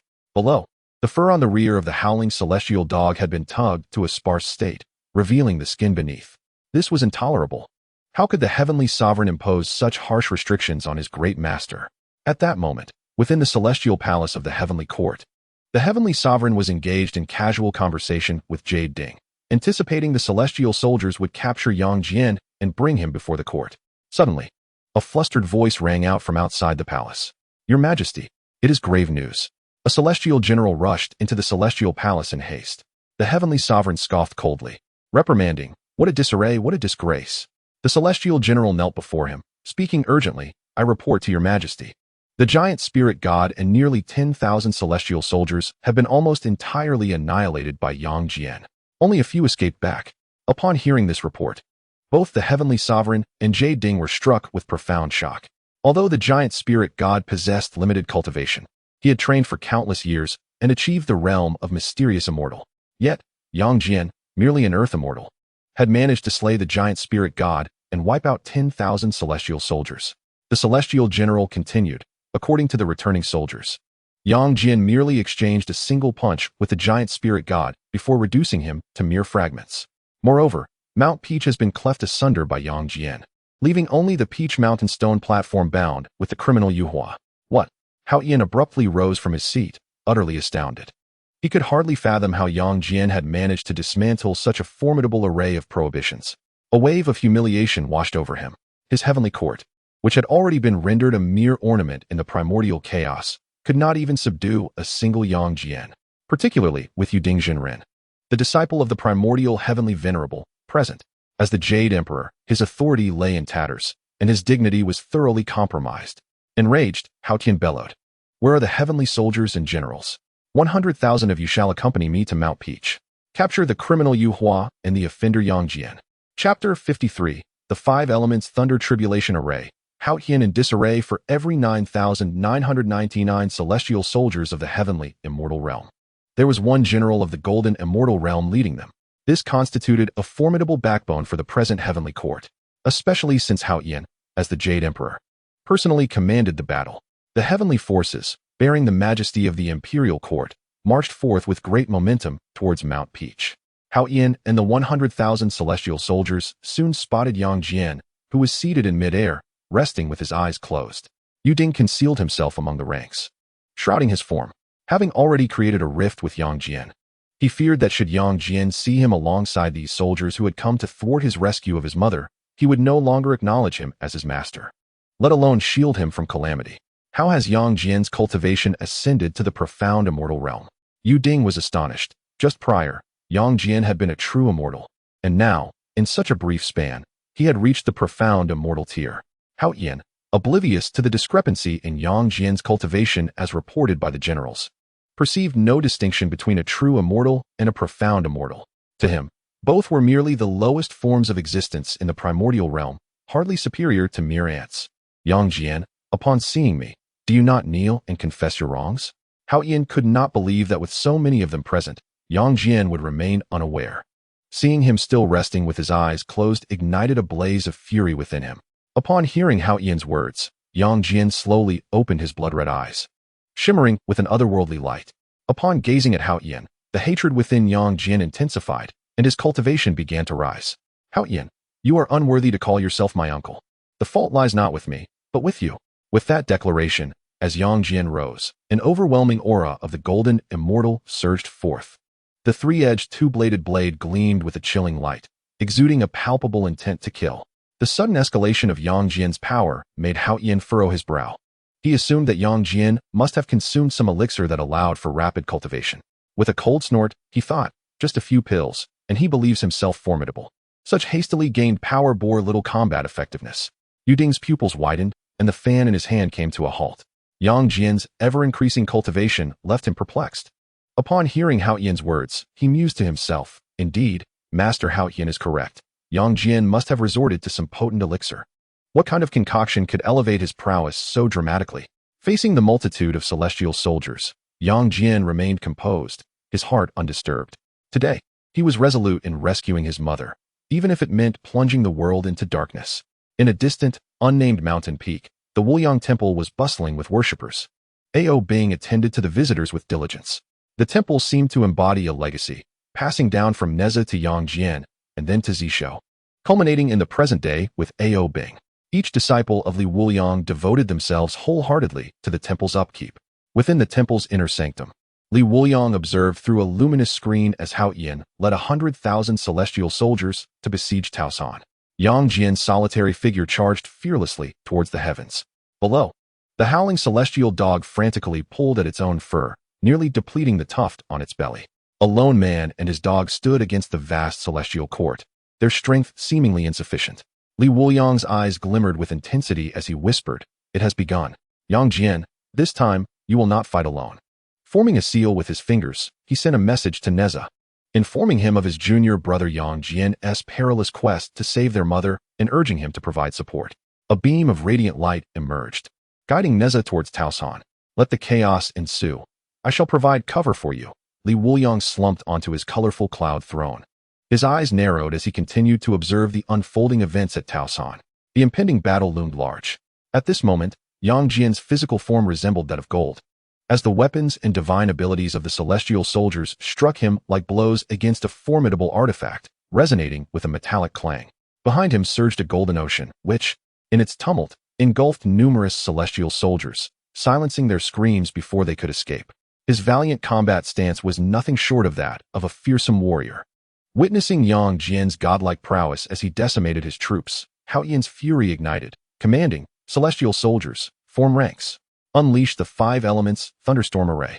The celestial soldiers, now in disarray from Yang Jian's onslaught, began to execute an intricate footwork, shifting forms as Yang Jian's assaults gradually diminished in potency. A multitude of celestial soldiers, arranged according to the 5 elements of metal, wood, water, fire, and earth, encircled Yang Jian. An oppressive aura enveloped the air as ominous clouds of catastrophe gathered above Taosan. Yuding observed the formation taking shape and muttered, "This 5 elements thunderstorm array is intertwined with the heavenly Tao. It summons the clouds of calamity, each thunderclap more perilous than the last. Ultimately, it will conjure 5 elemental thunder soldiers, wielded by 5 celestial generals, which even a typical golden immortal would struggle to withstand. My dear disciple, it seems you are in grave danger." Confronted by an overwhelming pressure, Yang Jian's expression grew increasingly grave. While the celestial soldiers were of average combat strength, their formation was indeed formidable. Boom! Thunder rumbled as calamity clouds enveloped the sky, dark clouds brimming with terrifying elemental lightning. Yang Jian summoned the Qinglian, hovering above his head, while 3,000 ethereal manifestations of the Tao cascaded like threads, shielding him. On the Peach Mountain stone platform, the howling celestial dog frantically pulled at its fur, attempting to unravel the chains binding the stone platform. Simultaneously, it diverted a sliver of attention towards its master. Yuhua, filled with anxiety, gazed skyward. Witnessing Yang Jian surrounded by tens of thousands of celestial soldiers, she felt the ominous calamity clouds zeroing in on her child. Tears streamed down her helpless eyes. Crack! A flash of lightning surged forth, resembling the clarion call of an impending assault. In an instant, the celestial soldiers channeled their powers into the calamity clouds above. A vast accumulation of elemental energies coalesced, forming radiant hues of gold, azure, emerald, crimson, and obsidian, bridging the heavens. All eyes turned to Yang Jian, eager to see how he would withstand this elemental thunder tribulation. With a resounding boom, the 5-colored thunderbolt struck. Yang Jian stood resolute, fortified by the Qinglian, and concentrated all his power into a single finger. He intended to shatter the calamity clouds and dismantle the elemental thunder tribulation.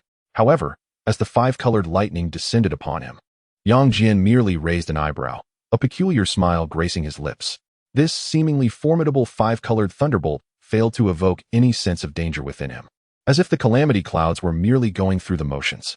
Indeed, the grandiose 5-colored lightning struck Yang Jian, yet it did not even ruffle his garments. This was not due to the inadequacy of the elemental thunder tribulation, but rather a manifestation of the heavenly will. The being targeted this time was one who had previously endured the wrath of that fearsome place. The purple sky thunder unleashed in the past had been instantaneously dispelled by the human emperors of the Fire Cloud Cave. The heavenly tribulation, too, held a sense of pride. After the last incident, it had surreptitiously vowed never to strike those from that place again. Following the harmless strike of lightning, the calamity clouds dissipated as if in a flight for survival, leaving the celestial soldiers bewildered and the heavenly sovereign in disarray. Chapter 54. The 10 golden crows transformed the world into a chessboard. The celestial soldiers comprising the formation were utterly perplexed.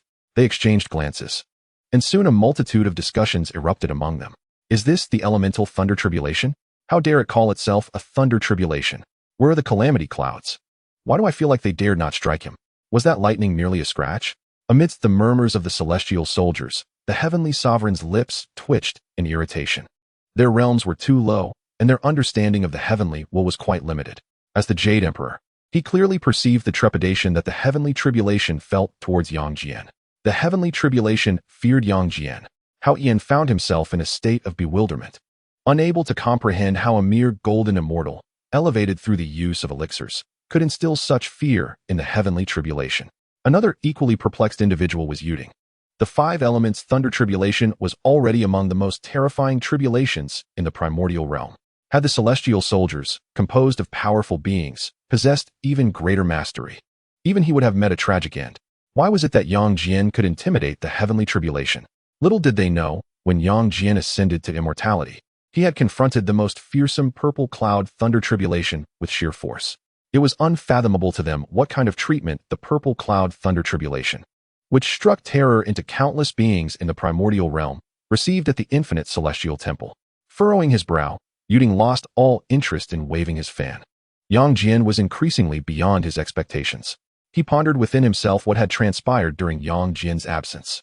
Witnessing the elaborate formation set by the heavenly court, which the heavenly tribulation dared not strike against him, Yang Jian let out a triumphant laugh, brandishing his trident blade toward Hao Yan, the challenge implicit in his demeanor. Hao Yan, whatever tricks you have, unleash them. Today, Yang Jian would storm the heavenly court. As his voice echoed, the trident blade surged forth with an irresistible force, plunging into the midst of the celestial soldiers.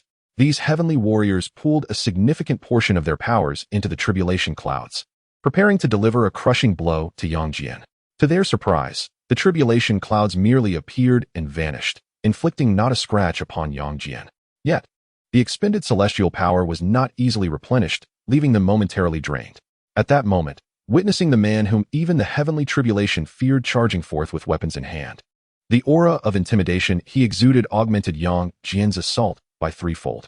The trident blade rotated deftly, and with each motion, countless celestial soldiers fell, bathing the Peach Mountain in blood. The ancient holy body, nearing completion, exuded a terrifying physical might that oppressed the surroundings. The heavenly soldiers felt as though they were not battling a mere human, but facing an innate deity from the primordial era. Each clash of weapons sent them flying, with the weaker soldiers disintegrating midair from the sheer force. Even without resorting to spells or divine powers, Yang Jian could obliterate their ranks of 100,000 heavenly soldiers with his physical prowess alone. Moreover, the golden sea that surged alongside Yang Jian's combat swallowed an innumerable number of warriors. The azure lotus, adorned with the ephemeral shadows of 3,000 great paths, rendered him virtually impervious to all forms of attack. The grand spells they unleashed collectively were thwarted by the tendrils cascading from the azure lotus.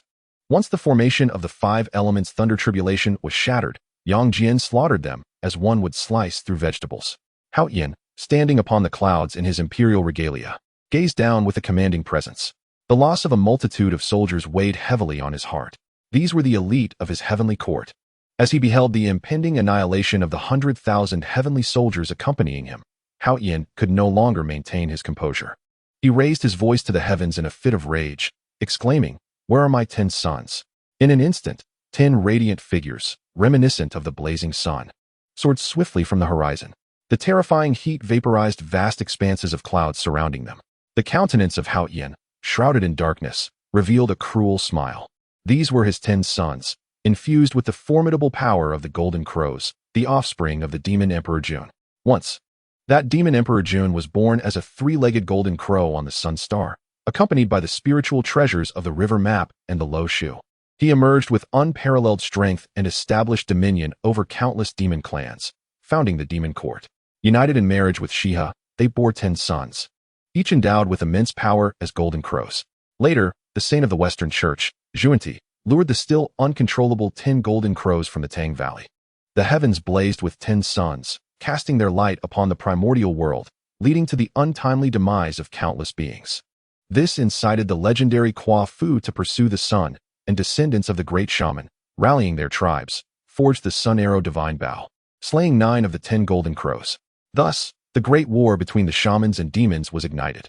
The demon court engaged in wholesale slaughter of humanity, crafting the slaughtering shaman sword. The suffering of countless beings accumulated into a significant karmic debt, leading to their decline. Subsequently, the celestial court was established, with Hao Yan ascending as the Jade Emperor. He later beseeched the Taishang Laojun, the incarnation of the supreme clarity, to coalesce the essence of the golden crows within the primordial realm, merging it into the bodies of his 10 sons. After an extensive passage of time, his sons finally fully integrated with the essence of the Golden Crows. A pang of regret struck Hao Yian's heart. Although 9 of the 10 Golden Crows had perished, the essence was insufficient. His 10th son had not acquired the true essence of the Golden Crow, but instead received the power from the other 9 sons intermittently, rendering him a false Golden Crow. As the 10 sons gathered behind him, Hao Yian pointed towards Yang Jian below and commanded, "Go, eliminate that wretched being." Instantly, Hao Yian's 10 sons, enveloped in terrifying solar flames, surrounded Yang Jian. The unbearable heat escalated the temperature of Peach Mountain to a fearsome level, distorting the very fabric of the surrounding space. Yang Jian's gaze flickered as he noticed that his mother and the howling celestial dog were struggling to endure such intense heat. Fortunately, the howling celestial dog plucked a tuft of fur to cast a barrier, temporarily alleviating the threat of the scorching temperatures. Yet, as the dog's fur dimmed, it was clear that this reprieve would not last long. Yang Jian understood he must act swiftly to either vanquish or repel Hao Yian's 10 sons. In the next moment, Yang Jian darted towards one of them. His 3-pronged, double-edged blade transformed into a streak of light, nearly slicing through the man's neck. The remaining 9 sons immediately retaliated, launching 9 formidable fireballs that soared towards him. Each fireball, the size of boulders, blazed with fervent flames, sealing off Yang Jian's escape route. A crimson glint sparked in Yang Jian's eyes as his magical energy surged wildly through the chaotic channels of the 8-fold reverse technique. In an instant, Yang Jian unleashed the 8 styles of reversal. The first style, non-aggression, embodying the principle of relying not on the absence of an attack, but on our preparedness to respond. Not on the assumption of non-attack, but on our capability to refrain from attacking. As the sole defensive technique within the 8 styles of reversal, a formidable defensive aura enveloped Yang Jian the moment it was executed. This harmonious interplay with the celestial blue lotus isolated all forms of magical prowess, dissipating the scorching heat in that very moment. The second style, striking the unusual, which posits that those adept at creating surprises are as boundless as the heavens and as inexhaustible as rivers. To engage and then withdraw. To converge and then strike. This is a technique that seizes the initiative from the adversary, allowing one to command both the offense and the defense. Although surrounded by the 10 sons of Hao Yian, placing him in peril, the celestial soldiers observing from above soon recognized that Yang Jian was countering with remarkable swiftness, delivering 9 precise strikes that shattered all the fireballs in the sky. The scene unfolded with an air of mystery that left the celestial soldiers utterly perplexed. The timing and angles of the 9 princes' attacks were impeccable, and just as it seemed Yang Jian would withstand the onslaught of 9 terrifying fireballs, he retaliated with 9 strikes, neutralizing their assaults. In the background, Yuding watched intently, his expression grave. He had begun to grasp the underlying principles at play. Yang Jian was employing a profound and inscrutable technique. A thought flickered in his mind. Could it be that the 10 sons of Hao Yian would be unable to subdue Yang Jian? The 10 Golden Crows engaged in battle shared a similar confusion. The difficulty presented by this younger brother exceeded their expectations. Exchanging glances, each of the 10 summoned a shield, its outer edges bristling with spikes. These were 10 artifacts that integrated both offense and defense. At the moment they manifested their shields, brilliant flames erupted from their centers, connecting the 10 shields in a radiant display, appearing both separate and unified. The convergence of 10 fiery beams formed a pentagram above Taosan Mountain, with each intersection occupied by a golden crow. Positioned at the heart of this pentagram, Yang Jian found himself besieged by a terrifying force of restraint emanating from all directions. Even with the protection of non-aggression and the primal sacred body of the Azure Lotus, which shielded him from harm, his combat prowess was significantly diminished by the binding force. Should he wish to engage with the 10 sons of Hao Yian, the challenge would be formidable. Naturally, the 10 Golden Crows seized this opportunity. The spikes on their shields elongated and spun around the shields. A cacophony ensued, leaving many celestial soldiers dizzy and unsteady. In unison, the 10 Golden Crows bellowed, hurling their shields toward Yang Jian at the center. The shields spiraled along the fiery trajectories of the pentagram, and before they reached him, the piercing energy surged forth. Yang Jian, constrained by the binding force, struggled to withstand the impending onslaught. As the 10 shields neared one another, it seemed they would converge, sealing Yang Jian's fate at the center. Yang Jian wielded his trident knife with a graceful flourish, murmuring incantations. The third form of the reversal 8 styles, chess play. In that instant, the realm of Taosan seemed to transform into a chessboard, with the 10 Golden Crows and Yang Jian himself becoming mere pieces on this board, indifferent to their futile resistance. The third form dominantly dictated the layout of the board. Observing the formation of this cosmic chessboard, the oppressive restraints upon him dissipated entirely. And he declared, the fourth form of the reversal 8 styles, strategy. With strategy as his foundation, he sought to exploit the terrain first before outmaneuvering his adversaries. Within this board, all laws were subject to Yang Jian's command. At that moment, chaos erupted within the pentagram formation. The 10 golden crows found themselves uncontrollably shifting positions, appearing in the southwest after being in the northeast just moments before. The tumultuous forces of space stirred amongst them, rendering their powers ineffective, let alone forming a counter-strategy against Yang Jian. Only Yang Jian remained, steadfast and unyielding at the center, coldly observing the disarray of the 10. Raising his trident knife, he began to traverse the expanse of the chessboard. "Ah, how dare you!" Cries of despair echoed through the air. The reversal 8 styles were exceedingly taxing on one's mana, and despite Yang Jian's formidable cultivation, sustaining this for long was a challenge. As the chessboard began to fade, the grim state of the 10 golden crows became starkly visible. Each bore no less than 10 wounds, with several injuries deep enough to expose bone. Had they not reacted swiftly, they would have met their demise. Panic was etched across the faces of the 10 golden crows. They were utterly bewildered by the unfolding events. A seemingly irresistible force of cosmic order engulfed them, transforming their surroundings into a chessboard where they were mere pawns to be manipulated. Even the pentagram formation they had established fell prey to Yang Jian's whims. Were it not for their collective status as great Luo golden immortals, they would not have survived on this board. Such a turn of events left all spectators astounded. The surviving celestial soldiers breathed sighs of relief, knowing that had Yang Jian employed this tactic against them from the outset within that chessboard of cosmic rules, not even 100,000 celestial soldiers could withstand his might. Hao Yan's pupils constricted. As the sovereign of the heavenly court, the Jade Emperor, his comprehension of the heavenly Tao surpassed that of countless beings in the primordial era.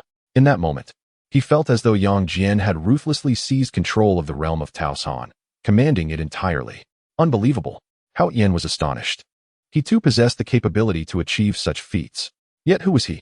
The current heavenly emperor, protected by the heavenly Tao, with perfected quasi-saint cultivation. And Yang Jian? Merely a golden immortal elevated through the use of elixirs. If one were to speak of the most profound shock, it would undoubtedly belong to the hidden presence among the celestial soldiers, the Jade Ding. Such a method of severing the heavens and the earth is beyond his capabilities. At this moment, Yu Ding felt a surge of panic within him.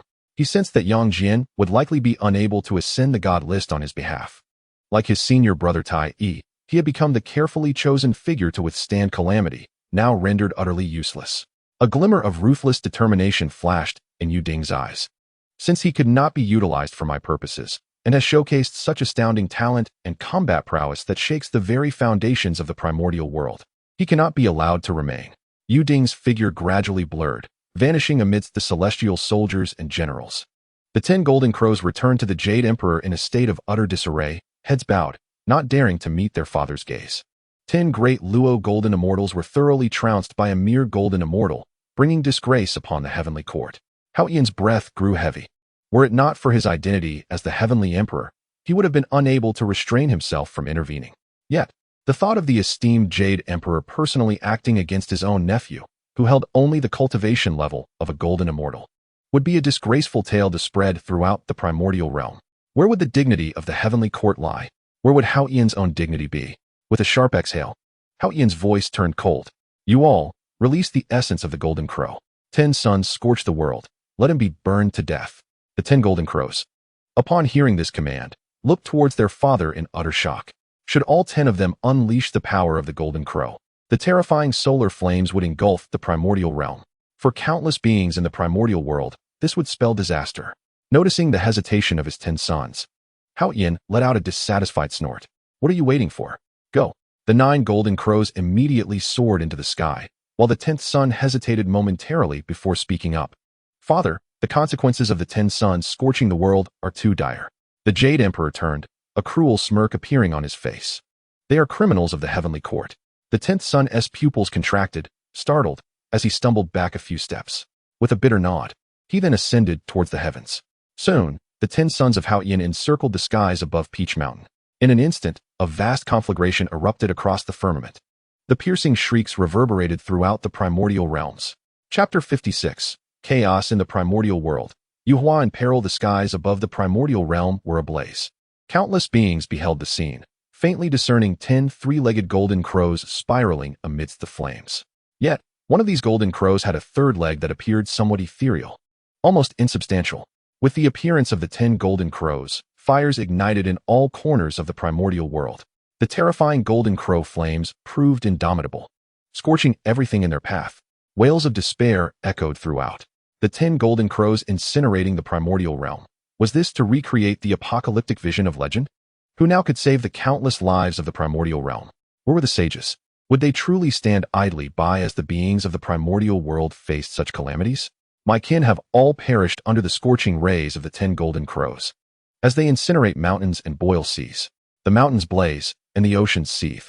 At this moment, Nezha is wildly soaring towards Peach Mountain, while chaos reigns throughout the primordial world, not to mention the imminent confrontation with the golden crows at Peach Mountain. Most of the might of the golden crows is directed towards Yangjian, leaving only a fraction of their power to illuminate the primordial realm. The unparalleled flames of the golden crows assail Yangjian, transforming into a terrifying blaze that scorches the very fabric of space into vast voids. Initially, Yangjian aspired to ascend the heavens and annihilate the 10 golden crows.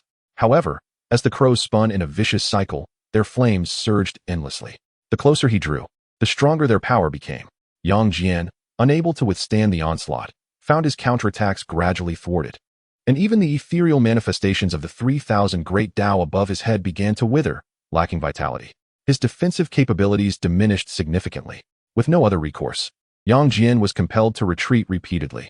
At that moment, a blinding burst of fire streaked past him, hurtling towards the stone platform below. The defensive formation set by the howling celestial dog was instantly obliterated, leaving a ground strewn with ashes.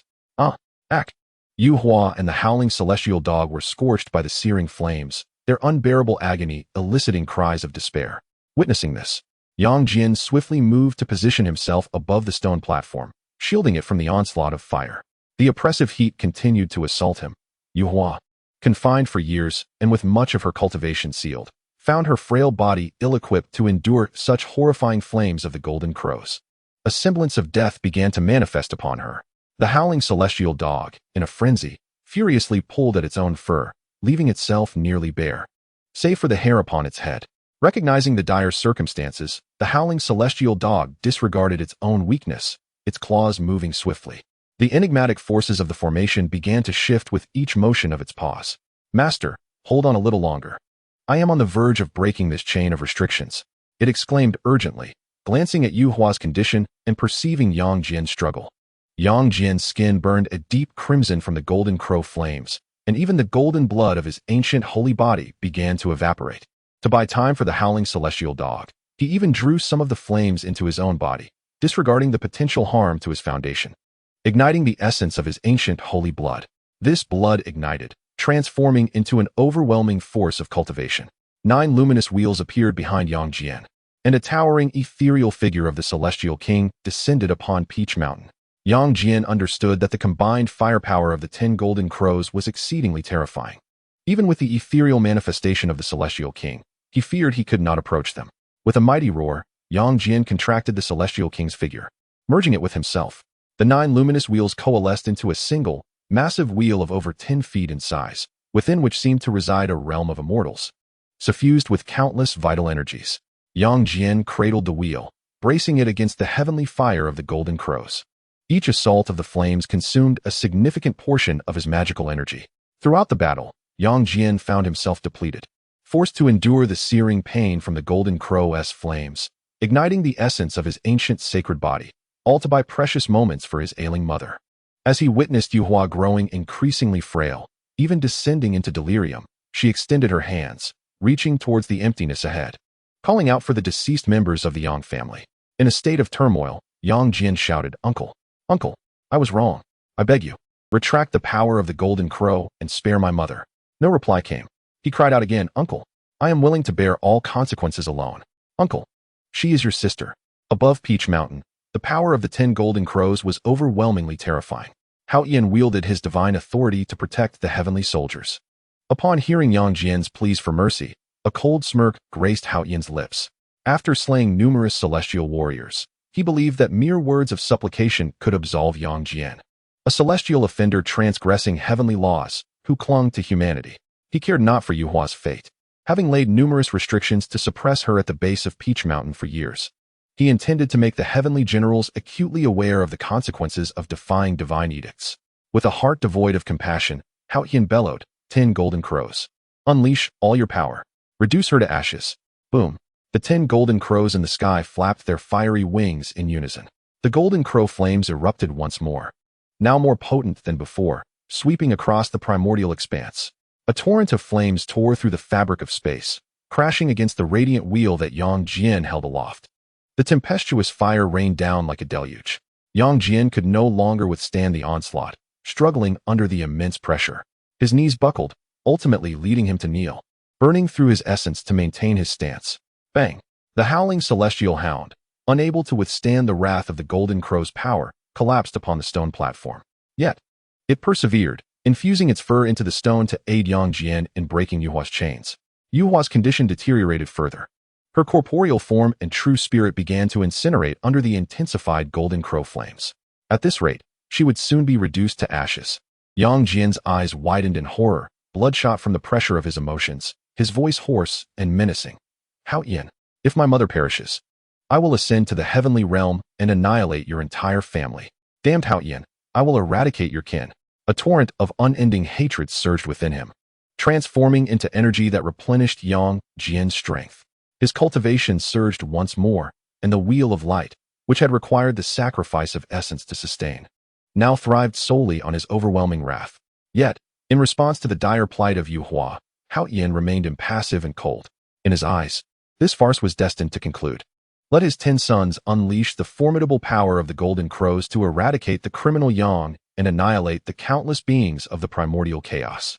Let the myriad races of the primordial world recognize that the heavenly court led by him, Hao Yin, wields enough might to instill fear throughout the primordial realm. At this critical juncture, the sound of chains breaking resonated from the stone platform.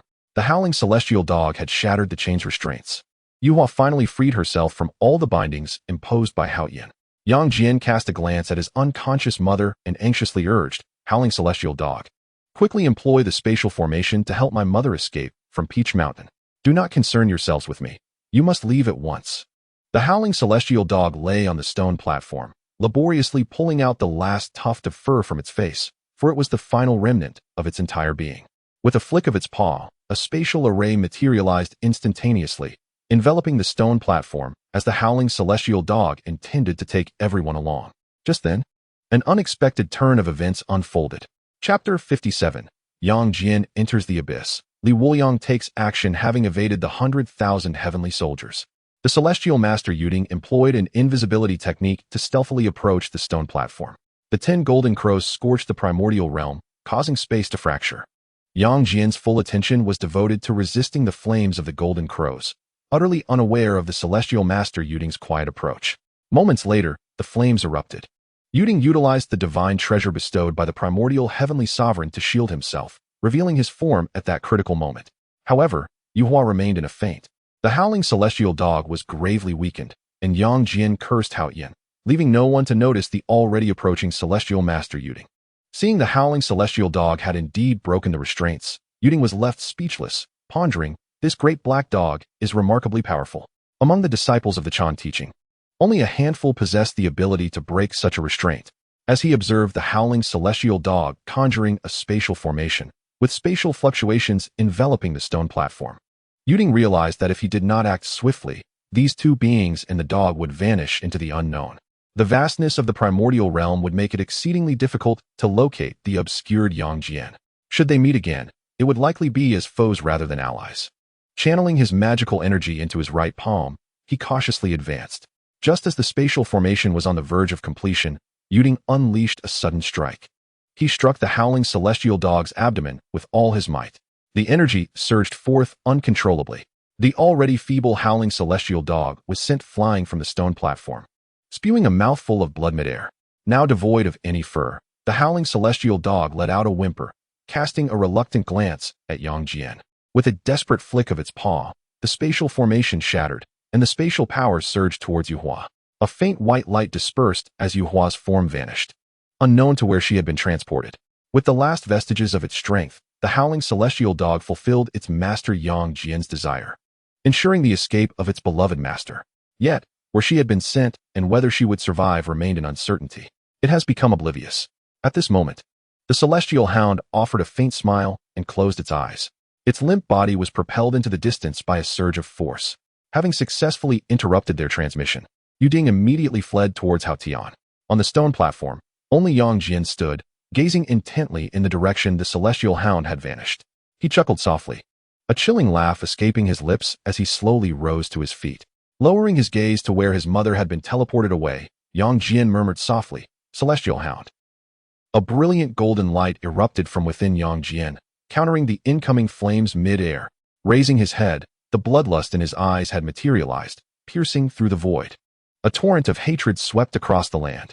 Yang Jian's cultivation surged dramatically, from the early to the middle, then the late stages of the golden immortal realm, and finally to its perfection. He ascended to the early stage of the great Luo golden immortal realm, then to its middle and late stages, culminating in its perfection. In the golden immortal realm, Yang Jian's combat prowess was unmatched, with his cultivation reaching the pinnacle of the great Luo golden immortal realm. His very presence was enough to repel the myriad blazing golden crows. Consumed by fury, Yang Jian unleashed the latter four forms of the chaotic 8 techniques in one breath. The fifth form, battle determined. It is not necessary to emerge victorious without loss, nor to engage in battle without certainty of triumph. Rather, it is to strike with unwavering resolve, deciding the outcome in a single clash. Battle determined is a lethal technique within the chaotic 8 techniques. Upon its execution, Yang Jian's entire essence of magic reached its zenith, harboring an intent to kill, the terrifying might even suppressing the 10 circling golden crows above, continuing to channel his powers. The sixth form, absolute crisis. In a perilous maneuver, he severed his own escape route, creating a dire situation for both himself and his adversaries, placing them in a life-or-death struggle. In this battle, he would undoubtedly slay the 10 golden crows and cleave through the teachings of Yuding. Even if it meant facing certain death, he would avenge his mother and the celestial hound. The seventh form, battle against heaven. Aspiring to challenge the heavens, Yang Jian's momentum soared once more, exuding an air of supremacy, as if declaring that the world lay beneath his feet. Should the heavenly laws obstruct him today, he would sever them. Yang Jian's aura and combat strength had become exceedingly fearsome. Countless heavenly soldiers needed each other's support to withstand the overwhelming pressure emanating from him. The eighth form, achievement. All things remain unchanged, devoid of beginnings, futures, present moments, or past occurrences. Yang Jian found himself immersed in an enigmatic state of Tao, where nothing existed in the primordial chaos, save for his eternal presence. At this moment, the ancient sacred body reached its zenith. His combat prowess transcended the utmost limits of the great Luo golden immortal realm, reaching the initial stage of quasi-saint. Sensing the sudden surge of power from behind, Yuding's steps faltered in alarm, nearly causing him to plummet from the sky. He scrambled in midair, his movements frantic. Haotian, with a countenance as frigid as ice, was deeply moved. What kind of elixir had Yang Jian consumed to become so formidable? Meeting Yang Jian's blood-red gaze, Haotian felt a shiver run down his spine. He even sensed that Yang Jian's cultivation was still on the rise. Truly, it was terrifying beyond measure. At this moment, Nezha was still racing along the path, far away in the boundless celestial temple. Upon witnessing the sudden attack from Yuding, Wuliang was startled into an upright position, exclaiming, "What a shameless creature! The Chan sect is merely a den of thieves." A blinding flash of radiant light illuminated the scene, revealing the empty space above the colorful cloud throne. Wuliang's figure appeared not far from Peach Mountain. As he saw the celestial hound, Shaotian, hurtling towards him, he swiftly embraced the hairless creature, his gaze a mixture of disdain and concern. "You truly are a good dog." From his pocket, he produced a handful of celestial herbs, feeding them to Shaotian without hesitation. These were plucked from the inner realms of the celestial temple, and regardless of their efficacy, he had gathered a substantial amount. The abundance of pure magical energy assisted Shaotian in refining these celestial herbs. After several breaths, the hound, once on the brink of death, kicked its hind legs vigorously, awakening as if from a dreadful nightmare, struggling to rise from Wuliang's embrace. "Master Wuliang," Shaotian managed to lift its eyelids, and upon seeing Wuliang, felt reassured. The safety of its master was no longer in question. Guided by Xiaoyan's instincts, They soon located the fading essence of Yuhua several miles away. Li Wuliang applied the same method he had used to save the hound to rescue the individual. Again, he force-fed large quantities of celestial herbs, infusing his own magical energy to aid in the refinement process. After a series of actions, the near-death Yuhua regained a spark of life. Noticing Yuhua's wary gaze, Li Wuliang introduced himself. I am Yang Jian's master, the immortal Wuliang. Yuhua's lips moved slightly, and Li Wuliang understood her unspoken message. Rest assured, Yang Jian is my disciple. I will ensure his safety. With Xiaoyan's affirmation, Yuhua lowered her guard. Subsequently, with a sweep of his grand sleeve, Li Wuliang transported both the hound and the woman back to the immortal Wuliang temple. The temple's dense spiritual energy would facilitate their gentle refinement of the internal herbs, aiding their recovery. After settling both the hound and Yuhua, Li Wuliang instructed Ao Bing to tend to them. A flash of light later, he set off towards the heavenly court. For the safety of Yang Jian and Nezha, he intended to visit the heavenly court. Chapter 58. A ruckus in the Yao Pool. Blood of demons in the azure sky. The purpose of Li Wuliang's journey to the heavenly court was to summon Haoyan back. Soon, Yang Jian would undoubtedly wreak havoc, slaughtering countless heavenly soldiers and generals, and would even target his 10 sons. Although Li Wuliang was unaware of how Yang Jian had survived until now, he was determined to bring Haoyan back to the heavenly court for Yang Jian's sake. While Haoyan's position as the Jade Emperor was largely ceremonial, being merely a puppet of the Dao or Hongjun, he remained the heavenly emperor, and his perfected sage-level cultivation posed a significant threat to Yang Jian. Summoning Haoyan would be straightforward. Li Wuliang planned to confront the Queen Mother at the Yao Pool. Without concealing his presence, Li Wuliang soared toward the celestial realm, effortlessly vanquishing any heavenly soldiers who dared to impede his path. As he struck, the winds howled and the heavens trembled. The very fabric of celestial laws was stirred by his might. Such commotion inevitably drew the attention of the Queen Mother. At that moment, the Jade Emperor was engaged in capturing the criminal Yang Jian, and she, as the disciple of the Dao ancestor Hongjun and the Jade Emperor's junior, felt compelled to uphold the dignity of the heavenly court in his absence. Possessing the pinnacle of quasi-saint realm, she felt invincible in the vastness of the primordial chaos. Beneath the saints, she was unmatched. At the entrance of the Yaoqi, the Queen Mother beheld the figure that had attacked the heavenly palace. His strikingly handsome visage and every gesture exuded the essence of the Dao. In the depths of her perception, the 3,000 paths of the primordial chaos seemed to yield to his formidable presence. Dominant, commanding, poised, especially with an indifferent smile adorning his face. It was evident to her that this man was extraordinarily powerful. For a moment, she found herself entranced. Though Li Wuliang had never encountered the Queen Mother before, the aura of his immense power allowed him to recognize her instantly at the gates of Yaoqi. Noting her stunned gaze and her hesitation to act, he furrowed his brow slightly. Was she perhaps underestimating him merely because he was a mere Deluo golden immortal? Li Wuliang was uncertain who would prevail in a confrontation between them. Time was of the essence, leaving no room for a leisurely exchange. His attention shifted to the ethereal image of the myriad swords floating behind him. This formidable technique had been cultivated over time, and Li Wuliang remained unaware of the true terror that the myriad being's sword could unleash. Today seemed fortuitous for a demonstration against the Queen Mother. In a swift moment, taking advantage of her momentary distraction, he grasped the myriad being's sword and struck. At that instant, countless beings behind him chanted in unison. A surge of incense power coalesced into radiant orbs that infused the myriad being's sword.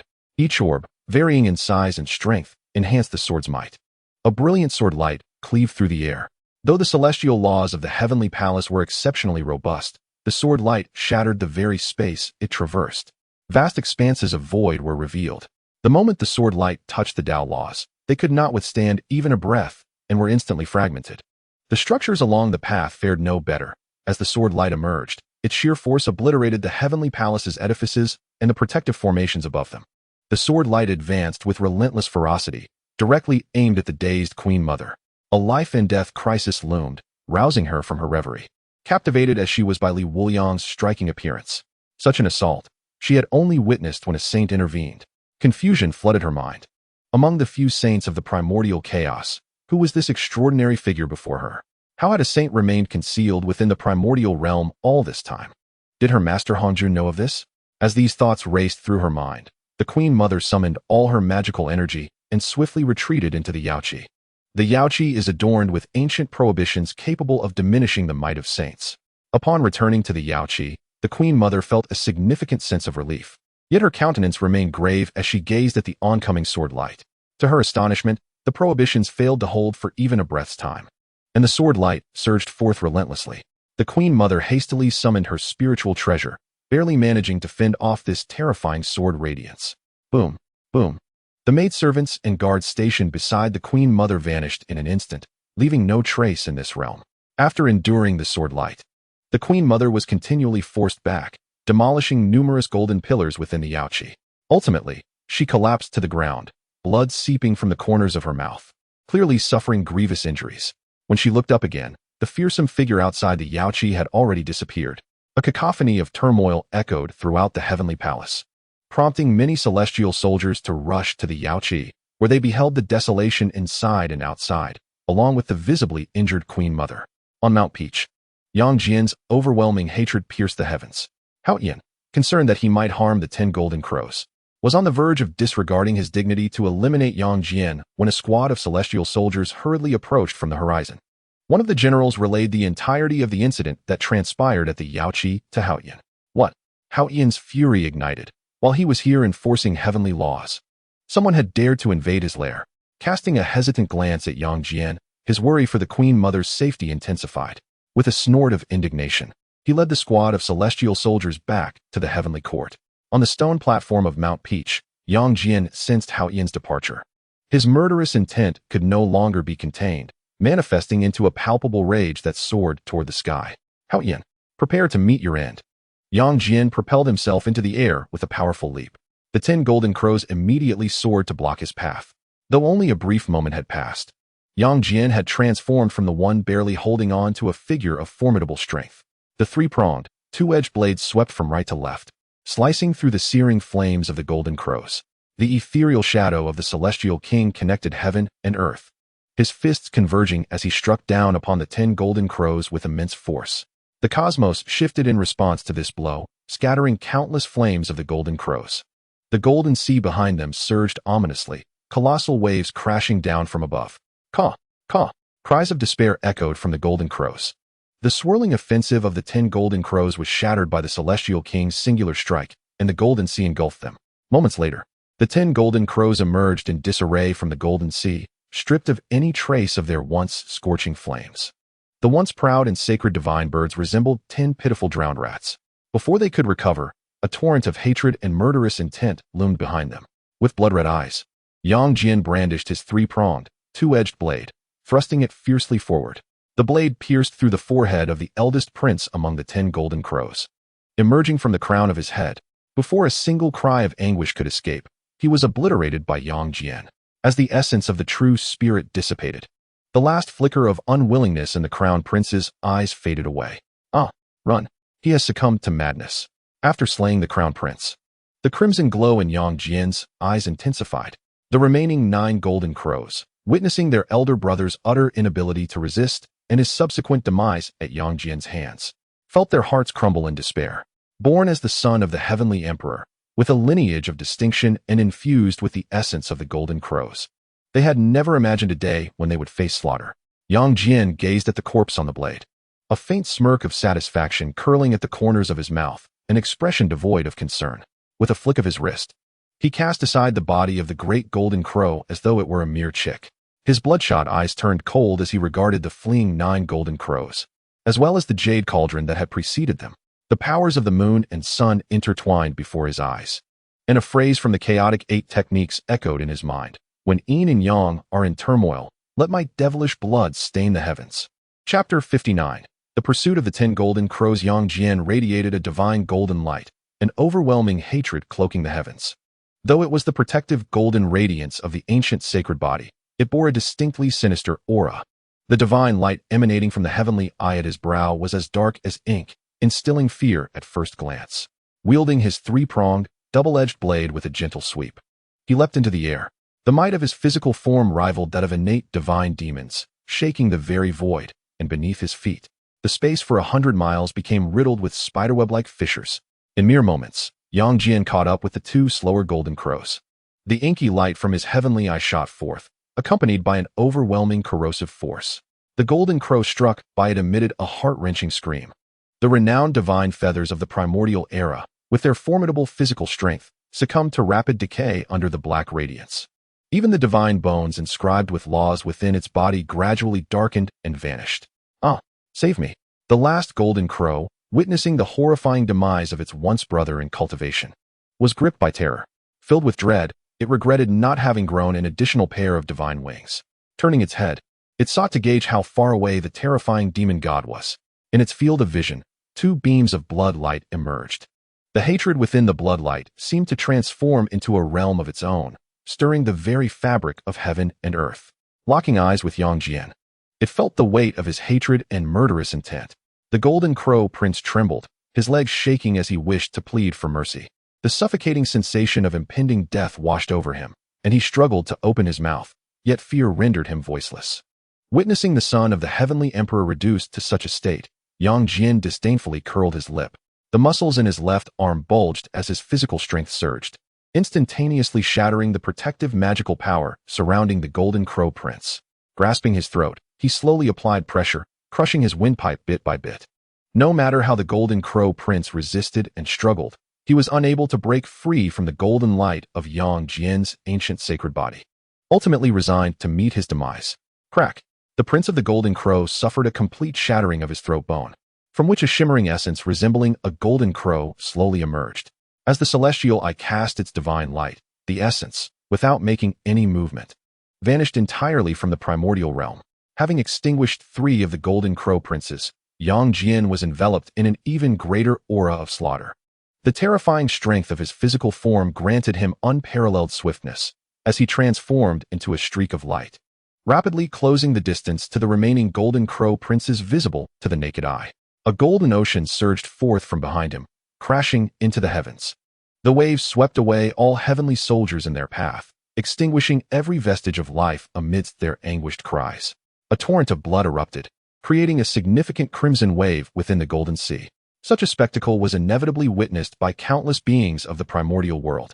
Endless races were ensnared in the calamity wrought by the 10 golden crows. Numerous powerful beings struggled merely to protect their own existence. It was initially believed that the primordial realm would succumb to the devastation wrought by the 10 golden crows, resulting in the demise of countless lives and the extinction of numerous races. Yet, unexpectedly, one formidable being displayed such audacity, ascending to the heavens alone. He interrupted the 10 golden crows' infernal onslaught and annihilated their flames with effortless ease, dispatching 3 of the golden crows. Countless beings erupted in cheers, exclaiming, "Well done! Eliminate these golden crows. We implore this mighty being to eradicate them all."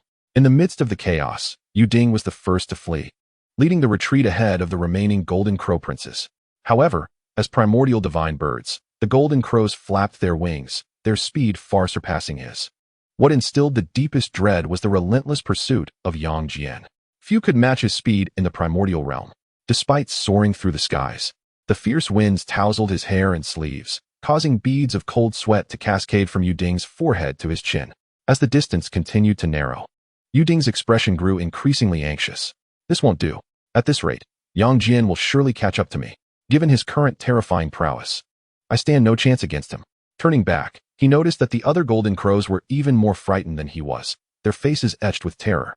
They had invested all their magical energy into their wings, leaving them utterly unguarded.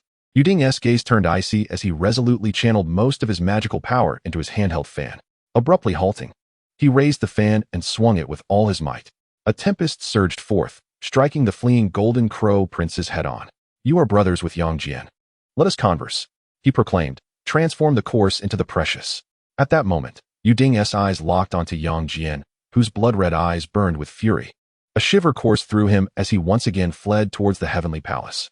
The tempest bore no lethal intent. It was merely a manifestation of wind. Under ordinary circumstances, even a more ferocious storm would not hinder the golden crow princes in the slightest. Yet now, this gale effectively obstructed their speed and direction, severing their escape route. The 7 princes of the golden crow, witnessing the shamelessness of the jade Ding Jinren, who obstructed their escape, erupted in furious curses. What a disgraceful creature. Shameful. It has long been rumored that those of the Chan sect are just like this. What shall we do now? That demon god is upon us. In but a moment, Yang Jian arrived before the princes. With a disdainful smirk, he remarked, I had thought the Golden Crow princes were nothing more than timid mice, fleeing at the first sign of fire. It appears they are not as pitiful as I had presumed. Upon hearing this, the expressions of the Golden Crow princes varied. Some appeared frightened, while others were consumed by rage. One prince, noticing Yang Jian's hesitation to strike immediately, felt a flicker of courage.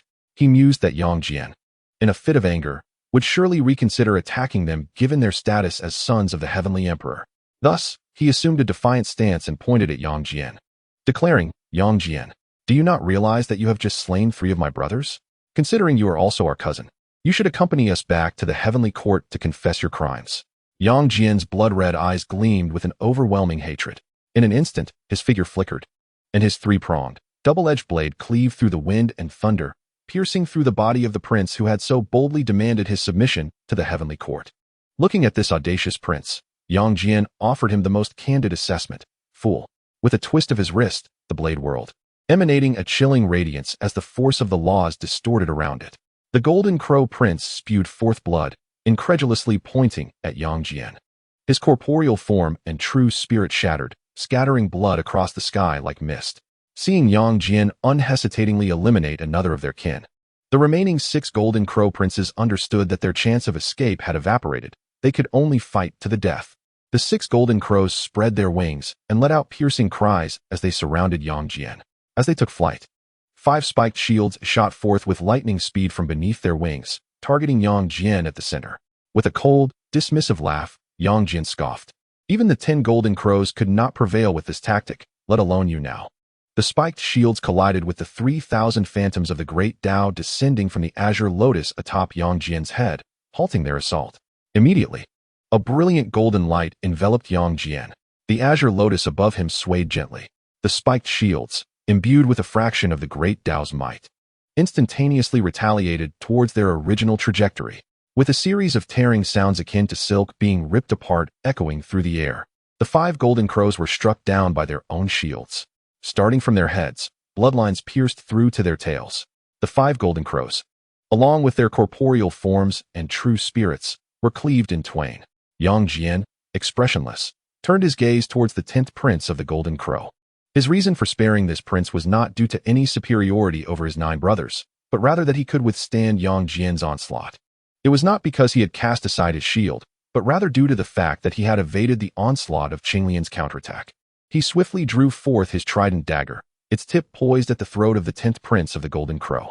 The prince did not flee, nor did he resist. As if he had resigned himself to the inevitable fate of death.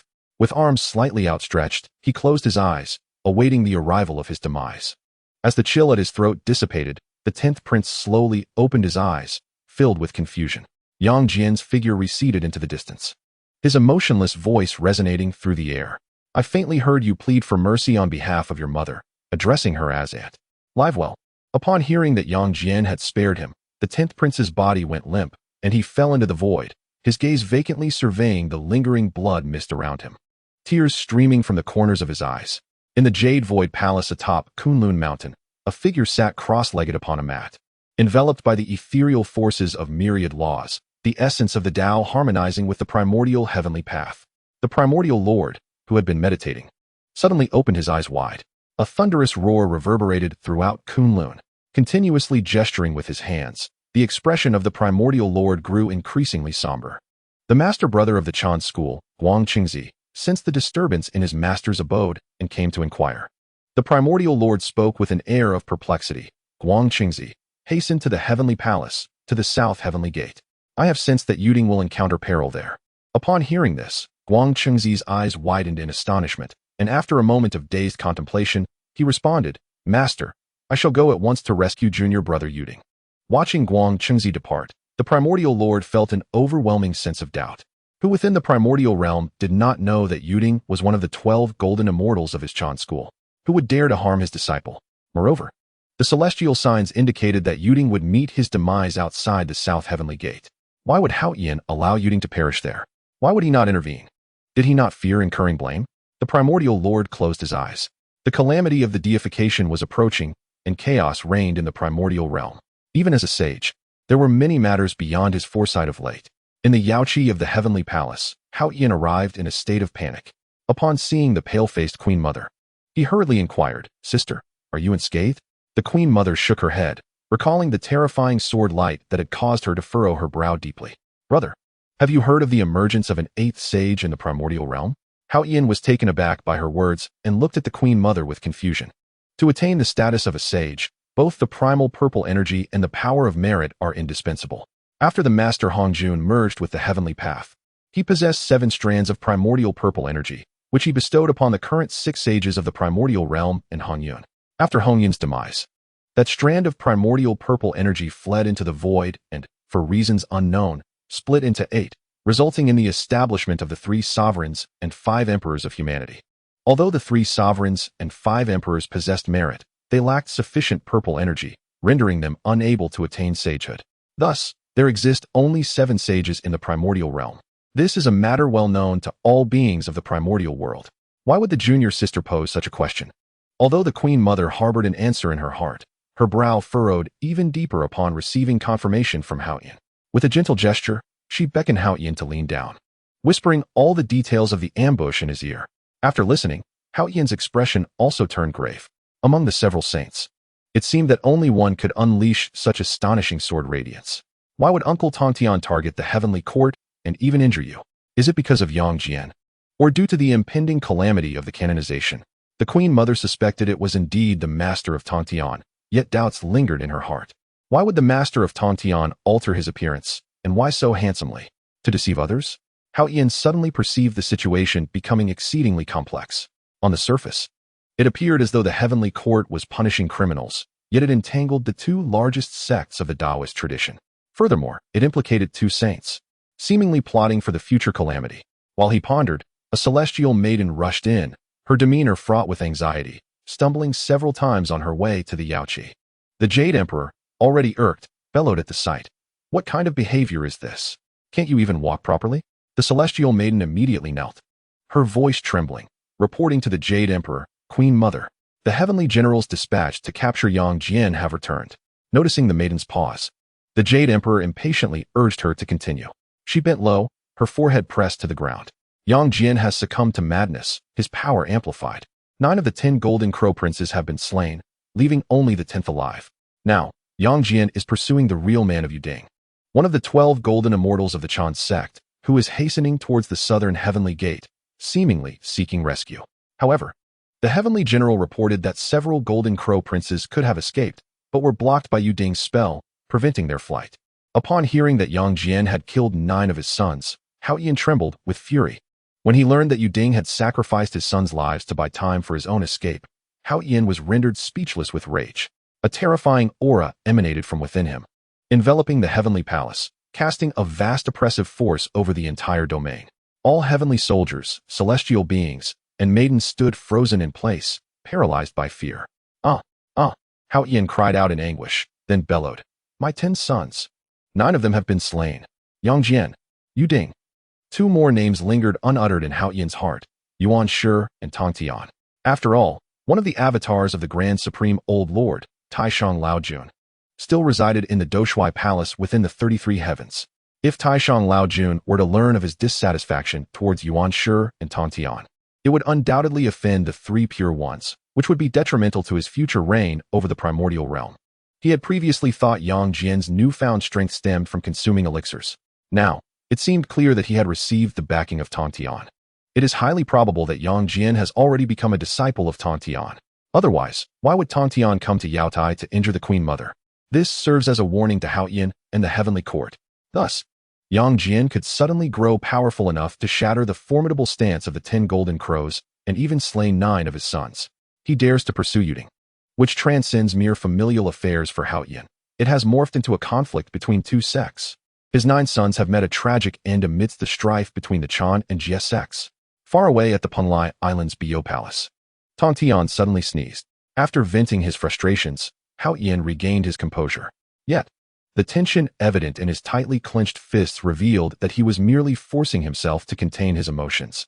A voice trembled with suppressed fury escaped Hao Yin's lips. Dispatch an order to seal the southern heavenly gate. No matter who arrives, it shall remain closed. Soon after, a panicked Yuding rushed to the southern heavenly gate. He believed that the Jade Emperor would not allow Yang Jian to pursue him, one of the 12 golden immortals of the Chan sect. Moreover, Yang Jian had also slain the 10 golden crows. The anguish of losing his sons would justify the Jade Emperor's personal intervention. Upon seeing the southern heavenly gate shut tight, Yuding pounded on the door, calling out, "Master Haoyan. It is I, Yuding. Open the gate and save me." However, the gate remained firmly shut, with no response. At that moment, an overwhelming aura emerged behind him, and Yuding's heart sank. Turning around, he forced a gentle smile, attempting to deceive his pursuer. With a cheerful tone, he said, "Disciple, are you afraid that scoundrel Haoyan will take action against your master? Fear not, though I have been trapped here and cannot assist you in rescuing your mother. I will not hinder you." With newfound courage, Yuding boldly approached Yang Jian. However, as he closed the distance, Yang Jian's hand twitched, and the three-pronged, double-edged blade was aimed directly at Yuding's head, a cold smirk curling at the corner of his lips. "Well played. The life of the howling celestial dog. And the life of my mother. Yuding, how shall you meet your demise?" Bloodlust surged in his eyes, and dark divine light pulsed ominously from the third eye on his forehead, ready to unleash its fury. An overwhelming pressure descended upon Yuding, making him feel as if he were being crushed by the very fabric of this world. It was as if Yang Jian were the sovereign of this realm, and he, an unwelcome intruder. Cold sweat dripped from Yuding's brow as he contemplated a retort. Sensing Yang Jian's intent to strike, he immediately darted to the side. Yet, Yang Jian was quicker, the blade cutting through the air, thunderous sounds echoing. The icy blade struck Yuding's back, sending him crashing down before the southern heavenly gate. With a thud, Yuding was gravely injured by Yang Jian's blow. Within his body, the organs lay shattered, and the blade's aura transformed into serpentine dragons, ruthlessly ravaging his flesh and meridians. Yang Jian's bloodshot gaze was frigid as he poised to deliver a fatal strike to Yuding. Suddenly, an overwhelming force shattered his dominion over this realm, and the energy surged towards the back of his head, imbued with the might of the cosmos, a dire threat to his very existence. Yang Jian swiftly ducked and rolled, narrowly evading the assault, and with a fierce pivot, thrust his three-edged blade forward, repelling the brick that had appeared in midair. A towering phantom gradually solidified, brandishing the brick, coldly regarding Yang Jian.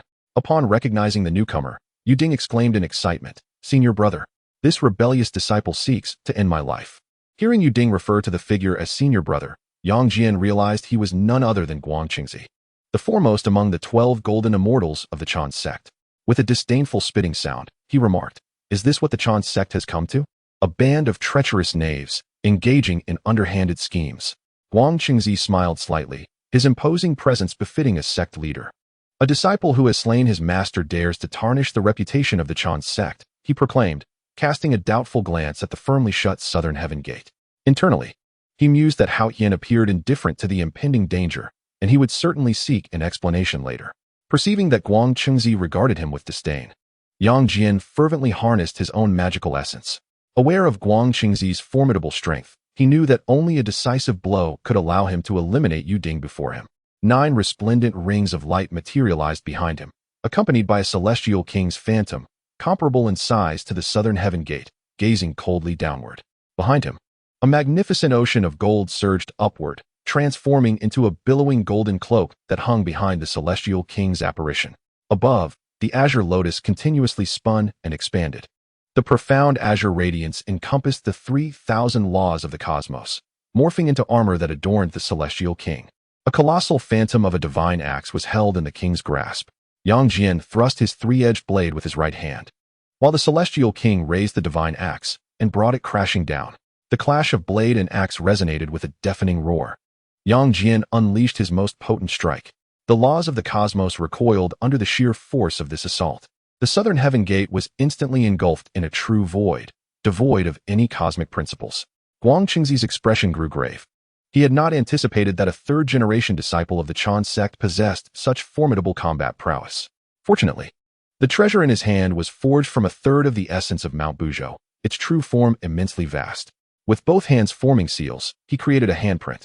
The brick trembled and expanded, standing resolutely between heaven and earth, obstructing Yang Jian's blow. Boom! The earth-shattering impact caused the brick to sway violently. But Guang Qingzi's profound cultivation surpassed Yang Jian's, allowing him to withstand the onslaught. After a few breaths, the offensive subsided, and the cosmic laws returned to their natural flow. Everything seemed as if it had never transpired, returning to a state of tranquility. As Guang Qingzi retracted the brick, he felt a pang of regret upon noticing several small nicks on its surface. His gaze shifted towards the panting Yang Jian, reflecting on the impressive vigor of his disciple, who had managed to mar a treasured artifact forged from the sacred Mount Buzhou. Aware that Yang Jian was the protector of his younger brother, Yuding, Guang Qingzi wished to avoid a rift between such an exceptional junior and the Chan sect. He advised, Yang Jian, if there are any misunderstandings between you and your master, do voice them. Your grandmaster will advocate for you.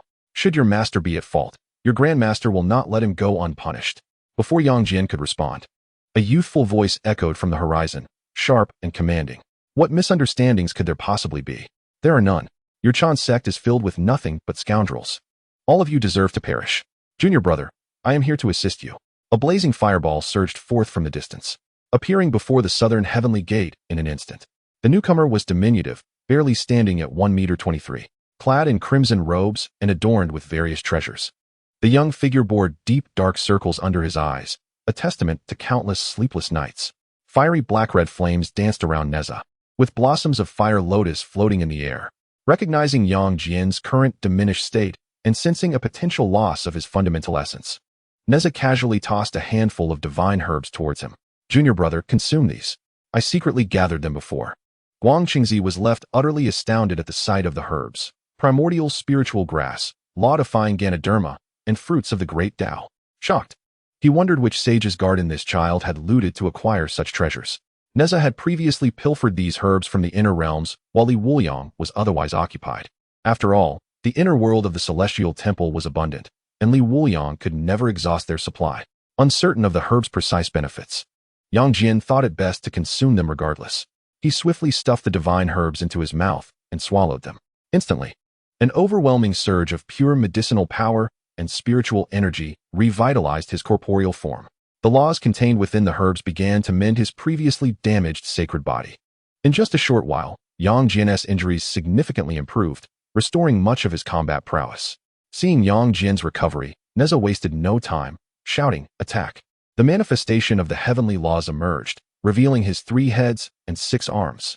Yang Jian wielded his trident blade as the spectral figure of the celestial king behind him brandished a divine axe. The two charged towards Guang Qingzi, united for the first time in battle against their common foe.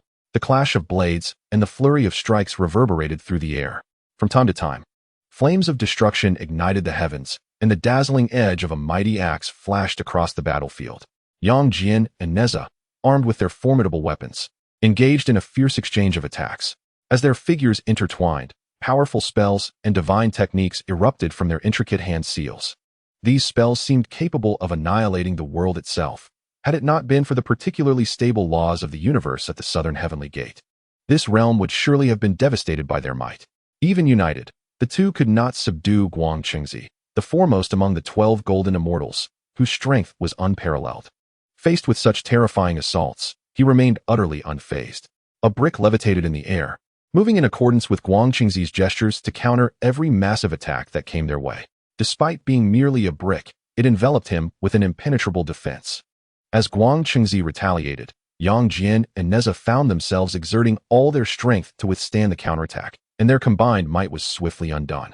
After a prolonged assault yielded no results, their offensive began to falter. Nezha, youthful in appearance, was struck by Guang Qingzi's blow and sent flying several yards. Yang Jian rushed to Nezha's side, both of them breathing heavily. Nezha's gaze sharpened, and flames erupted fiercely around him. Junior brother, once I achieve the Tao of the Great Luo, I possess a unique technique. Just wait, I shall unleash it and obliterate this brick-wielding foe. Behold, Nezha's form, with 3 heads and 6 arms, radiated a blinding black-red fire. The flames of the laws surged forth, permeating the very fabric of the cosmos. The profound rhythms of the Tao interwove with the resplendent light of a 9th-grade golden lotus, suppressing the primal chaos. The youthful Nezha, with his 6 arms, executed intricate hand seals, pointing in every direction. The fiery pathways of the burning decision technique ignited within him, manifesting as a vast, pitch-black void behind him. This void appeared to connect to an incomprehensible realm, with rifts of spatial power tearing through its depths. Guang Qingzi, witnessing Nezha's 3-headed manifestation, felt his own assault falter involuntarily. A profound shock resonated within him. He had encountered a talent akin to his own. Among the primordial beings, a few sages stood high above. Besides himself and Xuandu from the human teaching, another had condensed the supreme 9th-grade manifestation. Upon seeing Nezha summon forth the void, Guang Chengzi discerned that it resembled a spatial passage, yet it was far more intricate and arcane, seemingly linking to an enigmatic domain. Fearing unforeseen consequences, Guang Chengzi resolved to strike down the two immediately. These individuals, unbeknownst to him, had extraordinary potential that should not be allowed to serve the Chan school. They must be eradicated to prevent future calamity. Concentrating his powers into the brick, an overwhelming force surged forth, akin to the pressure of the heavenly Tao emanating from it. Just as Guang Chengzi prepared to act, a shadow emerged from the depths of the pitch-black void. With a mere glance, Guang Chengzi was paralyzed with fear. The powerful aura radiating from the figure was unparalleled in the heavens and the earth. Bathed in a sea of flames, a formidable figure emerged slowly from the inferno. It seemed as though he traversed the vast river of time and space, treading upon countless cosmic laws, despite the immeasurable distance that separated them. The ferocious breath of the flames reverberated through the heavens and the earth. It was uncertain whether a day or merely a breath had passed when this powerful and enigmatic silhouette finally stepped out of the void. He appeared to be repelled by the primordial universe, ensnared by innumerable laws of the great Tao, causing his form to be distorted and shrouded in silence. The terrifying laws of the Tao constricted him, rendering his figure increasingly nebulous, yet his eyes, which seemed capable of piercing through the very fabric of the primordial realm, remained strikingly clear. The figure cast a fleeting glance at Guang Chengzi, who instantly felt as if he were engulfed in an endless sea of fire. The terrifying laws of fire transcended the limits of the primordial world. With a resounding crack, a fissure appeared in the ancient brick that had accompanied Guang Chengzi through countless ages, nearly splitting it in two. Fortunately, the figure did not linger his gaze and soon turned his attention elsewhere. Trembling, Guang Chengzi was relieved to have escaped with his life. The figure's gaze shifted toward Nezha, scrutinizing his meridians. "You, child, resonate with me," he remarked, glancing at the fire lotuses floating in the void. As a fellow practitioner of the flame decision, observe closely what a fire lotus truly is. As he spoke, a colossal fire lotus, enveloping the heavens, materialized in his hand. The overwhelming heat instantaneously swept across the primordial realm. Yet, it did not harm a single soul nor incite even the slightest turmoil. Nezha was profoundly shaken. Ever since he had transcended to the great Luo golden immortal realm, the flame of the flame decision had intermittently flickered within him, subtly echoing a mysterious figure. Sensing the immense power of the figure, he hesitated to summon his flame decision meridians. Unable to subdue Guang Chengzi at that moment, he decided to take a gamble. After all, how could he assist his junior brother in fulfilling his desires otherwise? What Nezha did not anticipate was that this figure was far stronger than he had perceived. It seemed as though the figure had arrived at the very zenith of fire. The fire lotus conjured by the figure exceeded his own prowess by unfathomable margins. Nezha's gaze was deeply ensnared within the immense fire lotus. Countless laws of fire intricately wove together to form this magnificent lotus. Its inner essence of flame comprehension vastly surpassing even the legacy fire pearl bestowed upon him by the fire god Zhou. Each line etched upon the lotus appeared to articulate the profound truths of fire. Despite containing terrifying power, it emanated an aura of gentleness. The figure beckoned toward the void behind him and softly declared, "Second on the void devouring flame. 11th on the bone spirit cold fire. 19th on the azure lotus earth heart fire. By the name of the flame emperor, I command you to come forth." As this figure, who identified himself as the flame emperor, waved his hand, the vast primordial realm trembled.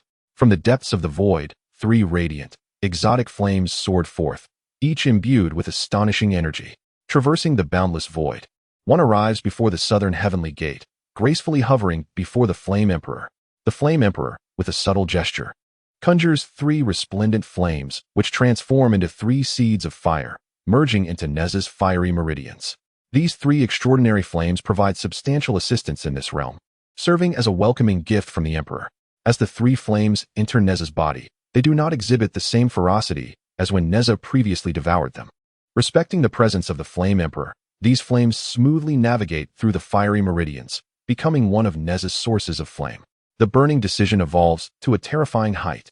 The technique's meridians spread throughout Nezha's body, constantly fortifying his physical cultivation. At this moment, the heavens trembled. A grand voice resonated throughout the primordial world. "Fellow Taoist, you have crossed the line." The booming sound filled the air with the majesty of the heavenly Tao, intensifying the laws that bind the flame emperor. The flame emperor slightly raised his head, and the might of the flames surged. I merely passed through, yet I am treated in such a manner. The Flame Emperor, enveloped in a sea of fire, ascended into the sky.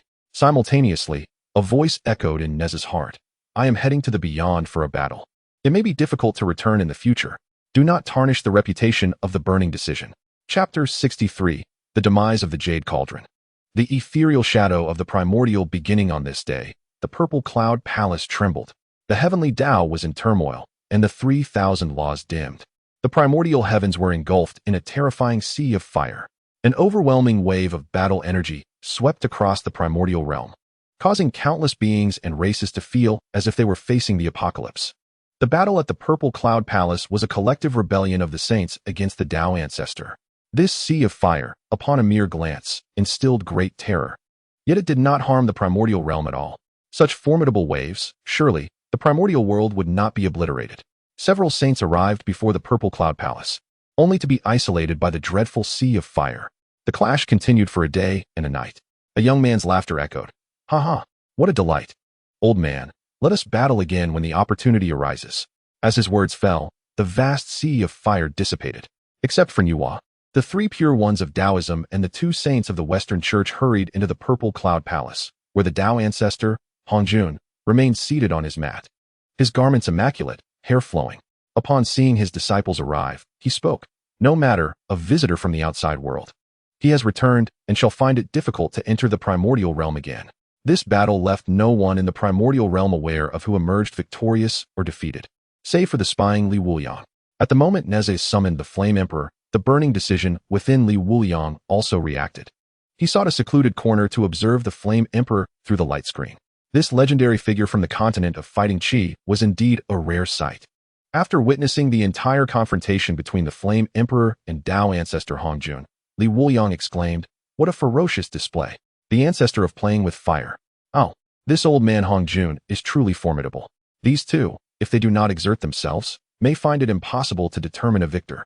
After the Flame Emperor ventured to the outer heaven, the pitch-black void behind Nezha dissipated, and the resonance of the burning decision technique faded away. It seems that in the future, this young master shall find it difficult to encounter such a grand figure.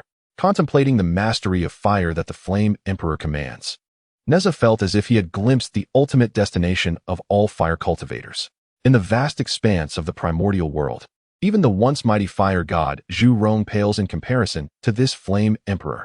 Moreover, the Flame Emperor is quite generous, presenting him with 3 immensely powerful special flames upon their first meeting. A fleeting thought crossed Nezha's mind as he shifted his gaze towards Guangqingzi. The Flame Emperor's mere glance not only shattered his brick, but also obliterated his Tao heart. Confronted by such an extraordinary being, Guangqingzi had yet to regain his composure.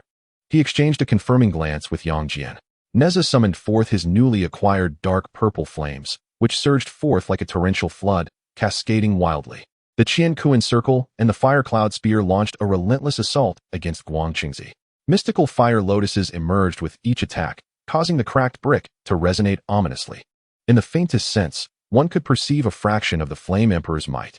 Guangqingzi had never felt such an aura even from his own master. That casual glance had the power to shatter hundreds of great paths across the primordial world. His cultivation, physical form, and treasures could not withstand even a single gaze from the Flame Emperor. Even the brick meticulously refined by his master was nearly split in 2. The Flame Emperor's gaze cast a shadow, a mental demon, upon Guangqingzi's path of cultivation. In the aftermath, he could hardly muster even 50% of his strength. In a moment of desperation, he attempted to fend off Nezha's assault while worrying about the potential fracture of the brick. Engaged in a fierce battle with Nezha, he became increasingly distant from his original objective, completely forgetting that Yuding was still at the southern heavenly gate, in need of his protection. The real person Yuding merely stood beside Guangqingzi, while the Flame Emperor's gaze swept towards his senior disciple. The terrifying pressure nearly scattered his 3 souls and 7 spirits. The might of the Flame Emperor damaged the Tao heart of the senior disciple, and Yuding intended to urge him to flee. Before he could speak, Nezha, having received the Flame Emperor's gifts, surged with renewed vigor and directly entangled himself in combat, distracting Guangqingzi. Yuding sought to follow, but Yang Jian's 3-pronged, double-edged blade swept through. Subsequently, the awe-inspiring axe light descended, forcing him back towards the southern heavenly gate. Yuding continuously retreated, anxiously exclaiming, "Disciple, disciple, think carefully. I am one of the 12 golden immortals under the esteemed Yuan Shi Tianzuan. Killing a disciple of a saint carries grave consequences. Yang Jian's eyes sparkled with a blood-red glow, and the image of the hound of heaven being sent flying flashed in his mind. Today, Yang Jian shall slay a disciple of the saint. His muscles swelled, resonating like a primal divine demon, shaking the very fabric of the void. The golden ocean behind surged forth, sealing off all avenues of retreat for Yuding. In a desperate attempt to struggle one last time, he frantically battered against the southern heavenly gate, exclaiming, "Master Haoyan, open the door and save me. If I truly perish at the southern heavenly gate, my master will undoubtedly demand an explanation from you." It was evident that Haoyan had deliberately sealed the gate, the might of the Flame Emperor instilling fear throughout the primordial realm. How could Haoyan dare to open the gate when faced with a formidable adversary like Daozu Hongjun?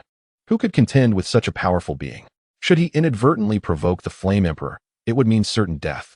With no response to his relentless banging, Yuding ultimately relinquished his struggle. His visage twisted with malice as he mockingly declared, "Yang Jian, your own uncle seeks to annihilate your entire family. And yet I have taken pity on you by accepting you as my disciple. How splendid it would have been for you to simply shield me from calamity. But you refused to heed my counsel and ventured to this peach mountain to rescue your mother. I loathe myself for not having slain you sooner. Only having dispatched that dog. Your mother, grievously wounded by the golden crow's flames, has surely turned to ashes by now. You are destined to a life of solitude and suffering." In that moment, seizing upon Yang Jian's fury and distraction, Yuding thrust his palm fan towards Yang Jian's dantian. Upon hearing Yuding's taunts, Yang Jian was consumed by rage. A pitch-black divine light erupted from the heavenly eye on his forehead, piercing through Yuding's brow. It shattered his skull and obliterated a significant portion of his true spirit. Following this, Yang Jian's three-pronged blade pierced in and out as he bellowed, "Damn it! Damn it!" Blood erupted from Yuding's chest, splattering across the southern heavenly gate that symbolized the authority of the heavenly court. Thus, the sage Yuding, one of the 12 golden immortals and disciple of the primordial supreme being, met his demise. At the very moment of Yuding's fall, several saints gathered at the Zixiao Palace. Daozu Hongjun, upon their arrival, instructed them to return in 3 days to discuss the grand matter of the canonization of deities. As the saints took their leave from the Zixiao Palace, the primordial supreme being sensed the demise of his disciple, Yuding. Seeking death, he thundered, an overwhelming aura erupting from his being, stirring the primordial chaos. His brows furrowed in cold fury, sleeves billowing about him. The other saints were taken aback by this unexpected display. After a brief calculation, they all discerned the truth of Yuding's demise. The two saints from the Western Church reveled in their schadenfreude, for it was not their disciple who had fallen. With feigned concern, they remarked, "Brother Yuan Shi, the distance from the outer heaven to the southern heavenly gate is quite considerable. I fear you may not arrive in time to avenge your beloved disciple." Yuan Shi's eyes burned with a mixture of wrath and murderous intent as he coldly dismissed the two without so much as a glance. He focused on the primordial pathway, intent on manifesting his ethereal form at the southern heavenly gate, the swiftest route to his destination. Observing through the light screen how Yang Jian had slain Yuding, Li Wuliang understood that this would surely provoke the scheming and protective Yuan Shi. His form flickered, hastening towards the southern heavenly gate. Thank you. Chapter 64. A single blow shakes the primordial chaos. Tongtian once again takes the blame. Outside the southern heavenly gate, Yuding's physical form shattered, and his true spirit dissipated. He was irrevocably dead. Yang Jian appeared to be possessed by madness, relentlessly thrusting his three-pronged, two-edged blade in and out. In his mind, only one image remained, the moment when the howling celestial dog was ambushed by Yuding, smiling at him midair. Consumed by rage, Li Wuliang arrived at the southern heavenly gate and observed Yang Jian's state. Frowning slightly, he called out, "Yang Jian, both Yuhua and the howling celestial dog are unharmed. I have brought them back to the celestial temple." Yet, Yang Jian was engulfed in hatred, unable to absorb any words. He continued to strike at Yuding's shattered form. Li Wuliang approached, noticing the vacant rage in Yang Jian's bloodshot eyes. Having witnessed the departure of his loved ones and endured continuous battles, Yang Jian was utterly exhausted, operating beyond his limits. At this moment, he was devoid of consciousness, driven solely by a heart filled with vengeance. With a sigh, Li Wuliang remarked, "It pains me to see you like this, my disciple." As he spoke, he raised his hand and delivered a powerful chop to the back of Yang Jian's neck. Bang! The immense force struck, causing Yang Jian's eyes to roll back as he collapsed to the ground. Li Wuliang lifted Yang Jian, muttering, "Disciple, Yuan Shi is coming. I shall take you back. Sensing Nezha's aura approaching from ahead, Wuliang's figure flickered and transformed into a streak of light. He beheld Nezha engaged in a fierce struggle against a burly man wielding a brick. Upon closer inspection of the man, he appeared sinister, a typical underhanded character. Such a figure, within the teachings of the Way, could only be the foremost of the 12 golden immortals, Guang Qingzi. Wuliang regarded the two combatants with confusion. Given Guang Qingzi's esteemed reputation, he should not be embroiled in such a fight with Nezha. Noticing Guang Qingzi's current state, a glimmer of insight flashed in Wuliang's eyes. His Dao heart was in disarray, and his true spirit unstable, seizing the opportunity to strike while he was weak. After all, he was already at odds with the teachings of the Way. Whether he killed one disciple or two, it made little difference. Nezha thrust his fire cloud spear towards Guang Qingzi's face, dark purple fire serpents coiling around it, the laws of fire erupting. Guang Qingzi deflected the fire serpents with the brick, then formed a seal with his fingers, conjuring a colossal hand in the sky. The winds surged violently, converging into the palm. With a gentle grasp directed at Nezha, the space around him began to collapse. The surroundings warped instantaneously as if crumpled by a hand. Just as Nezha prepared for a desperate struggle, a figure suddenly appeared by his side, a right fist radiating blinding golden light. The shadow of the ancestor dragon entwined around his arm. Behind him, 9 celestial light wheels flashed and merged into his right fist. An ordinary-looking punch, yet it gathered tremendous might. The essence of the Tao is simplicity. Boom. The primordial heavens reverberated with a colossal sound. An image of a fist flashed violently across the minds of countless beings. It was as if an ancient sovereign of primordial times had unleashed a devastating punch. Countless beings were taken aback by this sudden manifestation of power. Who dares to instill fear upon me? Which formidable entity is conjuring such divine abilities? What a terrifying blow it is. As the force of the fist surged forth, within the gaze of Guang Qingzi, the cosmos seemed to be dominated solely by this singular punch. The imprint of the palm, suspended in the air, dissipated like mere bubbles. The foundation upon which he stood, the renowned sky-overturning seal of the primordial world, was fracturing anew. With a crack, the sky-overturning seal shattered in two. Seemingly unremarkable, yet imbued with the might of the heavens and the earth, this punch struck the space before Guang Qingzi with tremendous force. The entire expanse fractured, leaving Guang Qingzi feeling as though he had been gravely wounded by a force of nature. His physical form was battered, and the 3 ethereal shadows above him swayed precariously. Along with a multitude of spatial fragments, he plummeted into the distance. Wuliang had intended to move forward to deliver a finishing blow. Suddenly, an overwhelming aura surged from the southern celestial gate, enveloping the vast expanse of the primordial world. The heavenly Tao seemed to be in fury, instilling terror among all beings. The might of the saints permeated the atmosphere. Wuliang turned back, muttering, "So swift are they to arrive." A brilliant light emanated from his third eye, directing his gaze toward the southern celestial gate, where a vague silhouette gradually solidified. The power of the heavenly Tao surged alongside this shadow. In the depths of the unseen, a nebulous force locked onto Wuliang. He frowned, realizing he had been targeted so quickly. A slight smirk appeared at the corner of his mouth as he addressed the shadow. "What are you staring at?" While speaking, Wuliang extended his hand behind him. Grasping the sword shadow, he drew forth a blade forged from the essence of all beings. Without a moment's hesitation, he unleashed the entirety of the accumulated power of sentient time within the blade. The intangible waves of swordsmanship swept across countless miles. The force of the heavenly Tao was immediately obstructed, causing the solidifying shadow to falter momentarily. Wuliang held Yang Jian in his left hand and clutched Nezha in his right, vanishing from his original position in an instant. A breath later, the power of the heavenly Tao reasserted itself.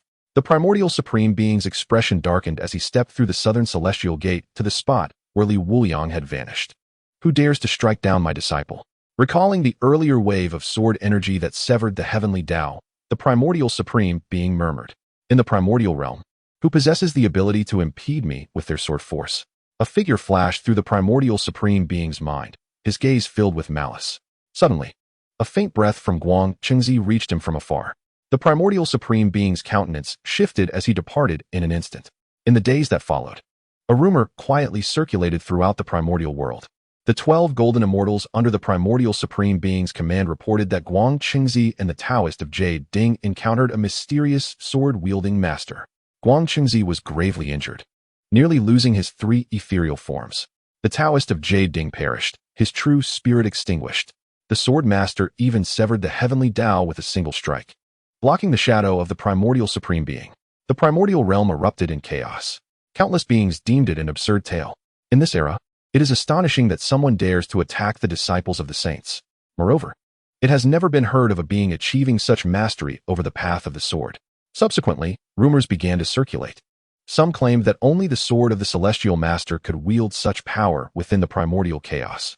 Others countered, arguing that as the three pure ones are of one family, the celestial master could never slay the disciple of the primordial heavenly sovereign. The schism between the two sects arose from their differing doctrines, leading to occasional disputes. Now, due to these rumors, the atmosphere between the two sects has become even more peculiar. This has nothing to do with the infinite celestial temple. After Li Wuliang brought Nezha and Yang Jian back to the temple, he produced various celestial herbs and spirit plants, forcefully feeding them to Yang Jian.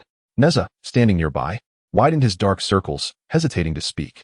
He had already given Yang Jian a substantial quantity, and now was adding even more. Well, my junior brother possesses a robust physique. Supplementing him with more celestial herbs should pose no issue. A day passed, yet Yang Jian remained in a deep slumber. Yuhua and the howling celestial hound had already recovered significantly due to the abundance of celestial herbs. However, the hound's fur, due to its cultivation of the Black Sovereign Sutra, had become a source of restriction. For the time being, it was still difficult for it to regrow. Fortunately, the hound had a large pair of shorts to cover itself, so it was not too shameful. The hound itself felt no embarrassment. Tenderly stroking its bare skin, it boasted, "This skin of mine is truly soft and smooth." At that moment, Yuhua's joyous voice echoed within the temple. "Jinner, you have awakened." The howling celestial hound suddenly turned around, exclaiming excitedly, "Arf, arf, arf." Recently, with the severe changes in our circumstances, we are more motivated than ever to update swiftly. Please do kindly exit reading mode. Chapter 65. The Humiliation of the Temple Visitors. The Purple Cloud Palace convenes to seal the divine. Yang Jian slowly opened his eyes, the crimson light in his gaze dissipating entirely. Before him was the tear-streaked face of his mother, Yuhua. Filled with joy and excitement, Yang Jian inquired, "Mother, how did you?" Before he could finish, the howling celestial hound, clad in its oversized shorts, rushed in, barking loudly. Its hairless paws grasped Yang Jian's hand, whimpering. After a brief exchange among the three, Yang Jian pieced together the events that had transpired. Confirming that both his mother and the hound were unharmed, the family took a moment to express their sentiments. Observing the hound, now hairless and in oversized shorts, chatting amiably like a person, Yang Jian felt a sense of oddity. Unable to restrain himself, he remarked, "How peculiar you look, howling celestial hound." Noticing the excitement in the hound's eyes, Yang Jian smiled faintly and withdrew his words, thinking to himself, such an unsightly appearance. In the following days, the infinite celestial temple buzzed with activity. Numerous visitors who recognized Yang Jian and Nezha greeted them warmly. Especially upon seeing the strikingly beautiful and elegant Yuhua, many visitors, regardless of gender, found it difficult to avert their gaze. Upon learning that Yuhua was Yang Jian's mother, several enchanting ladies approached to engage in conversation. In every utterance, 3 phrases invariably revolve around one's own daughter. This ignited within Yuhua a different sentiment. The sole source of discomfort for the worshippers was the completely hairless Xiantian dog. Every morning, the Xiantian dog would eagerly unlock the temple doors. Under the astonished gazes of the devotees, it would greet the gentle morning sun, proudly displaying its hairless form. It would even strike a few poses, believing itself to be rather dashing. It would ask passers-by for their opinions on its recent poses. The devotees, puzzled by its peculiar behavior after a long absence, could only respond cautiously, "Very good. Quite impressive." Some who were fond of flattery even suppressed their unease to remark, "I never imagined that beneath the lustrous black coat of the esteemed canine lies such smooth and delicate skin." Upon hearing this, the surrounding worshippers gasped in shock, turning to scrutinize who could utter such heartless words. Although this statement was insincere, it resonated deeply with the Xiantian dog. The canine, feeling pleased, sauntered over to the flatterer. This individual, a well-known merchant from the vicinity, had initially hoped to seize the opportunity to meet the infinite immortal after receiving such praise. Unexpectedly, the Xiantian dog revealed a rather unsettling grin. "It is rare for you to express your true feelings. Come, let me allow you to touch me," it said. The surrounding worshippers were taken aback, while the merchant's mouth fell agape in disbelief. He could hardly fathom that the dog would engage in such behavior. As the canine approached, the merchant felt a lump in his throat and hastily reached out to touch it. Noticing the Xiantian dog eagerly awaiting his feedback, the merchant took a deep breath. This texture is entirely beyond my expectations. Truly, esteemed canine, he exclaimed with a hearty laugh. The Xiantian dog chuckled and walked away. Subsequently, it would inquire of each passerby about their impressions of its skin, and naturally, the devotees showered it with compliments. To their astonishment, the Xiantian dog insisted they touch it, and only after receiving their praise would it contentedly seek its next target. Over the course of several days, whispers circulated among the worshippers at the infinite immortal temple. I touched the dog twice today. How many times did you? I touched it twice. I touched it 4 times. They exchanged admiring glances. The dog had become increasingly outrageous. It had become exceedingly difficult to offer incense to the infinite immortal. I merely wished to pray to the infinite immortal. Why must I endure such trials? As a result, a portion of the devotees began to dwindle, and the intervals between their visits grew longer. Li Wuliang, languidly reclining upon his colorful cloud throne, sensed a decline in the temple's incense offerings and grew perplexed. Had these worshippers also become complacent? The disciples of the temple remained oblivious. Each day, the Xiantian dog compelled numerous devotees to stroke its skin, and those who had done so required several days of mental preparation before returning. The more times one touched the skin, the longer the interval before their next visit. As time flows, on an evening of a particular day, the last worshipper, after a brief encounter, departed in embarrassment and indignation. The celestial dog, feeling unsatisfied, closed the temple doors. In recent days, it had fulfilled the desires of numerous individuals eager to touch it, leading the celestial dog to feel that its existence had transcended to a higher plane. These people, who had long held the celestial dog in great reverence, now found even greater joy in witnessing its exposed form. Yuhua stood at the threshold of her door, casting a furtive glance at Yang Jian's room. With great caution, she approached the celestial dog. She had been feeling elated these past few days, cherishing the reunion with her son, a prospect that had once seemed inconceivable to her, as she had been suppressed beneath the Peach Mountain just days prior. Upon arriving at the celestial temple, an increasing number of alluring women had come forth to propose their daughters for Yang Jian's hand. Yuhua felt a stirring in her heart, recognizing that Yang Jian had reached a suitable age for marriage. However, when she broached the subject with him, he wore a solemn expression, resolutely refusing and asserting that he would not contemplate marriage until he had found his sister. Yuhua, anxious, observed how the celestial dog mingled joyfully with the throngs of worshippers each day. It was evident that the celestial dog was well versed in the ways of human affections and must surely know what type of woman Yang Jian favored. Approaching the celestial dog, she first gestured for silence before quietly leading it into her room. The celestial dog was taken aback, pondering, what is the master intending? Why, under the cover of night with the temple doors shut, is she so cautiously pulling me inside? In a moment of misinterpretation, the celestial dog thought, could it be that the master, seeing my soft and smooth skin, desires to touch me but is too shy to admit it? Surely, that must be the case. Once inside, Yuhua noticed the celestial dog wearing a peculiar grin, inching closer to her. Furrowing her brows, she inquired, Celestial dog, do you know what kind of woman Jinner likes? The celestial dog, momentarily stunned, realized the gravity of her inquiry. It proceeded to recount a heartfelt tale of a loyal dog's quest to find a suitable match for its master, filled with dramatic twists and turns. Ultimately, the celestial dog concluded, the most handsome man in the primordial world must surely be drawn to an extraordinary woman. Yuhua found the celestial dog's reasoning compelling and gravely stated, where might we find such a woman? The celestial dog confidently patted its chest, declaring, if the master trusts me, this task can be entrusted to the celestial dog. I shall certainly find an unparalleled beauty for my master. Yuhua, moved by the celestial dog's determination, grasped its paws and expressed her gratitude. You have worked hard. With the master's endorsement, the celestial dog felt a renewed sense of purpose. A grand scheme for seeking a wife emerged, as one gazed at Yuhua with eager flattery. Master, would you not stroke my dogskin? Meanwhile, the Taoist patriarch Hongjun communicated with several saints, discussing the matter of conferring divinity at the Purple Cloud Palace. Recent transformations had been severe, igniting our motivation and hastening our updates. Kindly exit reading mode with a little effort. Thank you. Chapter 66. The Four Saints Calculations. Tongtian's fury at the Eight Sceneries Palace of Shiyang Mountain. The voice of Taoist patriarch Hongjun reverberated. In a simple abode, the venerable Taiji Laozu, clad in a gray Taoist robe with white eyebrows and kind eyes, opened his gaze. Within his pupils, the Tai Chi Yin Yang fish subtly swirled, and a brilliant essence flickered in his eyes, embodying the profound mysteries of the Tao. Behind him, the Tai Chi diagram gradually unfurled, as if enveloping the vastness of the primordial world. The power of space permeated, and the figure of Taiji Laozu slowly faded away. At the Yushu Palace of Kunlun Mountain, the primordial supreme being employed saintly methods to gather the true spirit of Yuding Jinren, currently reshaping his corporeal form using lotus root. Originally intended for Nezha, who had now turned against the teachings, the lotus root was repurposed for Yuding. The primordial supreme being, holding the jade rui, stirred the essence of life, as the rich spiritual energy altered the shape of the lotus root.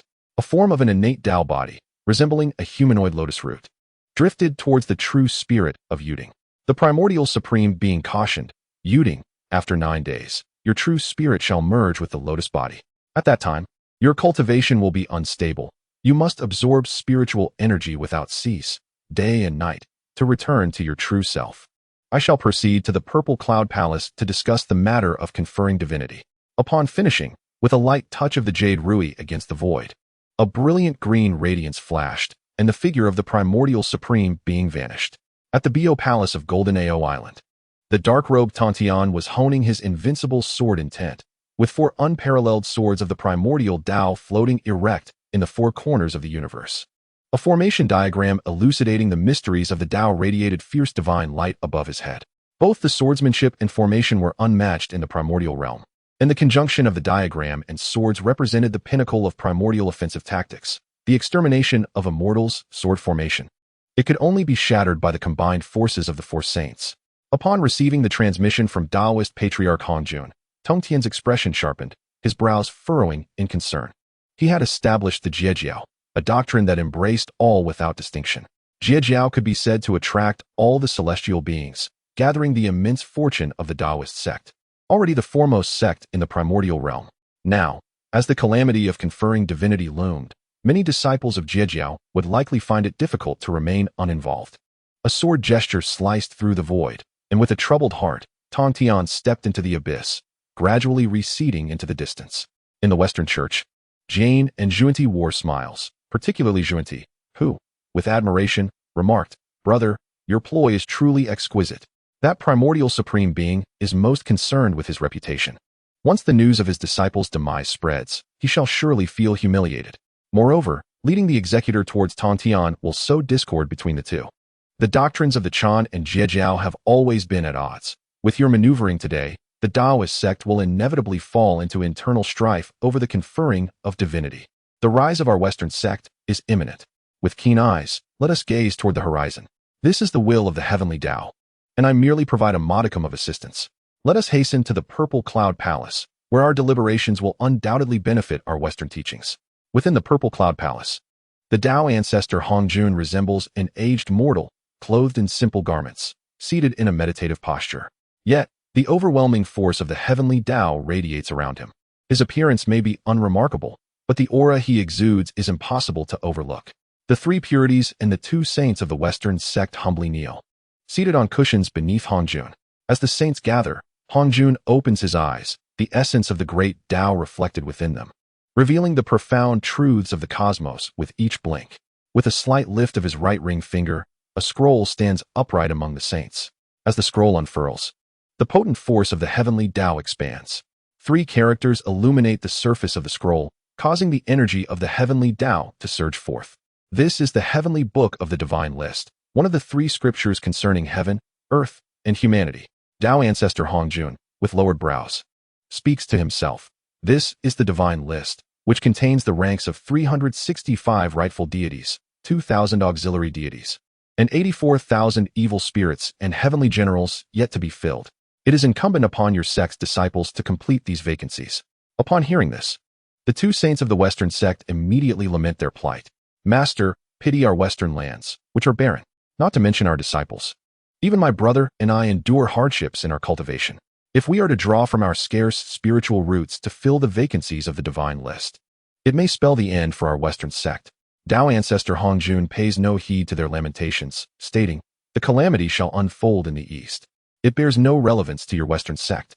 The 2 saints of the Western sect wear bitter expressions while secretly rejoicing, casting glances toward the 3 purities. The elder of the supreme purity remains calm and composed, remarking, In my teachings, there exists but a single disciple. The implication is clear. He cannot fill the vacancies on the divine list. Yuan Shi Tianzun scoffs, saying, "My disciples of the Chan sect possess profound fortunes. They are the essence of the world's spirit. The disciples of the Jia sect, being mere lowly beings, would be best suited to fill the divine positions."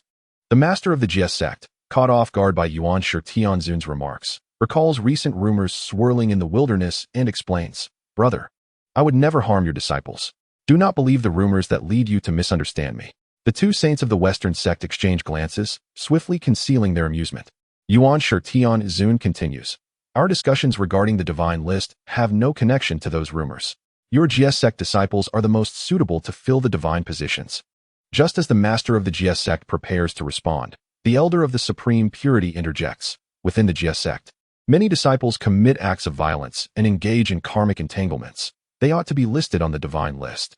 The master of the Jia sect's pupils constrict in surprise. He had not anticipated that both the elder of the supreme purity and Yuan Shi would target his sect. He preaches without considering the moral character of his followers, allowing all who resonate to listen. Indeed, some of his named disciples possess violent tendencies and have been involved in misdeeds. Yet this hardly accounts for the number of vacancies on the divine list. Suppressing the fury within, Tong Tian executed a sealing gesture.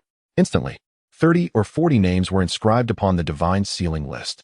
Observing this, Yuan Shi Tianzun let out a derisive laugh. "Why are you so reluctant, master brother? You might as well fill the list with all your true disciples." "Enough." Tong Tian, whose temperament was already quite fiery, could no longer contain himself and bellowed, "These are the only disciples of the Jia Jiao who can take up divine positions. Either we share the divine ranks equally, or cease to covet the disciples of my Jia Jiao." With a disdainful snort, a piercing sword intent reverberated through the surroundings.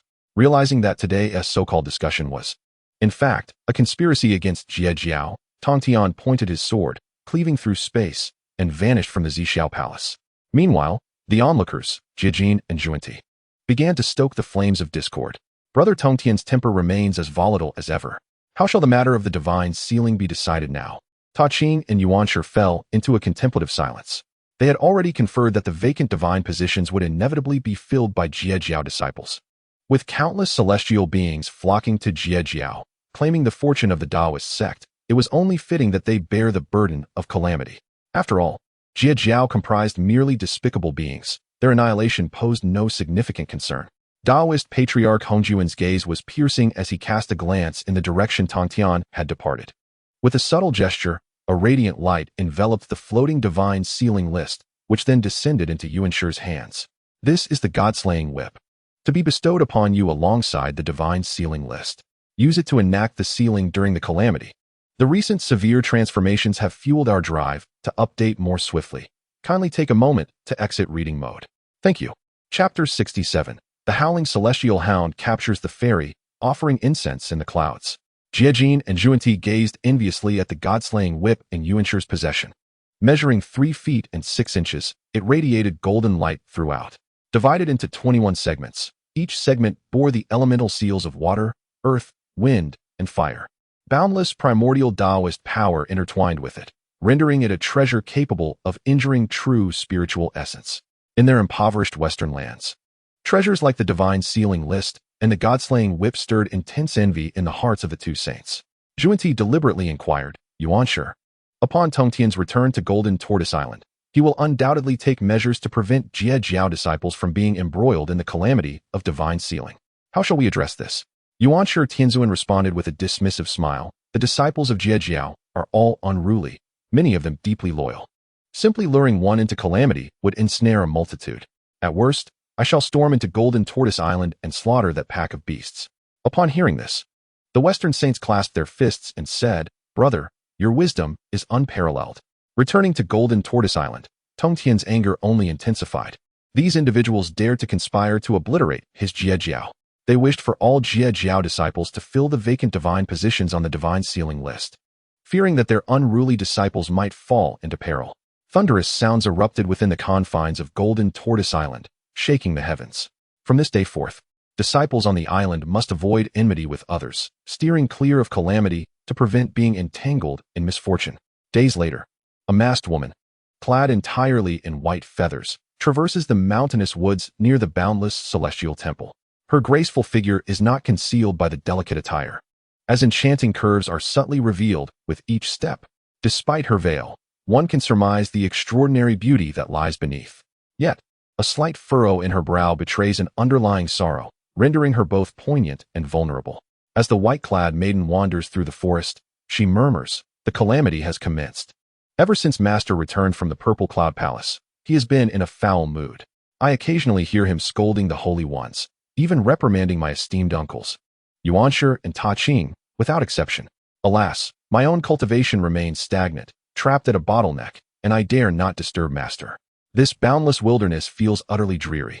In her troubled state, her gaze falls upon a peculiar creature, a demon, seemingly a dog spirit. However, this dog spirit is entirely hairless and walks upright, adorned in an exceptionally flamboyant pair of trousers. At that moment, the creature crouches, stealthily trailing behind a female celestial being, casting lewd glances and nodding in satisfaction. This one is quite nice. Those women claim a larger backside is ideal for bearing children. This is the biggest, roundest rear I have encountered in days, it mutters, its paw intruding into its oversized trousers. With an expression of solemnity, the dog spirit extracts a slightly curved black hair from its trousers, manipulating it with its hands. A profound and inscrutable force emanates from the hair as the creature performs an incantation, directing it towards the unsuspecting celestial being. In an instant, the hair shoots forth, enveloping the celestial in an ethereal cage, confining her within a shimmering barrier. The hairless dog spirit chuckles, stepping closer to scrutinize the captive. Excellent. My master will surely appreciate this. As spatial ripples surge, the creature carries the celestial away.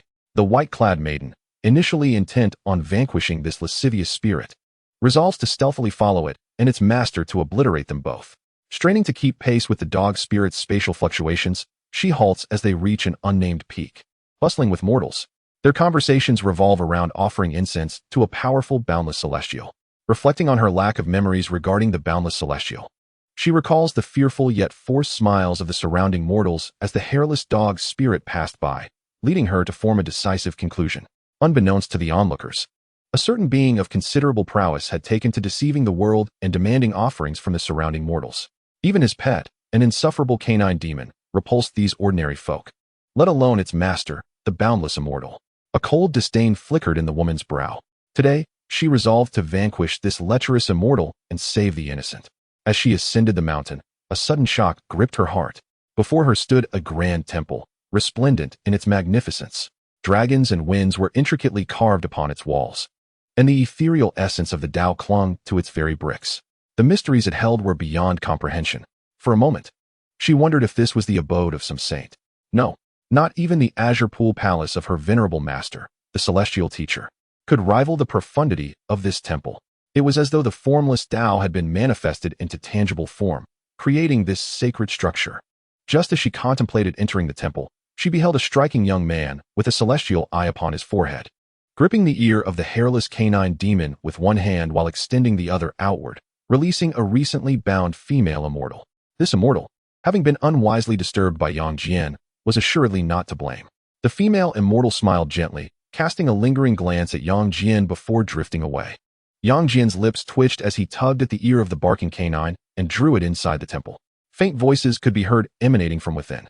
Is this not the umpteenth time? Have I not instructed you to refrain from abducting female immortals? Master, I am merely considering your lineage. With such an illustrious bloodline, should you not produce offspring? Ah, dear son, your mother believes that the barking dog speaks wisely. That female immortal seemed rather taken with you. Why did you refuse?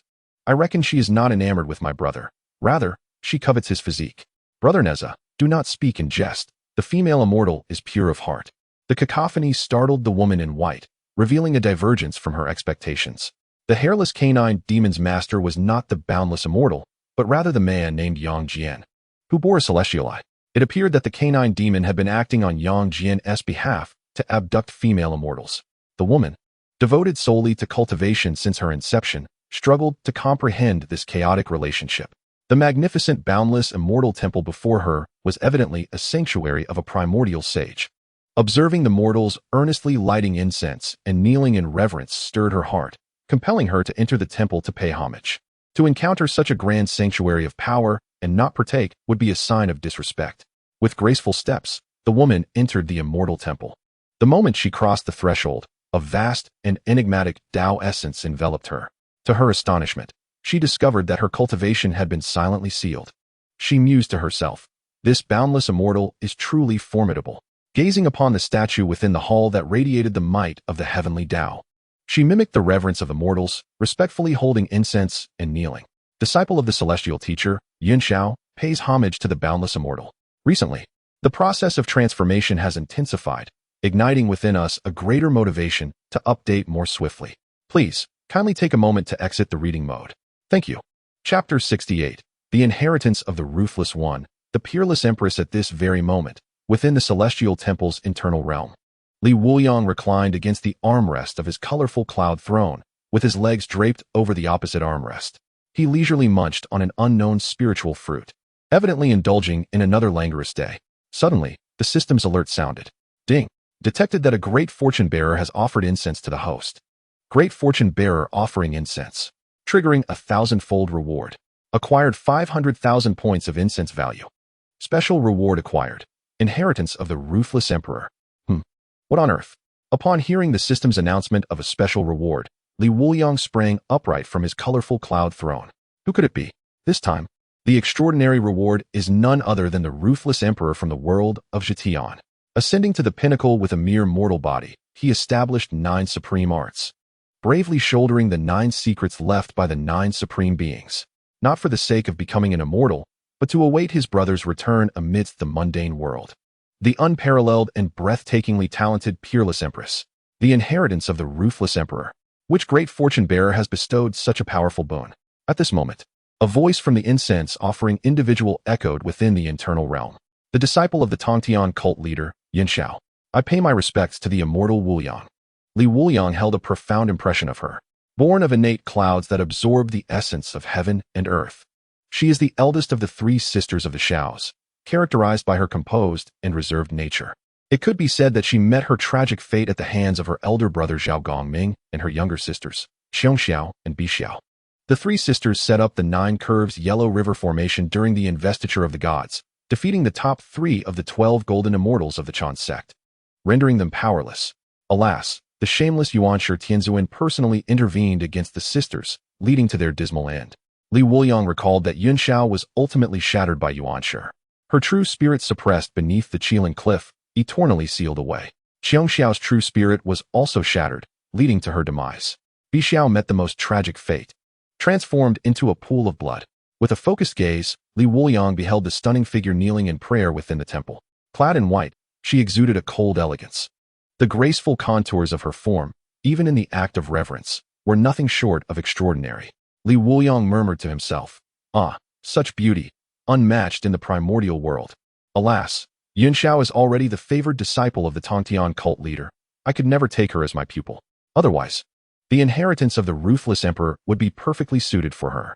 The system, sensing Wuliang's concerns, provided a prompt. Ding. Current Celestial Temple version. 20. The techniques passed by the host can be cultivated by the fortune bearers, and the host may share them. Note: if the great fortune bearer is not taken as a disciple, other than the techniques obtained, sharing will not be possible. The system's notification sparked a gleam of realization in Wuliang's eyes. This is quite remarkable. Reflecting on the fate of the ethereal beauty before him, Wuliang felt a pang of compassion and resolved to assist her. With a graceful gesture, he summoned her into the realm of the temple. After offering her reverence, Yunxiao lifted her gaze and found herself enveloped by a breathtaking celestial paradise. The air was thick with spiritual essence, and to her astonishment, the stagnation in her cultivation began to subtly ease. The laws of the great Tao permeated the atmosphere, resembling the very source of the myriad paths. Numerous divine herbs and spiritual pearls, once only spoken of in primordial legends, flourished all around. Auspicious mythical beasts frolicked, chasing fragments of the laws with wild abandon. The towering pavilion that pierced the heavens radiated a tangible aura of treasures that flowed through the air. Despite being a disciple of the saints, Yunxiao had never encountered such a spectacle. The veil that concealed her extraordinary beauty was whisked away by the ethereal breeze, revealing her exquisite features etched upon her flawless visage. In a state of astonishment, Yunxiao stepped forward, her awe intensifying with each stride. She understood that venturing deeper would inevitably lead her to the esteemed Wuliang. Yet, as she proceeded, The laws of the great Tao grew ever more pervasive. Should she cultivate here, she might achieve a breakthrough in mere months. A thought crossed her mind. Could this Wuliang be an incarnation of the great Tao? Suppressing her astonishment, Yunxiao's eyes caught sight of a radiant, multicolored glow. The brilliance shimmered, nourishing both her corporeal form and true spirit. Upon closer inspection, she discerned a throne of flowing clouds adorned in vibrant hues. Seated upon it was an extraordinarily handsome man, exuding an aura of celestial grace. Mysterious and enigmatic Tao rhythms enveloped him, momentarily revealing an awe-inspiring presence.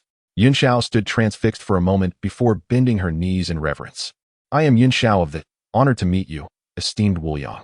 Wuliang scrutinized her closely, realizing that this legendary female immortal of the primordial era possessed a beauty beyond compare. Maintaining his dignified demeanor, Wuliang remarked, I have heard of the 3 celestial maidens of the. Today, it is indeed a fortuitous encounter with you, Yunxiao.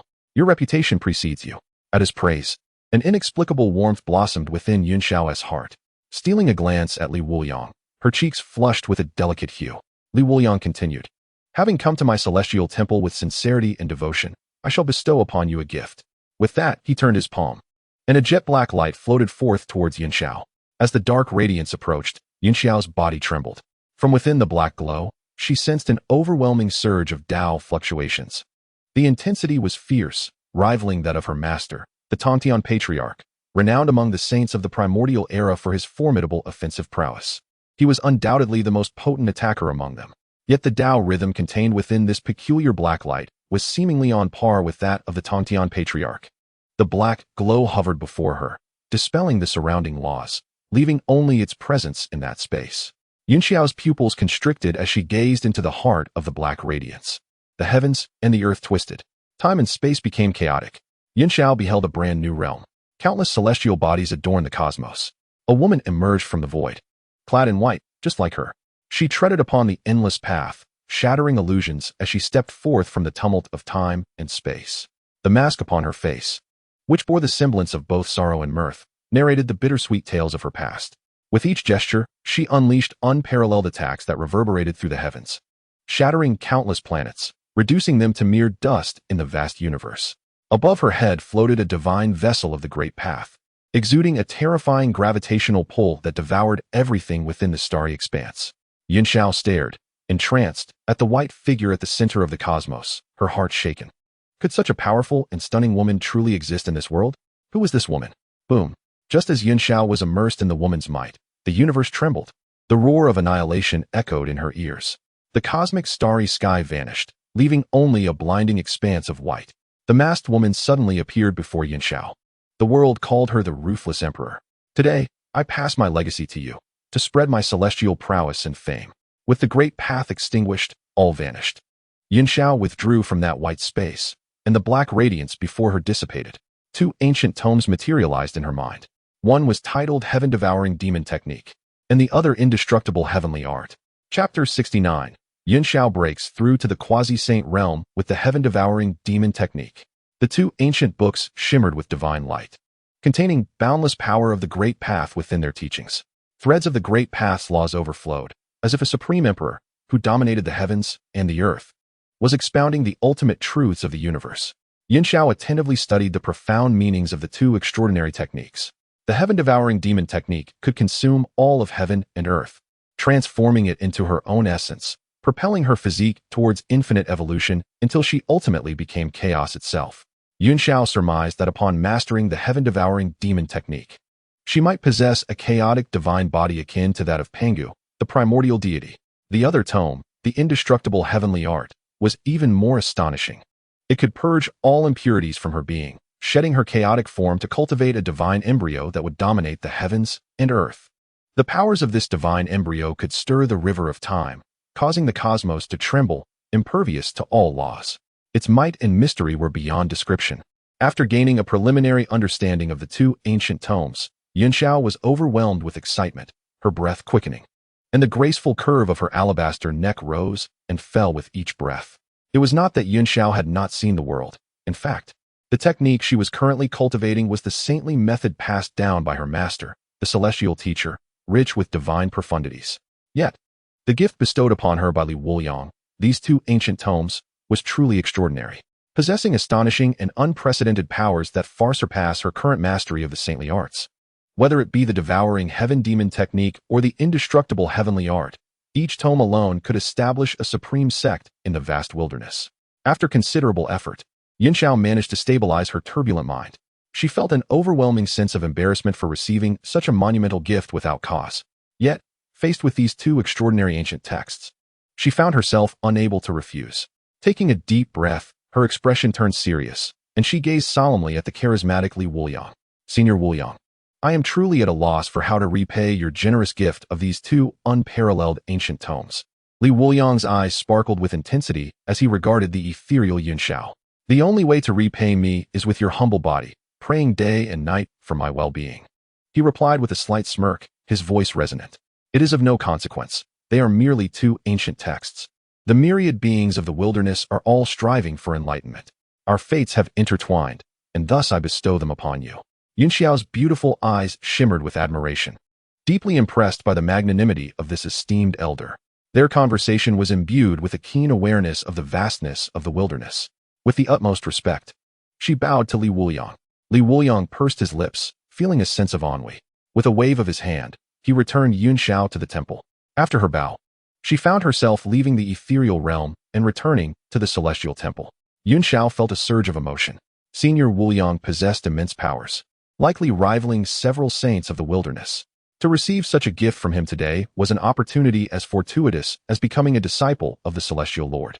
Taking 3 incense sticks, Yinxiao knelt in reverence, expressing her gratitude to Wuliang. Inside the celestial temple, a notification chimed. Ding. Detected that a great fortune bearer has offered incense to the host. Level of great fortune bearer, triggering a 1,000-fold reward. Gained 500,000 incense points.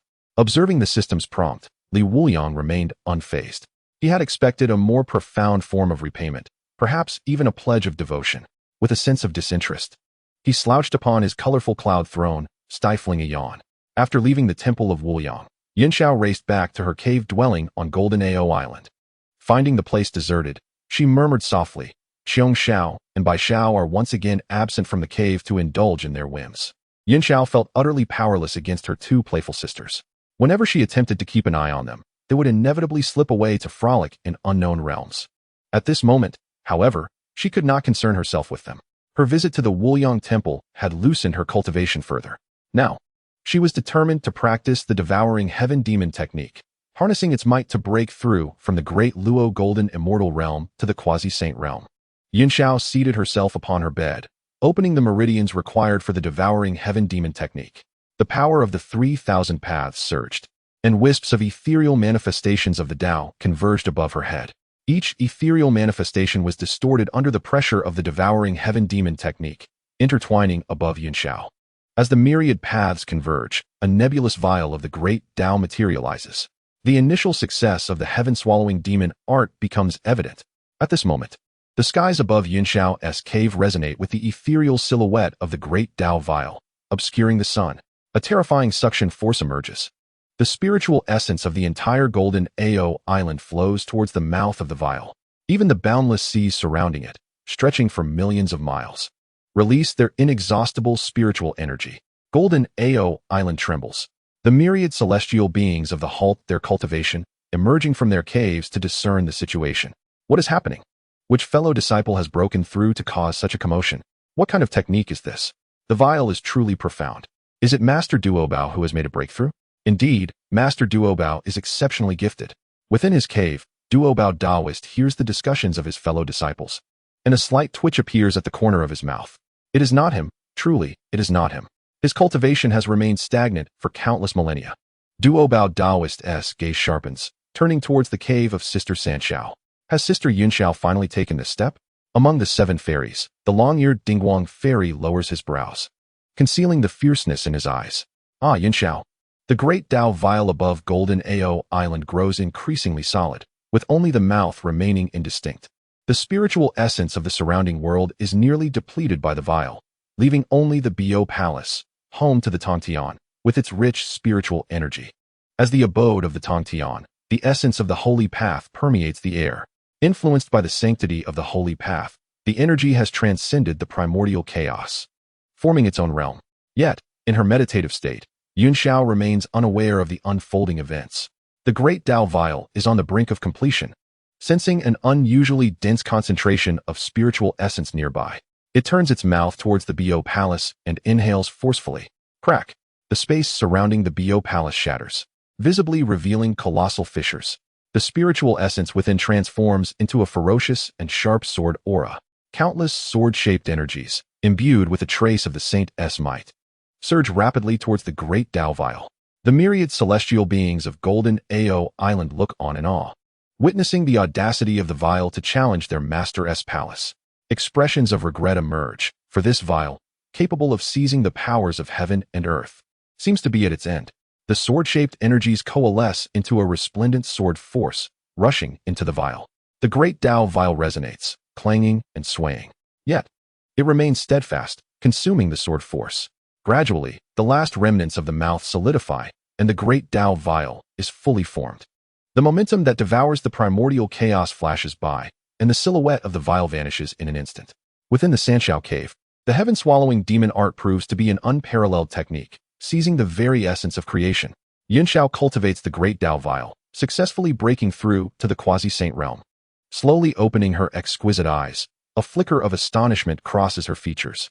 Yunxiao hastily retracts the heaven-swallowing demon art, her brow furrowing in confusion. Master, why have you come? Recently, the transformation has been quite severe, which motivates us to update more rapidly. Please, kindly exit reading mode. Thank you. Chapter 70. The Disturbance of Tongtian.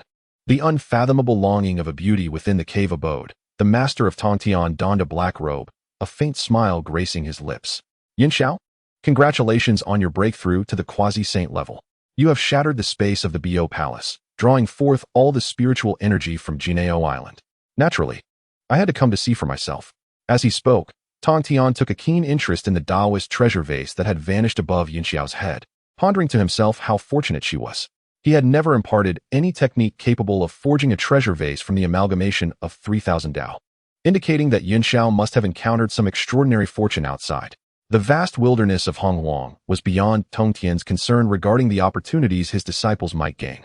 Yunxiao, aware of this, dared not speak too much, especially since she had forsaken the saintly teachings bestowed by her master in favor of the ancient texts gifted by the venerable Wuliang. Although her master was generally magnanimous, discovering that his sacred teachings were scorned would surely incite his ire. At that moment, a chorus of melodious voices wafted in from outside the cave. That Taoist treasure vase is indeed remarkable.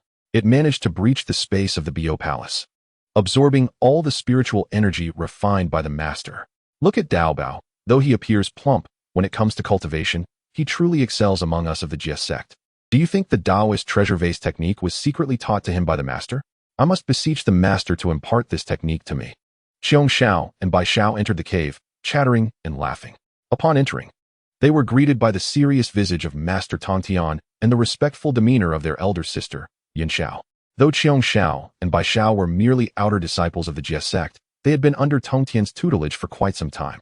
As the three sisters of the Sanshao, they were among the most exceptional disciples of the Jia sect, garnering Tongtian's special affection. He was aware of Xiong Xiao and Bai Xiao's playful natures and their aversion to diligent cultivation. Now, with the onset of the great catastrophe of the gods, he observed that these two disciples still indulged in frivolity. Tongtian feigned seriousness, declaring, "The calamity has commenced. You two should not be so lax in your cultivation. The techniques I taught to Dao Bao will be passed on to you in due time." The recent phenomenon was Yunxiao's breakthrough to the quasi-saint level. Seeing Xiong Xiao and Bai Xiao gazing at Yunxiao in astonishment, oblivious to his serious demeanor, Tongtian sighed in exasperation and vanished into the depths of the cave. It was indeed his fault for having spoiled these disciples. Upon hearing that the disturbance at Jinao Island was instigated by their sister, Xiong Xiao and Bai Xiao were utterly astonished. Just days prior, their sister had been troubled by her stagnant cultivation. How had she transformed so dramatically now? Moreover, when had she mastered such a formidable treasure vase technique? The youngest, Bai Xiao, with her large, expressive eyes and youthful visage, donned a green satin robe, a slender golden belt accentuating her curves beautifully. Her naturally lively and energetic spirit carried her to Yunxiao's side, where she playfully pouted, "Sister, when did you secretly practice this marvelous treasure technique behind our backs? It's incredible. I want to learn it." Xiong Xiao, clad in a form-fitting purple outfit, revealed her stunning figure with every smile and frown, exuding undeniable charm. Despite her playful nature, she possessed a cunning intellect. With a teasing tone, she remarked, Bestows. Surely our sister would not withhold such formidable techniques from us. Yunxiao was well aware of her younger sister's intentions. If it were a common technique, she would readily teach them. However, this was a supreme method imparted by the esteemed Wuliang. Without Wuliang's consent, sharing such a technique with her sisters could potentially displease him. Unintentionally, her mind conjured the image of that powerful, majestic figure, and her heart raced inexplicably. Perhaps it would be best to take her sisters to meet Wuliang. If he agreed, she would then impart the technique to them. As she contemplated the prospect of seeing Li Wuliang again, a delicate blush graced Yunxiao's exquisite features. Her voice softened unconsciously as she began. A few days ago, I ventured out for a leisurely stroll and encountered a revered elder. He bestowed upon me a supreme technique, and the Great Dao treasure bottle is the culmination of that method. Accompany me to pay respects to the elder, and should he consent, I shall certainly share the technique with you. Xiao and Bestows were taken aback. Sister Yunxiao, you actually chose to abandon the sacred teachings passed down by our master in favor of a technique from another. Recalling the awe-inspiring power of the Great Dao treasure bottle, they suddenly understood. Xiao, noticing her sister's flushed cheeks, chuckled, Sister, why is your face so red? Are you unwell? Bestows, genuinely concerned for Yunxiao's health, quickly added, Yes, sister.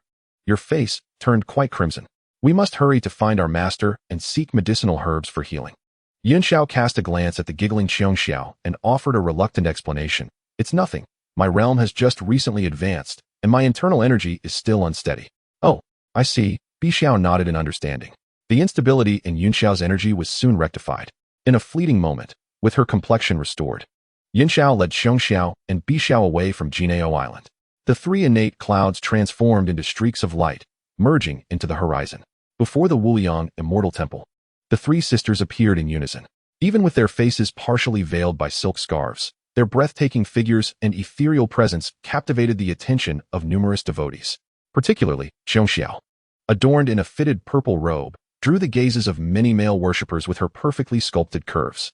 A chorus of gulping sounds echoed as the devotees whispered amongst themselves. These three must be celestial maidens. With such figures and grace, they cannot possibly be mere mortals like us. How breathtakingly beautiful they are, with such exquisite appearance. Will the Dog Lord not cast his gaze upon the three celestial maidens? It is rumored that the Dog Lord has recently been raiding the Wuliang Temple for stunning women. Hush, tread carefully. The celestial dog has already spotted the arrival of the Sanshao sisters, particularly drawn to Xiao's exaggerated curves, feeling that she would be a most fitting mistress. My master Yang Jian's true destiny has arrived. The celestial dog cast a formation, and suddenly, a dazzling golden light appeared above the temple. With one hand resting on the back of its neck and the other tucked into its oversized pants pocket, it stood in the void, slowly descending amidst the golden glow. Feigning an air of superiority, who shall reach the peak at the end of the celestial path? Upon seeing my master attain the Tao, my master Yang Jian, the most handsome man of the primordial world, endowed with unparalleled talent, was unaware of the presence of a certain lady in purple. Hearing a commotion outside, Yang Jian rushed out of the temple, his handsome face tinged with embarrassment as he gritted his teeth and bellowed, Celestial dog. Grasping the celestial dog by the scruff of its neck, he retreated back into the temple. Cries of distress echoed, Help me, great master. The patrons had grown accustomed to the spectacle, as Brother Yang frequently imparted lessons of love to the Dog Lord. The expressions of the Sanshao sisters reflected astonishment, while Yunxiao lightly cleared her throat, leading her two sisters towards the temple. Recently, the situation had become increasingly dire, motivating us to update more swiftly. Please, if you could kindly exit reading mode. Thank you.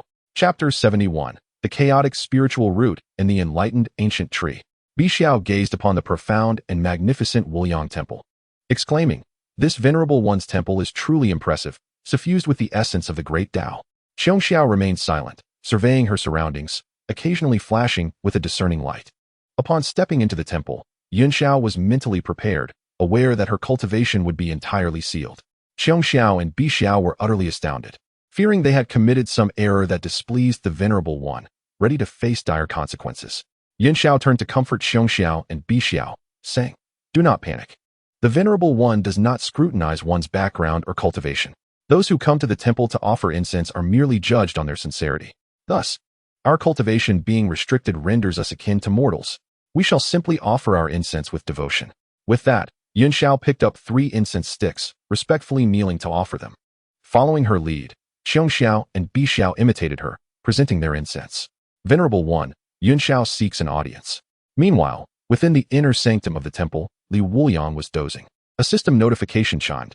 Ding! Detected that a great fortune bearer is offering incense to the host. Grade A fortune bearer offering incense. Triggering a 1,000-fold reward. Acquired 500,000 points of incense value. Grade A fortune bearer offering incense. Triggering a 1,000-fold reward. Acquired 500,000 points of incense value. Grade A fortune bearer offering incense. Triggering a 1,000-fold reward. Acquired 500,000 points of incense value. The level of fate bearers offered a 3-fold incense offering, bestowing upon them a remarkable reward, the chaotic spiritual root of the enlightenment tree. Wuliang opened his eyes, a brilliance piercing through the void. In the distance, at the treasure pavilion reaching towards the heavens, stood an ancient tree of profound mystery, resembling a pillar of the cosmos. Its countless roots delved deep into the void, embedded within the river of time and space, drawing nourishment from the laws of time and space. The trunk was approximately 1,000,000 zhang in diameter, exuding an overwhelming grandeur that resonated throughout the primordial world. The expansive canopy, covering billions of miles, shimmered as countless laws of the great Tao swayed beneath it. 3,000 branches cascaded down, each resembling a manifestation of the Tao. 3,000 branches, 3,000 paths of the Tao.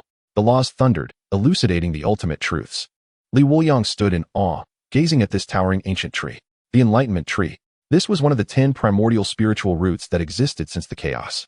Long before the Panga gods split heaven and earth, it gathered the 3,000 paths within its branches and contained the essence of chaos within its trunk. It was the supreme spiritual root contended by 3,000 chaotic deities and demons. Cultivating beside the Enlightenment Tree, one could merge with the Tao, achieving rapid progress in cultivation akin to 1,000 miles in a single day. It could profoundly enhance the wisdom of sentient beings. Legend has it that during the moment Pangu opened the heavens and the earth, 3,000 deities and demons clashed, shaking the chaos. Since then, the whereabouts of the Enlightenment Tree had been unknown. Wuliang never anticipated that he would encounter 3-level fate bearers simultaneously offering incense, receiving such an extraordinary reward. At that moment, a voice emerged from the temple. Senior Wuliang, Yunxiao seeks an audience. Wuliang, puzzled, wondered why Yunxiao had come again. He shifted his gaze from the Enlightenment Tree to the interior of the temple. 3 graceful figures were reverently offering incense. Though he had not seen Xiao and Bixiao, he recognized that Yunxiao was present, with the 2 other ethereal female immortals kneeling beside her. Who else could they be, besides Xiao and Bixiao? Wuliang suddenly realized that the arrival of the 3 sisters had triggered a special reward. It was only fitting to meet them when they had brought him such a grand gift. With a wave of his hand, he summoned the 3 sisters into his inner world. As they looked up, they had already entered a celestial realm. Yunxiao appeared at ease. Xiao and Bixiao felt that Senior Wuliang possessed profound abilities, unknowingly summoning them into his secret realm. Wow, is that a fruit of the Tao? Heavens! And there's a spiritual Ganoderma of the laws. That auspicious beast is so adorable. Bixiao exclaimed as she walked, her voice filled with wonder. Xiao's eyes were wide with astonishment, nearly spilling over with disbelief. In the primordial world, such a celestial realm existed. Who exactly was this Senior Wuliang? As the 3 sisters continued onward, suddenly, they all halted in unison. They beheld, in the distance, the magnificent ancient tree. The aura of chaos enveloped the scene, and the 3,000 paths of the Tao cascaded down. Even from afar, merely a distant glance was enough to plunge them into an inexplicable realm of the Tao. With graceful steps, the 3 sisters of Sanshao found themselves entranced, unconsciously approaching the ancient tree of enlightenment. Upon reaching its base, they stood in awe, as profound and enigmatic energies enveloped them. Time seemed to slip away, and only after an indeterminate duration did they slowly awaken from their reverie. Upon their first encounter with the ancient tree, the sisters could visibly sense an elevation in their cultivation. Xiao, with slightly parted crimson lips, exclaimed in astonishment. Could this truly be the legendary chaotic spiritual root, the ancient tree of enlightenment? Bai Zhao's wide eyes sparkled as she gazed upward at the swirling myriad paths. Did not our master and uncles venture beyond the chaos in search of the ancient tree? No wonder they could not find it. It was right here all along. Yun Zhao's astonishment surpassed that of her sisters. It was crucial to note that when she last departed, the ancient tree was not present. This indicated that within such a brief span, The venerable Wuliang had traversed the chaos and transplanted the ancient tree here. What formidable power that entailed. A voice, ethereal and imbued with an overwhelming Tao rhythm, resonated. May I inquire, dear sisters of Sanshao, what brings you here? They turned their gaze toward the source of the voice and beheld a striking young man clad in a white Taoist robe, approaching gracefully. His unparalleled beauty and gentle smile were akin to a refreshing spring breeze. As he walked, lotus flowers blossomed in the void, accompanied by the profound Tao energy that flowed alongside him. Yun Xiao cast a glance at Li Wuliang and promptly bowed her head in respect. Venerable Wuliang, my two sisters wish to learn the supreme techniques you bestowed upon me. I dare not transmit them without your consent, hence I have come to seek your willingness. Li Wuliang maintained a composed demeanor, appearing to ponder deeply, yet inwardly he was elated. The sisters of Sanshao possessed extraordinary talents. If they cultivated the methods of the ruthless emperor together, their unique insights would inevitably converge upon him. How delightful that would be. As the three sisters awaited anxiously, Li Wuliang broke into a gentle smile and said, the name of Sanshao resonates throughout the primordial realm. Since Yun Xiao has already acquired my bestowed techniques, it is only natural that Xiong Xiao and Bai Xiao may practice them as well. Upon hearing this, joy illuminated the faces of the three sisters. They bowed in unison, expressing their heartfelt gratitude to the venerable Wuliang. Li Wuliang waved his hand nonchalantly, stating, it is but a trivial matter. You three must surely recognize that this is the chaotic spiritual root, the ancient tree of enlightenment. It holds great significance for the cultivation of sentient beings. If you have no pressing matters, feel free to practice beneath its boughs. The sisters' eyes widened in disbelief. Not only had the venerable Wuliang granted them supreme techniques, but he had also permitted them to cultivate beneath the ancient tree. This was an opportunity reserved solely for the formidable beings of chaos. They expressed their gratitude profusely. With a carefree smile, Li Wuliang turned and departed. The sisters watched his figure until it vanished from sight. They then settled beneath the ancient tree of enlightenment. And from above Yun Xiao, two magnificent ancient tomes emerged, brimming with profound wisdom. First, they would practice the swallowing heaven demon art, followed by the indestructible heaven technique, shedding their demonic forms to achieve divine embodiment. Recently, the transformation has been intense, fueling our motivation to update more swiftly. Thank you for taking a moment to exit reading mode. Chapter 72. The ancient tree of enlightenment displays its true might. A month has elapsed within the celestial temple's realm. The three sisters, Sanshao, sit beneath the ancient tree of enlightenment, with precious bottles of the great Tao floating above their heads. These bottles are solid and imbued with the essence of the Tao. The ancient tree sways its 3,000 branches, occasionally brushing against the bottles. The void trembles, resonating with the sound of the Tao.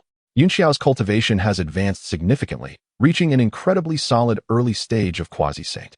Xiong Xiao and Bi Xiao have also stepped into the quasi-saint realm. The might of the devouring heaven demon art is evident. Undoubtedly, the influence of the ancient tree of enlightenment cannot be overlooked. Meditating beneath the tree is akin to being surrounded by the 3,000 great Taos, with the essence of the Tao constantly merging into their beings. During this month of practice, the three sisters have achieved profound insights beneath the tree, experiencing countless moments of enlightenment. Most importantly, their comprehension has been remarkably enhanced. The ancient tree has elevated their understanding, and even after departing from its presence, the enhanced comprehension remains. This is the terrifying characteristic of the chaotic spiritual roots. Of course, during this month, the most comfortable one has been Li Wuliang.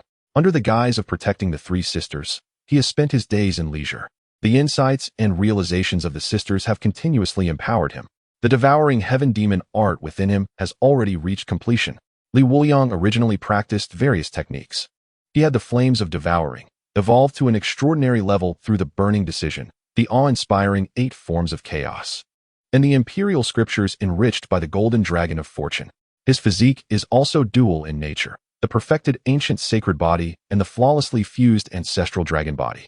Although both are immensely powerful, their energies do not merge, preventing him from unleashing his full potential.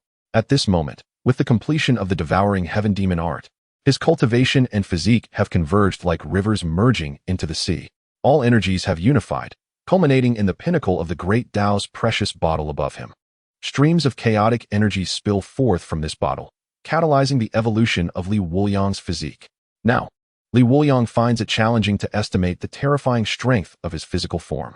Simultaneously, the three sisters opened their beautiful eyes, their gazes shining with a brilliance that pierces the void. Bolts of lightning burst forth from their eyes, intertwining in the emptiness. Joy is evident on the faces of the three sisters as they realize their progress this month surpasses countless years of arduous training.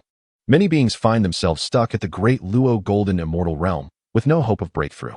Even if they are destined to transcend to quasi-saint, they cannot fathom how many years it would require.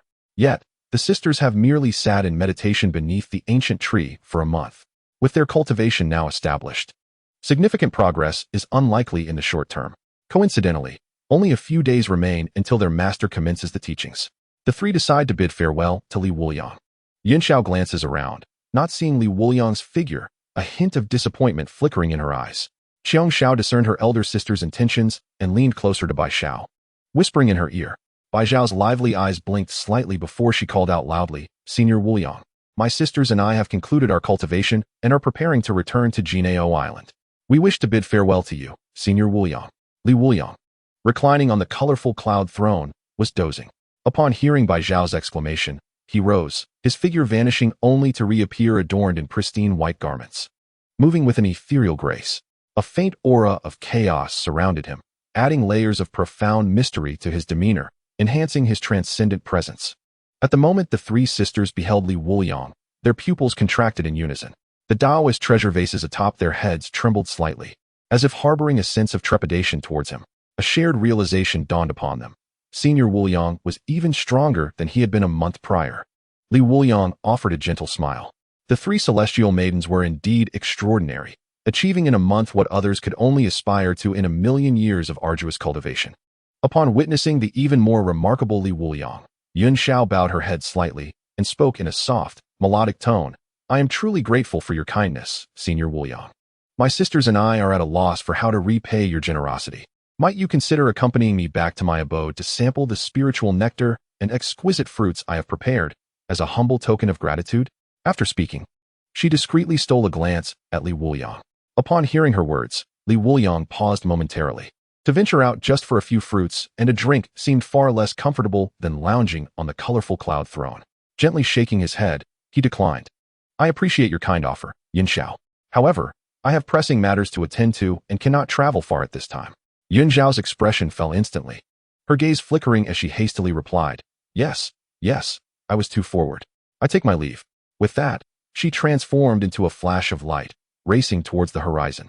Qiang Xiao raised an eyebrow, following closely behind her sister. Bai Xiao, glancing at her departing sister and then at Li Wuliang, found the situation rather peculiar. Though she could not quite articulate why, Li Wuliang stood momentarily in a daze, watching the three sisters retreat, feeling somewhat perplexed. He turned back to the colorful cloud throne, seeking the most comfortable position to recline.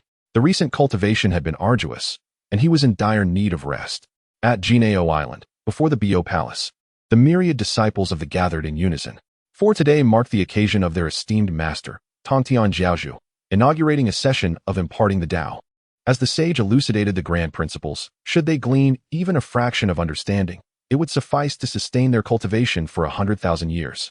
The day prior, all disciples of the had assembled, filling the expansive grounds with countless beings.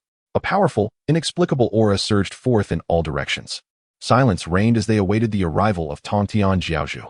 Suddenly, the spiritual energies of heaven and earth surged. An unmatched sword intent enveloped the myriad disciples of the. Abruptly, a vast fissure in space, stretching for 10,000 zhong, appeared above them. A few wisps of chaotic energy emanated from the crack, stirring the atmosphere of Gold Turtle Island. Clad in a black robe, with sharp brows and bright eyes, the youthful figure of the celestial master stepped forth from the fissure. A sacred aura enveloped him, and the ethereal shadows of the great Tao flickered unpredictably. Observing the gathering of his disciples from the celestial master furrowed his brow slightly. The calamity of the was upon them, and they had become targets of scrutiny by the four saints. The Tao ancestor Hongjun had entrusted thee and the Tiyuan Shi, a gesture whose implications were unmistakable. He tore through the primordial heavens and entered the chaos, intending to seek the ancient tree of enlightenment, to enhance his disciples' comprehension and cultivation, preparing them for the impending tribulation. Unfortunately, the outcome mirrored previous attempts. Despite his deep foray into the chaos, he could not find a trace of the ancient tree. With a sigh, the celestial master raised his sword-like finger and made a sweeping motion through the air. The winds roared and the skies darkened. The myriad immortals have found themselves in a wondrous spectacle, suspended in the void, gazing down upon the vast primordial lands. A flash of cold light suddenly appeared. The celestial beings beheld a glimmer that shattered the vastness of the primordial realm, in the emptiness of the heavens and earth. Only that beam of light remained eternal. Boom! The great Tao resonated with thunderous might. The immortals returned to Gold Turtle Island, where an ancient and profound character hung in the air. Tao? This character seemed to encapsulate the essence of the great Tao, yet also bore an air of inscrutability. With varying strengths among the immortals, their durations of contemplation upon the character differed. Many disciples of, unable to withstand its sacred might, closed their eyes to regulate their breath. After several moments, apart from the Master of Treasures and the 7 accompanying immortals, only Zhao Gongming and the 3 sisters of the Shaos remained engrossed in their understanding of the character. This scene astonished the Celestial Master. It was commendable that Yun Xiao had broken through to the quasi-saint level, able to endure the Tao's resonance. But when had Xiong Xiao and Bi Xiao also attained such capability? Just as the Celestial Master pondered, an astonishing change unfolded. A radiant light shot up into the heavens. Chapter 73, The 3 Shaos Enlighten. Astonishing the myriad immortals on Gold Turtle Island. Before the Bo Palace, the myriad immortals have gathered. The Celestial Master commenced his teachings. Yet the majority of disciples could not bear the resonance of the saintly Tao and closed their eyes to meditate. A select few, however, resisted the sacred aura and discerned the character of Tao above. At that moment, a beam of radiant light soared into the sky. The brilliance of the light was dazzling and mysterious, connecting heaven and earth. It was evident that this individual had achieved remarkable gains. Instantly, the hearts of the myriad immortals were shaken. Each began to ponder who this swift enlightener could be. Could it be the Master of Treasures? Among the disciples, only he possessed unparalleled comprehension. Truly, he was the elder brother of, and today his enlightenment was astonishingly rapid. Oh, if only I could possess a 10th or even a 12th of the Master of Treasures' understanding, I would be thoroughly content. The immortals were unaware that the Master of Treasures, whom they revered, was at that moment wide-eyed in shock, gazing at the radiant light. Yunxia, the junior sister of Yintian, was perplexed by the extraordinary enlightenment displayed today. While he had gleaned nothing, Yunxia unexpectedly entered a state of profound realization. Tongtian's gaze revealed admiration. In this fleeting moment, Yunxia's understanding had reached remarkable heights, suggesting that in the quasi-saint realm, she could potentially advance even further. Boom, boom. Once again, 2 beams of rosy light connected with the heavens. The boundless clouds dispersed, and for millions of miles above Jinao Island, everything was enveloped in this radiant glow. The essence of the Tao transformed into numerous shimmering lights that cascaded down. In that instant, Jinao Island was suffused with celestial energy, resonating with the harmonious cadence of the Tao. The stirring vibrations of the Tao startled the myriad immortals of the Jie sect, who opened their eyes in astonishment to find that the enlightened ones were not as they had imagined. Even their revered senior brother, Duobao, was equally astonished. Gazing in awe at the 3 beams of light, whispers arose among the crowd. It was indeed the 3 senior sisters attaining enlightenment. When had their talents become so extraordinary? While Yunxia's cultivation of heart and character was comprehensible, the playful and mischievous Xiongxia and Baixia, who often teased them, were a surprise. I had thought it would be Duobao, the senior brother. The murmurs naturally reached Duobao and his companions, causing a frown to crease his forehead. He lamented inwardly. Why must they mention him again? So what if he is the senior brother? Must the senior brother necessarily break through to a higher realm? Must he be the first, second, or third to attain enlightenment?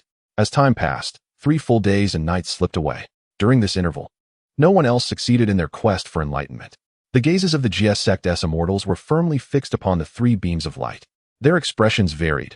Some held envy, others indifference, and some concealed a hint of malice. The radiant light gradually dissipated, and the Tao essence that shrouded the heavens merged into the bodies of the 3 sisters. They slowly opened their beautiful eyes, the profound essence of the Tao swirling within their pupils.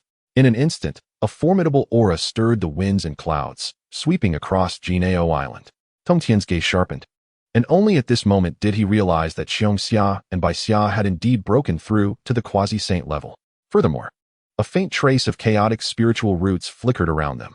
However, the aura was exceedingly subtle. By the time Tongtian sought to confirm it, the trace had already vanished. Suppressing his doubts, Tongtian smiled with satisfaction. Haha, I did not expect that you 3 would consecutively break through to the quasi-saint realm. This is a great fortune for the Jie sect. His words created ripples of surprise among the immortals. The multitude was taken aback as Tongtian revealed the realms of Yunxia, Qiongxia, and Baixia. As the immortals sensed their levels, they discovered that the three sisters appeared to possess no trace of power fluctuations at all. This could only indicate that they had some treasure capable of concealing their aura, or that they had mastered a technique to obscure their presence. Such treasures or techniques that could mask the aura of a quasi-saint elicited curious glances from many of the GS Sect's immortals. In the forefront of the myriad immortals of the sharp-eared, fanged figure of the Dingguang immortal glinted with a fierce light in his eyes.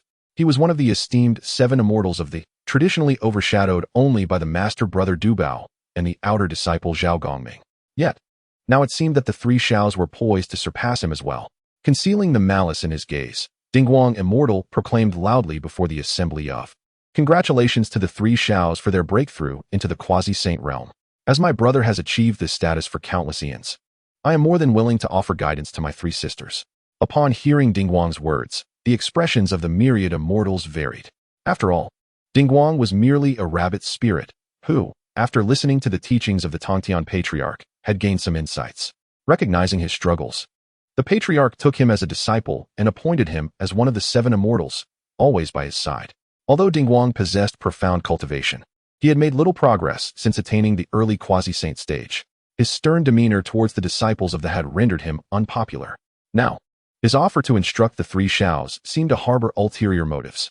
The Tongtian Patriarch, however, held unwavering trust in Dingguang. He not only imparted the sacred methods of a saint to him, but also entrusted him with the treasures of the. Thus, he did not ponder deeply over Dingguang's words and simply replied, "Very well. But do note that Yin Xiao and her sisters have only recently made their breakthroughs, and their foundations are still unstable. You must exercise caution." Dingguang offered a slight smile and clasped his fists, declaring, "I shall certainly heed your advice." With that, he stepped forward, feigning gentleness, and asked, "Which sister shall engage in sparring first?" Yin Xiao furrowed her brow. This Dingguang was not well liked among the. She had heard tales of his unpopularity. Concerned for her sisters Qiongxiao and Bixiao, she approached, stating flatly, "Yin Xiao has come to receive guidance from brother." As Yin Xiao stepped forward, Dingguang said nothing. Instead, he seized the moment of her speech to raise his hands high, summoning a sphere of light infused with thunder and wind. Boundless spiritual energy surged into the sphere, visibly expanding until it eclipsed the heavens, a terrifying pressure enveloping Jinao Island. Amidst the flowing lightning, the void subtly distorted, concealing Dingguang's sinister expression. With all his magical power in motion, Dingguang soared into the sky. With a resounding shout, he hurled the luminous sphere toward Yin Xiao. Instantly, a tempest roared before Bo Palace. The piercing winds and sands caused many disciples of the to stagger. This strike was evidently far from a mere exchange of skills. In the face of such overwhelming force, Yin Xiao remained composed. 3,000 images of the Tao intertwined above her head, with the Tao treasure bottle suspended in the air. Without forming seals to unleash magical powers or employing any defensive measures, Yin Xiao merely revealed the Tao treasure bottle to counter the colossal sphere of light sweeping in with the storm and thunder. Zhao Gongming, witnessing this, muttered under his breath, "This is absurd." The Tongtian Patriarch's countenance grew grave. Dingguang's technique wielded significant power, and Yin Xiao ought to respond with utmost caution. Fortunately, his presence ensured that the skies remained unblemished. Yin Xiao stood immobile, as if the oncoming tempest was merely a common gust of wind and sand. It was not arrogance. After cultivating the devouring heaven demon art, and further honing her skills beneath the ancient tree of enlightenment for over a month, her prowess had surged remarkably. Although she remained at the initial stage of quasi-saint, she had traversed a considerable distance. The strike from the immortal of steady light, in her eyes, could be summarized in 4 words, utterly trifling. Yin Xiao's delicate fingers danced gracefully, forming a seal. The grand Taoist treasure vase above her gently trembled. The surroundings became ensnared in a peculiar stasis. The wind and sand ceased abruptly, and the luminous sphere froze in midair. Within the massive orb, even the lightning was rendered motionless, and the flow of spiritual energy was suspended. All was enveloped in silence. Before the Azure Pool Palace, apart from a few formidable immortals from the sect of the intercepting teachings, the disciples were rendered speechless and immobile. Only a whisper of divine consciousness remained, allowing them to perceive a fragment of their surroundings. Soon after, the Taoist treasure vase trembled once more. The laws of time and space resumed their normal flow, and everything began to move again. A terrifying and unparalleled suction emerged from the vase's opening. The assembled immortals felt the overwhelming force, yet their forms were unaffected. This bizarre sensation caused turmoil within the very essence of their beings, their internal powers surging wildly. The only entity drawn into the vase was the immense luminous sphere above. It seemed devoid of any power, flowing into the vase like water. In an instant, the formidable strike unleashed by the immortal of steady light vanished without a trace. Throughout this encounter, Yunxiao had not moved an inch. Only the Daoist treasure vase had quaked twice, effortlessly neutralizing the immortal's assault. The disparity between the two was starkly evident. Yunxiao nodded and expressed her gratitude. "Thank you, Brother Dingguang, for your guidance." With that, she turned and returned to Qiongxiao's side, leaving the immortal of steady light suspended in the air, astonished. The other immortals from the sect of the intercepting teachings were left in shock. Yunxiao's strength exceeded their expectations.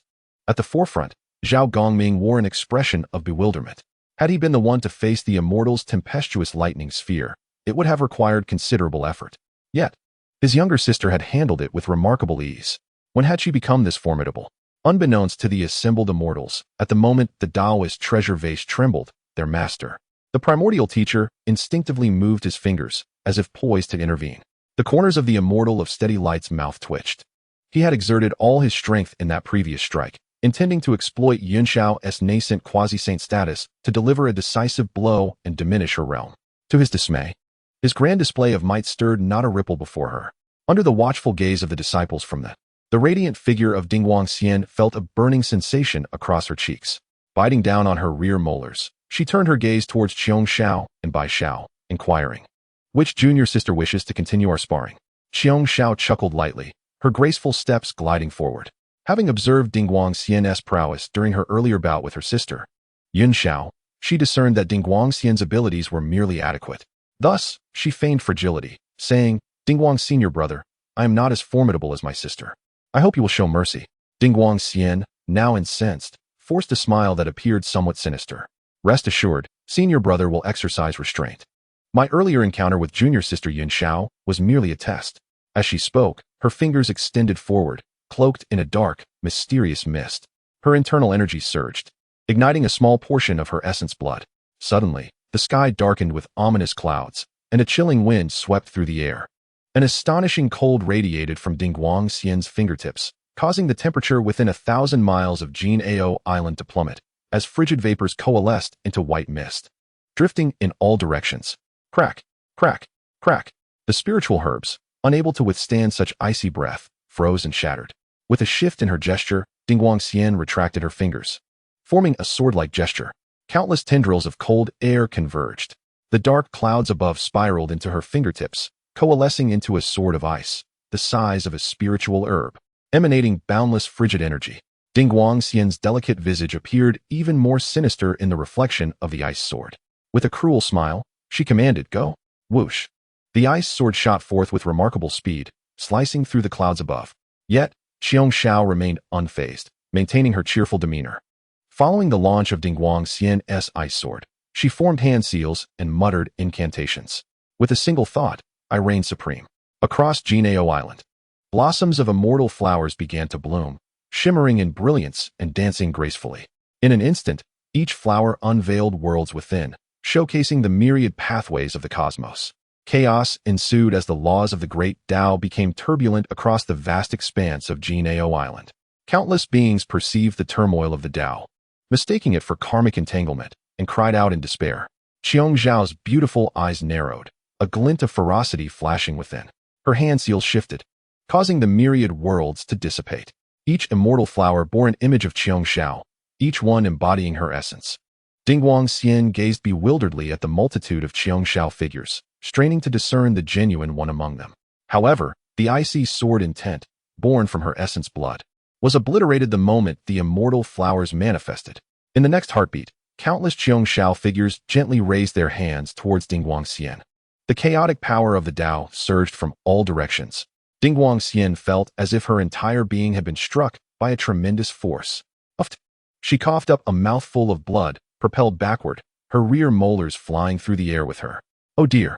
Qiongxiao feigned surprise. "Master Dingguang, why do you indulge me so? You are far too courteous."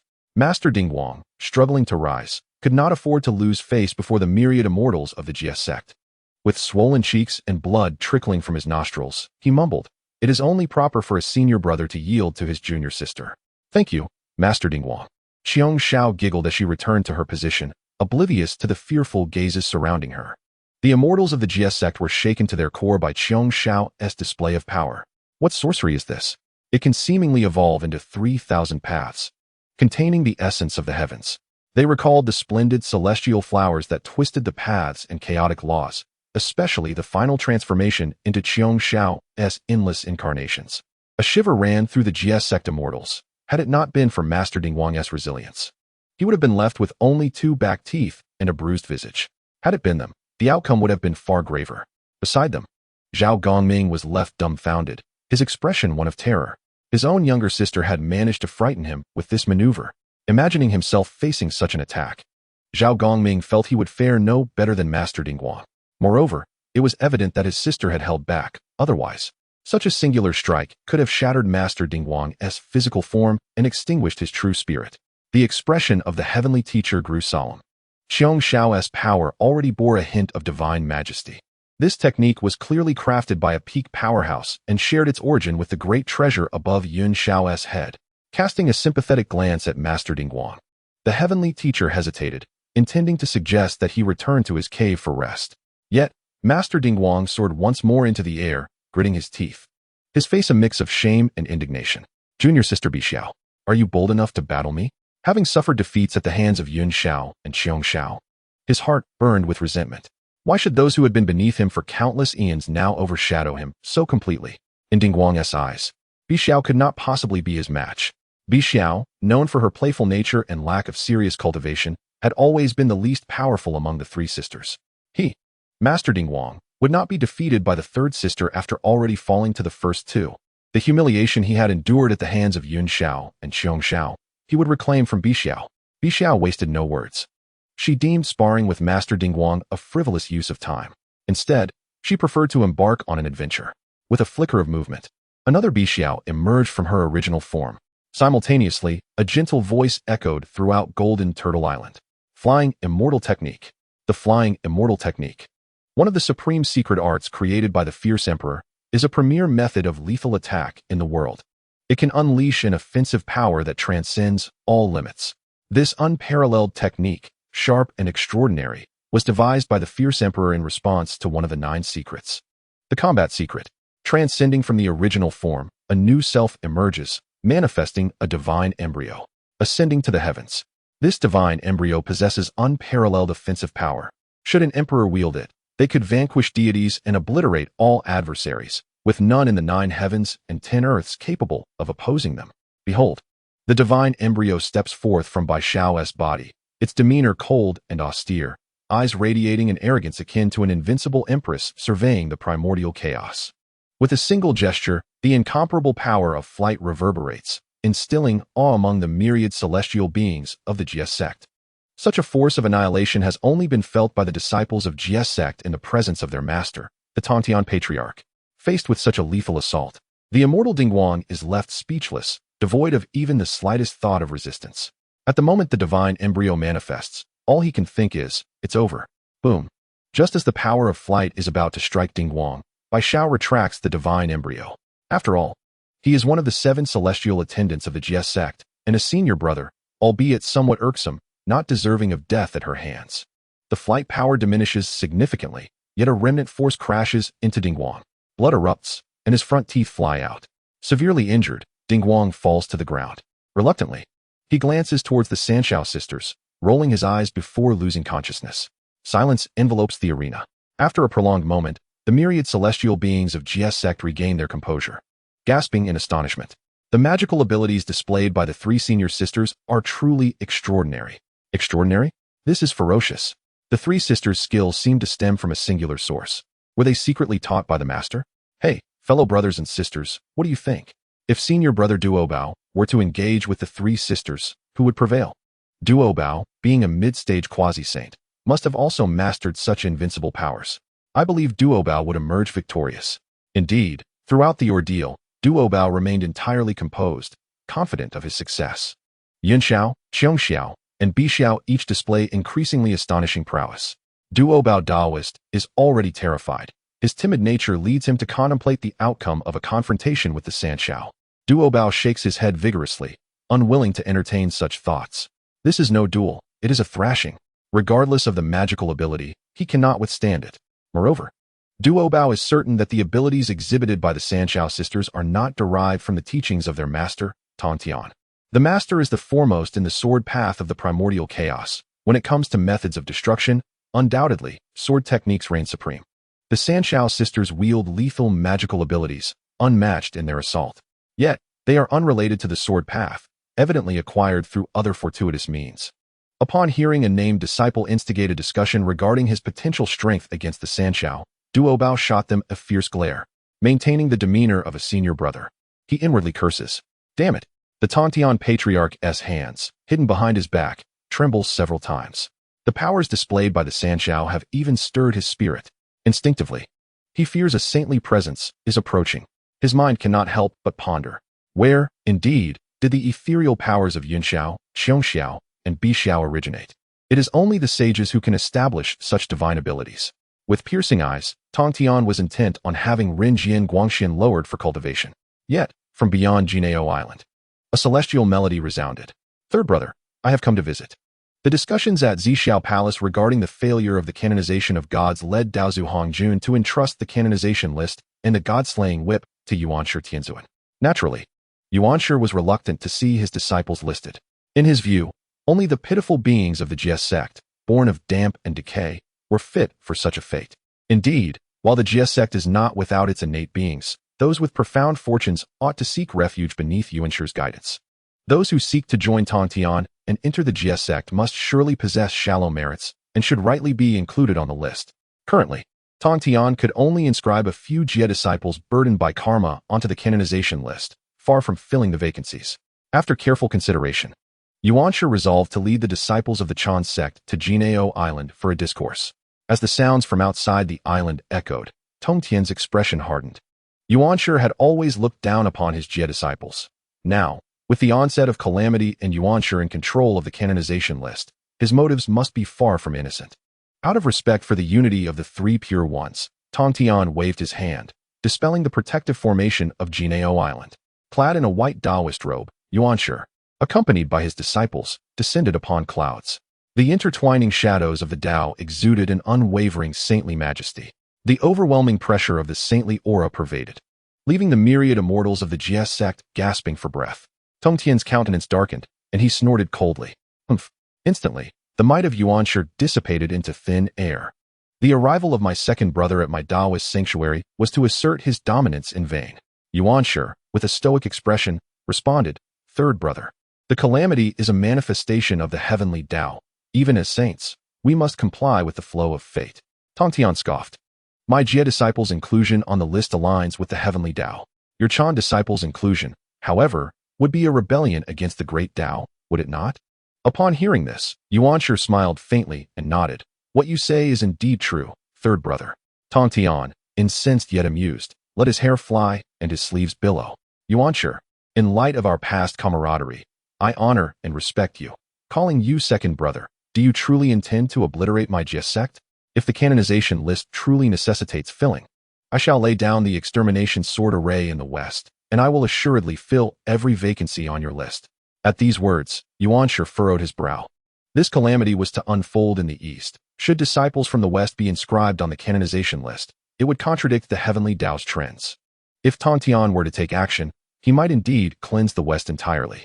Moreover, the Jie sect was vast, hosting countless immortals, gathering the majority of the Taoist fortunes. If the Jie sect were not eradicated, would his Chan sect not be relegated to mere insignificance? Third brother, do not lose your wits. If you are dissatisfied, how about we each send 2 disciples to duel? Should your Jie disciples prevail, I shall take my leave and cease pressing you to fill the canonization list. A glimmer of brilliance flashed in Tong Tian's eyes. Had Yuanshi proposed this before today, he would have certainly refused. In this present era, the 3 heavens have attained unparalleled divine powers, rendering even the esteemed master brother of the Guangqingzi a mere match for them. With a cold chuckle, Tong Tian remarked, let it be as my second brother suggested. Upon hearing Tong Tian's acquiescence, Yuan Shi cast a fleeting glance over his shoulder. The master brother of the Chan teaching, Guangqingzi, stepped forward. Ever since the last encounter at the southern heavenly gate, where Guangqingzi's Dao heart was shattered by the Emperor of Flames, and he was subsequently sent flying by Li Wuliang's punch, Yuan Shi had exerted considerable effort to rescue and restore him. It was only recently that Guangqingzi had returned to his former self. At this moment, he exuded the vigor of youth, devoid of the despondency from that day, and laughed heartily, addressing his fellow disciple, Treasure Master. As the eldest brothers of our respective teachings, we must set an example for our disciples. Pray enlighten me. Treasure Master maintained a composed demeanor, though a bitter taste lingered in his heart. Upon seeing Guangqingzi emerge, he knew trouble was at hand. Yet, Guangqingzi had reached the late stage of quasi-sainthood, while he himself was only at the mid-stage. In their previous encounters, he had always been at a disadvantage. Moreover, Guangqingzi was known for his cunning. While Treasure Master pondered, Guangqingzi's figure had already materialized behind him, brandishing a brick and bringing it down upon the back of his head. Guangqingzi, noting the flicker in Treasure Master's eyes, recognized that his mind was presently distracted. Stealthily, he moved behind him, producing the Turning Heaven seal, and aimed to strike at the back of Treasure Master's head. This seal had been significantly damaged by the Emperor of Flames during their last encounter, and subsequently shattered in two by Li Wuliang's blow, losing much of its former might. It was only after Yuan Shi's meticulous reforging that it regained its shape, albeit diminished in size. Now, in Guangqingzi's grasp, it appeared rather diminutive. In the midst of Treasure Master's dazed state, he suddenly felt an overwhelming force approaching from behind. Internally, he exclaimed, "Guangqingzi, you cunning fiend." As the master brother of thee and the foremost rat of the primordial world, he certainly would not be without means to defend himself. He swiftly retrieved a protective spirit treasure from his robes and unhesitatingly hurled it behind him. A radiant aura enveloped him in multiple layers of defense. Subsequently, he formed a hand gesture and commanded, "Explode." Boom. The several protective treasures, evidently of high grade, were detonated by Treasure Master. Spiritual energy erupted, and the Tao principles became tumultuous. The immense force sent Guangqingzi reeling backward. Treasure Master turned to face the surging tempest of spiritual energy with a serene smile. I, Treasure Master, have sought countless treasures throughout my life. Among my peers, I seek but a single defeat. With his ambush foiled, Guangqingzi glared at the smug Treasure Master in the distance, his lips twitching in irritation. A glint of ferocity flashed in his eyes as he raised the brick into the air.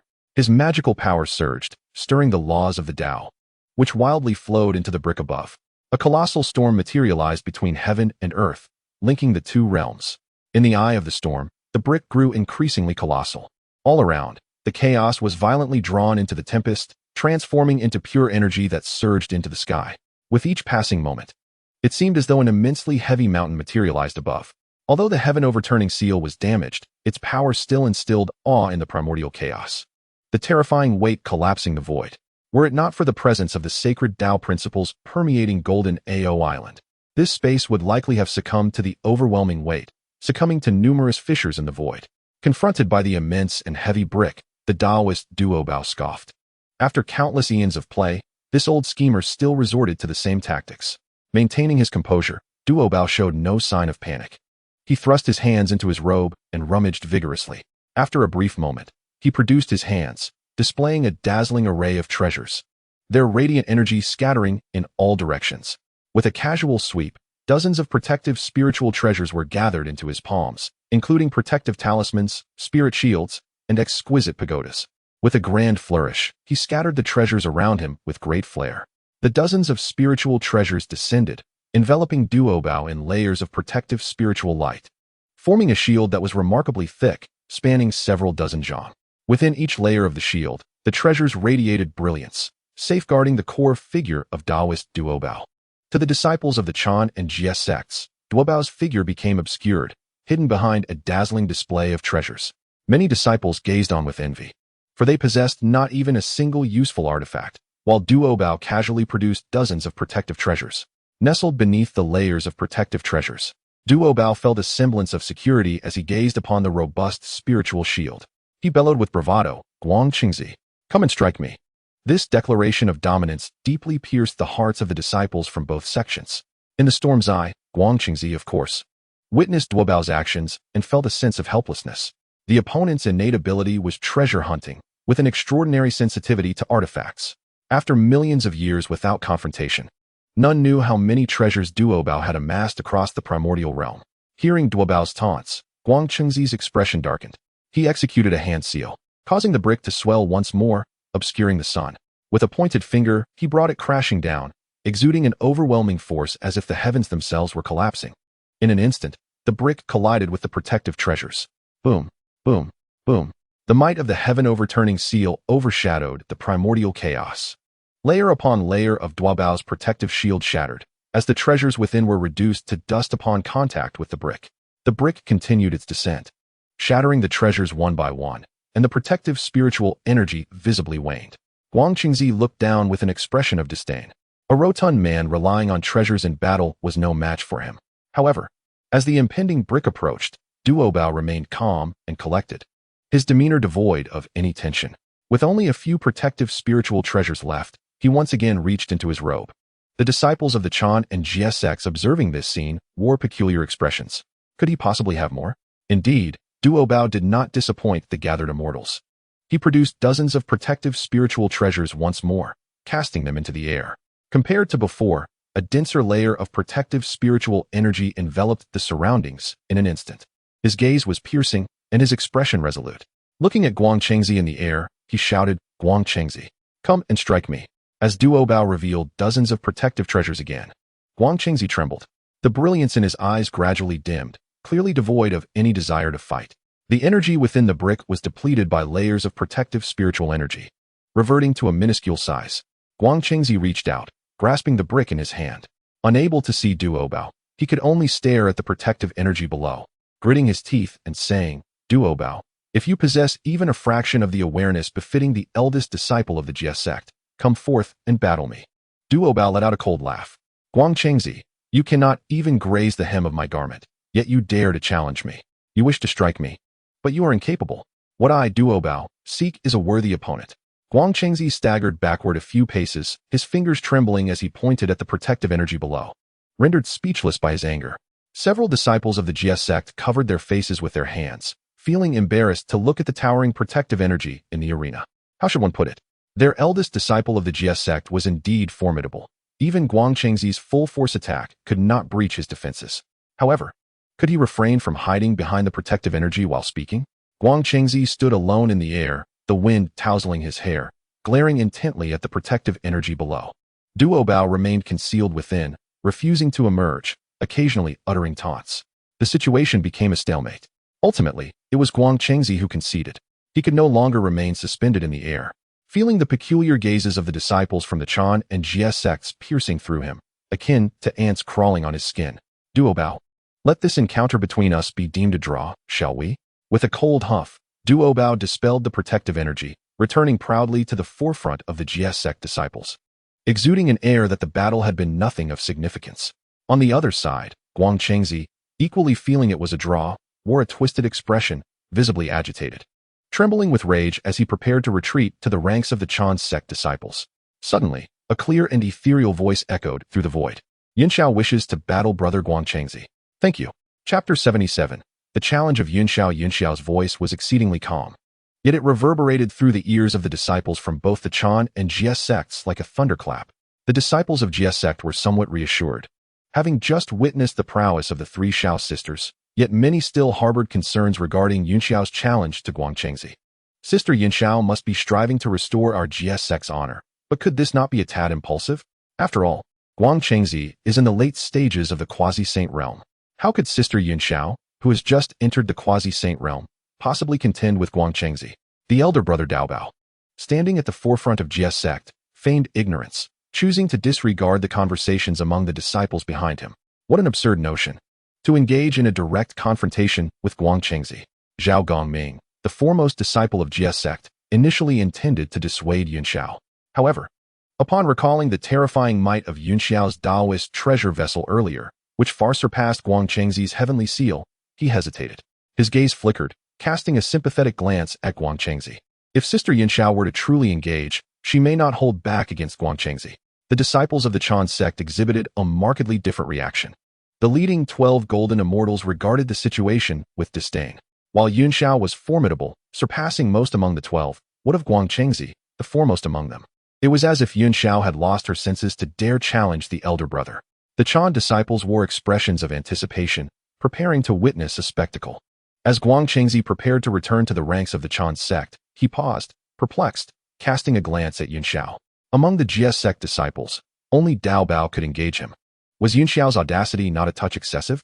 Recalling the instructions of Yuanshi Tianzuan, which urged them to eliminate several key disciples of Jie sect during their confrontation to fill the list of deities and delay the impending tribulation. Guang Chengzi felt a chill pass through his eyes. He thought to himself that if one seeks their own demise, they should not blame him. Yun Xiao stepped forward gracefully, her movements seemingly imbued with profound Taoist principles, exuding an inexplicable aura. Guang Chengzi recognized her exceptional nature but still regarded her with disdain. With a flick of his hand, he summoned his power, charging toward Yun Xiao in an instant. In a flash, Guang Chengzi, embodying the essence of the sixth elder, materialized behind Yun Xiao, wielding his power in the form of a mighty blow. Yet, Yun Xiao appeared utterly oblivious, standing still without a trace of reaction. Just as Guang Chengzi's cruel gaze prepared to strike, he caught a glimpse of a Taoist treasure vessel floating above Yun Xiao's head. In that moment, a deathly crisis loomed. Guang Chengzi abruptly retreated, swiftly distancing himself from Yun Xiao by 100 paces. Startled and unsettled, Guang Chengzi cast his gaze towards the heavens above. The emptiness revealed no sign of the legendary Taoist treasure. However, Guang Chengzi was resolute in his conviction. He had just witnessed the intertwining of 3,000 Daos above, coalescing into a magnificent Taoist vessel. This vessel, suspended in the air, emanated the ethereal shadows of the 3,000 Daos, serving as its guardians. Should he strike down with a mere brick, it would undoubtedly provoke a retaliatory response from these Daoic phantoms. In that moment, Guang Chengzi set aside his previous underestimation. What astonished him further was the revelation that the strongest disciple of the Jie sect was not the renowned Daobao Taoist, but rather the enchanting figure of Yun Xiao standing before him.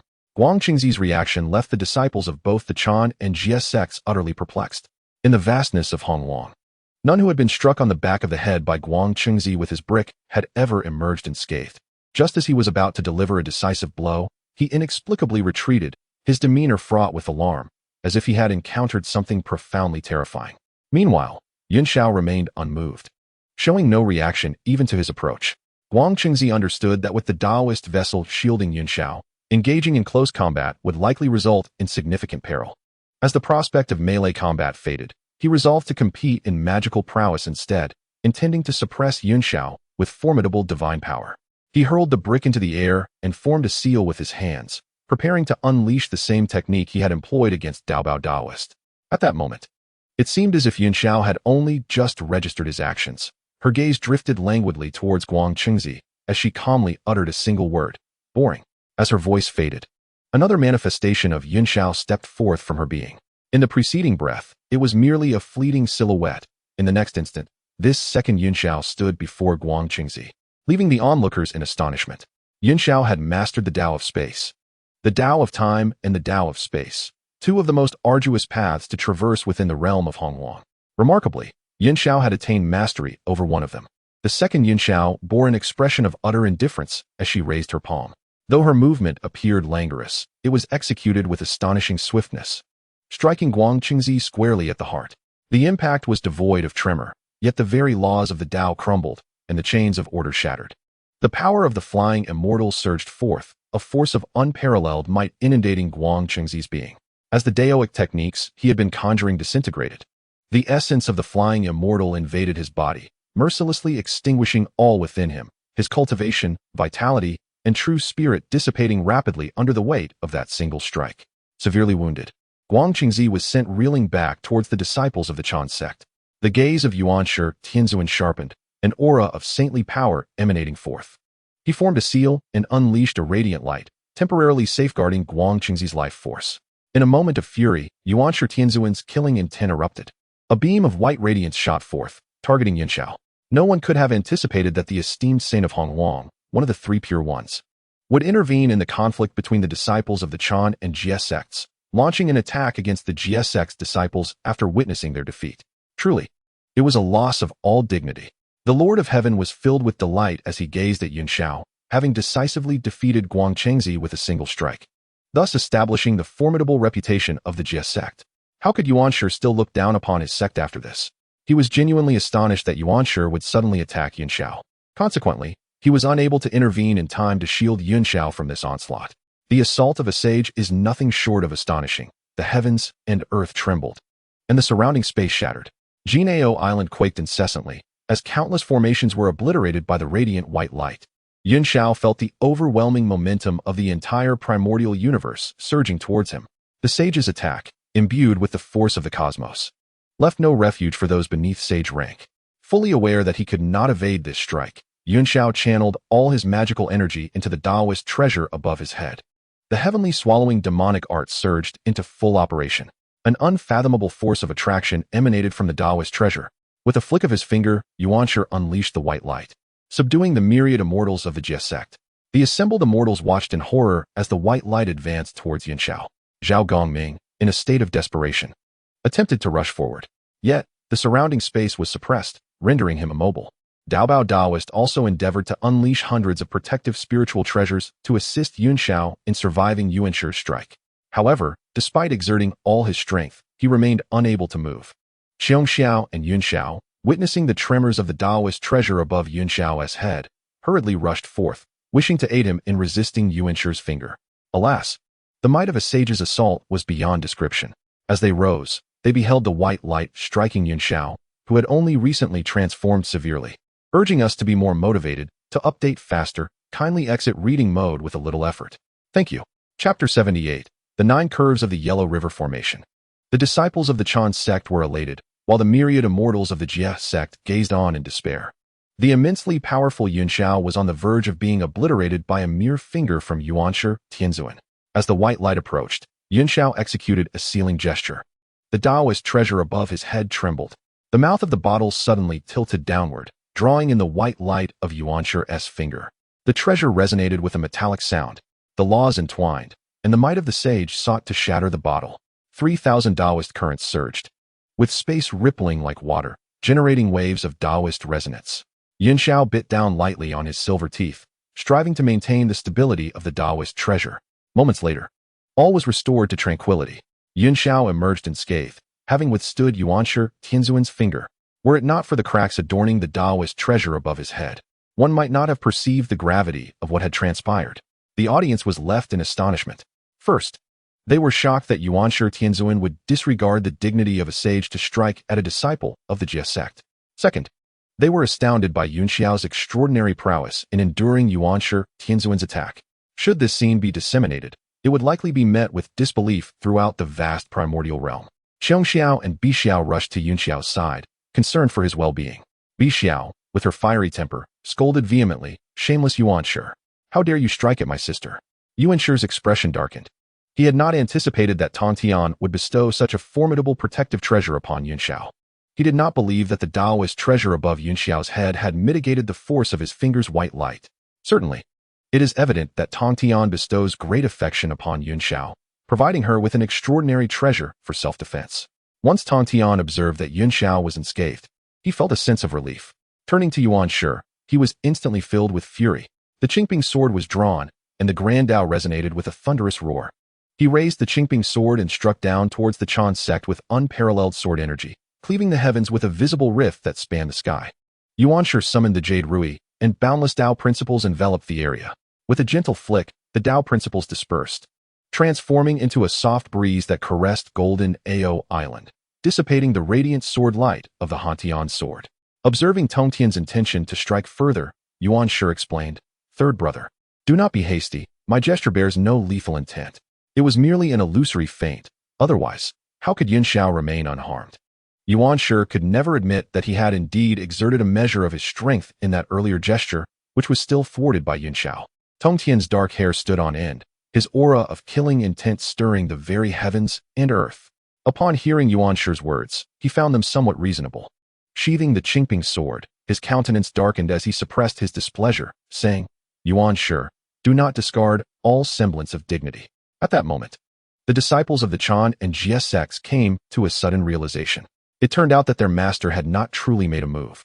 They had wondered how Yunxiao could possess such formidable strength to withstand their master's might.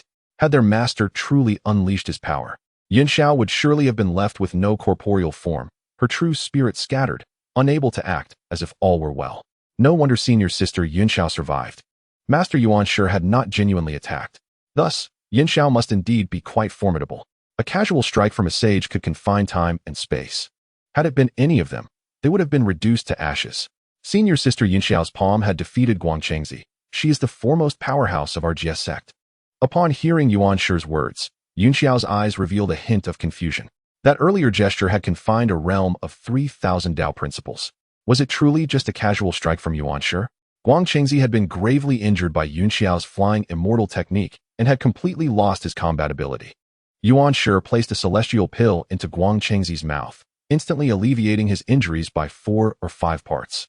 He continued, saying, "Third brother, in this contest between our sects, it is clear that our Chan sect has suffered a defeat. Should our Chan sect lose again, we shall no longer mention the matter of having UGS sect fill the ranks of the function list." Tong Tian cast a disdainful glance at the Chan sect disciples, scoffing, "Within the Chan sect, is there truly anyone who can rival my disciple Yunxiao?" A blatant mockery. In the past, the two sects had engaged in contests. With the elder brother Guangchengzi leading the charge, victory was assured for the Chan sect. Moreover, the 12 golden immortals were all formidable, while the GS sect had many disciples. Few could stand against the 12 golden immortals of the Chan sect. Now, their strongest disciple, Guangchengzi, could not withstand even a single strike from Yunxiao, and the remaining disciples were even less capable of challenging her. Yuan Shi's lips twitched slightly as he stated, "In the next round, it will not be a battle of individuals. Each sect shall send forth 12 members to contest their combined might." Tong Tian, no longer inclined to indulge Yuan Shi, erupted in a tirade. "Yuan Shi, you have truly lost all sense of dignity. Just directly state that you wish to match the combined strength of your 12 golden immortals against my GS sect disciples. What nonsense is this about contesting the combined might of the 12 golden immortals? Their power, unified as one, is unparalleled, capable of overwhelming even the most formidable quasi-saints with a single strike. Yuan Shi's audacity is truly shameless." At this moment, the calm voice of Yuan Xiao reverberated. "The 3 heavens of Jiejiao are poised to clash with the 12 golden immortals." Tong Tian turned to see the fearless gaze of Yuan Xiao, while Qiong Xiao and Bai Xiao beside him were eager for action. It was evident that the 3 intended to avenge Yuan Shi's affront. Unable to contend with the revered Yuan Shi, they sought to unleash their fury upon his disciples. Observing this, Tong Tian ceased his words. Before the Baiyu Palace, the 12 golden immortals stood in opposition to the 3 sisters of Jiejiao. The 12 golden immortals channeled their immense powers, merging into a singular force, akin to a true dragon of the Tao soaring through the heavens. Their energies intertwined, allowing for both dispersed defense and concentrated might, unleashing the awe of heaven and earth. The 12 golden immortals, in their seamless attack and defense, shared the burden of their divine powers. Each individual strike bore the combined strength of all 12, rendering them nearly invincible. A gentle breeze rustled the air, and from a distance, a leaf drifted slowly to the ground. As it touched the earth, the winds shifted ominously. The 12 golden immortals, infused with the might of wind and thunder, surged toward the 3 sisters. The sisters exchanged glances, their figures flickering. In an instant, they dispersed, forming a triangular formation, seemingly intent on encircling the 12 golden immortals. The disciples of Chan Jiao stood in astonishment, convinced that the 3 sisters were overestimating their own abilities and underestimating the power of the 12 golden immortals. The 3 sisters joined their hands, crafting identical seals and casting them outward. Suddenly, a chilling wind swept forth, bringing with it a palpable aura of darkness. Thick black mist enveloped the surroundings, obscuring the sun and moon. A grand formation emerged, as formidable as the Yellow River itself, swirling ominously in the depths of the void. The ominous energy surged, casting a shadow across the earth. Within this formation, the principles of the heavenly Tao were subtly intertwined, concealing profound mysteries. It also harbored the power to beguile immortals and the means to confine them. Should an immortal step within, they would be ensnared by the intoxicating aura, leading to instability of their very soul, or even its dissolution. Furthermore, the confining technique would drastically weaken the immortals' physical strength and diminish their intrinsic powers, causing harm to their primordial spirit.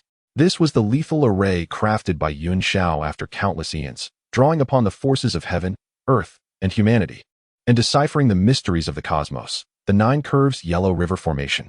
As soon as the array was established, the united might of the 12 golden immortals was instantly shattered. Within the formation lay the essence of heaven and earth, an inexhaustible torrent of celestial power engulfing the 12 golden immortals. Staggering, their expressions turned dazed. Even Guangqingzi, who had reached the late stage of quasi-saint, was momentarily ensnared. In the blink of an eye, the 12 golden immortals could no longer maintain their primordial forms. Reverting to their true visages, the three manifestations above their heads teetered precariously.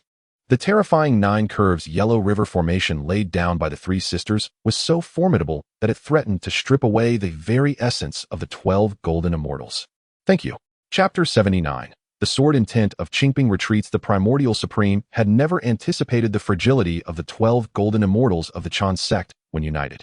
Within mere moments of entering the Sanxia formation, they were on the verge of collapse. The primordial supreme's eyes widened in fury as he bellowed, "How dare you!" In an instant, the jade scepter in his hand expanded 1,000,000,000-fold. With great force, he struck downwards with the scepter, shattering the boundless void. Countless laws were obliterated.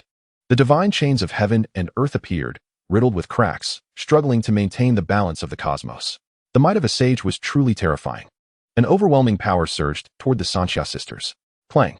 A sword, imbued with a fierce killing intent, intercepted the colossal jade scepter. The immense force came to an abrupt halt. The figure of Tantian, with flowing black hair and billowing robes, wielded the Qingping sword, emanating an unparalleled murderous aura that time could not erode. Primordial, you have repeatedly harmed my disciples. Do you think I am absent? Upon witnessing Tantian block his strike, the primordial supreme grew anxious. The 12 golden immortals within the 9 formation could not withstand much longer. Reluctantly, he summoned the Tai Chi diagram, his trump card. The yin-yang fish spiraled in a dance, connecting the power of the sun and the moon with the innate 8 trigrams. The profound and mysterious resonance of the Tao instantaneously manifested within the 9 formation. In the next moment, the 12 golden immortals, whose physical forms were wounded and whose true spirits were waning, were rescued by the Tai Chi diagram. Had it not been for the diagram's ability to stabilize the elemental forces of a realm, employing supreme laws to anchor the world, the 12 golden immortals would have surely descended into the mortal realm. Upon seeing the primordial supreme summon the Tai Chi diagram, Tongtian's gaze sharpened. He glanced toward the heavens. Contemplating, Tao Qing, do you too wish to see my Chan sect perish? The deplorable state of the 12 golden immortals left the primordial supreme with no desire to linger on Golden Ao Island. The laws of the sage infused into the Tai Chi diagram, enveloping it with the power of yin and yang. The Tai Chi diagram expanded into the heavens, displaying the profundities of the 3,000 avenues within. The primordial supreme raised his hand, gathering all disciples of the Chan sect, preparing to depart. Before leaving, a chilling murderous intent filled his gaze as he fixed his eyes upon Yunxiao, Qiongxiao, and Bixiao below.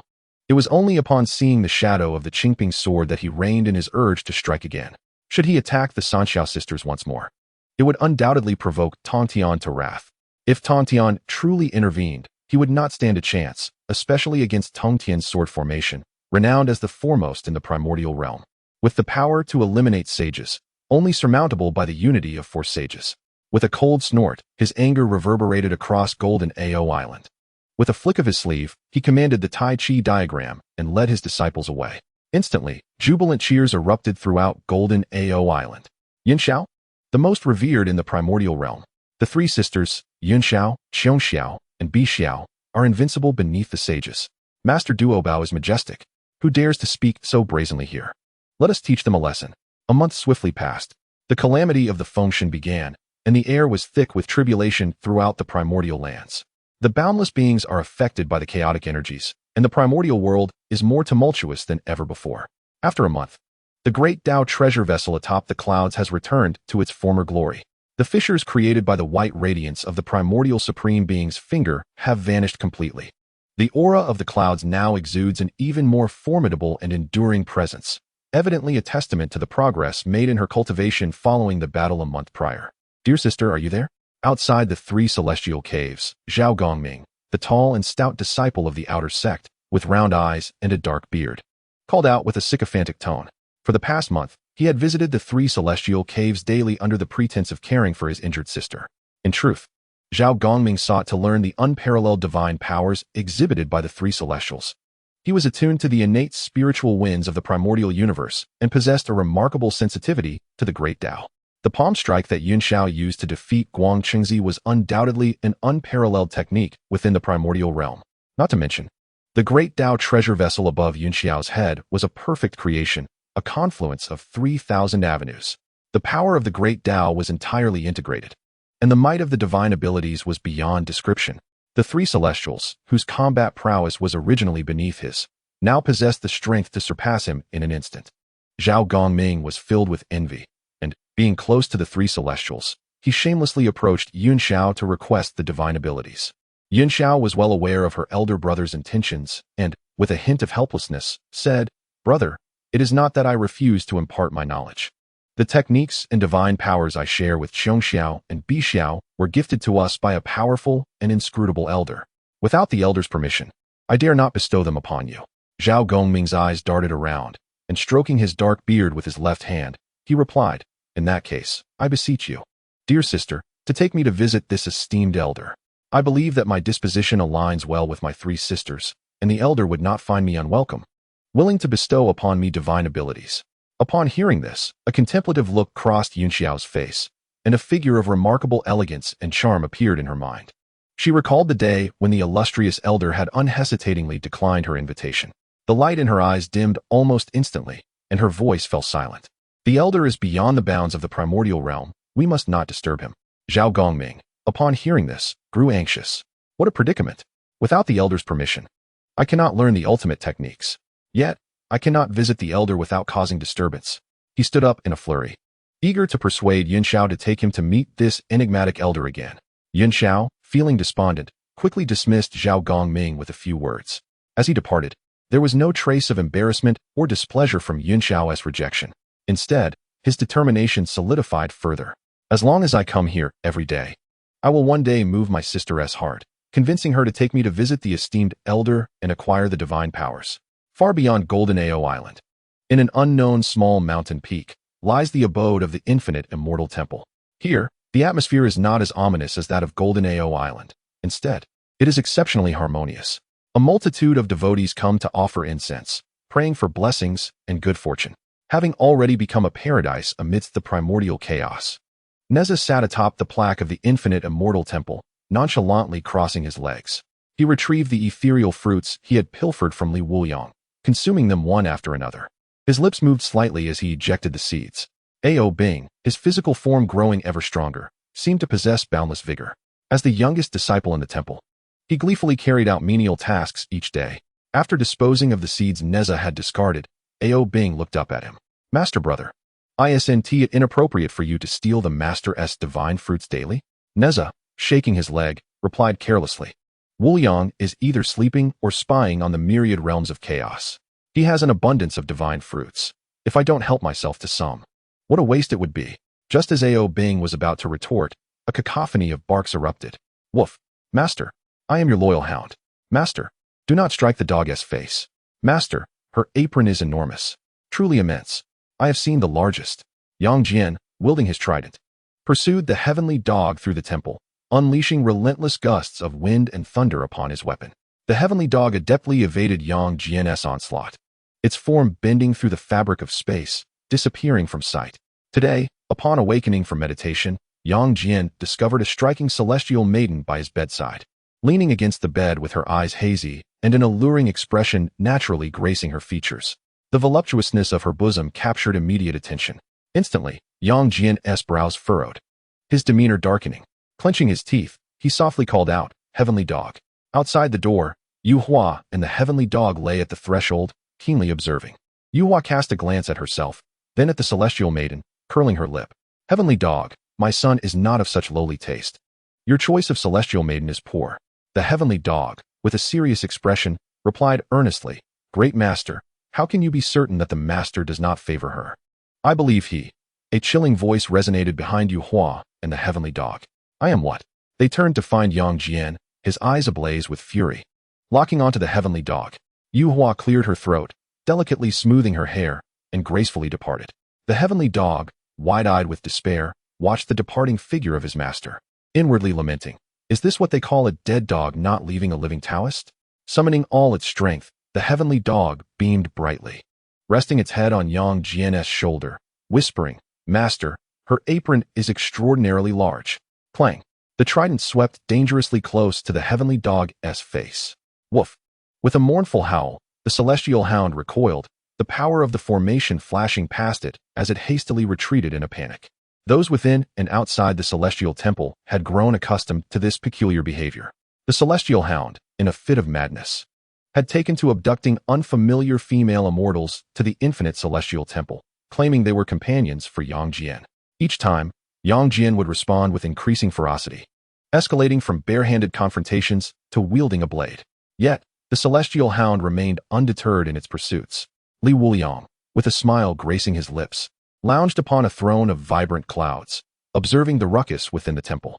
Upon witnessing the latest female captive chase after Yang Jian, an astonishing surge of profound energy emanated from her chest. Li Wuliang's lips parted slightly as he murmured, "What a remarkable eye this black dog possesses." The celestial hound utilized a spatial array to escape from the infinite celestial temple and found itself atop a mountain peak. A chilling wind rustled one corner of its oversized shorts. The hairless hound felt the mountain's coolness. With its paws clasped behind its back, the celestial hound gazed into the distance, its expression pensive and its canine visage clouded with worry. Alas, my master is too discerning. What manner of woman does he truly desire? Just as the celestial hound pondered the lifelong matters of Yang Jian, a being with a leopard's face and a human form ascended the mountain. The creature bore a melancholic demeanor and walked with a heavy heart, unmistakably radiating sorrow. This being was Shun Gongbao, a second-generation disciple of the Chan sect, who had once stood alongside the Supreme One, Yuan Shi Tianzuan, eons ago.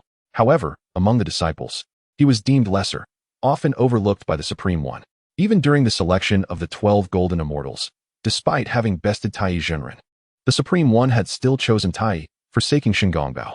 In the aftermath of the Fengshen calamity, Shun Gongbao felt weighed down by an inexplicable burden. Upon reaching the mountaintop, he spotted a hairless hound clad in oversized shorts, gazing into the horizon, its eyes seemingly filled with untold stories. In his heart, he felt he had encountered a kindred spirit. Approaching the creature, Shun Gongbao intended to strike up a conversation. However, as the celestial hound noticed the approach, it turned to leave. Hastily, Shun Gongbao called out, "Fellow Taoist, please, stay your steps." The celestial hound, having interrupted its contemplative state upon sensing another being's presence, was ready to continue its journey through the vast wilderness in search of a worthy match for its master. Yet, upon being halted by the leopard-faced entity, it suddenly felt the world shift around it, enveloped by an inexplicable aura. Lifting its head, it beheld an expanse of clear skies, devoid of any turbulence. Confusion washed over the celestial hound as it sensed an ominous animosity from the celestial order itself, a feeling that only intensified. The celestial canine extended its paw into its oversized shorts and forcefully tugged, extracting a curved dog hair and holding it aloft. The paw waved, and a myriad of mysterious luminescence flickered. Subsequently, the paw lightly touched the bent dog hair, and suddenly, a flash of lightning streaked across the clear sky. The thunderbolt struck, transforming the dog hair into mere wisps of smoke. A howl of alarm escaped the celestial canine. In a bid for safety, it had used a newly sprouted dog hair to employ a sacrificial technique, diverting an inexplicable force. To its astonishment, a single dog hair had provoked the wrath of heaven. With a narrowed gaze, the celestial canine warily regarded the leopard-faced being and inquired, "Who are you?" With a gentle smile, Shun Gongbao replied, "I am Shun Gongbao." The celestial canine frowned, finding the name amusing. Shun Gongbao exhaled his last breath. Leopard.